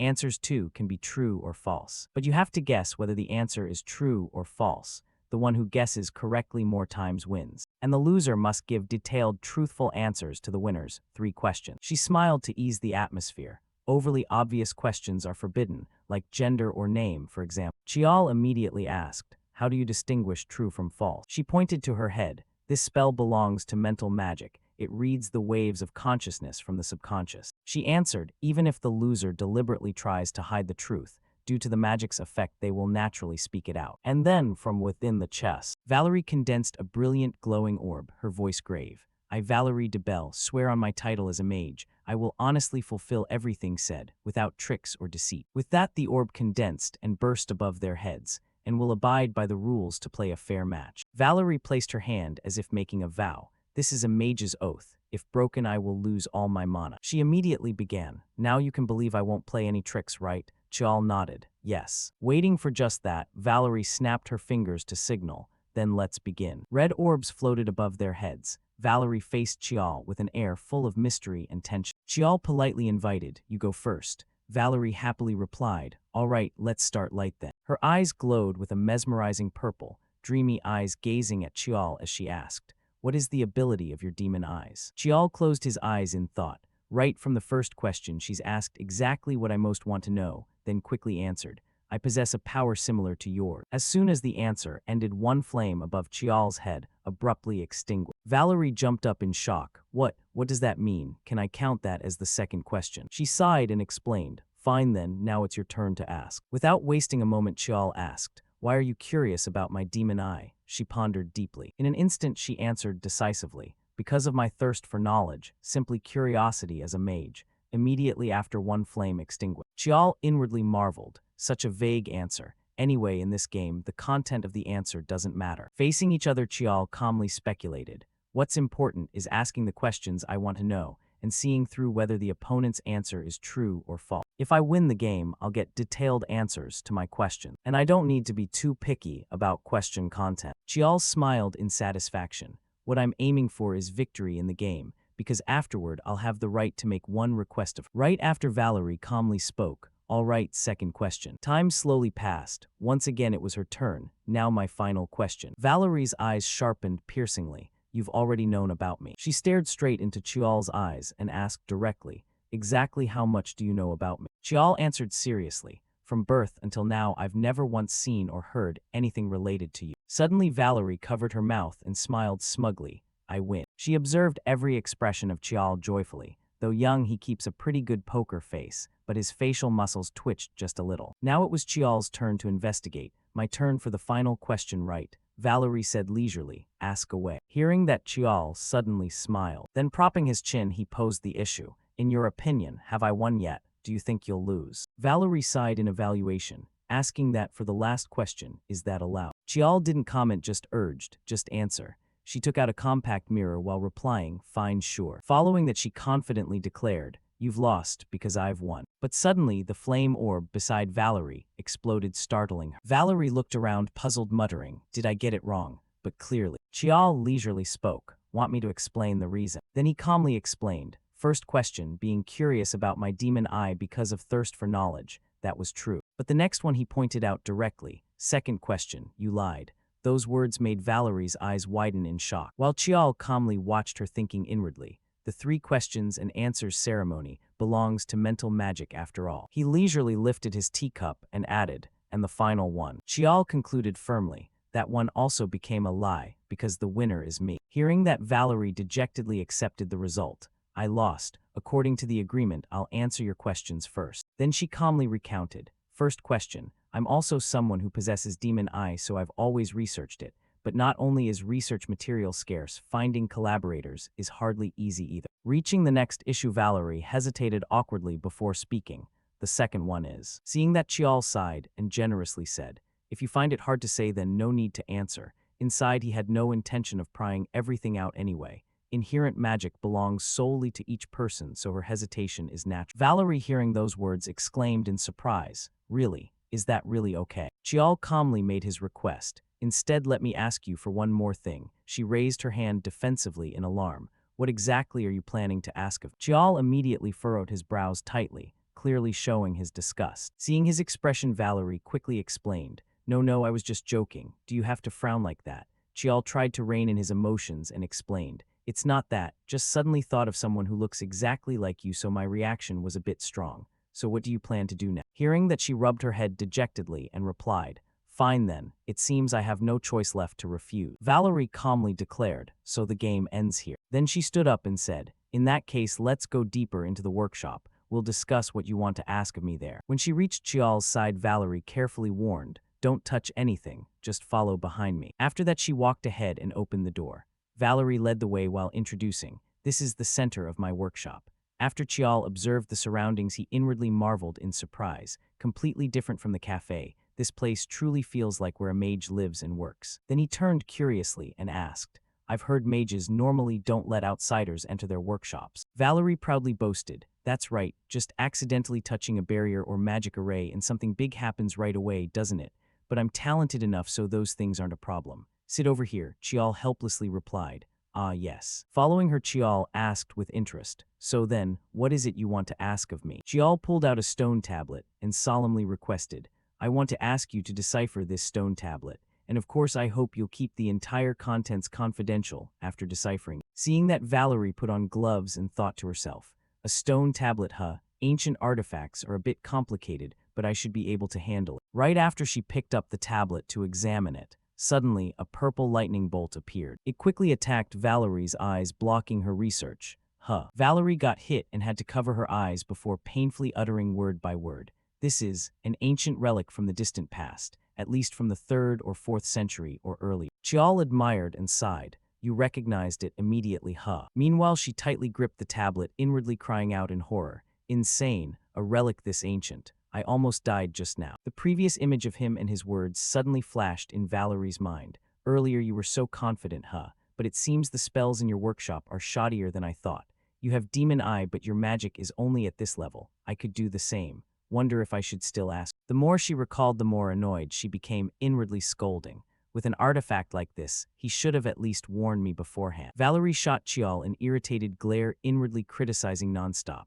"This thing dates back millennia. I almost had to redraw all the spells in the workshop from scratch, and he was still bragging about being talented." A few seconds later, she returned to normal and said, "Let me look again." Once more, Valerie's eyes shifted to purple. She examined while pondering. "It doesn't resemble anything from nearly 2,000 years ago at all." Valerie focused intently on analyzing the tablet. "This is all I can read." After a while, she propped her chin in thought. "I can grasp the movements of the moon, sun, and the operation of the stars, but only up to that point." Valerie inwardly sighed helplessly. "If it were ancient script or simple code, I'd have deciphered it right away." Then she turned to look at Chial and asked, "It seems to record Eastern astronomy dates and some simple scripts. What exactly is this thing?" Chial calmly answered, "It's a map, and at the same time a key." Hearing that, Valerie revealed, "This will probably take me some time to decipher." Seeing that, Chial hesitated and spoke. Then, while waiting, "Can I state my second request?" She agreed without hesitation, "Sure." Outside, the sky had turned to evening.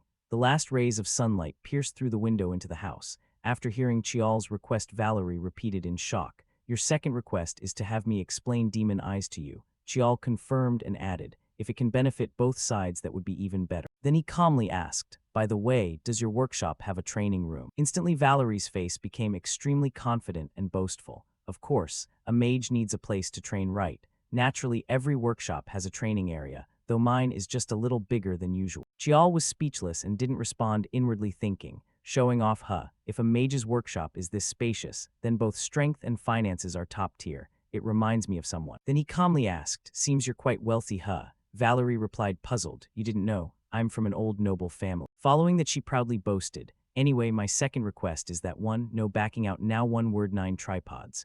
Chial helplessly corrected the grammar. "Good grief, it's a man's word is as good as gold, 4 horses can't chase it, I understand." Valerie didn't care. She channeled her power and said, "Then let's start right away. Try opening your demon eye and let me see." Chial obediently closed his eyes and activated demon eye. Right after Chial opened his eyes wide, a flash of light suddenly burst from them. After opening his eyes, Chial saw illusory circles behind Valerie's back. Chial seemed startled and let out a cry, his face showing pain. He clutched his face and dropped to one knee on the ground. Valerie saw and quickly asked, "What's wrong?" Chial explained, "No, nothing. Just too many spells in this room, so I felt a bit dizzy." She pondered again, "Just seeing a few spells and your eyes already hurt." Then Valerie suddenly realized, "Wait, don't tell me you can see all the magic arrays and spells in this place." Chial admitted and slowly stood up. "Yes, my eyes can read the flow of power as well as things normally invisible, though it's a bit hard to control." Valerie wanted to confirm. "First, can you deactivate Demon Eye?" She suggested, "Explain more about your Demon Eye.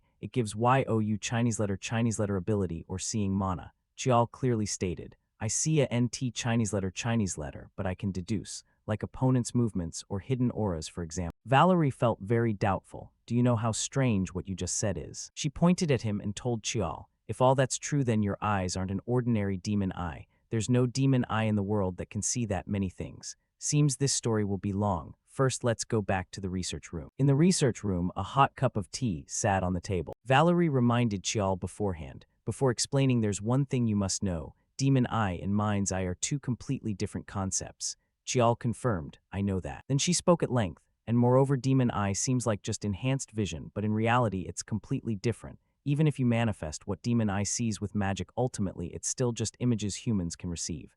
Chial, hearing that, scratched his head embarrassedly and requested, "Sorry, could you explain a bit simpler? Korean is really hard." Valerie tapped her hand. "What I mean is this." After that, she had to speak a lot nonstop, waving her arms and legs, to explain clearly for him to understand. Valerie held a cigarette with an annoyed expression as she recalled, "And precisely because of that, Demon Eye is more special than any other ability. I once took an fMRI while activating Demon Eye. The moment Demon Eye activated, blood flow to my brain surged, and my nerves became overstimulated." Chial understood. "No wonder when I can't control Demon Eye I feel pain," she emphasized. "Exactly, because you're processing sensations humans aren't supposed to have, so it overload." Valerie spoke as if pondering. "Demon Eye is a power dangerous to that degree. Up to now, no demon eye has possessed complex abilities. Yet your demon eye right now can do how many things?" Chial, hearing her, felt somewhat surprised. Valerie stared at Chial with sharp eyes. "You said those eyes were awakened through Sungmu's ritual. Normally, people who awaken demon eye start seeing abnormal things from around before or after age 5. So, before undergoing that ritual, had you ever seen anything strange?"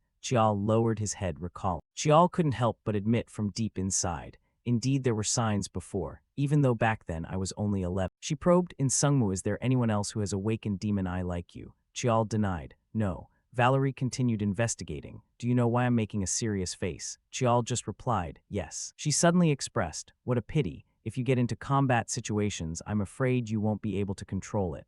Chial paid attention to Valerie's words. Chial glanced slightly as if considering something. Finally, he decided to tell the truth. "Actually, in battles, I've used Demon Eye countless times already." She thought she misheard. "What?" Valerie excitedly stood up. "How is that possible? Just 2 or 3 functions in Demon Eye, and the brain already suffers terrifying overload.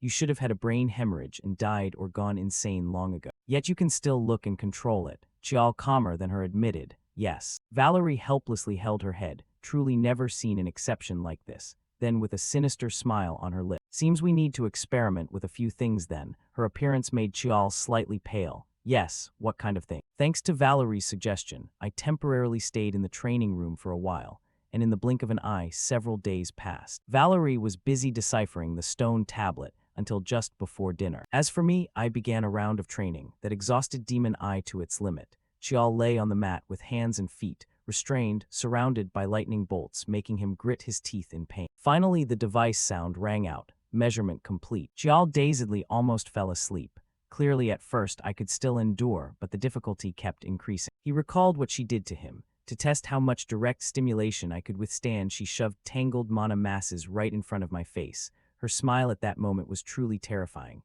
"Come on, just a little more, just a little more," while Chial could only scream, "Demon." Right then, Valerie also entered the room to check. "How is it? Are you okay?" Chial inwardly thought. Looking at her, she's no different from a science maniac. Chial glanced at the opened restraints. "You clearly said using Demon Eye overloads the brain." She smiled reassuringly. "Don't worry. The measurement machine will automatically stop right when you hit the overload threshold." Chial glared at Valerie, who was pretending to be innocent. "This woman is truly crazy. I even have to apologize for once comparing her to Auntie. She searched for reasons, but thanks to that we're collecting a lot of good data. The limits and characteristics are gradually becoming clear, and the more you use Demon Eye, the more it develops. Chial couldn't deny, that's not wrong, but yet she didn't listen anymore, turned and walked away humming. Let's see if you'll obediently undergo the experiment or not, Chial realized. She's deliberately speaking in French. Valerie seemed surprised when she saw what was before her eyes. She observed the parameter display panel, wondering, what is this? Am I seeing wrong? I set it to automatic status check and let the difficulty increase gradually. How can his growth speed be this fast? No, it's not growth, more like adaptation. Then the issue isn't in the explanation. Valerie's smile grew increasingly interesting. Everything continued in the following days. Training day 1. No, almost called it experiment, this is training. After all, this is just a test. Li Qiao requested, not an experiment, to satisfy my curiosity. Though since I've painstakingly gathered enough data, I'll still save it as a file. Confirmed that Demon Eye can easily see one-way mana circle. From level 6, magic onward pain begins to appear, but at level 7, it can still be read without too much difficulty. Perhaps I'll need to bring back a CT machine for support. Day 3 of training. To TEST Chinese letter ability, I deliberately hid a spell behind a metal plate and told him to read it. The result shows it's NOT Chinese letter, but reading energy emitted from objects, even just a pencil, and I still don't understand what or how he read. After that, we experimented with moving objects. At that time, he demonstrated the ability to predict blood flow and muscle movement. The limited predictive aspect of his foresight eye was faintly visible, but he couldn't keep Demon Eye open for more than 2 hours. If only his brain and eyes had a bit more endurance, it would be so much better. More experiments. No more training. Day 8 of the experiment. He was continuously breaking speed records in an astonishing way, raising the difficulty terrifyingly. I secretly cranked up the difficulty to see what would happen, yet he still kept up. Even I couldn't reach this level. I really should have bought a CT machine earlier. At this point, I might have to dissect it and look direct. His Demon Eye seems to belong to an entirely different resolution system from mine. Li Qiao's visual ability is on an unbelievably high tier.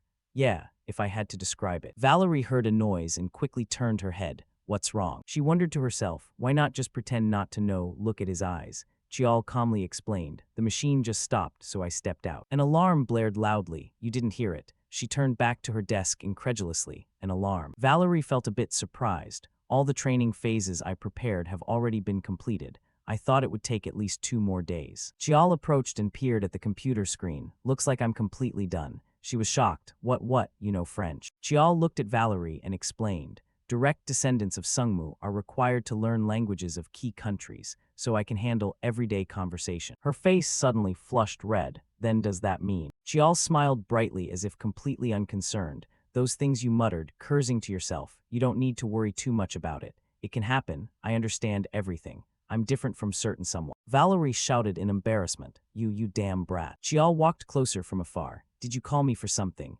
Valerie held her pipe, turned to look at him. Yeah, the preliminary training round is over. She asked for his opinion. Honestly, I really wanted to continue training in the lab, but what you need is practical combat application, right? So now I plan to start a real training round. Chial seemed very agreeable. I'm always ready, however. Valerie suddenly stopped him. Wait. Beneath their feet appeared a magic circle centered on her. Valerie explained, I've reinforced the training area's magic array. It will be much more complex than before. She added a reminder, and also, it's best to completely drop the habit of closing your eyes, then opening them when using Demon Eye. Those small, repeated habits become ingrained. They might help with temporary control, but later they'll create bad effects. Chial followed her words, frowning as he tried not to close his eyes. Finally, Chial was able to summon Demon Eye. He stared at the room filled with magic circles. Even though the training area's magic array has been reinforced, I only feel a slight headache. A few days ago, right in the middle of Jeonju, I couldn't even control Demon Eye at all. Chial slowly observed around. However, the mana flow is this complex. It's exactly like looking at a human's mana system. I don't understand magic well, but she must truly be an extraordinary grand mage. Valerie saw him not moving and asked, what is it? But Chial only replied casually, nothing. She handed him a round headband and requested, now I'll train you on controlling Demon Eye in real situations. Put this on your head to clearly sense mana flow. Chial took it, put it on, and asked, how will the training be? Valerie smiled. Well, we're training Demon Eye right. Then the method is very clear. Behind Valerie's back, a flame burst forth. She sent it flying, while reminding loud, dodge properly. Chial summoned his sword and cursed softly. Damn it. Valerie shouted again. Hey, only allowed to use demon eye. He had to quickly dodge that fireball. Chial couldn't help complaining. Shouldn't you say things like that beforehand? Truly a mad scientist. He glanced back slightly, dodged it. If this was when I first entered the training room, I probably couldn't have dodged at all. Valerie kindly reminded, not done yet, the fireball hasn't stopped. It's changing direction toward you. Chial's eyes widened in shock. The fireball suddenly exploded. She clearly had no intention of holding back. Dodge while listening. Now I've grasped the essence of your demon eye. Your demon eye, if I have to say it straight, is quite similar to my interpretive system, but at a much higher level. Chial, after the recent explosion, was covered in soot. She calmly lit her pipe. Your demon eye isn't about reading many things. Like other demon eyes, it reads only one single thing. The entire room was surrounded by red flames, objects before your eyes, living and non-living things, mana or just energy, countless supernatural forces, and the complete present state of each piece of information. If I had to name it, perhaps call it present eye, the eyes that read every phenomenon existing in this moment. Valerie controlled those orbs to move. Chial retreated to dodge the attack, mocking, your numbing sense is pretty bad. She ignored it and continued, your eyes are reading every present before you, and once you've analyzed the present, deducing a reasonable future is only natural. Similarly, you can also infer the past. It seems there was once a very nice term for that. Right causality law. Valerie smiled brightly. The explosion behind her created a huge shockwave. Chial still stood firm after the blast, his body now very dirty. She told Chial, anyway, your demon eye is so high level that it itself becomes a burden. Even if control improves, you could still be swallowed by demon eye in an instant. So that's why. All of this is for your benefit alone. The fireballs were summoned again. Valerie shouted, all right, into battle. The orbs continuously flew toward. After the battle ended, Chial, completely blackened, sat slumped on the ground, making Valerie unable to resist teasing. Did you just crawl out of a coal mine? Hey, open your eyes nicely. Do you know how hard I worked to research your demon eye?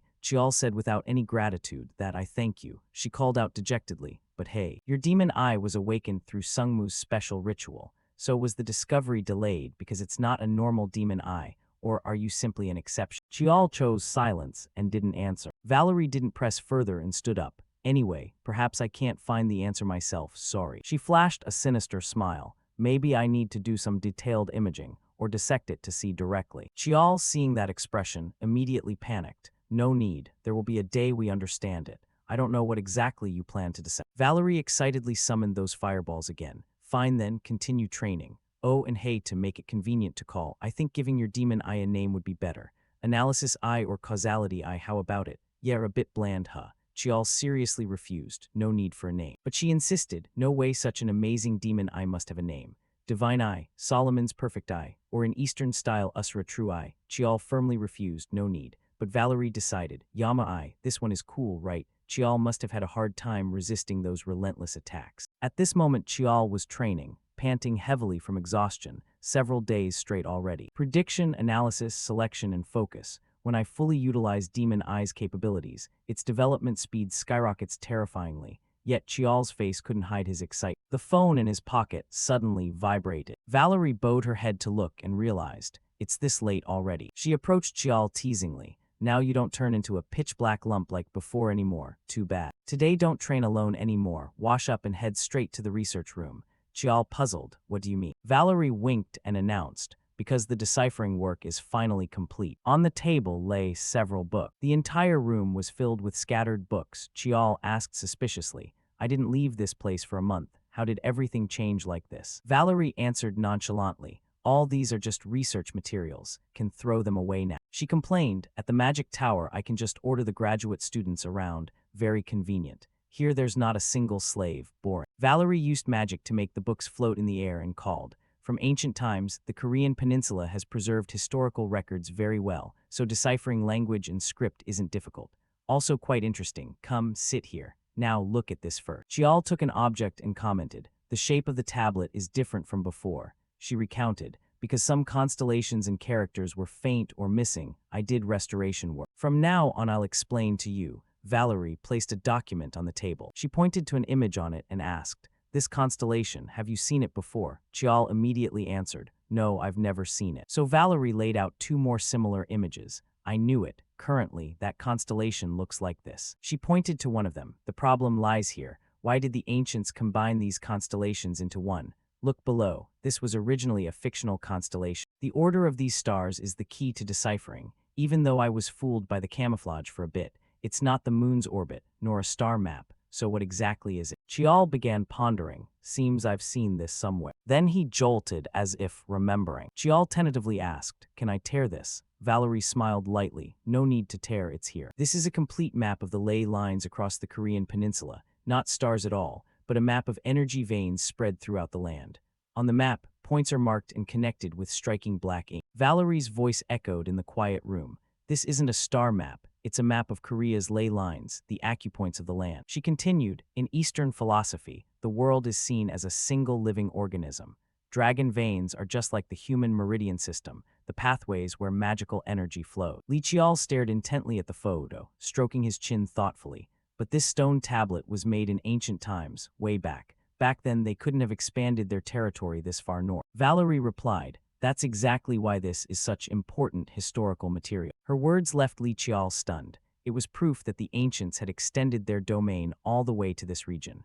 Finally, Valerie gave him space to puzzle it out on his own. "I can only explain the location part this far. For the rest, it's better if you read the interpretation yourself." Li Chial stared at the photos she'd handed him, quietly weighing them in his mind.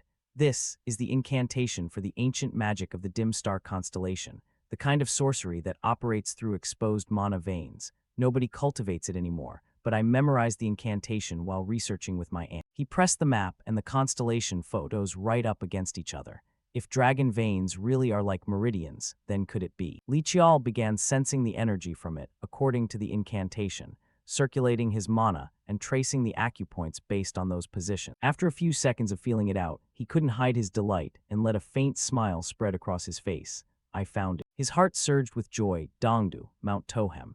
There lay the tomb of the second head of the dim star Hyangseong family. A few days later, Valerie was sitting there holding her magic wand when she turned to look at him and asked, "What is it?" Planning to head out. Li Chial already had his backpack slung over his shoulder, ready to go. Without turning around, he answered, "Yeah." While he was finishing preparations to leave, Valerie asked one more thing. "Before you go, about that third question and answer session, can you at least tell me the trick to fooling them?" Li Chial replied, "Didn't you say you'd figure it out yourself?" Valerie frowned, clearly annoyed. "Stubborn to the very end. I really give up on you." But in the end, she couldn't stay mad and offered some encouragement. "Be careful out there. Mount Tohem is pretty dangerous." Li Chial answered, "I know. Even though it's a spiritual mountain, it's special in a lot of ways." Valerie stood up and pointed as she explained, "The ruins area is the one place you absolutely shouldn't go near. I heard recently a disciple from the Buddhist temple disappeared there. Got tangled up with some random spirits, cursed without even realizing it.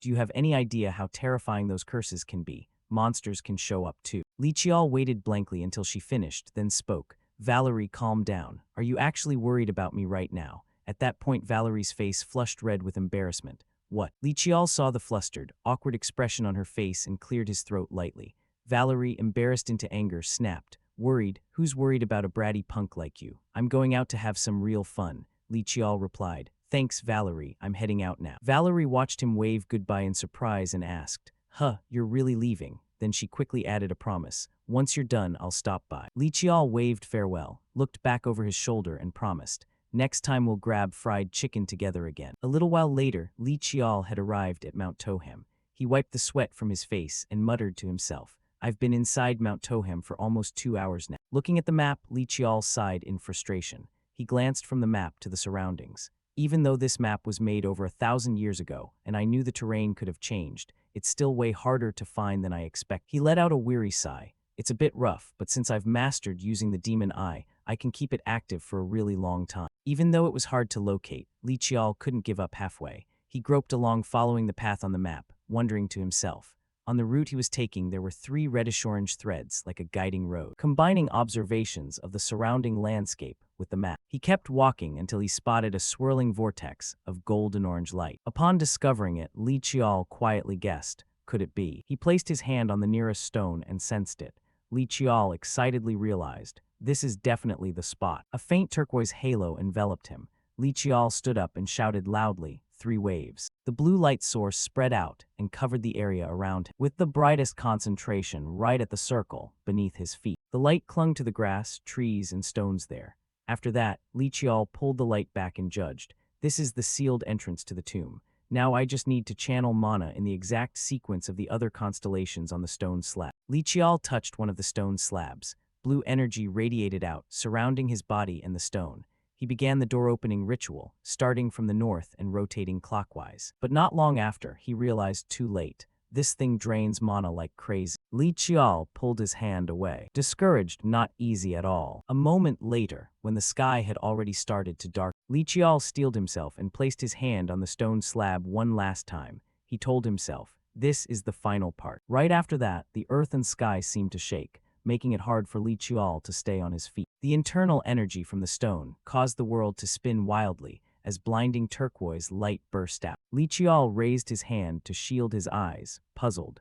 What the hell is happening all of a sudden? He clutched his backpack to his chest, thinking to himself, how can there be this terrifying level of mana? Could it be that Mount Tohem's mana has been accumulating for an incredibly long time and got triggered by my own mana? The internal energy exploded outward, knocking Li Qiao to the ground. He hugged his backpack, stood up, brushed the dust off himself and the bed, and let out a relieved breath. I thought I was dead for a second there. Everything around him was pitch black. He couldn't even see his own hand in front of his face. Li Qiao looked around and muttered, can't see a thing. His mana was completely drained to the limit, so even the demon eye was unusable. He rummaged in his backpack, pulled out a flashlight, turned it on and said, good thing I don't sense any aura or movement. Shining the flashlight around to observe the area, Li Qiao suddenly lit up a bronze statue with an incredibly ferocious soldier's face. It looked like it had been sculpted with very high artistry. He jumped in fright, almost thinking he was under attack. Li Qiao assessed the area. A place this scale definitely can't be considered an ordinary ancient tomb. He moved the light to a stone stele and read it.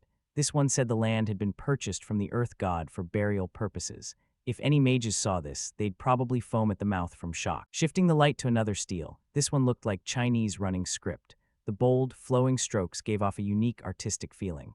What about this one? Li Qiao read the content of the stele. King Mu Li Xiangxian of the Li clan lived to 122 years old and rests here. From that, he was surprised when he noticed the line. All living and dead who wish to enter this place turn back now. Li Qiao felt a mix of confusion and unease as he thought to himself, this is a warning. He read on, beyond this is only darkness. And then he couldn't help wondering in his heart, is there really something in there? Seeing that the energy seemed relatively stable, Li Qiao told himself, my mana has recovered a little bit. Let's try the demon eye. No sooner thought than done. He activated the demon eye to scan around, and of course he picked up nothing. He clutched his face, can't see anything at all. It's like slamming into a giant wall, only sharp pain. Nothing like this has ever happened before. Continuing to think, he recalled, in my previous life, Big Brother said he hid the location of this place. All records were kept completely secret, except for Black Knight. Li Qiao wondered, why go that far? Guilt over disturbing an ancestor's eternal rest. Then he rejected it himself. No, if that were the case, he should have hidden the excavation too. Li Qiao pondered his own thoughts.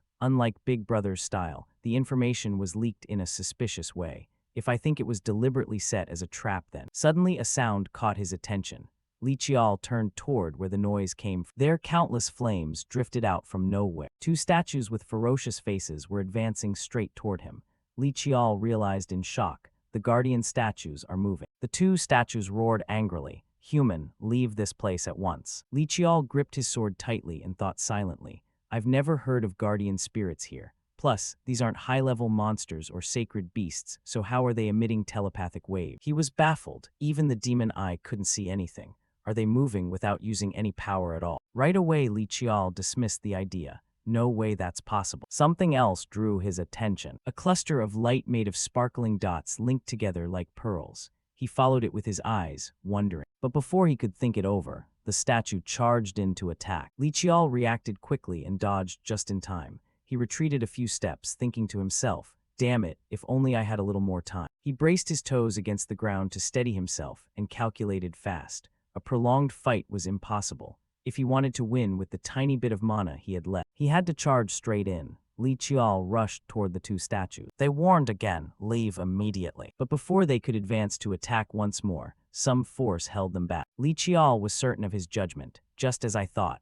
their movements are crude and simple. He swung his sword up, using the technique no-mind single strike. When he brought it down, it was demon slaying. The two statues let out miserable cries. Li Qiao calculated. If I keep distance, then I'll be the one at a disadvantage. Understanding this, he tried to shorten the battle to the absolute minimum time possible. The statue attacked. He couldn't block in time and dodged hurriedly. When the second statue struck, he used his sword to parry. Looking at the difference in strength, it was clear Li Qiao was struggling badly against that physical blow. He activated Steel Chi technique, Yama. Red threads instantly bound the two bronze statues tight. Right in the middle of the fierce fight between Li Qiao and the two statues, he prepared to swing his sword down for the finishing blow, when suddenly both statues collapsed with a crash. Li Qiao thought to himself, mana ran out. Hard to keep going. Looking at what lay on the ground, he rotated his wrist and sighed in relief. Still breathing means there's air circulation. The guardian statues are completely fine. Right after that, the two statues automatically shouted, "Leave this place." Under Li Qiao's astonished gaze, he felt annoyed inside. This is troublesome. My mana is recovering, but not enough to keep fighting. He used the demon eye to check. Still, he had to concentrate carefully. Moreover, inside their chests were clusters of light connected together, exactly the same thing he had seen earlier. A guess immediately formed in his mind. Could it be? Li Qiao drew another sword, thinking to himself, if it's really them, I have to use Black Knight to pierce straight through in one single strike. When they saw him pull out the pitch-black sword, the two statues started talking to each other. The first statue asked, "What is it?" The second statue answered, "It's the pitch-black sword, a jet-black blade." Both statues shouted in unison, "That's our friend." Then they frantically apologized. Sorry.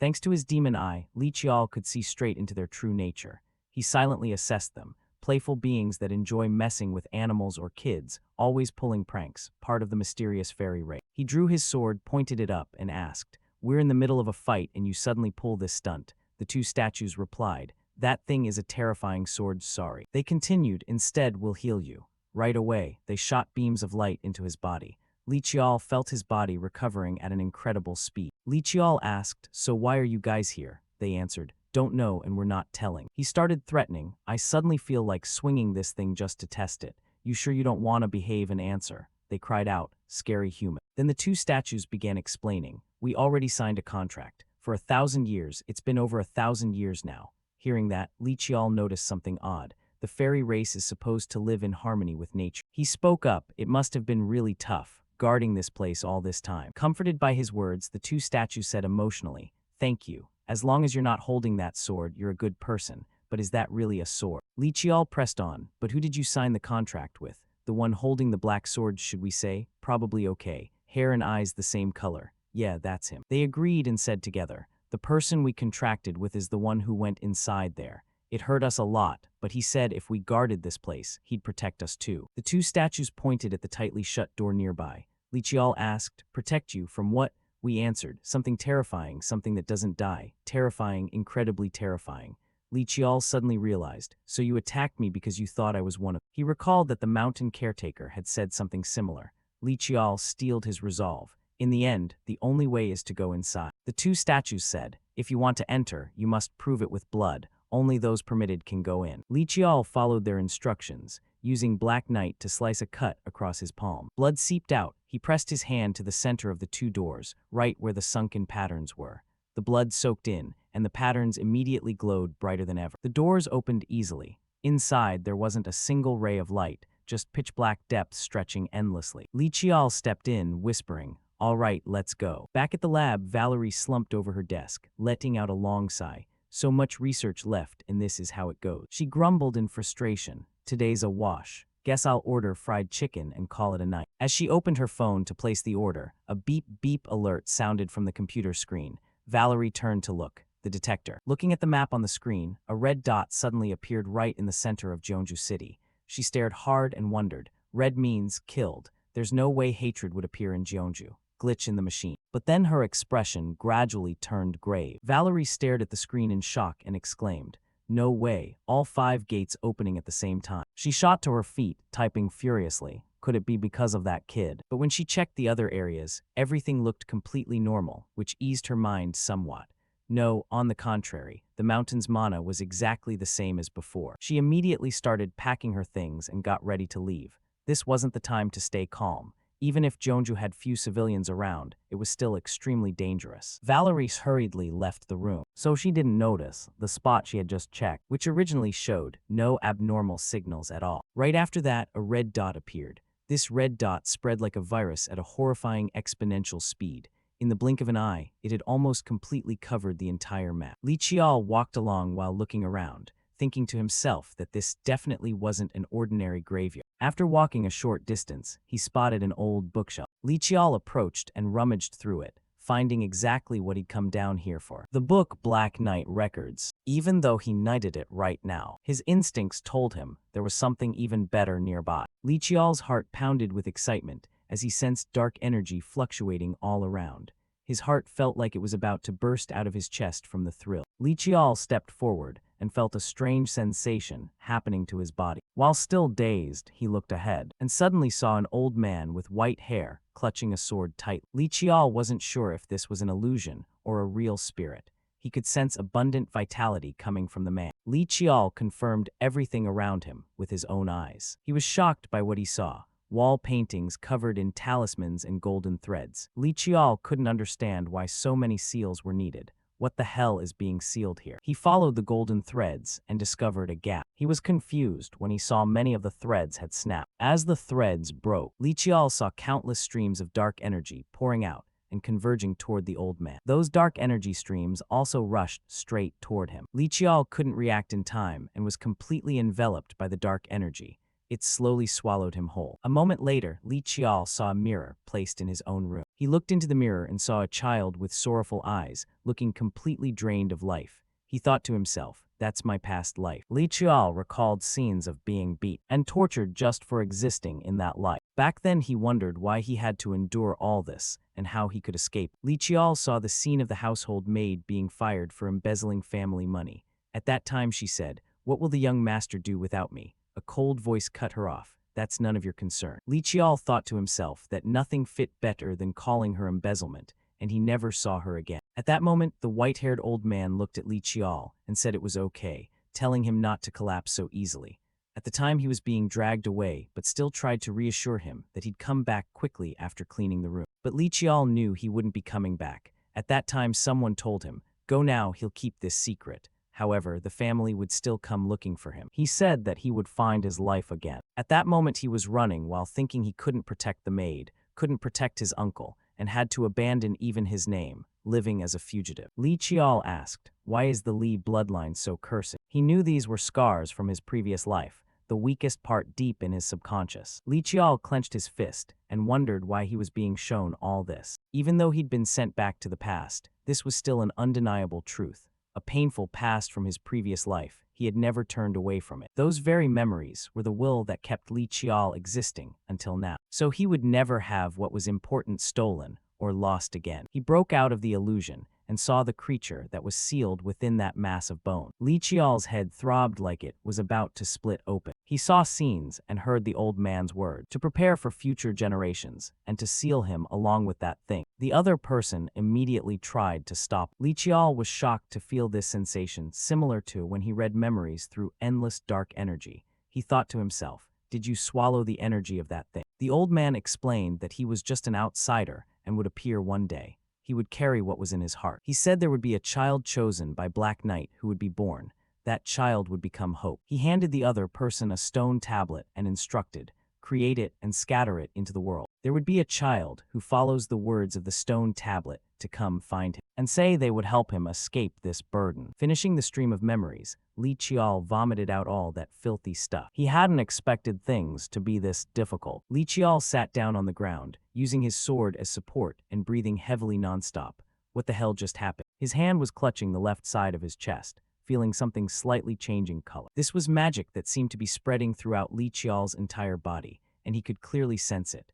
The dark energy that had only stagnated in his heart was now spreading evenly across his whole body, making his form grow massively larger than before. He slowly opened his palm. Pitch-black magical energy emanated, the darkness even denser than before. Li Qiao clenched his palm tightly. What the hell is this? He stood up abruptly, eyes fixed on the figure sitting on the surface of that well. This place wasn't a tomb, it was a sealing space. The ancestor had waited for a descendant to come here far in the future. Could it be waiting for me? Li Qiao gripped his sword tightly. Even though he'd reached the supreme realm, could a human really foresee a fate thousands of years ahead? There was something. He slowly straightened his clothes. But now Li Qiao seriously turned toward that senior figure, bowed respectfully. Esteemed ancestor, forgive my rudeness for being late in paying respects. He raised both hands in a gesture full of reverence. Descendant of the Lei clan, humbly greets the ancestor. Li Qiao bowed deeply once more, continuing his words. Though it's far too late, following the arrangements of the ancestor, I have finally arrived here.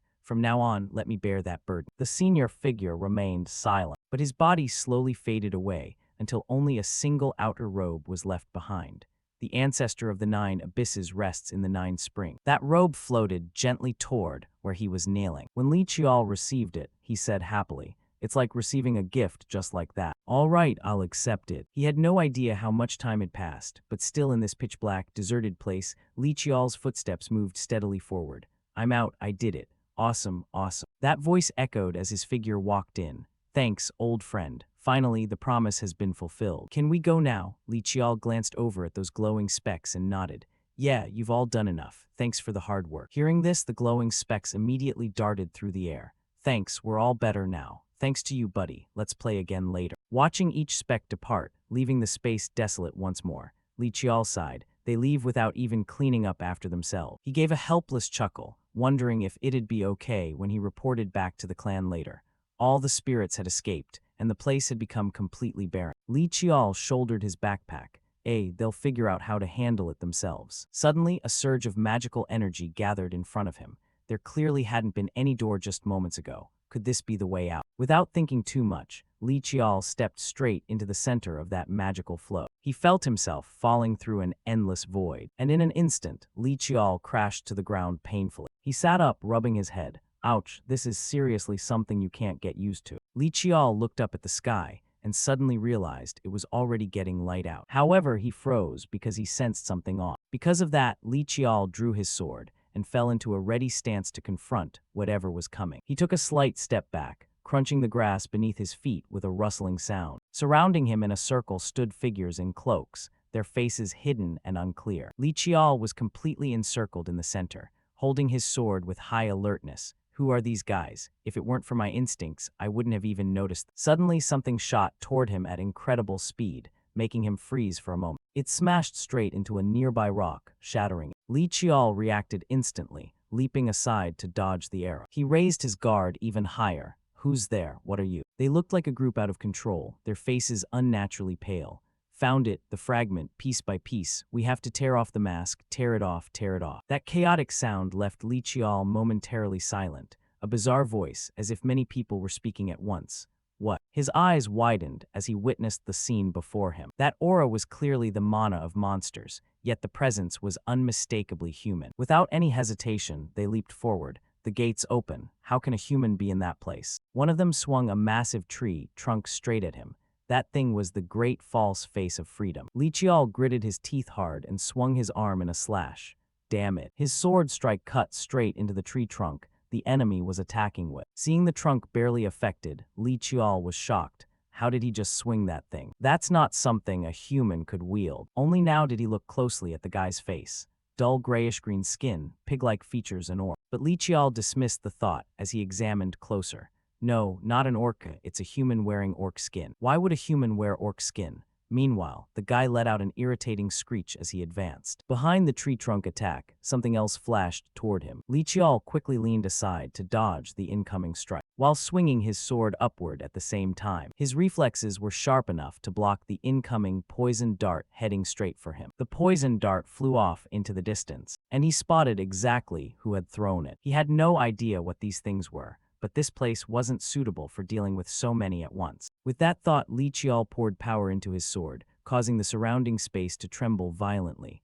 Steel Chi technique, Tyrant Rakshasa. Taking advantage of the chaos he'd created, he moved out of there at high speed. While running, Li Qiao thought, first things first, gotta change locations. The sky still wasn't fully bright yet, still in the desolate mountain forest. On a tall rocky outcrop stood a figure in a white mask, silently observing. This person spoke in a chilling voice, black hair and golden eyes, descendant of Sung. I rushed here because the tomb gate opened, but what the hell is that thing? Damn it, disgusting. Oh, those who have truly gained freedom, I will help you tear off the very last mask that remains. The forested mountain space trembled at that moment because of a bizarre sound that rang out. Part of the sky was now faintly bright, cutting through the sparse forest.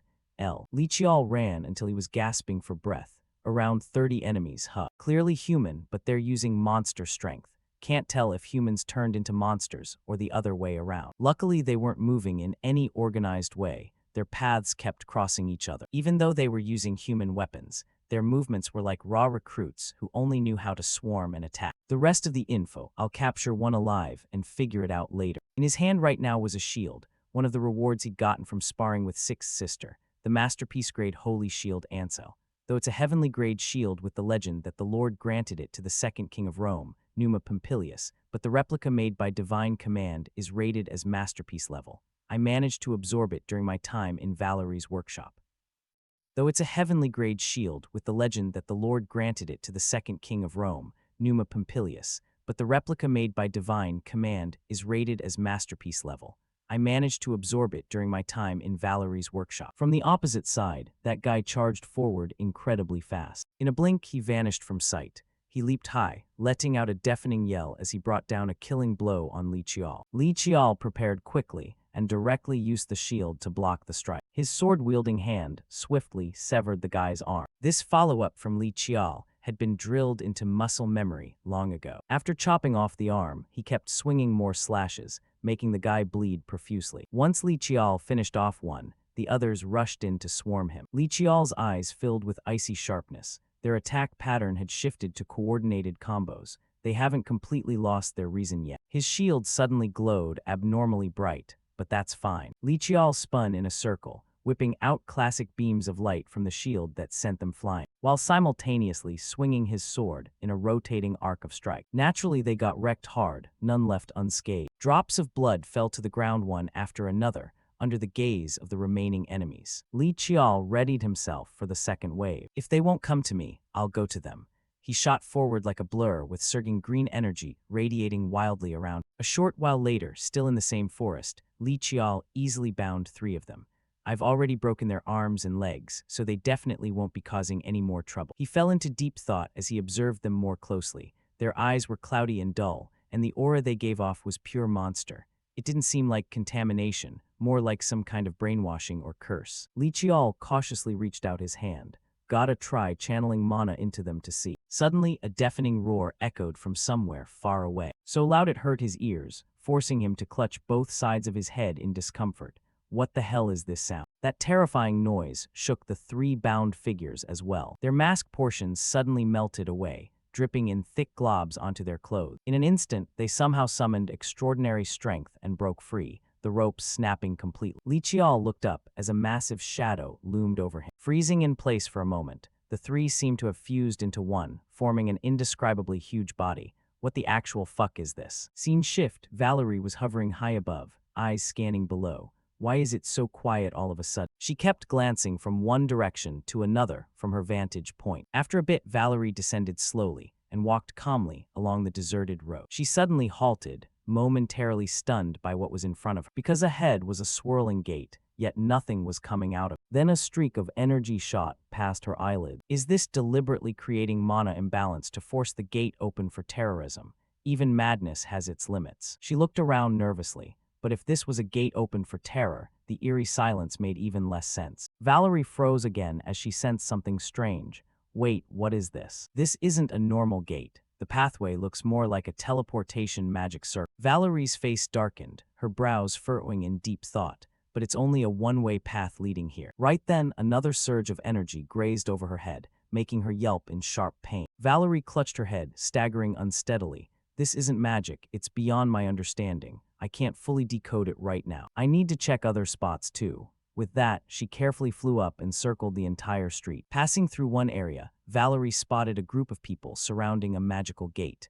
The military's already here. She quietly slipped behind a large wall. Should I just charge in and say I'm here to inspect the gate? But she dismissed the idea. No way. My presence in Korea still hasn't been revealed. Master specifically told me not to expose my identity. So what the hell is that thing? She couldn't hesitate long and quickly turned away. First, she needed to head back and do more research. A little later, Valerie sprawled exhausted on the sofa.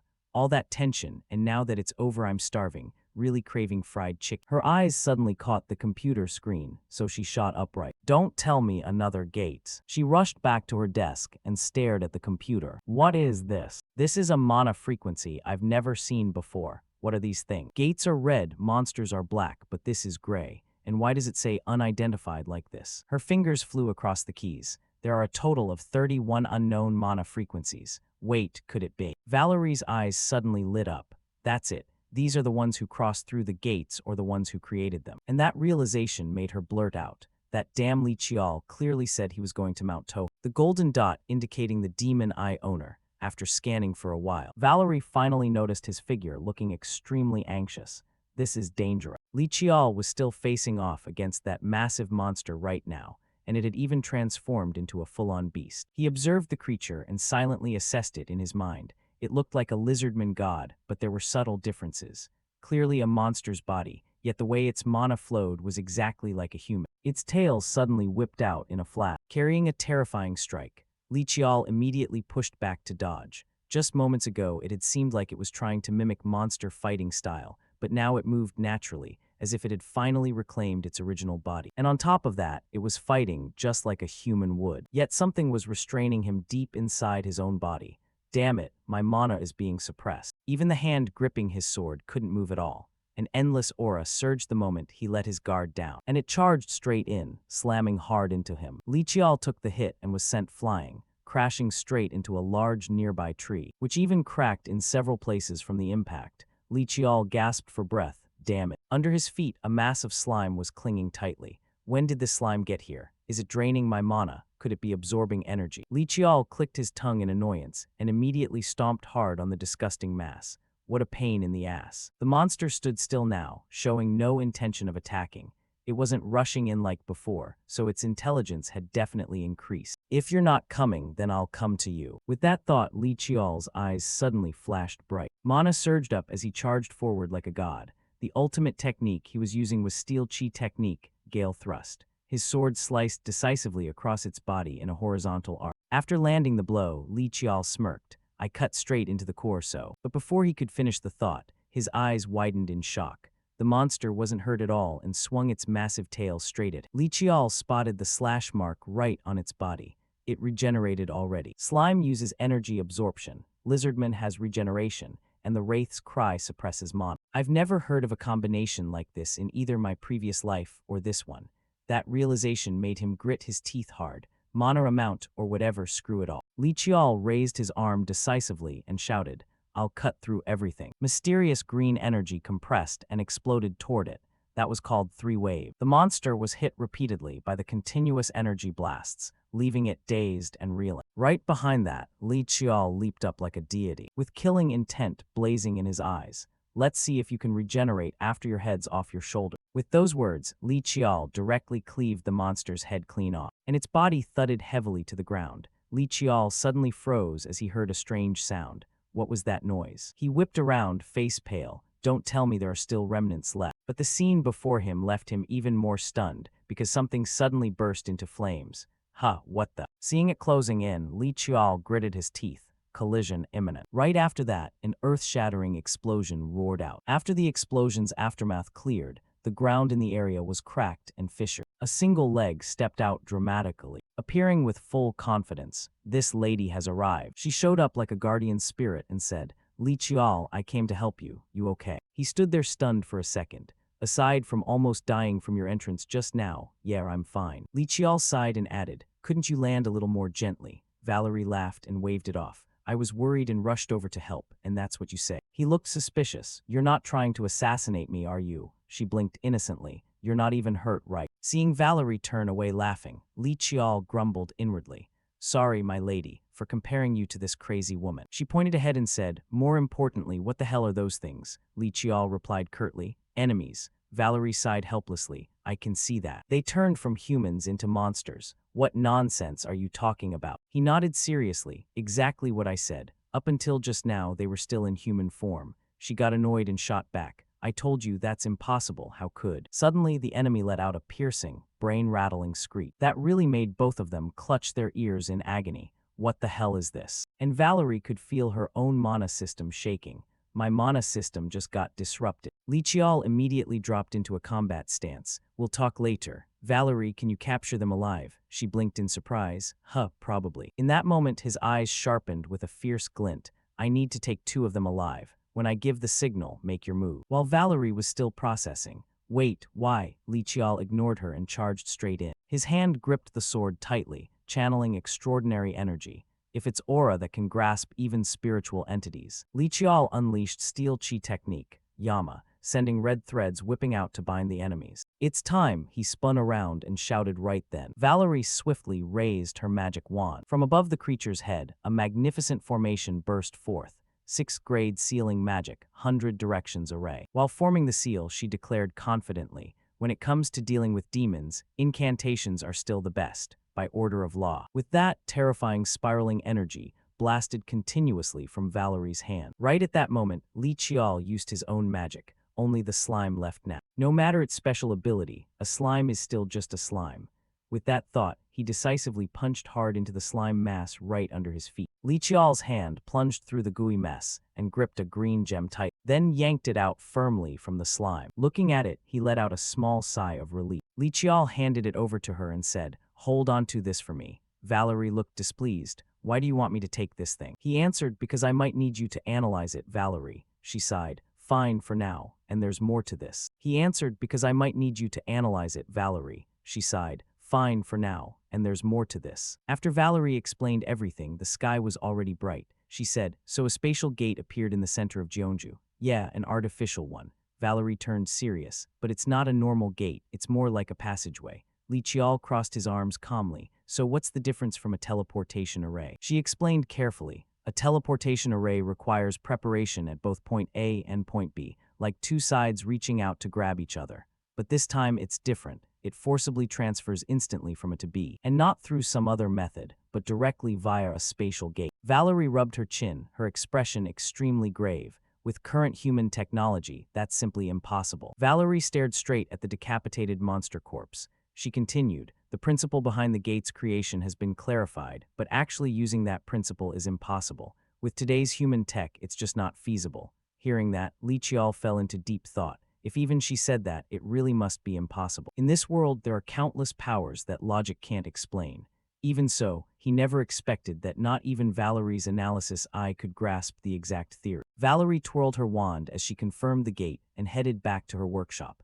The detector had picked up something very strange, which was why she turned around and came straight here. Li Qiao glanced at the monster corpse. Probably the things the detector scanned were these guys. Valerie still wondered, "So what exactly are they?" He answered cautiously and concisely. "Like I said earlier, humans that turned into monsters." Her face grew more serious than ever. "Hey, what have you been saying this whole time? If it's some kind of grafting or something similar, I could understand. You're not under some illusion magic, are you?" Li Qiao sighed helplessly. "You think my eyes can't tell the difference. That's why I want you to see with your own eyes what I just captured. And check out this lizardman corpse too." Valerie sighed. "You really got hit by hallucination magic, huh?" So she reluctantly agreed. "Fine, let me take a look." Valerie's eyes turned bright and hazy, carrying an indescribably sharp perception. After examining with her mana, she said, "This is just a monster. Its abilities are pretty unique, but at the end of the day, it's still a monster. There are monsters that take human form, but this one's just a lizardman. Its mana system is weird, and it has special traits too." But Li Qiao suddenly cut her off. "However, there are cases where humans in human state are mixed with monsters. Come over here and take a look." The sky was now fully bright, bathing the entire forest in fresh, vibrant light. Li Qiao gently pushed aside some branches to clear a path for Valerie.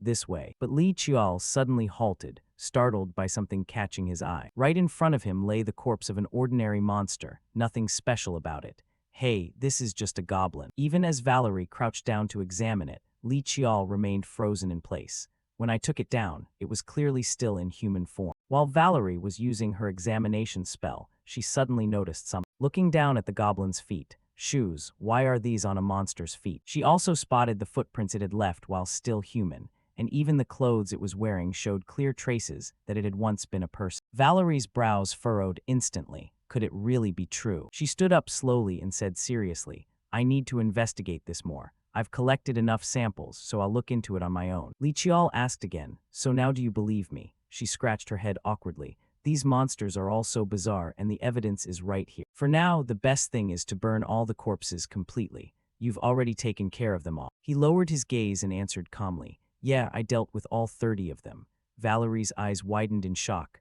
Wasn't it 31? My detector showed 31 unidentified mana sources. That made him recall, could that sound earlier have been? Even though he hadn't seen it with his own eyes, it seemed there was still one more person out there. And that person was the one who had used these monster humans. Back at Valerie's workshop, Li Qiao pushed the door open and stepped inside. Valerie, any results yet? Valerie quietly removed her glasses. I didn't find much. It's pretty much the same as what I saw with my magic eye back then. After a moment of silence, he called her name. She replied, what? He continued. You remember how I won that 3 questions game, right? Valerie slammed her hand on the table in surprise. Of course I remember. What about it? Li Qiao crossed his arms calmly. Didn't I say that when you lie, it's really easy to tell? She pouted. You're so rude. Valerie grumbled. If you knew what I was like back in France, you wouldn't argue so much. You'd just turn and walk away. Yeah, I get it. But she stubbornly added, it's true. I was once the famous Rose of the French Arcane University, you know.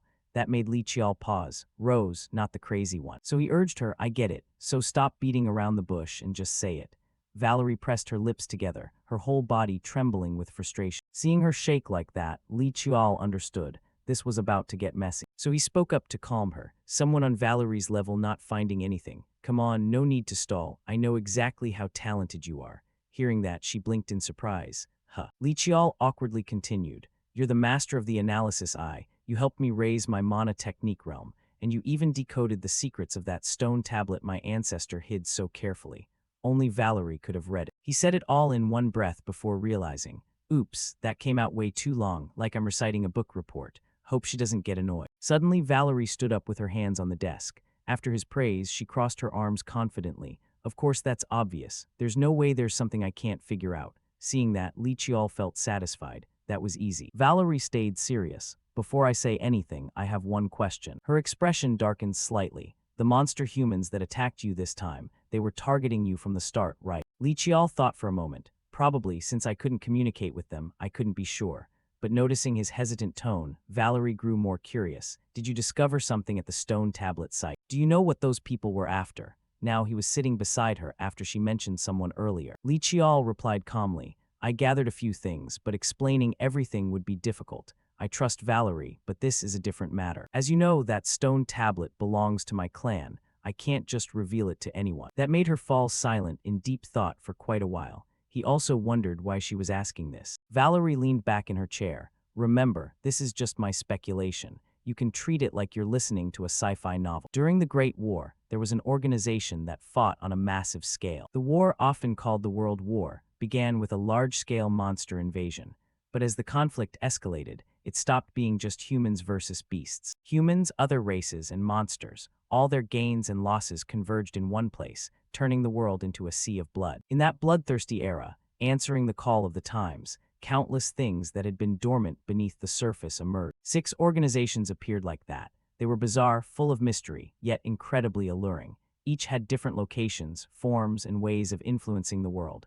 Because of their shared strangeness, people grouped them together and called them the 6 Knights. Valerie crossed her legs. They're very hard to find in history books. Actually, I only know the name because my master told me. Even though people lumped them together, apparently they didn't see each other as allies. Li Qiao asked, are you saying what I encountered is one of those organizations you mentioned? She pursed her lips. Among them is one called Behemoth. The story I heard from my master matches what you described quite a bit. Their ideology is actually very simple. Escape from rationality. Valerie rubbed her chin. Humans should live by the unconscious or instinct. Li Qiao clicked his tongue. Isn't that the same argument scholars and thinkers back then made? She nodded. If it stopped there, yes. But the human form is ultimately just a mask, and if you remove that mask, you can achieve true freedom. To gain that freedom, apparently they operated in the form of monsters. That made him exclaim in surprise.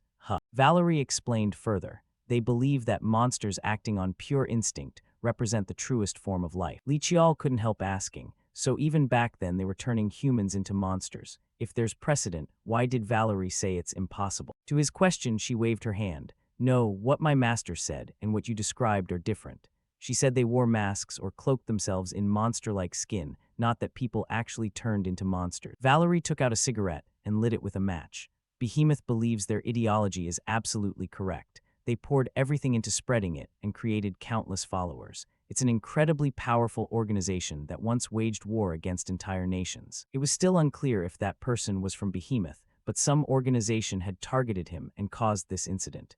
Hearing that, Li Qiao remained calm. Yeah, I know. The cigarette in her hand produced small wisps of white smoke. So what now? Valerie asked, what are you planning to do next? Honestly, I'm a little worried. He stayed composed and stated his strategy firmly. I'll continue my training journey as is. If I turned back to the clan over one unidentified threat, I wouldn't have left in the first place. Hearing that, Valerie let out a soft sigh, her lips curving into a satisfied smile. She looked calmer than ever. Yeah, I knew you'd say that. Back in his room, Li Qiao was examining the robe hanging in his closet. Looking at it again, this outfit didn't resemble normal clothing at all. He gently rubbed the fabric and pondered deeply. Definitely not ordinary cloth from the start, and the moment I put it on, I could feel it. So Li Qiao carefully put on the robe. He slipped his arms into the sleeves neatly. Wearing it, Li Qiao felt incredibly comfortable. As expected, the size adjusted automatically. He stepped in front of the mirror to check. This is pretty good. The stretch is excellent, so movement feels completely free. Right then, the door suddenly burst open. Valerie charged in from outside, waving cheerfully. Tonight we're ordering fried chicken. The moment she said it, she noticed him checking himself in the mirror. She also caught his gaze. The air instantly fell silent. Valerie burst into delighted laughter. Of course, at that age, you're standing in front of the mirror spinning around. Is 15 really like that? She tried to hold it back. Last time I invited you to go clothes shopping, you said no. Valerie suddenly rushed over to Li Qiao, exclaiming in shock, what are you wearing? He was confused. Why are you reacting like that? Suddenly she grabbed the robe and examined the magic patterns closely. Wait, let me see this for a second. When Li Qiao pulled away, Valerie's body trembled. This. Where did you get this? Did you go there just to take this? He still didn't get it. Why are you so surprised? You saw it last time. She fumbled. It was dark then, so I didn't look closely. Valerie's eyes fixed on the robe. This is definitely heavenly silkworm thread. The patterns are definitely incantations, but I don't feel any magic resistance. Li Qiao was still puzzled. Heavenly silkworm thread. She lowered her gaze. Don't tell me you don't know. It's silk produced by a sacred silkworm-like spirit called the heavenly divine silkworm. From what I know, it takes decades of hardship to produce even one thread, and people use it to make clothes. Li Qiao hadn't expected it to be that precious. Valerie clicked her tongue. Just precious. If the whole thing is heavenly silkworm thread, it's basically heavenly grade equipment. That shocked him. Heavenly grade. Did Valerie misunderstand something? When I checked with my demon eye, I didn't sense any special power. She waved her hand. Of course, because heavenly silkworm thread itself isn't fully matured silk. Valerie clenched her fist. Heavenly silkworm thread grows along with its owner. It's so rare that enchanters only use it as a spell conduit, yet someone made an entire robe out of it.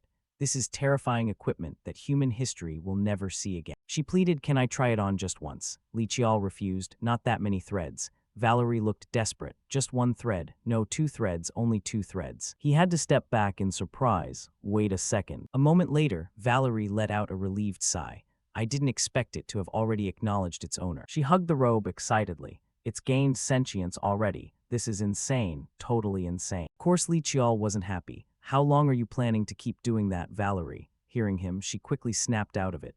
Yeah, sorry, I just finished checking. Valerie handed him something and said, here, read this. When the book was opened, it contained information about the heavenly divine silkworm, a spirit creature that feeds on mana and grows in places of perfect yin-yang balance, producing a cocoon once every 10 years after 20 years of maturation. The silk is created by melting that cocoon in a spiritual elixir called heavenly spirit water. That's heavenly silkworm thread. Heavenly silkworm thread has sentience, recognizes its owner on its own, absorbs mana, regenerates from cuts by drawing in mana even if severed by blades, doesn't get wet in water, and recovers instantly from fire damage. Li Qiao took the robe from her hands. So equipment can have consciousness too, Valerie replied calmly. It's a little different but pretty close. Look here. She pointed to a pattern on the robe.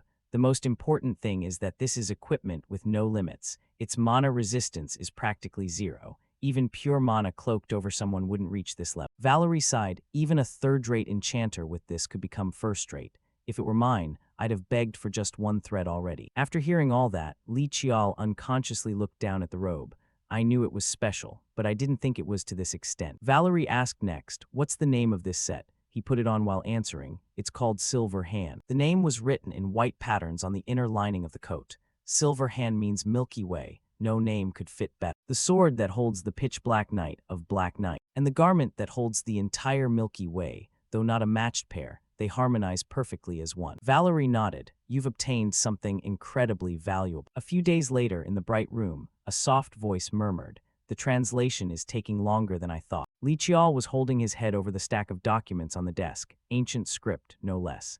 If he gave them to Valerie, she'd translate easily, but since this involved clan secrets, he couldn't let her see them. He gently rubbed the back of his neck. Anyway, getting these books was all thanks to Valerie. Let's try translating again. In his mind, the translated words appeared. I leave this line for future generations. Recording the story of Black Knight goes against my father's wishes. That made him think. Was this written by the second ancestor, Li Xiangxian? The book continued. I'm not even sure if these records will safely reach later generations. If I do this, it will be. Li Qiao flipped to another bamboo book here. The other contents were perfectly intact. Why only these parts? Aside from a few specific characters, nothing else is blurred. Did someone deliberately erase them? Was there someone who coveted this before me? No, impossible. The ancestor's tomb showed no signs of tampering. His expression was deeply contemplative. Moreover, the ancestor had written as if predicting this very thing.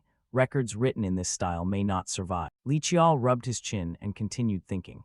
The explanation about the sword's seal isn't as detailed as I expected, only to the level that Big Brother discovered and made public. Was this written by ancestor Li Xiangxian? No wonder it only records up to the seal level. Thinking this far, he let out a sigh. So Big Brother wasn't deliberately hiding anything after all. Li Qiao's fingers gently traced over the book cover. He unconsciously spoke aloud. Black Knight is the sword forged by a god to cut down to here. Li Qiao froze. I didn't misread that right. A sword forged by a god. Right then his phone buzzed. What the hell is this? He quickly pulled it out. The name on the message made Li Qiao startle slightly. Jinsu Jiang, out of the blue. The screen showed, there's an issue. I need to meet you for a moment. By now he had packed his things and was preparing for the next journey. He sent thanks to Valerie. Thanks for everything during this time. She puffed out her chest smugly. Of course, I researched your demon eye, decoded the stone tablet, and even told you about the robe. Seeing her like this, he frowned and thought inwardly, here we go again. Then he sighed, later on, I'll introduce you to a few people.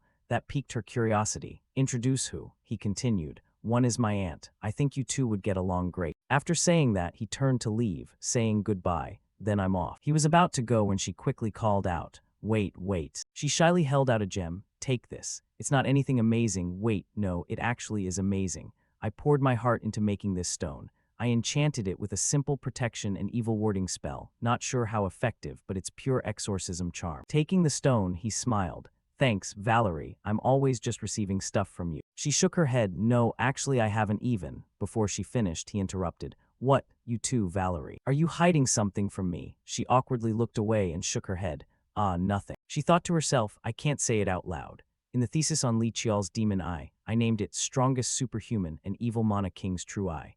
Remembering that moment, she got all giddy inside. If he doesn't find out, it's not a crime, right? He probably doesn't read those theses anyway. Only the magic nerds holed up in their rooms do that stuff. He sighed, it's a bit bitter, but whatever, I'll take it as is. Her casual attitude annoyed her, and she pointed at him. I said I'm not hiding anything. What's with the take it as is? Then she switched back to the main topic. More importantly, what are you planning to do now? He answered. Probably head back to Seoul for a bit. Hearing that, she held out her hand. All right, see you next time then. He smiled warmly and shook her hand. Thanks again. Zine shift to the outskirts of Seoul. The moment they met, Jinsu Jiang greeted him with a tired face. It's been a while, young master. He scanned Jinsu Jiang with sharp eyes and asked, you don't look so good. Jinsu Jiang replied, just a bit overwhelmed with work. Then he gestured inside the office. This way, please, he added sheepishly. I'm a little embarrassed for you to see this, but things are slowly getting on track. Observing the place, he thought inwardly, for an office, it's a bit small. I thought the investment was enough, but the employees' expressions look pretty good. Seeing him standing thoughtfully, Jinsu Jiang turned back.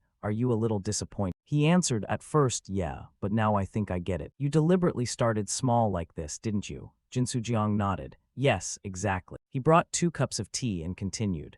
When you said you needed money, I thought long and hard whether you wanted quick profits or a solid foundation for an organization. So I recruited people with knowledge and talent, but lacking real-world experience. I plan to nurture them step by step so they can handle big deals later. We don't have major achievements yet, but growth is slow and steady. Observing him, he thought inwardly. Even though I gave him a huge sum, he chose to build the foundation instead. And that's exactly what I wanted. A satisfied smile tugged at the corner of his mouth. Jinsu Jiang placed a hand over his chest. Was I too presumptuous? He replied immediately. I already told you, do whatever you think is right. Even without concrete results yet, just keep going down the path you believe in. Seeing the worried look on his face, he thought inwardly, if I praise him now, he'll just double down on this direction. Better to let him fully unleash his abilities without pointless constraints. While looking over the stack of documents, he asked, by the way, what are all these papers? He answered, documents to legalize the black market funds and turn them into your assets. Since the amount isn't small, we have to do it this way.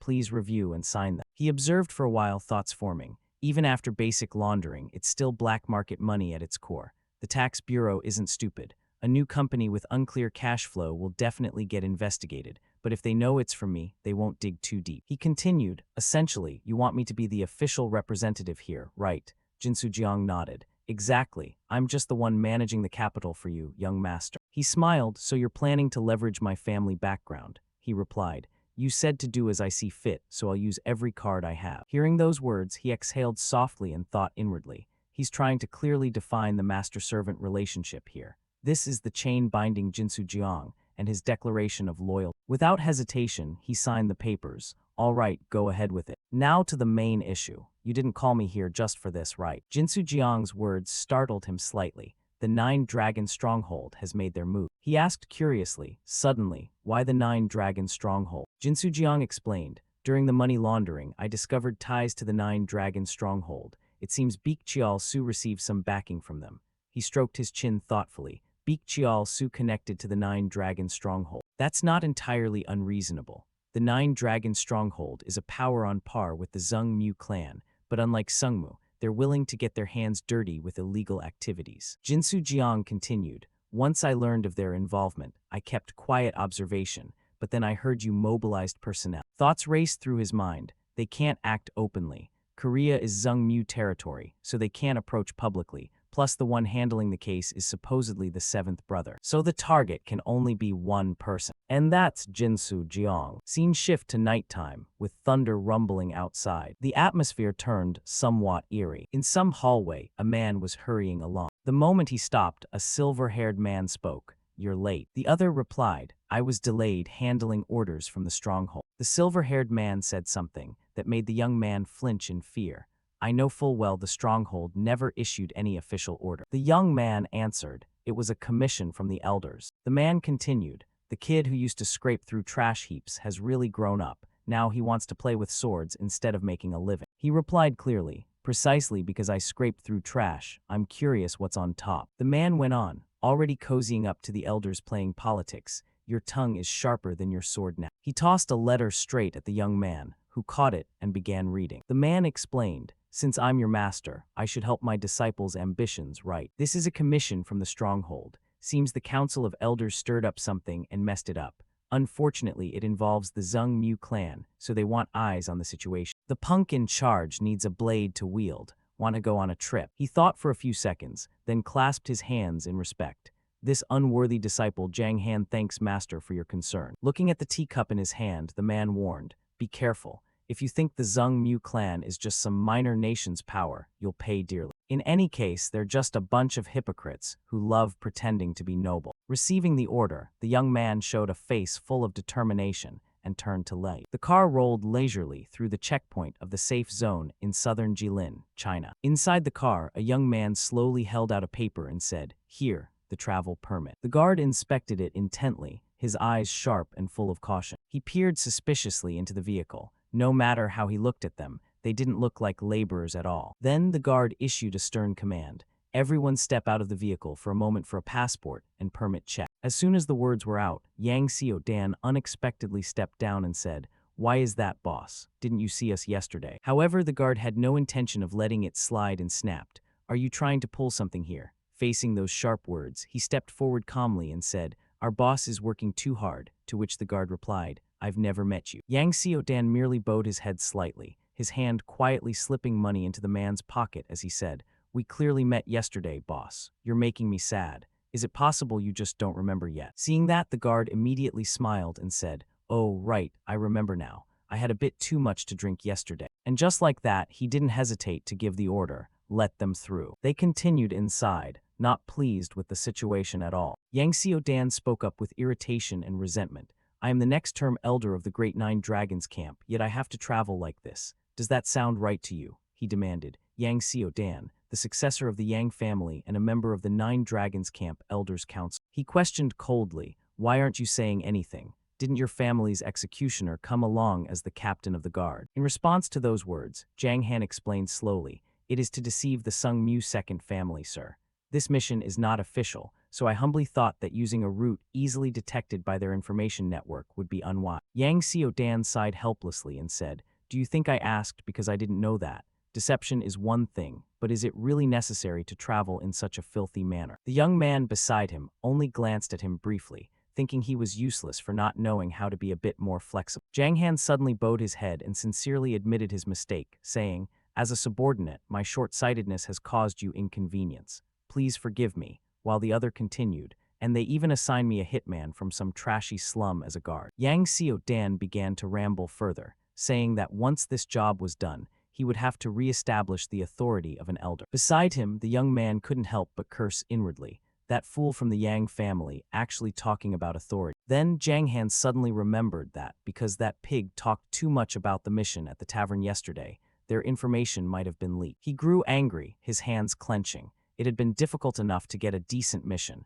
and he couldn't let them be led by the nose and ruined. Jang Han silently calculated in his head, "This is a God-given opportunity. I absolutely cannot miss it." A short while later, in a certain place, a sudden laugh rang out. "I knew they would be like that." The person wiping the glasses replied, "Trying to do something that isn't in their destiny. They're just strangling themselves, aren't they? I just hope I don't get caught in the fallout." Park Byung-beek slowly and unsteadily stood up, saying, "I'm so drunk," and then asked anxiously, "What, they left already?" Hearing that, the man turned and replied, "We should start heading out. I told you we have to leave at this hour to cross the border." A response that surprised the glass wiper. "Why is the number one drunkard of this bird's nest suddenly so hardworking today?" Park Byung-beek simply opened the door. "Big brother, actually no, after that guy Beek Cheol-soo died, he hooked up with the brokers. These days, nothing makes money as easily as human trafficking." However, right beneath his feet, a strange mana circle appeared. Park Byung-beek looked around in confusion. "What is this?" Before he could process it, a steel fist flew straight toward his face. "What the?" Caught off guard, Park Byung-beek took the full force of the thunderous punch. Losing his balance, he immediately collapsed to the ground. The person who struck so violently was none other than Jang Han. Park Byung-beek was a member of the White Bone sect in charge of human trafficking. He turned away and immediately ordered, "That's the one. Drag him away." A painful scream echoed throughout the dark warehouse. Jang Han gripped his sword tightly and said, "So you're saying that after the White Bone sect disbanded, everyone scattered out of fear of retaliation from the Sung Mu second family?" With a trembling voice, Park Byung-beek explained awkwardly, "Yes, that's right, sir. Young Master Lee Yi-hak is the seventh person of the Sung Mu second family." However, he cut him off coldly. "I've heard enough of that. If you keep trying to buy time, I'll cut off your other arm too." He stammered, each word spoken with desperate sincerity. "Yes, I'll tell you everything I know." As soon as he finished, Park Byung-beek cried out in pain. "He manages both the slush funds and all the other accounts." Jang Han showed no mercy, stepping down hard on the man as he asked coldly, "Who is it?" To which he replied, "Captain Jiang, it's Captain Jinsu Jiang." Park Byung-beek begged for mercy. "I really don't know anything else now. Please spare my life." Hearing that, he suddenly lifted his foot, thinking to himself, "That's the third time that name has come up. It's also written in the mission orders. That means once I find this person, the mission is as good as over." Thinking he was being spared, the man stammered as he looked up, "Now spare me." But unexpectedly, Jang Han decisively finished off Park Byung-beek. Looking at the man's head on the ground, he muttered, killed like a common insect. Just then, Yang Xiaodan walked up quietly from behind and said, "That's the first time I've been satisfied with you, executioner. Let me do it next time. I'm very confident in my torture skill." Zhang Han's next words left him stunned. "I've gathered all the necessary information. Korea's security is very tight, so if we want to cross the border, we have to hurry." He casually sheathed his sword and added, "If we move fast, we can have dinner at the hotel tonight," leaving Yang Xiaodan to exclaim in surprise, "A hotel?" Then he could only give in and say, "Well, if that's the case, then so be it. I'm going to the car first. You'd better hurry up." Upon receiving the order, Zhang Han immediately replied, "Understood." On this side, Li Qiao flipped through the files. As expected, the force Beek Chiaosu was connected to was the faction within the Elders' Council. Jinsu Jiang, sitting opposite him, handed over another stack of documents and said, "Yes, it seems they are providing moderate support while observing the situation." Hearing that, he replied, "If the support were significant, the family would have noticed from the start." Suddenly, Li Qiao remembered that the Nine Dragons camp had many shortcomings to be called a unified power. He thought to himself, though it's a massive organization, because it started as an alliance of many martial families and sects, they haven't merged. Instead, they continue to divide, each guarding their own tradition. Every important detail was carefully memorized by Li Qiao, including the fact that the elders consisted of 5 martial sects and 4 great families, and the Nine Dragons camp leader faction consisted of their directly affiliated forces. With a cold face, he calculated grimly that in terms of overall power, the Elders' Council was ahead, but the balance was maintained thanks to the camp leader's overwhelming force. Then Li Qiao spoke up to break the atmosphere. "By the way, these records are truly something. Everything from personal info on key figures in the elder and leader factions to the cooperative relationships and power struggles between them." He asked further, "How did you investigate the power structure to this extent?" To which Jinsu Jiang honestly replied, "I know an information broker at the Bird's Nest. I bought the information there." Li Qiao calculated silently. To sell information of this level means the merchant belongs to this world, and a merchant holding such high-level info isn't common. Could it be the Black Crow Society? The man smiled slightly and said, "You figured it out immediately, didn't you?" At those words, he considered it slowly. The Black Crow Society was an organization with influence all over East Asia, recognized as a master information broker for its reliability and intelligence network. If it was information from them, it could be trusted. However, Jinsu Jiang suddenly spoke up. "Next is the figure from the Nine Dragons camp in charge of this mission." Li Qiao looked over in surprise. "Yang Xiaodan, that fool who is terrible at everything except politics is coming here." He rested his chin on his hand. It seemed the man had caused so much trouble that he was being sidelined by the camp leader's faction, likely sent here just to earn some minor achievement. Seeing that expression, Jinsu Jiang explained awkwardly, "It seems he's been bragging everywhere that he's coming to Korea personally. He's expected to enter Korea illegally this week." Li Qiao just sighed, his eyes showing his helplessness. "I don't know if he even has a brain. He'll probably enter through a dangerous zone." Then the man suggested a plan. "For now, should I go into hiding to buy time? Because of the Sung Mu second family, they won't be able to stay in Korea for long." However, he rejected the idea. "No, if we do that, the Nine Dragons camp will just send someone else." Li Qiao suddenly closed his eyes and praised, "There's a pretty good way," leaving Jinsu Jiang to ask in confusion, "What way is that?" He expressed that he couldn't do it alone and would need to borrow some strength. The man looked at him seriously and said, "If it's something I can do, please tell me anything." Hearing that answer, Li Qiao replied brightly and cheerfully, "I mean it," to which Jinsu Jiang replied in bewilderment, "Yes. Over here at the Zhongno Chinsang Hotel." Suddenly a voice rang out, "Well, did that Li Yihak guy release him?" Yang Xiaodan lay leisurely on the bed, continuing to listen. "Yes, that's right, sir. He probably survived by selling info about the black market to the outside." He stared intently at the stack of documents and added, "That's why I don't work with people of unknown background." Then he tossed them aside in boredom. "Well then, we just need to bring this guy back, and then we can leave this country." Standing nearby, Zheng Han could only curse silently. "You speak as if you actually did something yourself when you just push all the work onto others," he thought to himself. "However, my impression of the Sung Mu Yi family has changed slightly. It's not direct information, but everyone is so tight-lipped. Is the Sung Mu Yi family's influence really this great?" Just then, the desk phone rang insistently. The remaining subordinate quickly answered, "What's going on?" Seeing this, Zhang Han immediately stepped forward. "What is it?" The man stammered in reply, "The thing is." Unlike his subordinate, he answered the phone calmly. "What's the matter?" The other end informed him, "Someone claiming to be a guest is looking for you, so I contacted you, sir." Zhang Han repeated in confusion, "A guest?" The voice on the other end replied, Yes, they said if I mentioned the name Jinsu Jiang, you would know. Looking at the person before him, Yang Xiao Dan remarked, I didn't expect the man we were looking for to just walk right in here. With sharp eyes, he asked coldly, how does he know we are here? Facing that gaze, Jinsu Jiang spoke up calmly, I found out through an information broker. Maintaining proper etiquette, he greeted politely. It is a great honor to meet Yang Xiao Dan of the Great Nine Dragons camp. In his heart, Jinsu Jiang thought, I didn't think you'd be staying at a hotel while on a mission. Just as the young master said, you really are at a hotel. Yang Xiao Dan was quite surprised and immediately replied, you know who I am. Without hesitation, Jinsu Jiang said simply, you are about to become the head of the Yang family, so of course I have to know. Hearing that, he raised an eyebrow and praised him. It seems you have quite an information network yourself. Without any reservation, Yang Xiao Dan began to nitpick. By the way, even though you know who I am, you have the nerve to bring a guard with. Jinsu Jiang expressed calmly, meeting a martial artist from the Nine Dragons camp requires a bit of insurance, sir.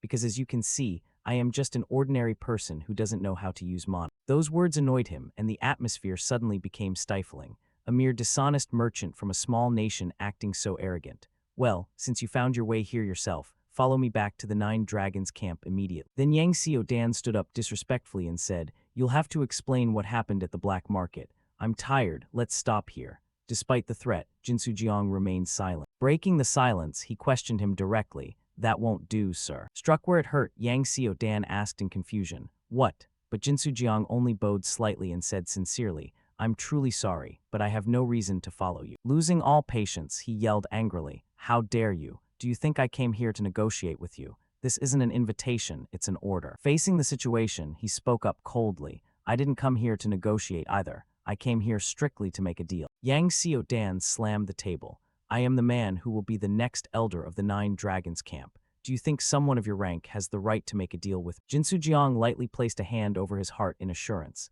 I know the reason you came to Korea this time. The Nine Dragons camp has no reason to specifically seek me out, so this shouldn't be harmful to you, Mr. Yang Xiao Dan. However, he couldn't accept it. Shut up. If you won't come voluntarily, I'll just drag you back by the neck. With an authoritative tone, Yang Xiao Dan immediately spoke up. Hey, you with the sword. From behind, Zhang Han nodded slightly. Yes. He pointed decisively at the person beside Jinsu Jiang. Kill that man first. As soon as he finished, the blade shot forward, tearing through the air. Reacting lightning fast, Li Qiao nimbly parried the attack. Hidden behind his mask, his eyes couldn't hide his surprise. Fast. Taking advantage of the chaos, Yang Xiao Dan left, shouting, who gave you permission to swing your sword so suddenly, you stupid swordsman? Li Qiao gripped his sword and thought to himself that the situation had become troublesome, as Yang Xiao Dan was both arrogant and foolish, even though he had thought he could easily manipulate him with a few well-chosen words. He asked himself in bewilderment, not expecting the man to be even more pathetic than imagined,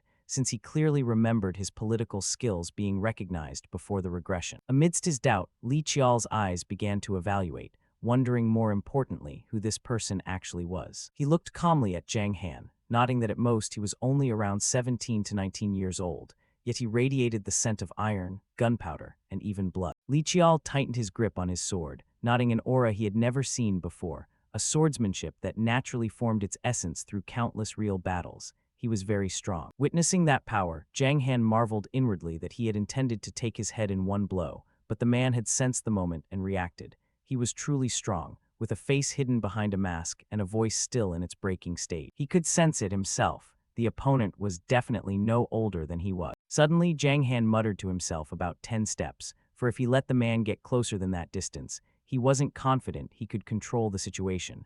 But the room was so cramped that the distance was already less than 10 steps. Brushing aside his confusion, he comforted himself that it was all right. Without a word of warning, Zhang Han suddenly lunged at Li Qiao, telling himself he just needed to complete the mission as usual. Like a bolt of black lightning, he rushed forward with great speed. Despite the blade being so close, Li Qiao was lost in thought, nodding his approach toward the heart or head. He immediately parried, thinking that if he used his demonic human skills his identity would be exposed, so he had to rely on his sixth sense. The sound of the collision echoed, filling the entire room. The two began to test each other with swordsmanship, the sound of blades clashing repeatedly. In an instant, Li Qiao nimbly dodged Zhang Han's sword path, noting that this wasn't orthodox martial arts, as the opponent only aimed for his vital points, weaknesses where a single hit would be enough to cause grave injury. He quietly analyzed his opponent, knowing that if it were an assassin's martial arts, the man naturally held the advantage in many respects. While thinking, Li Qiao circulated his mana,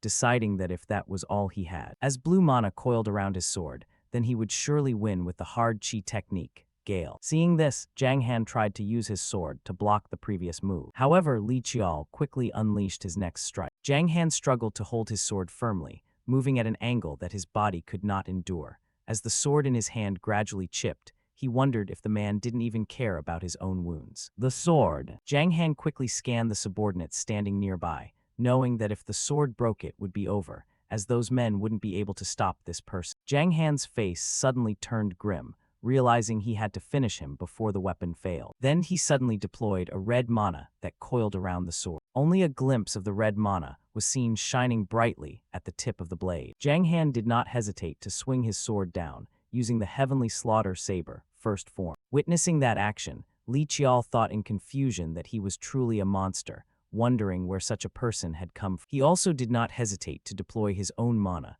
but now was not the time to worry about that. Then Li Qiao quickly rushed forward with the unstoppable first form, Red Demon. The two different flows of mana collided, erupting in a fierce light. A moment later, Zhang Han's sword finally broke. In the shock of the impact, he painfully clutched his mouth. His chest tightened as Zhang spat out a mouthful of fresh blood, realizing he had lost, remembering the stench of that junkyard, and the sword he had swung thousands and tens of thousands of times. He looked up slightly at Li Qiao, unable to believe he still couldn't reach him. However, Li Qiao suddenly asked what his name was. Keeping a shred of will, Zhang Han gasped for breath and tried to reply, Zhang Han. Later, Yang Xiaodan finally stepped out, wondering what on earth was happening. He backed away in worry, thinking he had assumed it was just some petty assassin, not expecting the kid to be that strong. Just as Yang Xiaodan was lost in thought, applause suddenly rang out, nodding that the martial artist who controlled such a person was also no different from a monster. Jinsu Jiang slowly proposed to stop there, stating they would temporarily withdraw for today. He glanced toward the door, noting that the outside was becoming chaotic because of the loud explosion. Afterward, Jinsu Jiang bowed politely, stating he would return to see him soon,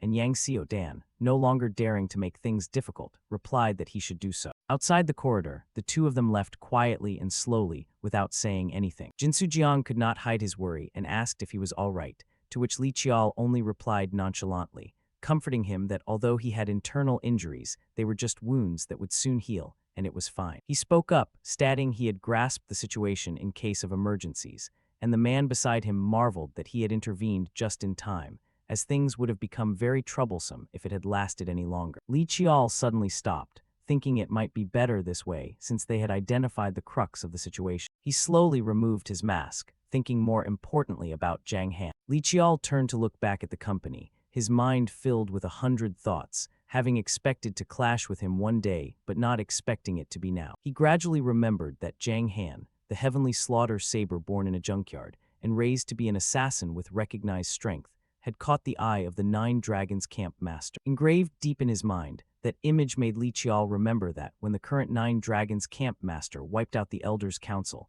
and stabilized the internal affairs, the sword he kept by his side and used the most was Zhang Han. He could not hide his empathy, as the man eventually became the one recognized as the successor to the Nine Dragons Camp Master, a fellow who was both different from him and yet had many similarities. At this time, Yang Xiaodan spoke up anxiously, stating his only request was for him to join the Nine Dragons camp. Jinsu Jiang represented them, replying cautiously that the person involved with the Nine Dragons camp was Beek Chiaosu, and since he no longer worked under him, he had no reason to go to the Nine Dragons camp. He crossed his arms and asked in wonder if he meant for him to return empty-handed, to which the man explained slowly that it wasn't like that, but rather they should rethink his mission. Jinsu Jiang hid nothing, recounting everything, how the Nine Dragons camp had secretly supported Beek Chiaosu to influence the Korean underworld, and how the Sungmu family had intervened in the process, forcing them to watch the Sungmu family's movements. With steady eyes, he looked straight ahead, noting that they surely didn't want a conflict with the Sungmu family,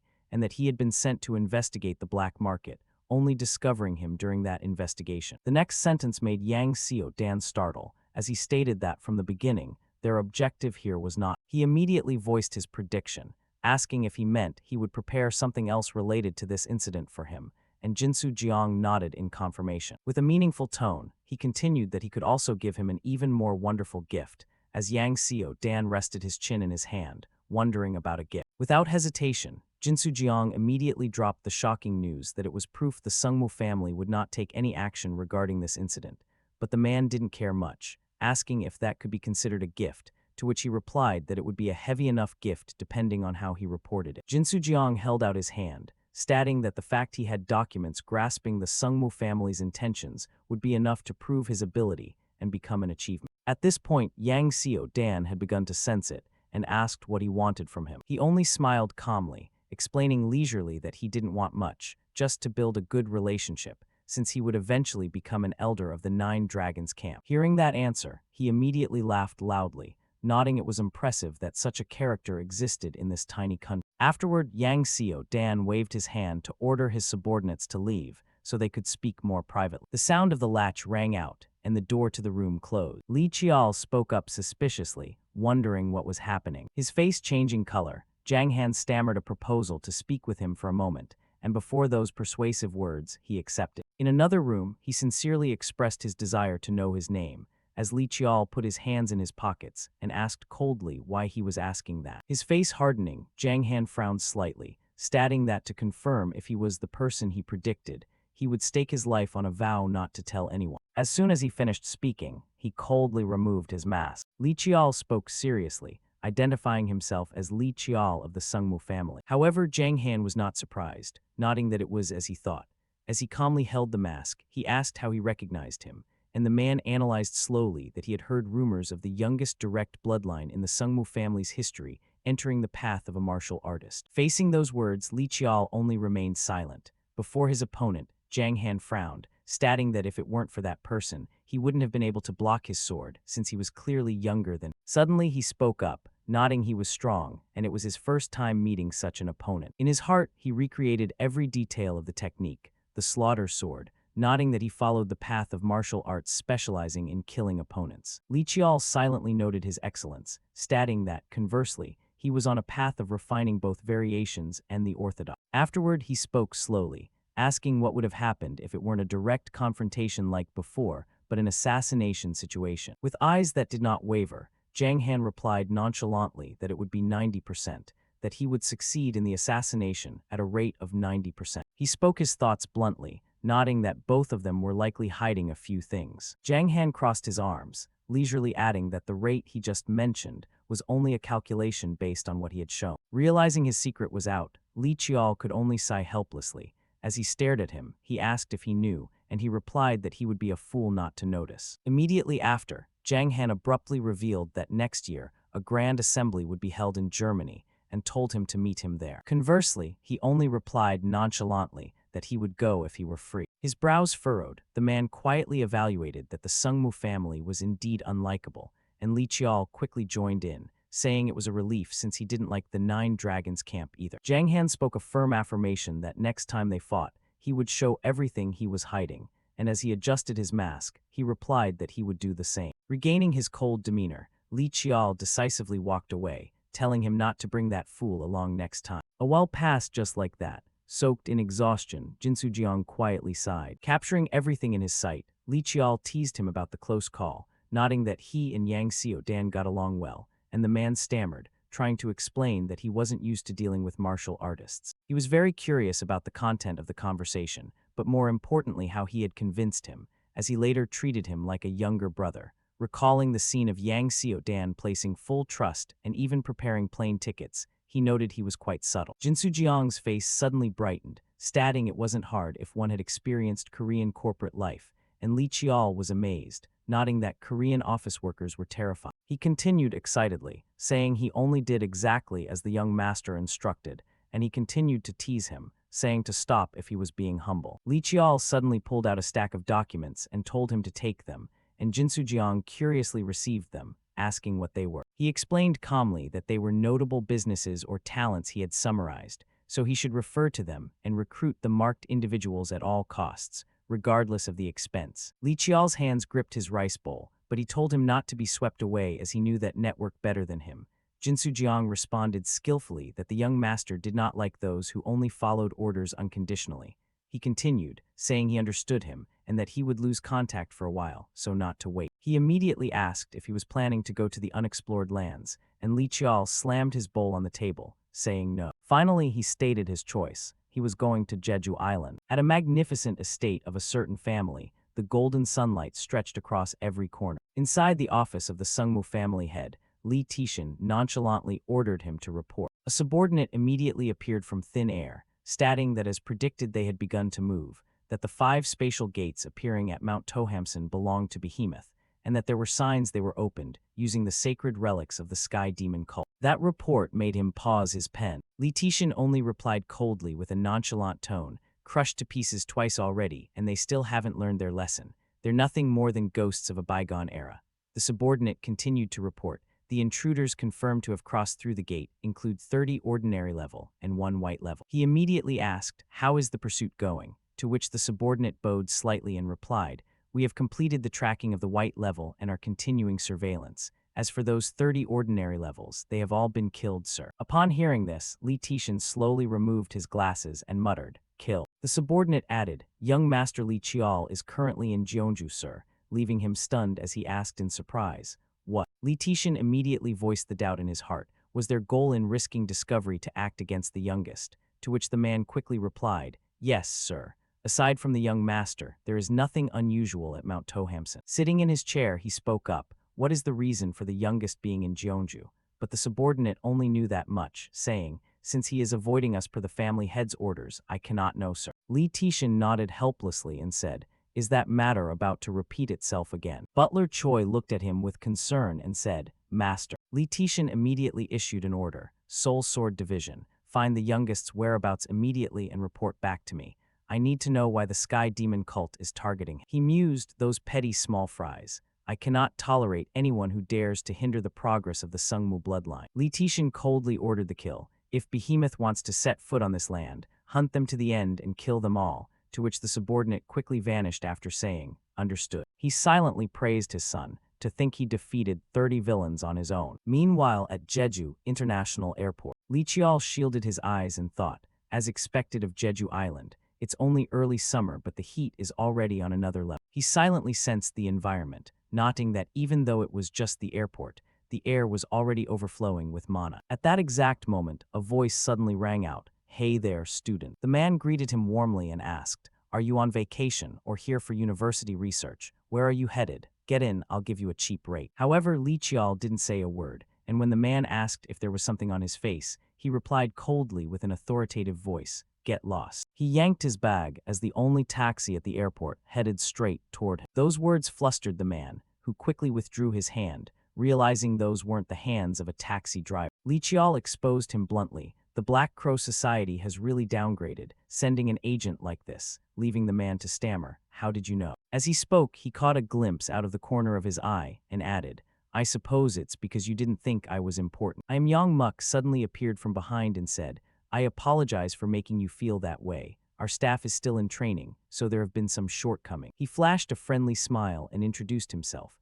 I am Yang Muk, the Southern Branch Manager of the Black Crow Society." Li Qiao only replied coldly, "You don't look much better yourself," to which the man gestured warmly and said, "It only seems that way because you are so outstanding, young master." However, he didn't hesitate to ask directly, "What does the Black Crow Society want with me?" I am Yang Muk quickly opened the car door and said, "This isn't the place to talk. Let's get moving. I'll take you where you need to go." Li Qiao remained cold, standing silently and watching him. A moment later, he reluctantly agreed, "Fine," to the entrance of Mount Hallasan. In the car, I am Yang Muk rambled on, "I've gone and ruined an important first impression." Li Qiao glanced at him coldly and said, "Time is money. Tell me the reason you came looking for me first." The man placed a hand over his heart and smiled warmly. "You like being direct, don't you? Very well, we wish to sign an official contract with you, young master." He suddenly remembered the organization's symbol, its scale, its range of influence, and its communication methods.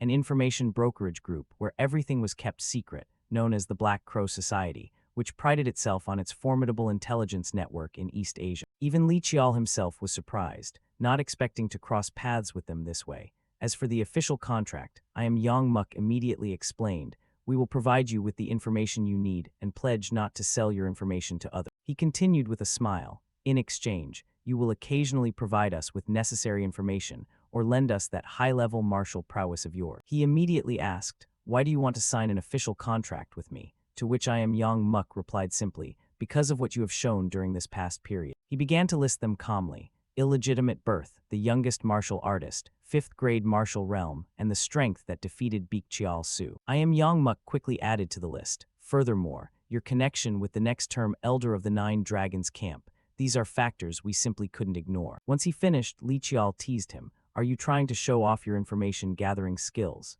To which the man hurried to wave his hand and said, "I'm just explaining, that's all." In his heart, he thought mockingly that listing information that isn't easily obtained was clearly a hidden threat that they could sell him out at any time. A moment later, I am Yang Muk asked, "Well then, what do you say?" However, Baekjeol stepped out of the car and said, "I refuse," leaving the man looking flustered as he gasped, "What?" He stood beside the car and tried to persuade him patiently, "If you're aiming for the top of the Sungmu family, it would be best to accept our offer." But he only walked away coldly, saying it didn't matter what he said. Baekjeol abruptly dropped a final word: "My answer remains the same." Unable to persuade him further, I am Yang Muk began to play dirty, saying, "You'll regret this." He immediately turned around and interrogated him aggressively. "Regret? Who? I originally intended to provide a cure for that disease, but I've changed my mind. Tell the chairman I'm very sorry, he'll understand." The man stammered, trying to say more. "How can you be so sure we are the Black Crow Society?" Baekjeol only smiled and stepped onto the mountain slope, saying, "I wasn't sure. I was just testing you a little." Yang Muk watched him go, completely stunned, gasping, "Huh." Not letting him speak further, he cut him off and finished, "So you'd better train your people better. You're more full of holes than I thought. It's truly disappointing. Is the entire Black Crow Society like this? Even our disciples aren't this bad." His words made I am Yang Muk angry, as he added that he didn't know if it was just the Southern Branch manager who was like that, which was quite a surprise. After Baekjeol left, he angrily kicked the nearby fence and cursed, "Damn it." I am Yang Muk gasped for air, his face full of rage. "What an arrogant brat," as the subordinate beside him asked softly, "Are you all right, branch manager?" However, he glared and cursed inwardly that he had only intended to bring back an idle kid for a bit of fun, but because of this fool, his dignity was completely gone. I am Yang Muk hurriedly pulled out his phone, wondering why his superiors made him go sign the contract personally. He slowly presented his report. "I'm reporting the situation. He doesn't grasp the situation as well as I thought. The negotiation has failed." The other end of the line was shocked and repeated, "Is that so? That's it?" To which I am Yang Muk immediately added, "Yes, that's correct." He recounted the entire event. "The thing is, he has a message for the chairman," after hearing which, the voice on the other end stammered, "Is that for real?" The other side immediately asked in a flurry, "We must chase him down now." "No, wait, where is the subject currently?" I am Yang Muk gripped the phone and replied, "He is currently passing through the north gate of the Mount Halasan danger zone, sir." The other end quickly issued an order. "For now, mobilize all personnel from the southern branch and don't lose track of him. As for you, prepare to resign from your position as branch manager." Hearing which, he cried out helplessly, "Sir, why?" The other end added, "If things only end there, you'll be lucky. If he truly knows about that, then this won't end simply." On this side, a concerned voice asked, "Are you okay?" The guard explained that although he was a rank 6 hunter and knew better than them, these places were completely different from the northern danger zones, but Baekjeol remained firm, saying he already knew and it was fine. He hurried to return the ID card and said that it would have been better if he had come with teammates, having checked the ID. The iron gate immediately opened, as he ordered to let him through. Baekjeol silently thought that after passing through just one gate, the heat was already completely different. He took each step further inside, knowing he couldn't turn back. Standing before the surrounding scenery, Baekjeol thought to himself that here, in Mount Halasan, the deity recorded in the Black Knight records existed. That majestic place was known as Mount Hala, one of the 3 sacred mountains of Korea. Since ancient times, Jeju Island, overflowing with spiritual energy, has been the only danger zone in the southern part of the Korean peninsula today. Baekjeol broke into a sweat, nodding that the first reason conquest was difficult was the existence of sea monsters, and the second was. He gasped for air, each breath difficult, as the dense forest covered the center of Jeju Island with Mount Hala at its core. Baekjeol walked each step with difficulty, thinking that if it were just a forest issue it would be lucky, but, as he observed his surroundings carefully, he realized he was in. Baekjeol stared deep into the woods, noting the phenomenon known as the Devil's Prank or the Elf's Prank, which could be a spatial teleportation magic circle, where the scenery changed in an instant despite having no gates. He glanced up slightly, nodding it was a pine forest this time. In his heart, Li Qiao silently calculated that until recently, he hadn't known much about Mount Hala until he read the Black Knight records. He suddenly remembered that at the southern end of this land, at Goyulna, Buyulna, and Yangyulna, the Tamna kingdom was established by the three deities. Each image appeared in turn, but in reality, they were just a mysterious race born from nature, whom people called the Dakibai. A brilliant yellow light appeared, as they were mages, carpenters, and wild imaginers who forged stars using the heat of the earth's veins, creating countless mysterious artifacts. In the cave, those very Dakibai created the Black Knight. A stream of lava slowly flowed by. A muscular man focused intently before the furnace. He gripped it tightly, thinking it wasn't right at all. At that moment, the muscular man suddenly sensed something. He stood up abruptly in anger, shouting, "How dare you!" Deep in the forest, one monster after another was being struck down. Li Qiao thought wearily and helplessly that he hadn't expected a rank 5 monster to be able to use mana, nodding that this place was truly insane. He slowly scanned his surroundings, musing that perhaps because the mountain's own mana was so dense, they seemed much stronger than the monsters outside, and that if he were to teach the magic eye field midway, the path would change instantly. Realizing he might have underestimated this area a bit, Li Qiao sheathed his sword, noting that even monsters never before found on the peninsula were appearing, concluding that Mount Hala truly lived up to its reputation as a demonic realm. He suddenly remembered the word, Tamna, he had seen in the mirror at Mount Sungmu, realizing that the 5th non-consumption of the Black Knight existed right here. Then Li Qiao stepped forward, thinking he was almost at the peak, and wondering what would happen if he entered the valley. But at that moment, an angry voice rang out, asking what fool dared to step foot into the demonic realm. He grew flustered and quickly drew his sword, wondering if it was a monster capable of projecting its divine will. The voice suddenly drew close, nodding it was a human again, and Li Qiao immediately turned toward the sound behind him. Both of them immediately lunged forward, clashing swords with one another. Li Qiao stared dazed at the person before him, wondering who it was. Yellow sparks of electricity suddenly flashed across his entire face. Li Qiao clutched his face in pain and slumped downward. He held his face, silently calculating that his mind and vision felt as if they were being scorched, all in a brief moment of just 3 seconds. An answer suddenly flashed through Li Qiao's mind, wondering if the presence before him was so great that it was simply beyond comprehension. He slowly raised his head. It was him.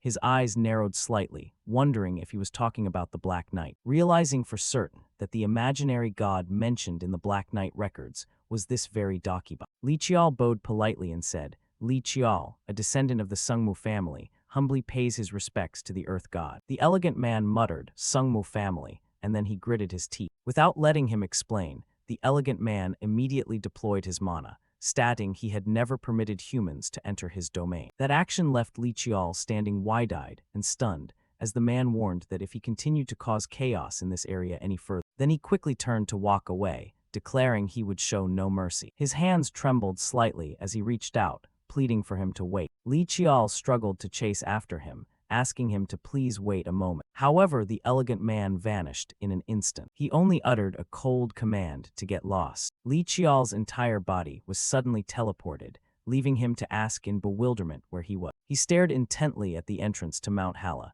musing that he had been kicked out before he could even have a proper conversation. This left Li Qiao brooding silently, deciding he would accept it for now, but that he needed to find out the reason first. He gazed quietly toward the forest, thinking that regardless, because of the Black Knight's seal, he would have to go up the mountain again. His face suddenly darkened, as he decided he would just have to try it and see. The sky had now gradually turned dark. On the street, Li Qiao walked while lost in thought, deciding he would prepare thoroughly and try once more. His gaze lowered slightly as he suddenly paused. Li Qiao quietly observed his surroundings, wondering if it was the Black Crow Society, and nodding they moved quite fast. Thinking this, he immediately turned into an alley, deciding he had no intention of meeting them right now. The pursuer following Li Qiao ultimately failed to keep up. The man ran hurriedly, reporting as number 17 that he had lost the target at alley number 19, area A, and would continue to check the surroundings. The alley suddenly fell silent. An invisible footstep quietly departed. That person was none other than Li Qiao using the hard chi technique,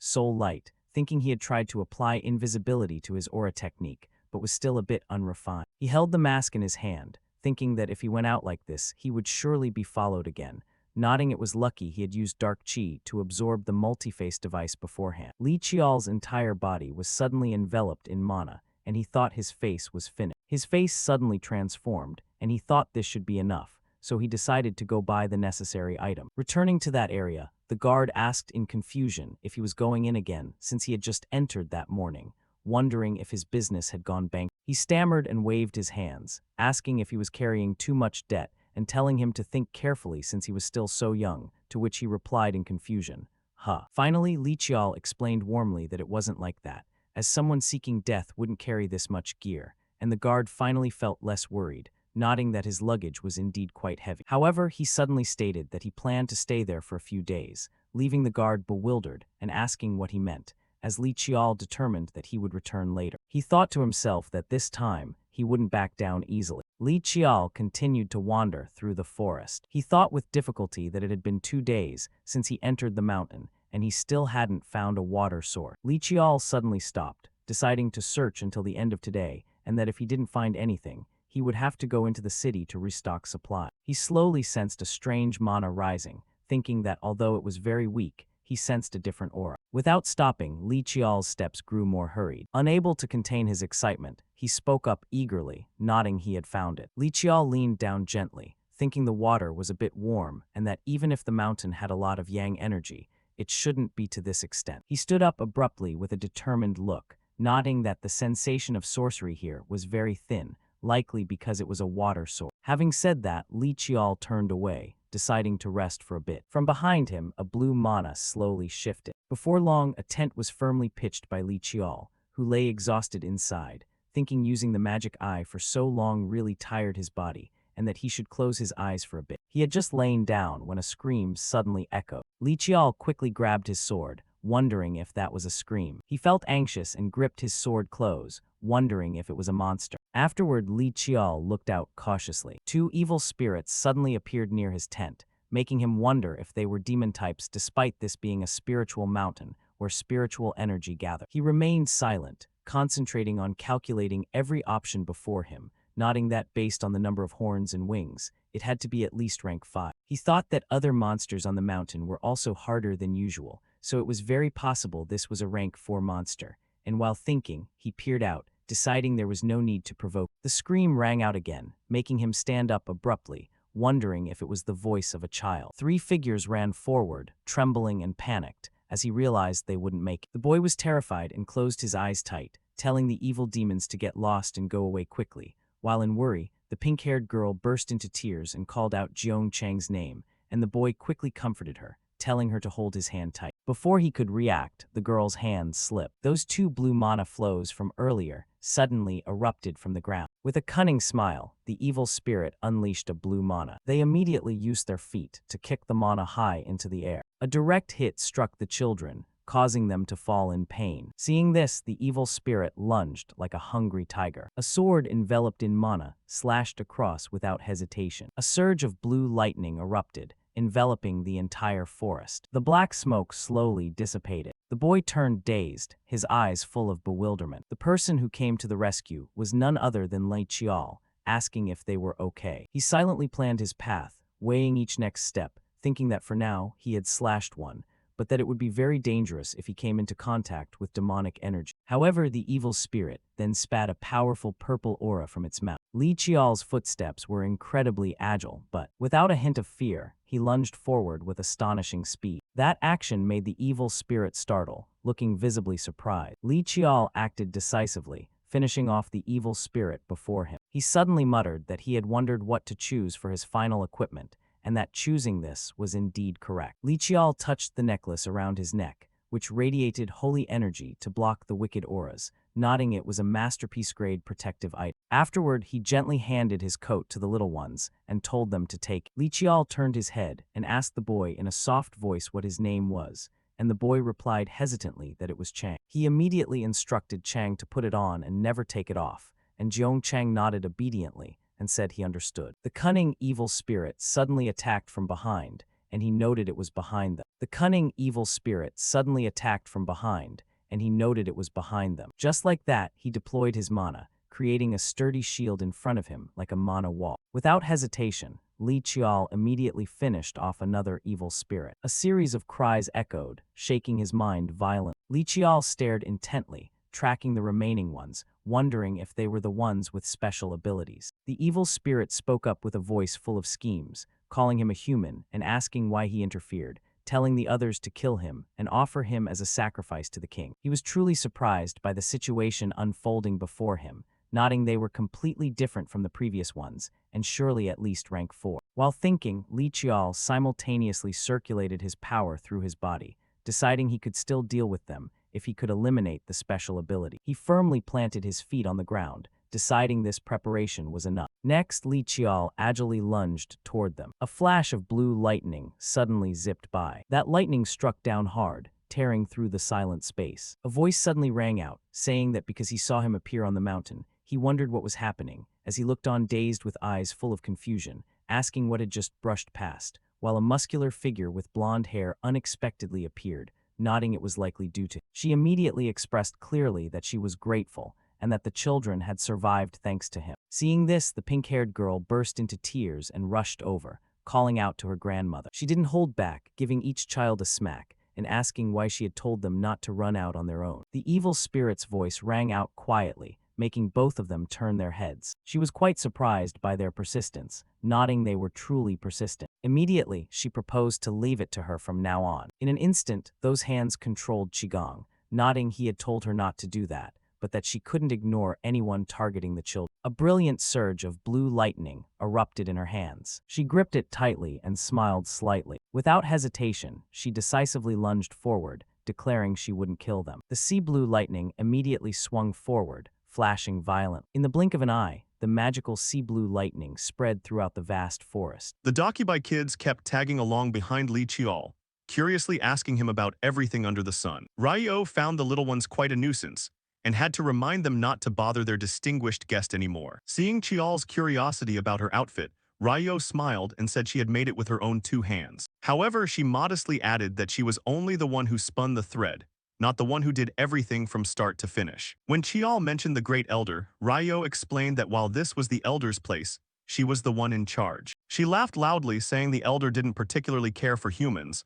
but she was the exception. After walking for a bit, Ryo told him to get closer so she could open the gate leading into the village. A surge of powerful energy erupted as she plunged her weapon into the ground to unlock the seal. The gate opened and Ryo smiled, inviting him to step inside their territory. As soon as he crossed over, Li Qiao was stunned by the shimmering, mystical landscape that appeared before his eyes. Tiny spirits fluttered everywhere, creating an incredibly magical atmosphere. This was Mirani Village, a place where various races lived in harmony with nature atop ancient trees. Ryo handed him a glass of fruit juice to refresh him after the long journey. Qiao was quite surprised to learn that there were other races besides the Dakibai living there. He took a sip of the sweet drink while listening to her introduce the Jangi tribe, also known as the Elves. Only then did Ryo officially introduce herself, revealing that she was the village chief. Just by looking at his hair and eye color, she immediately guessed he was from the prestigious Sungmui Li family. By the way, she asked if he knew that guy who was tasked with guarding the mountain out there. At the mere mention of him,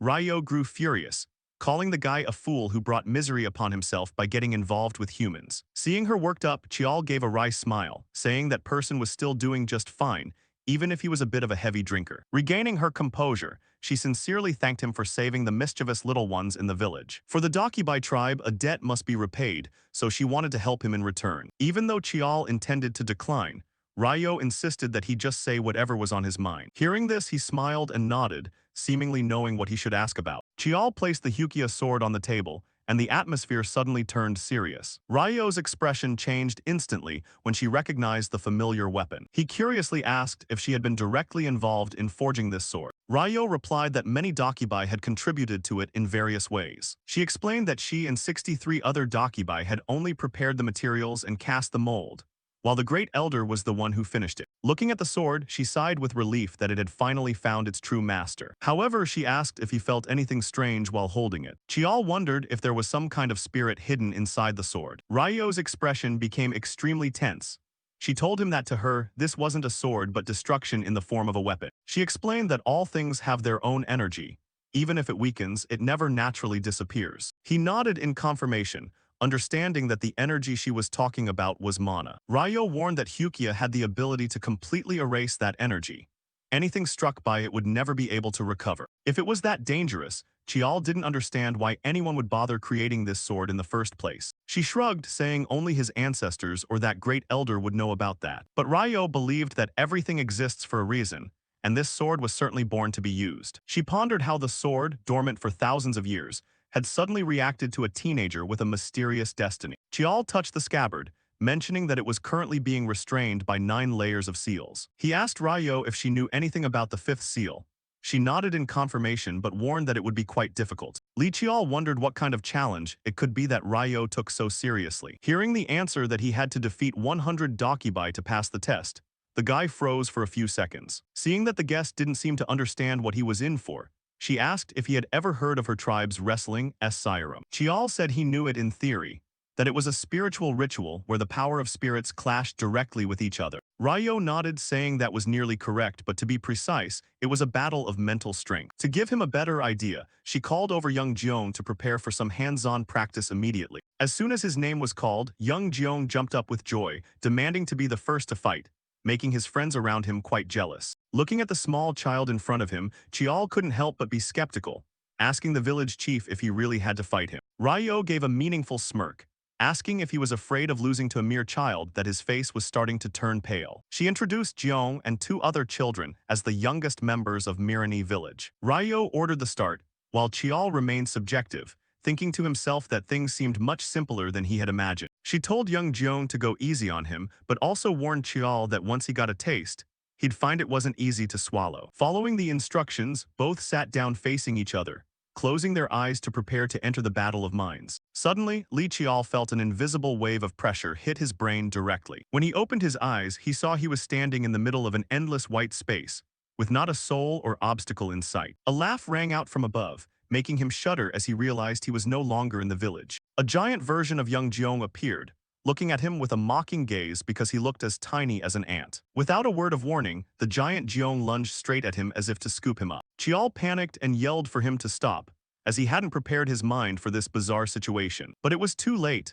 A giant foot descended from above, creating an overwhelming pressure intended to crush him instantly. Waking up with his eyes wide, Li Chial gasped in a cold breath as if returning from the dead. He panted, drenched in sweat, feeling as though his mind had just gone through an agonizing ordeal. Sitting on the ground, Li Chial looked around blankly, trying to steady himself to see where he was. He clutched his forehead, his breathing still rapid after the experience. Ryo sat nearby, smiling, asking how he felt and if he could hold out. Li Chial wondered about that strange space, where everything seemed to transform according to thought. In his memory, a giant foot had just come down, creating a terrifying shockwave. Ryo's eyes showed surprise at the boy's sharp assessment. She nodded in recognition, not expecting Li Chial to grasp the nature of the spirit world so quickly. In the distance, young Jeong jumped for joy to celebrate his victory, while Ryo could only manage a wry smile. Li Chial looked at the small child who possessed such overwhelming power in that other world, silently marveling at the boy's perspective. He asked about the time difference, as it felt like only a few seconds had passed, yet it was a different story here. Although tired, Li Chial still wanted to try again. His willpower was truly something else. Ryo patted his shoulder, advising him to rest, because wrestling with Dakibai was incredibly draining on the spirit. But seeing the determined look on his face, she knew there was no stopping him now. Ryo's jaw dropped when she saw Li Chial ready to jump into the next fight without a moment's hesitation. As soon as the match started, he was swatted away by an invisible hand. Young Jeong won again, laughing cheerfully while Li Chial was sent flying into the air. The kid had won again. Li Chial scrambled to his feet. Despite constant failure, he felt like he was very close to awakening. He panted, sweat pouring down, but his eyes were still ablaze with the will to fight. Ryo stood with her arms crossed, watching, silently appreciating this incredible tenacity and persistence. Li Chial's image at that moment reminded her of a legendary predecessor in the clan. The whole training area fell silent as everyone turned their eyes toward him. The elder of the Jangi tribe and the girls walked up, unable to hide their amazement at his progress. Li Chial wiped his sweat and gave a humble smile. He wanted to finish the work to be worthy of the meal they were treating him to. Power erupted from his hands, a cool blue aura radiating like a gale. With a single strike, Li Chial resolved everything, creating a powerful explosion that shook the ground. He realized his thought process was significantly faster than before, thanks to those mental wrestling matches. The Jangi elder smiled and invited him to drink some refreshing water to recover his strength. He gulped down the can, feeling his head clear up instantly, all fatigue vanishing. Ryo watched the Jangi villagers take care of Li Qiao and couldn't help but be surprised, as they were usually very strict with outsiders. And yet there he was, helping them carry huge, heavy boulders with ease. Li Qiao stopped when he saw Ryo approaching, scratching his head because he was afraid he'd been working too hard. Ryo asked the elder if she could take him with her now that the work was mostly finished. The girl was scolded by the elder for slacking off, so Ryo pretended to cover her ears, not hearing a thing, to get past it. Turning to Li Qiao, Ryo laughed because he had integrated into the village so quickly, even helping with menial tasks. Ryo explained that offering him that drink was a great honor, because the Jangi people did not accept just anyone easily. Li Qiao nodded. No wonder he felt his spirit recovering miraculously fast. It turned out to be a precious elixir, refined from spiritual essence and herbs over 10 long years. Li Qiao curiously wondered why they lived in such seclusion, but he was too shy to ask directly. He felt an outsider like himself shouldn't pry into the tribe's private affairs if they didn't bring it up themselves. His question led to the fiery memories of the Great War, the fire still smoldering in the shadows. Ryo told Li Qiao about the Great War, the time when humans pushed her tribe into a miserable life of displacement. Since then, nothing had changed. The pain remained as fresh as it was on the first day. She reassured him that it happened before he was born, so don't worry.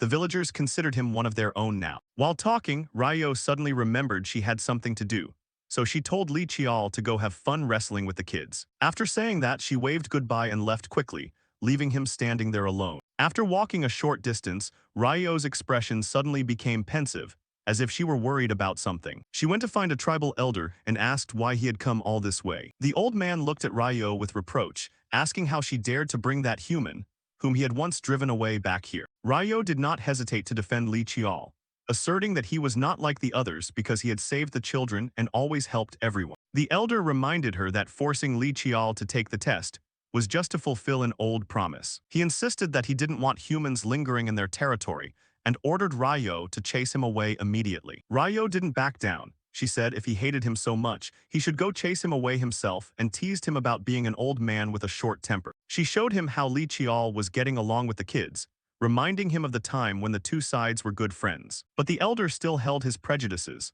firmly stating that humans and the Jangi tribe could no longer coexist. Ryo warned him sharply that the seal was weakening, and the tribe truly needed human help to survive. Her eyes betrayed her anxiety when she saw that the seal had started to show terrifying cracks. The elder turned his back and walked away, leaving behind a cold remark that humans are selfish creatures who would never sacrifice themselves for others. Ryo stood alone with an irritated expression. She clearly did not agree with the old man's conservatism. Returning to the training ground, Li Qiao was sitting quietly as if concentrating his mind on something. He stood up, his confident strides showing he was ready for the next stage of his journey. The kids were excited to see him stand up, hooting and hollering as they demanded to overcome every challenge ahead with him. Li Qiao just gave a faint smile, the confident smile of someone who had found his own way. Li Qiao was standing among the kids in the spiritual space. The little ones were cheering him on, telling him he had to break something to pass. A close-up of Li Qiao. His face at this moment was extremely calm and confident, the very picture of someone ready to do something big. A massive vortex of energy erupted, a mixture of water and fire. Below, the kids waved and cheered incessantly. Standing before an exploding blast of blinding light, Li Qiao looked truly small yet courageous. He let out a fine then. He gave a smug smile. It was time for Li Qiao to counterattack after the days of being beaten to a pulp by Grandma. The scene shifted to fragmented frames. There was a groan of fatigue. It turned out they had been struggling for 3 whole hours. The Jangi warrior woman stood watching, clearly amazed. She hadn't expected his willpower and mental strength to be this formidable. She smiled contentedly. This challenge seemed to have yielded results beyond expectation. Li Qiao sat on the ground to rest. The children gathered around and he greeted Grandma, the girl standing right in front of him. The little ones chattered, telling Grandma all about Li Qiao's crimes. He used Grandma's own technique, fought for ages without tiring, and wasn't even burned by her fire. The Jangi warrior woman just smiled silently as she listened to the kids snitching. She declared that training with the kids was enough for now. Li Qiao was dazed upon hearing this, not yet understanding what was happening. As it turned out, the real challenge was just starting, wrestling with 100 people. Hearing this made Li Qiao quite excited. But it wasn't right away. She said they had to wait about another week for enough people to gather. Looking out at the distant mountain range, She explained that it would take time to summon the Dakibai currently wandering everywhere back here. 3 days later, a large-scale festival took place. Crowds gathered to watch the wrestling match between a human and a Dakibai for the first time in ages. Li Qiao stood in the middle of the noisy crowd, his expression a bit dazed. He still wasn't used to this lively atmosphere. The people around him were chatting animatedly about old stories, even mentioning some Mr. Kim who had passed away 30 years ago. The Jangi warrior woman approached and patted Li Qiao on the shoulder. She checked in to see where he'd been and what he'd been doing for the past few days. Li Qiao thanked her politely. She looked at him with great seriousness, asking if he was ready to start the test. The crowd behind started to shout, the atmosphere heating up. She cautioned him, if the adult Dakibai did not recognize his strength, this test would last forever. Li Qiao nodded in confirmation. He clearly remembered the time limit was 1 week. She gave an encouraging smile, telling him to give it his all, promising a lively celebration as soon as he finished. She shouted to calm the crowd, declaring the match would begin without any further ado. The sky was a brilliant blue, and leaves drifted through the air amidst the excited cheers of the spectators. The 3 kids from before appeared first. Li Qiao noticed they seemed completely different from just a few days ago, much stronger. Score 1-100. The kids were defeated quickly, lying flat on the ground and groaning about their loss. Score 4-100. This time the opponent was a tiger Dakibai that looked quite nimble. Score 10-100. Li Qiao was soaring through the air, facing multiple opponents at once all by himself. Score 22-100. He moved into a defensive stance, sweat beginning to drip. The battle was becoming much more intense. Score 41-100. A Dakibai dressed in a sophisticated gentleman's suit appeared, acknowledging Li Qiao as a truly incredible human. Score 57-100. A giant panda Dakibai holding a bamboo branch stood in his way. Li Qiao looked tiny behind it. Score 63-100. A colossal energy entity shaped like a fire dragon emerged, swallowing up a corner of the sky. By the 3rd day, Li Qiao had begun to reach his limits. He dropped to his knees, gasping for air. Everyone asked him worriedly if he was okay. He stubbornly insisted he was fine and demanded to continue. Li Qiao realized this test was actually an extreme mental training course. The female warrior Jangi signaled the start again. Cheers from the crowd echoed everywhere. Despite his fatigue, Li Qiao still smiled. He was giving it his absolute best. Score 83-100. Li Qiao sat cross-legged, wiping away his sweat. His body was aching all over, but his willpower remained unshaken. A close-up of Li Qiao's face showed his eyes squeezed shut, drenched in sweat. He was regulating his breathing. Score 99-100. A long-haired man smiled and gave a thumbs up, acknowledging his effort. There was only one last opponent left. Li Qiao looked up and let out a sigh. He offered a quiet word of thanks, preparing for the final turning point. A master from the Jangi tribe sat relaxed with his legs crossed. He began to issue a challenge, signaling for the most important match to begin. He wore a confident smile, declaring this was the 100th match. The lightning surrounding them crackled as if welcoming a fight to the death. On the other side, Li Qiao stood dwarfed by a wall of swirling clouds and smoke. The pressure radiating from his opponent was terrifying. A close-up of the opponent's eyes revealed them to be sharp and expressionless. He insisted he held no grudge against Li Qiao. However, because this was a test based on an ancient covenant, he declared he would fight with everything he had, without holding back even a little bit. Power exploded instantly. A blinding beam of light swallowed Li Qiao's position before he could react. Li Qiao stood his ground amidst the electricity, but his body had begun to protest. He thought to himself that he was tired beyond description. Sweat poured, his teeth were gritted, but his eyes still blazed with willpower. Despite his exhaustion, Li Qiao refused to let himself collapse. A spray of blood hit the cold ground. He was stunned to realize that even though this was just a spiritual world, the damage he received felt terrifyingly real. Li Qiao finally slumped down, clutching his chest and coughing up blood.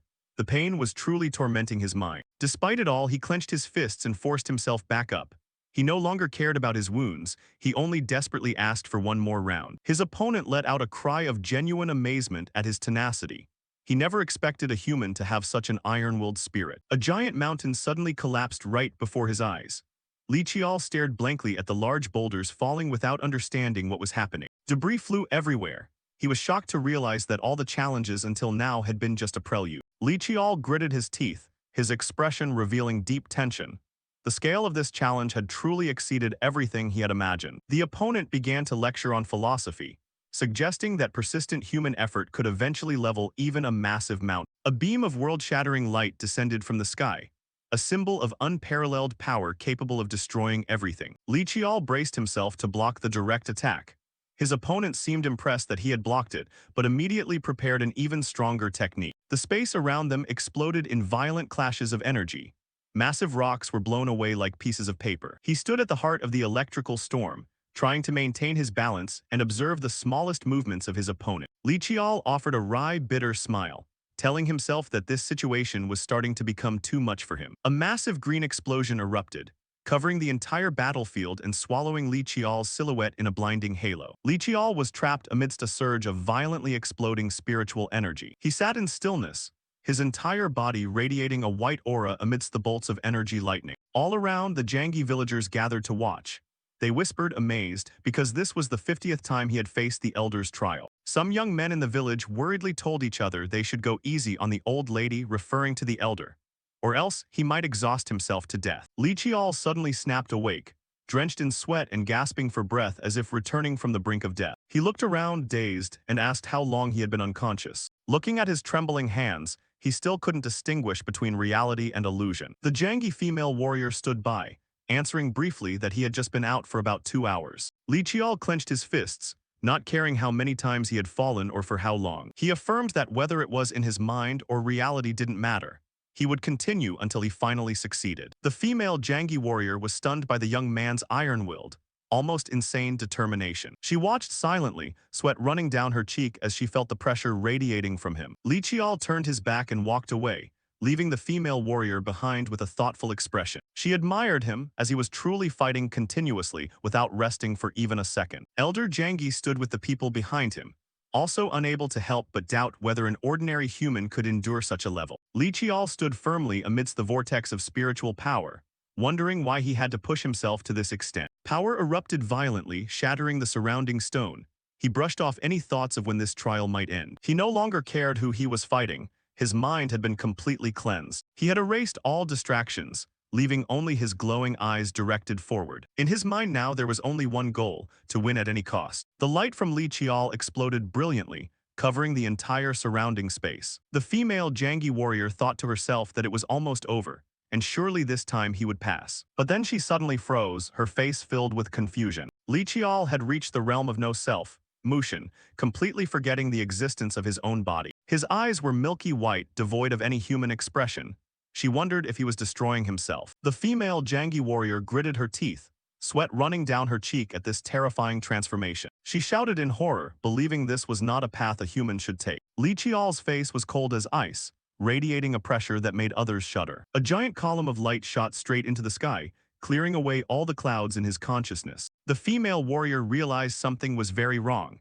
This was no longer just a standard state of no self. He wasn't just blending in. He was taking control of the entire spiritual space she had created. The illusory world began to crack and collapse under the terrifying pressure from Li Qiao. She couldn't believe her eyes, wondering how a human could achieve the impossible. Amidst the ruins of the spiritual space, Li Qiao stepped out with full authority. This appearance of his left the female Jangi warrior completely shaken. His gaze was strangely calm, yet contained an absolute, overwhelming power. As soon as the trial ended, Li Qiao collapsed onto the magic circle from exhaustion, and the female warrior breathed a sigh of relief. The observers began to whisper in admiration, acknowledging that his mental strength was truly respectable. Li Qiao forced himself up, soaked in sweat, and tiredly asked if everything was done. The Jangi female warrior flashed a bright smile, firmly confirming that he had passed the test. Li Qiao bowed his head in thought, asking naively, "Did I lose?" The woman looked at him speechlessly, wondering if he even realized just how earth-shattering a feat he had just accomplished. An affirmation you won echoed,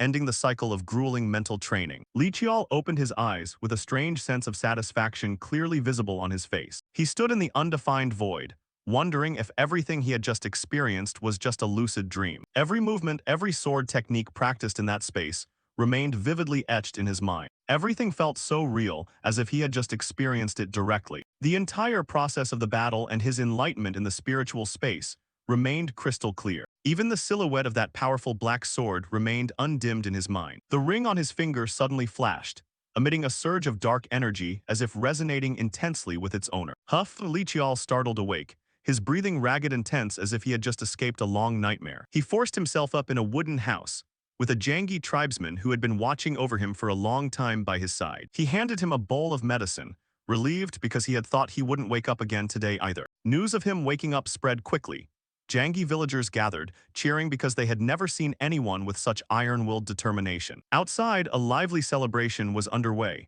with people drinking to toast his achievement. The female Jangi warrior suddenly appeared, scolding the young men for daring to be noisy in front of someone who had just woken up. She checked on his condition, then revealed a shocking truth. He had been sleeping soundly for a whole week after the test ended. Li Qiao stared, unable to believe his ears. He didn't even remember clearly how he had overcome the challenge. Seeing that he was still dazed, they had to confirm once more that he had truly won a glorious victory. That night, the entire Jangi tribe was immersed in the shimmering lights of the festival, celebrating their worthy successor. Afterward, the female warrior led him to see the ancient secret texts called the Records of Hyukya. Holding these records in his hands, Li Qiao finally understood more about the origin and power of the Black Sword. Finally, Li Qiao donned the noble martial arts robe from an ancestor, a destined gift he felt was meant just for him. Li Qiao wore his new robe, thinking to himself that this item was left by his ancestors for him and no one else. Yunhan held the ancient bamboo slips in her hands, realizing there were many parts of the historical records that had been intentionally deleted. Li Qiao curiously asked if she knew what the deleted parts talked about, as he believed the Hyukya blade was created with a specific purpose. Yunhan shook her head, explaining that based on the context, the deleted sections seemed to allude to a living entity or an object, not a location. She began to tell ancient tales, though they sounded a bit far-fetched and hard to believe. These were oral traditions about a distant sea or an event related to this land. In the memories of the Dakibai tribe, there was a terrifying lullaby about a monster that would come and swallow anyone, leaving the world with nothing left. Yunhin recounted that as a child, she was often scared by the adults with that song whenever she went out at night, which Li Qiao also admitted was a horror story for children. On the bamboo slips of the ancestor Li Hyangxian, the ancient characters affirmed that Hyukya was the key and map leading to the final secret of the Li family. Yunhen was deep in thought, as if she had just realized something from these incomplete records. She smirked when mentioning a fool who had lost his name and was imprisoned in the mountains, which only made her find it more ridiculous. Li Qiao smiled, promising that if he could find the name for that guardian deity again, he would definitely return it to them. Yunhin immediately retorted, telling him to let that person suffer for another 1,000 years. Don't return anything. Calming down a bit, she asked Qiao if he had any other lingering questions he wanted answered. Li Qiao looked deep into the darkness, suggesting Yunhin tell him about the tribe's elder. Immediately, a powerfully built man with long hair and a thick beard stepped out of the night, radiating a heavy pressure. It was Elder Siop.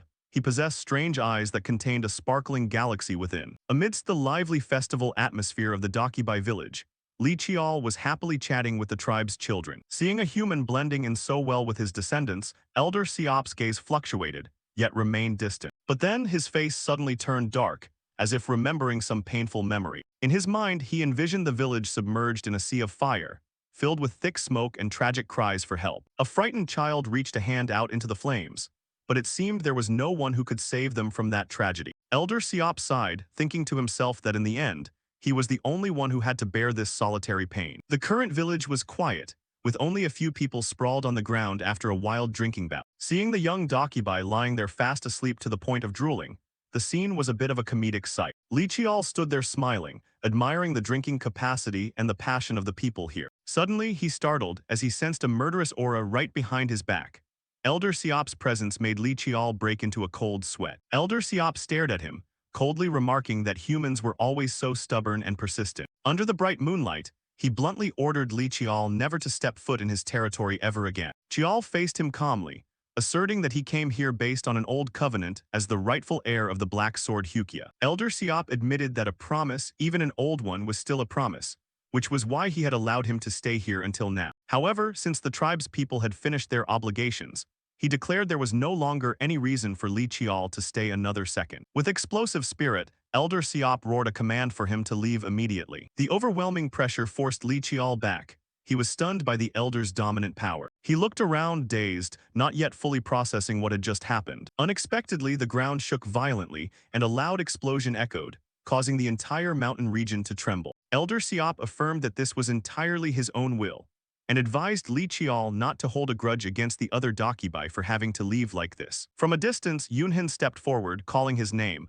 wondering why he had to go to such extremes. Yunhin brought a food tray to Siop, who was sitting quietly looking down at the village from a high cliff. He bluntly admitted that he absolutely despised humans. However, Siop also felt guilty for causing the entire tribe to live in confinement just because of his own existence. Yunhin looked into his eyes, realizing that deep down, he also saw Li Qiao as a very different kind of human from the others. Elder Siop did not deny it. He said he would not interfere with the bond she had built with the young man, as everyone's feelings were their own private matter. Yunhin was questioning Elder Siop, reminding him of two people who surely wouldn't be happy to see him like this. Siop immediately shouted, "Stop," not wanting to hear another word. His face hardened, coldly stating that the words she had just spoken had crossed the line. Yunhin still wouldn't back down. She asked straight out if he didn't actually hate humans, and if all of this was just because of the pain associated with those other two people. Siop could only sigh and call her child. He intended to say something, but the words seemed to choke in his throat before the harsh reality. Suddenly, a massive tremor broke out.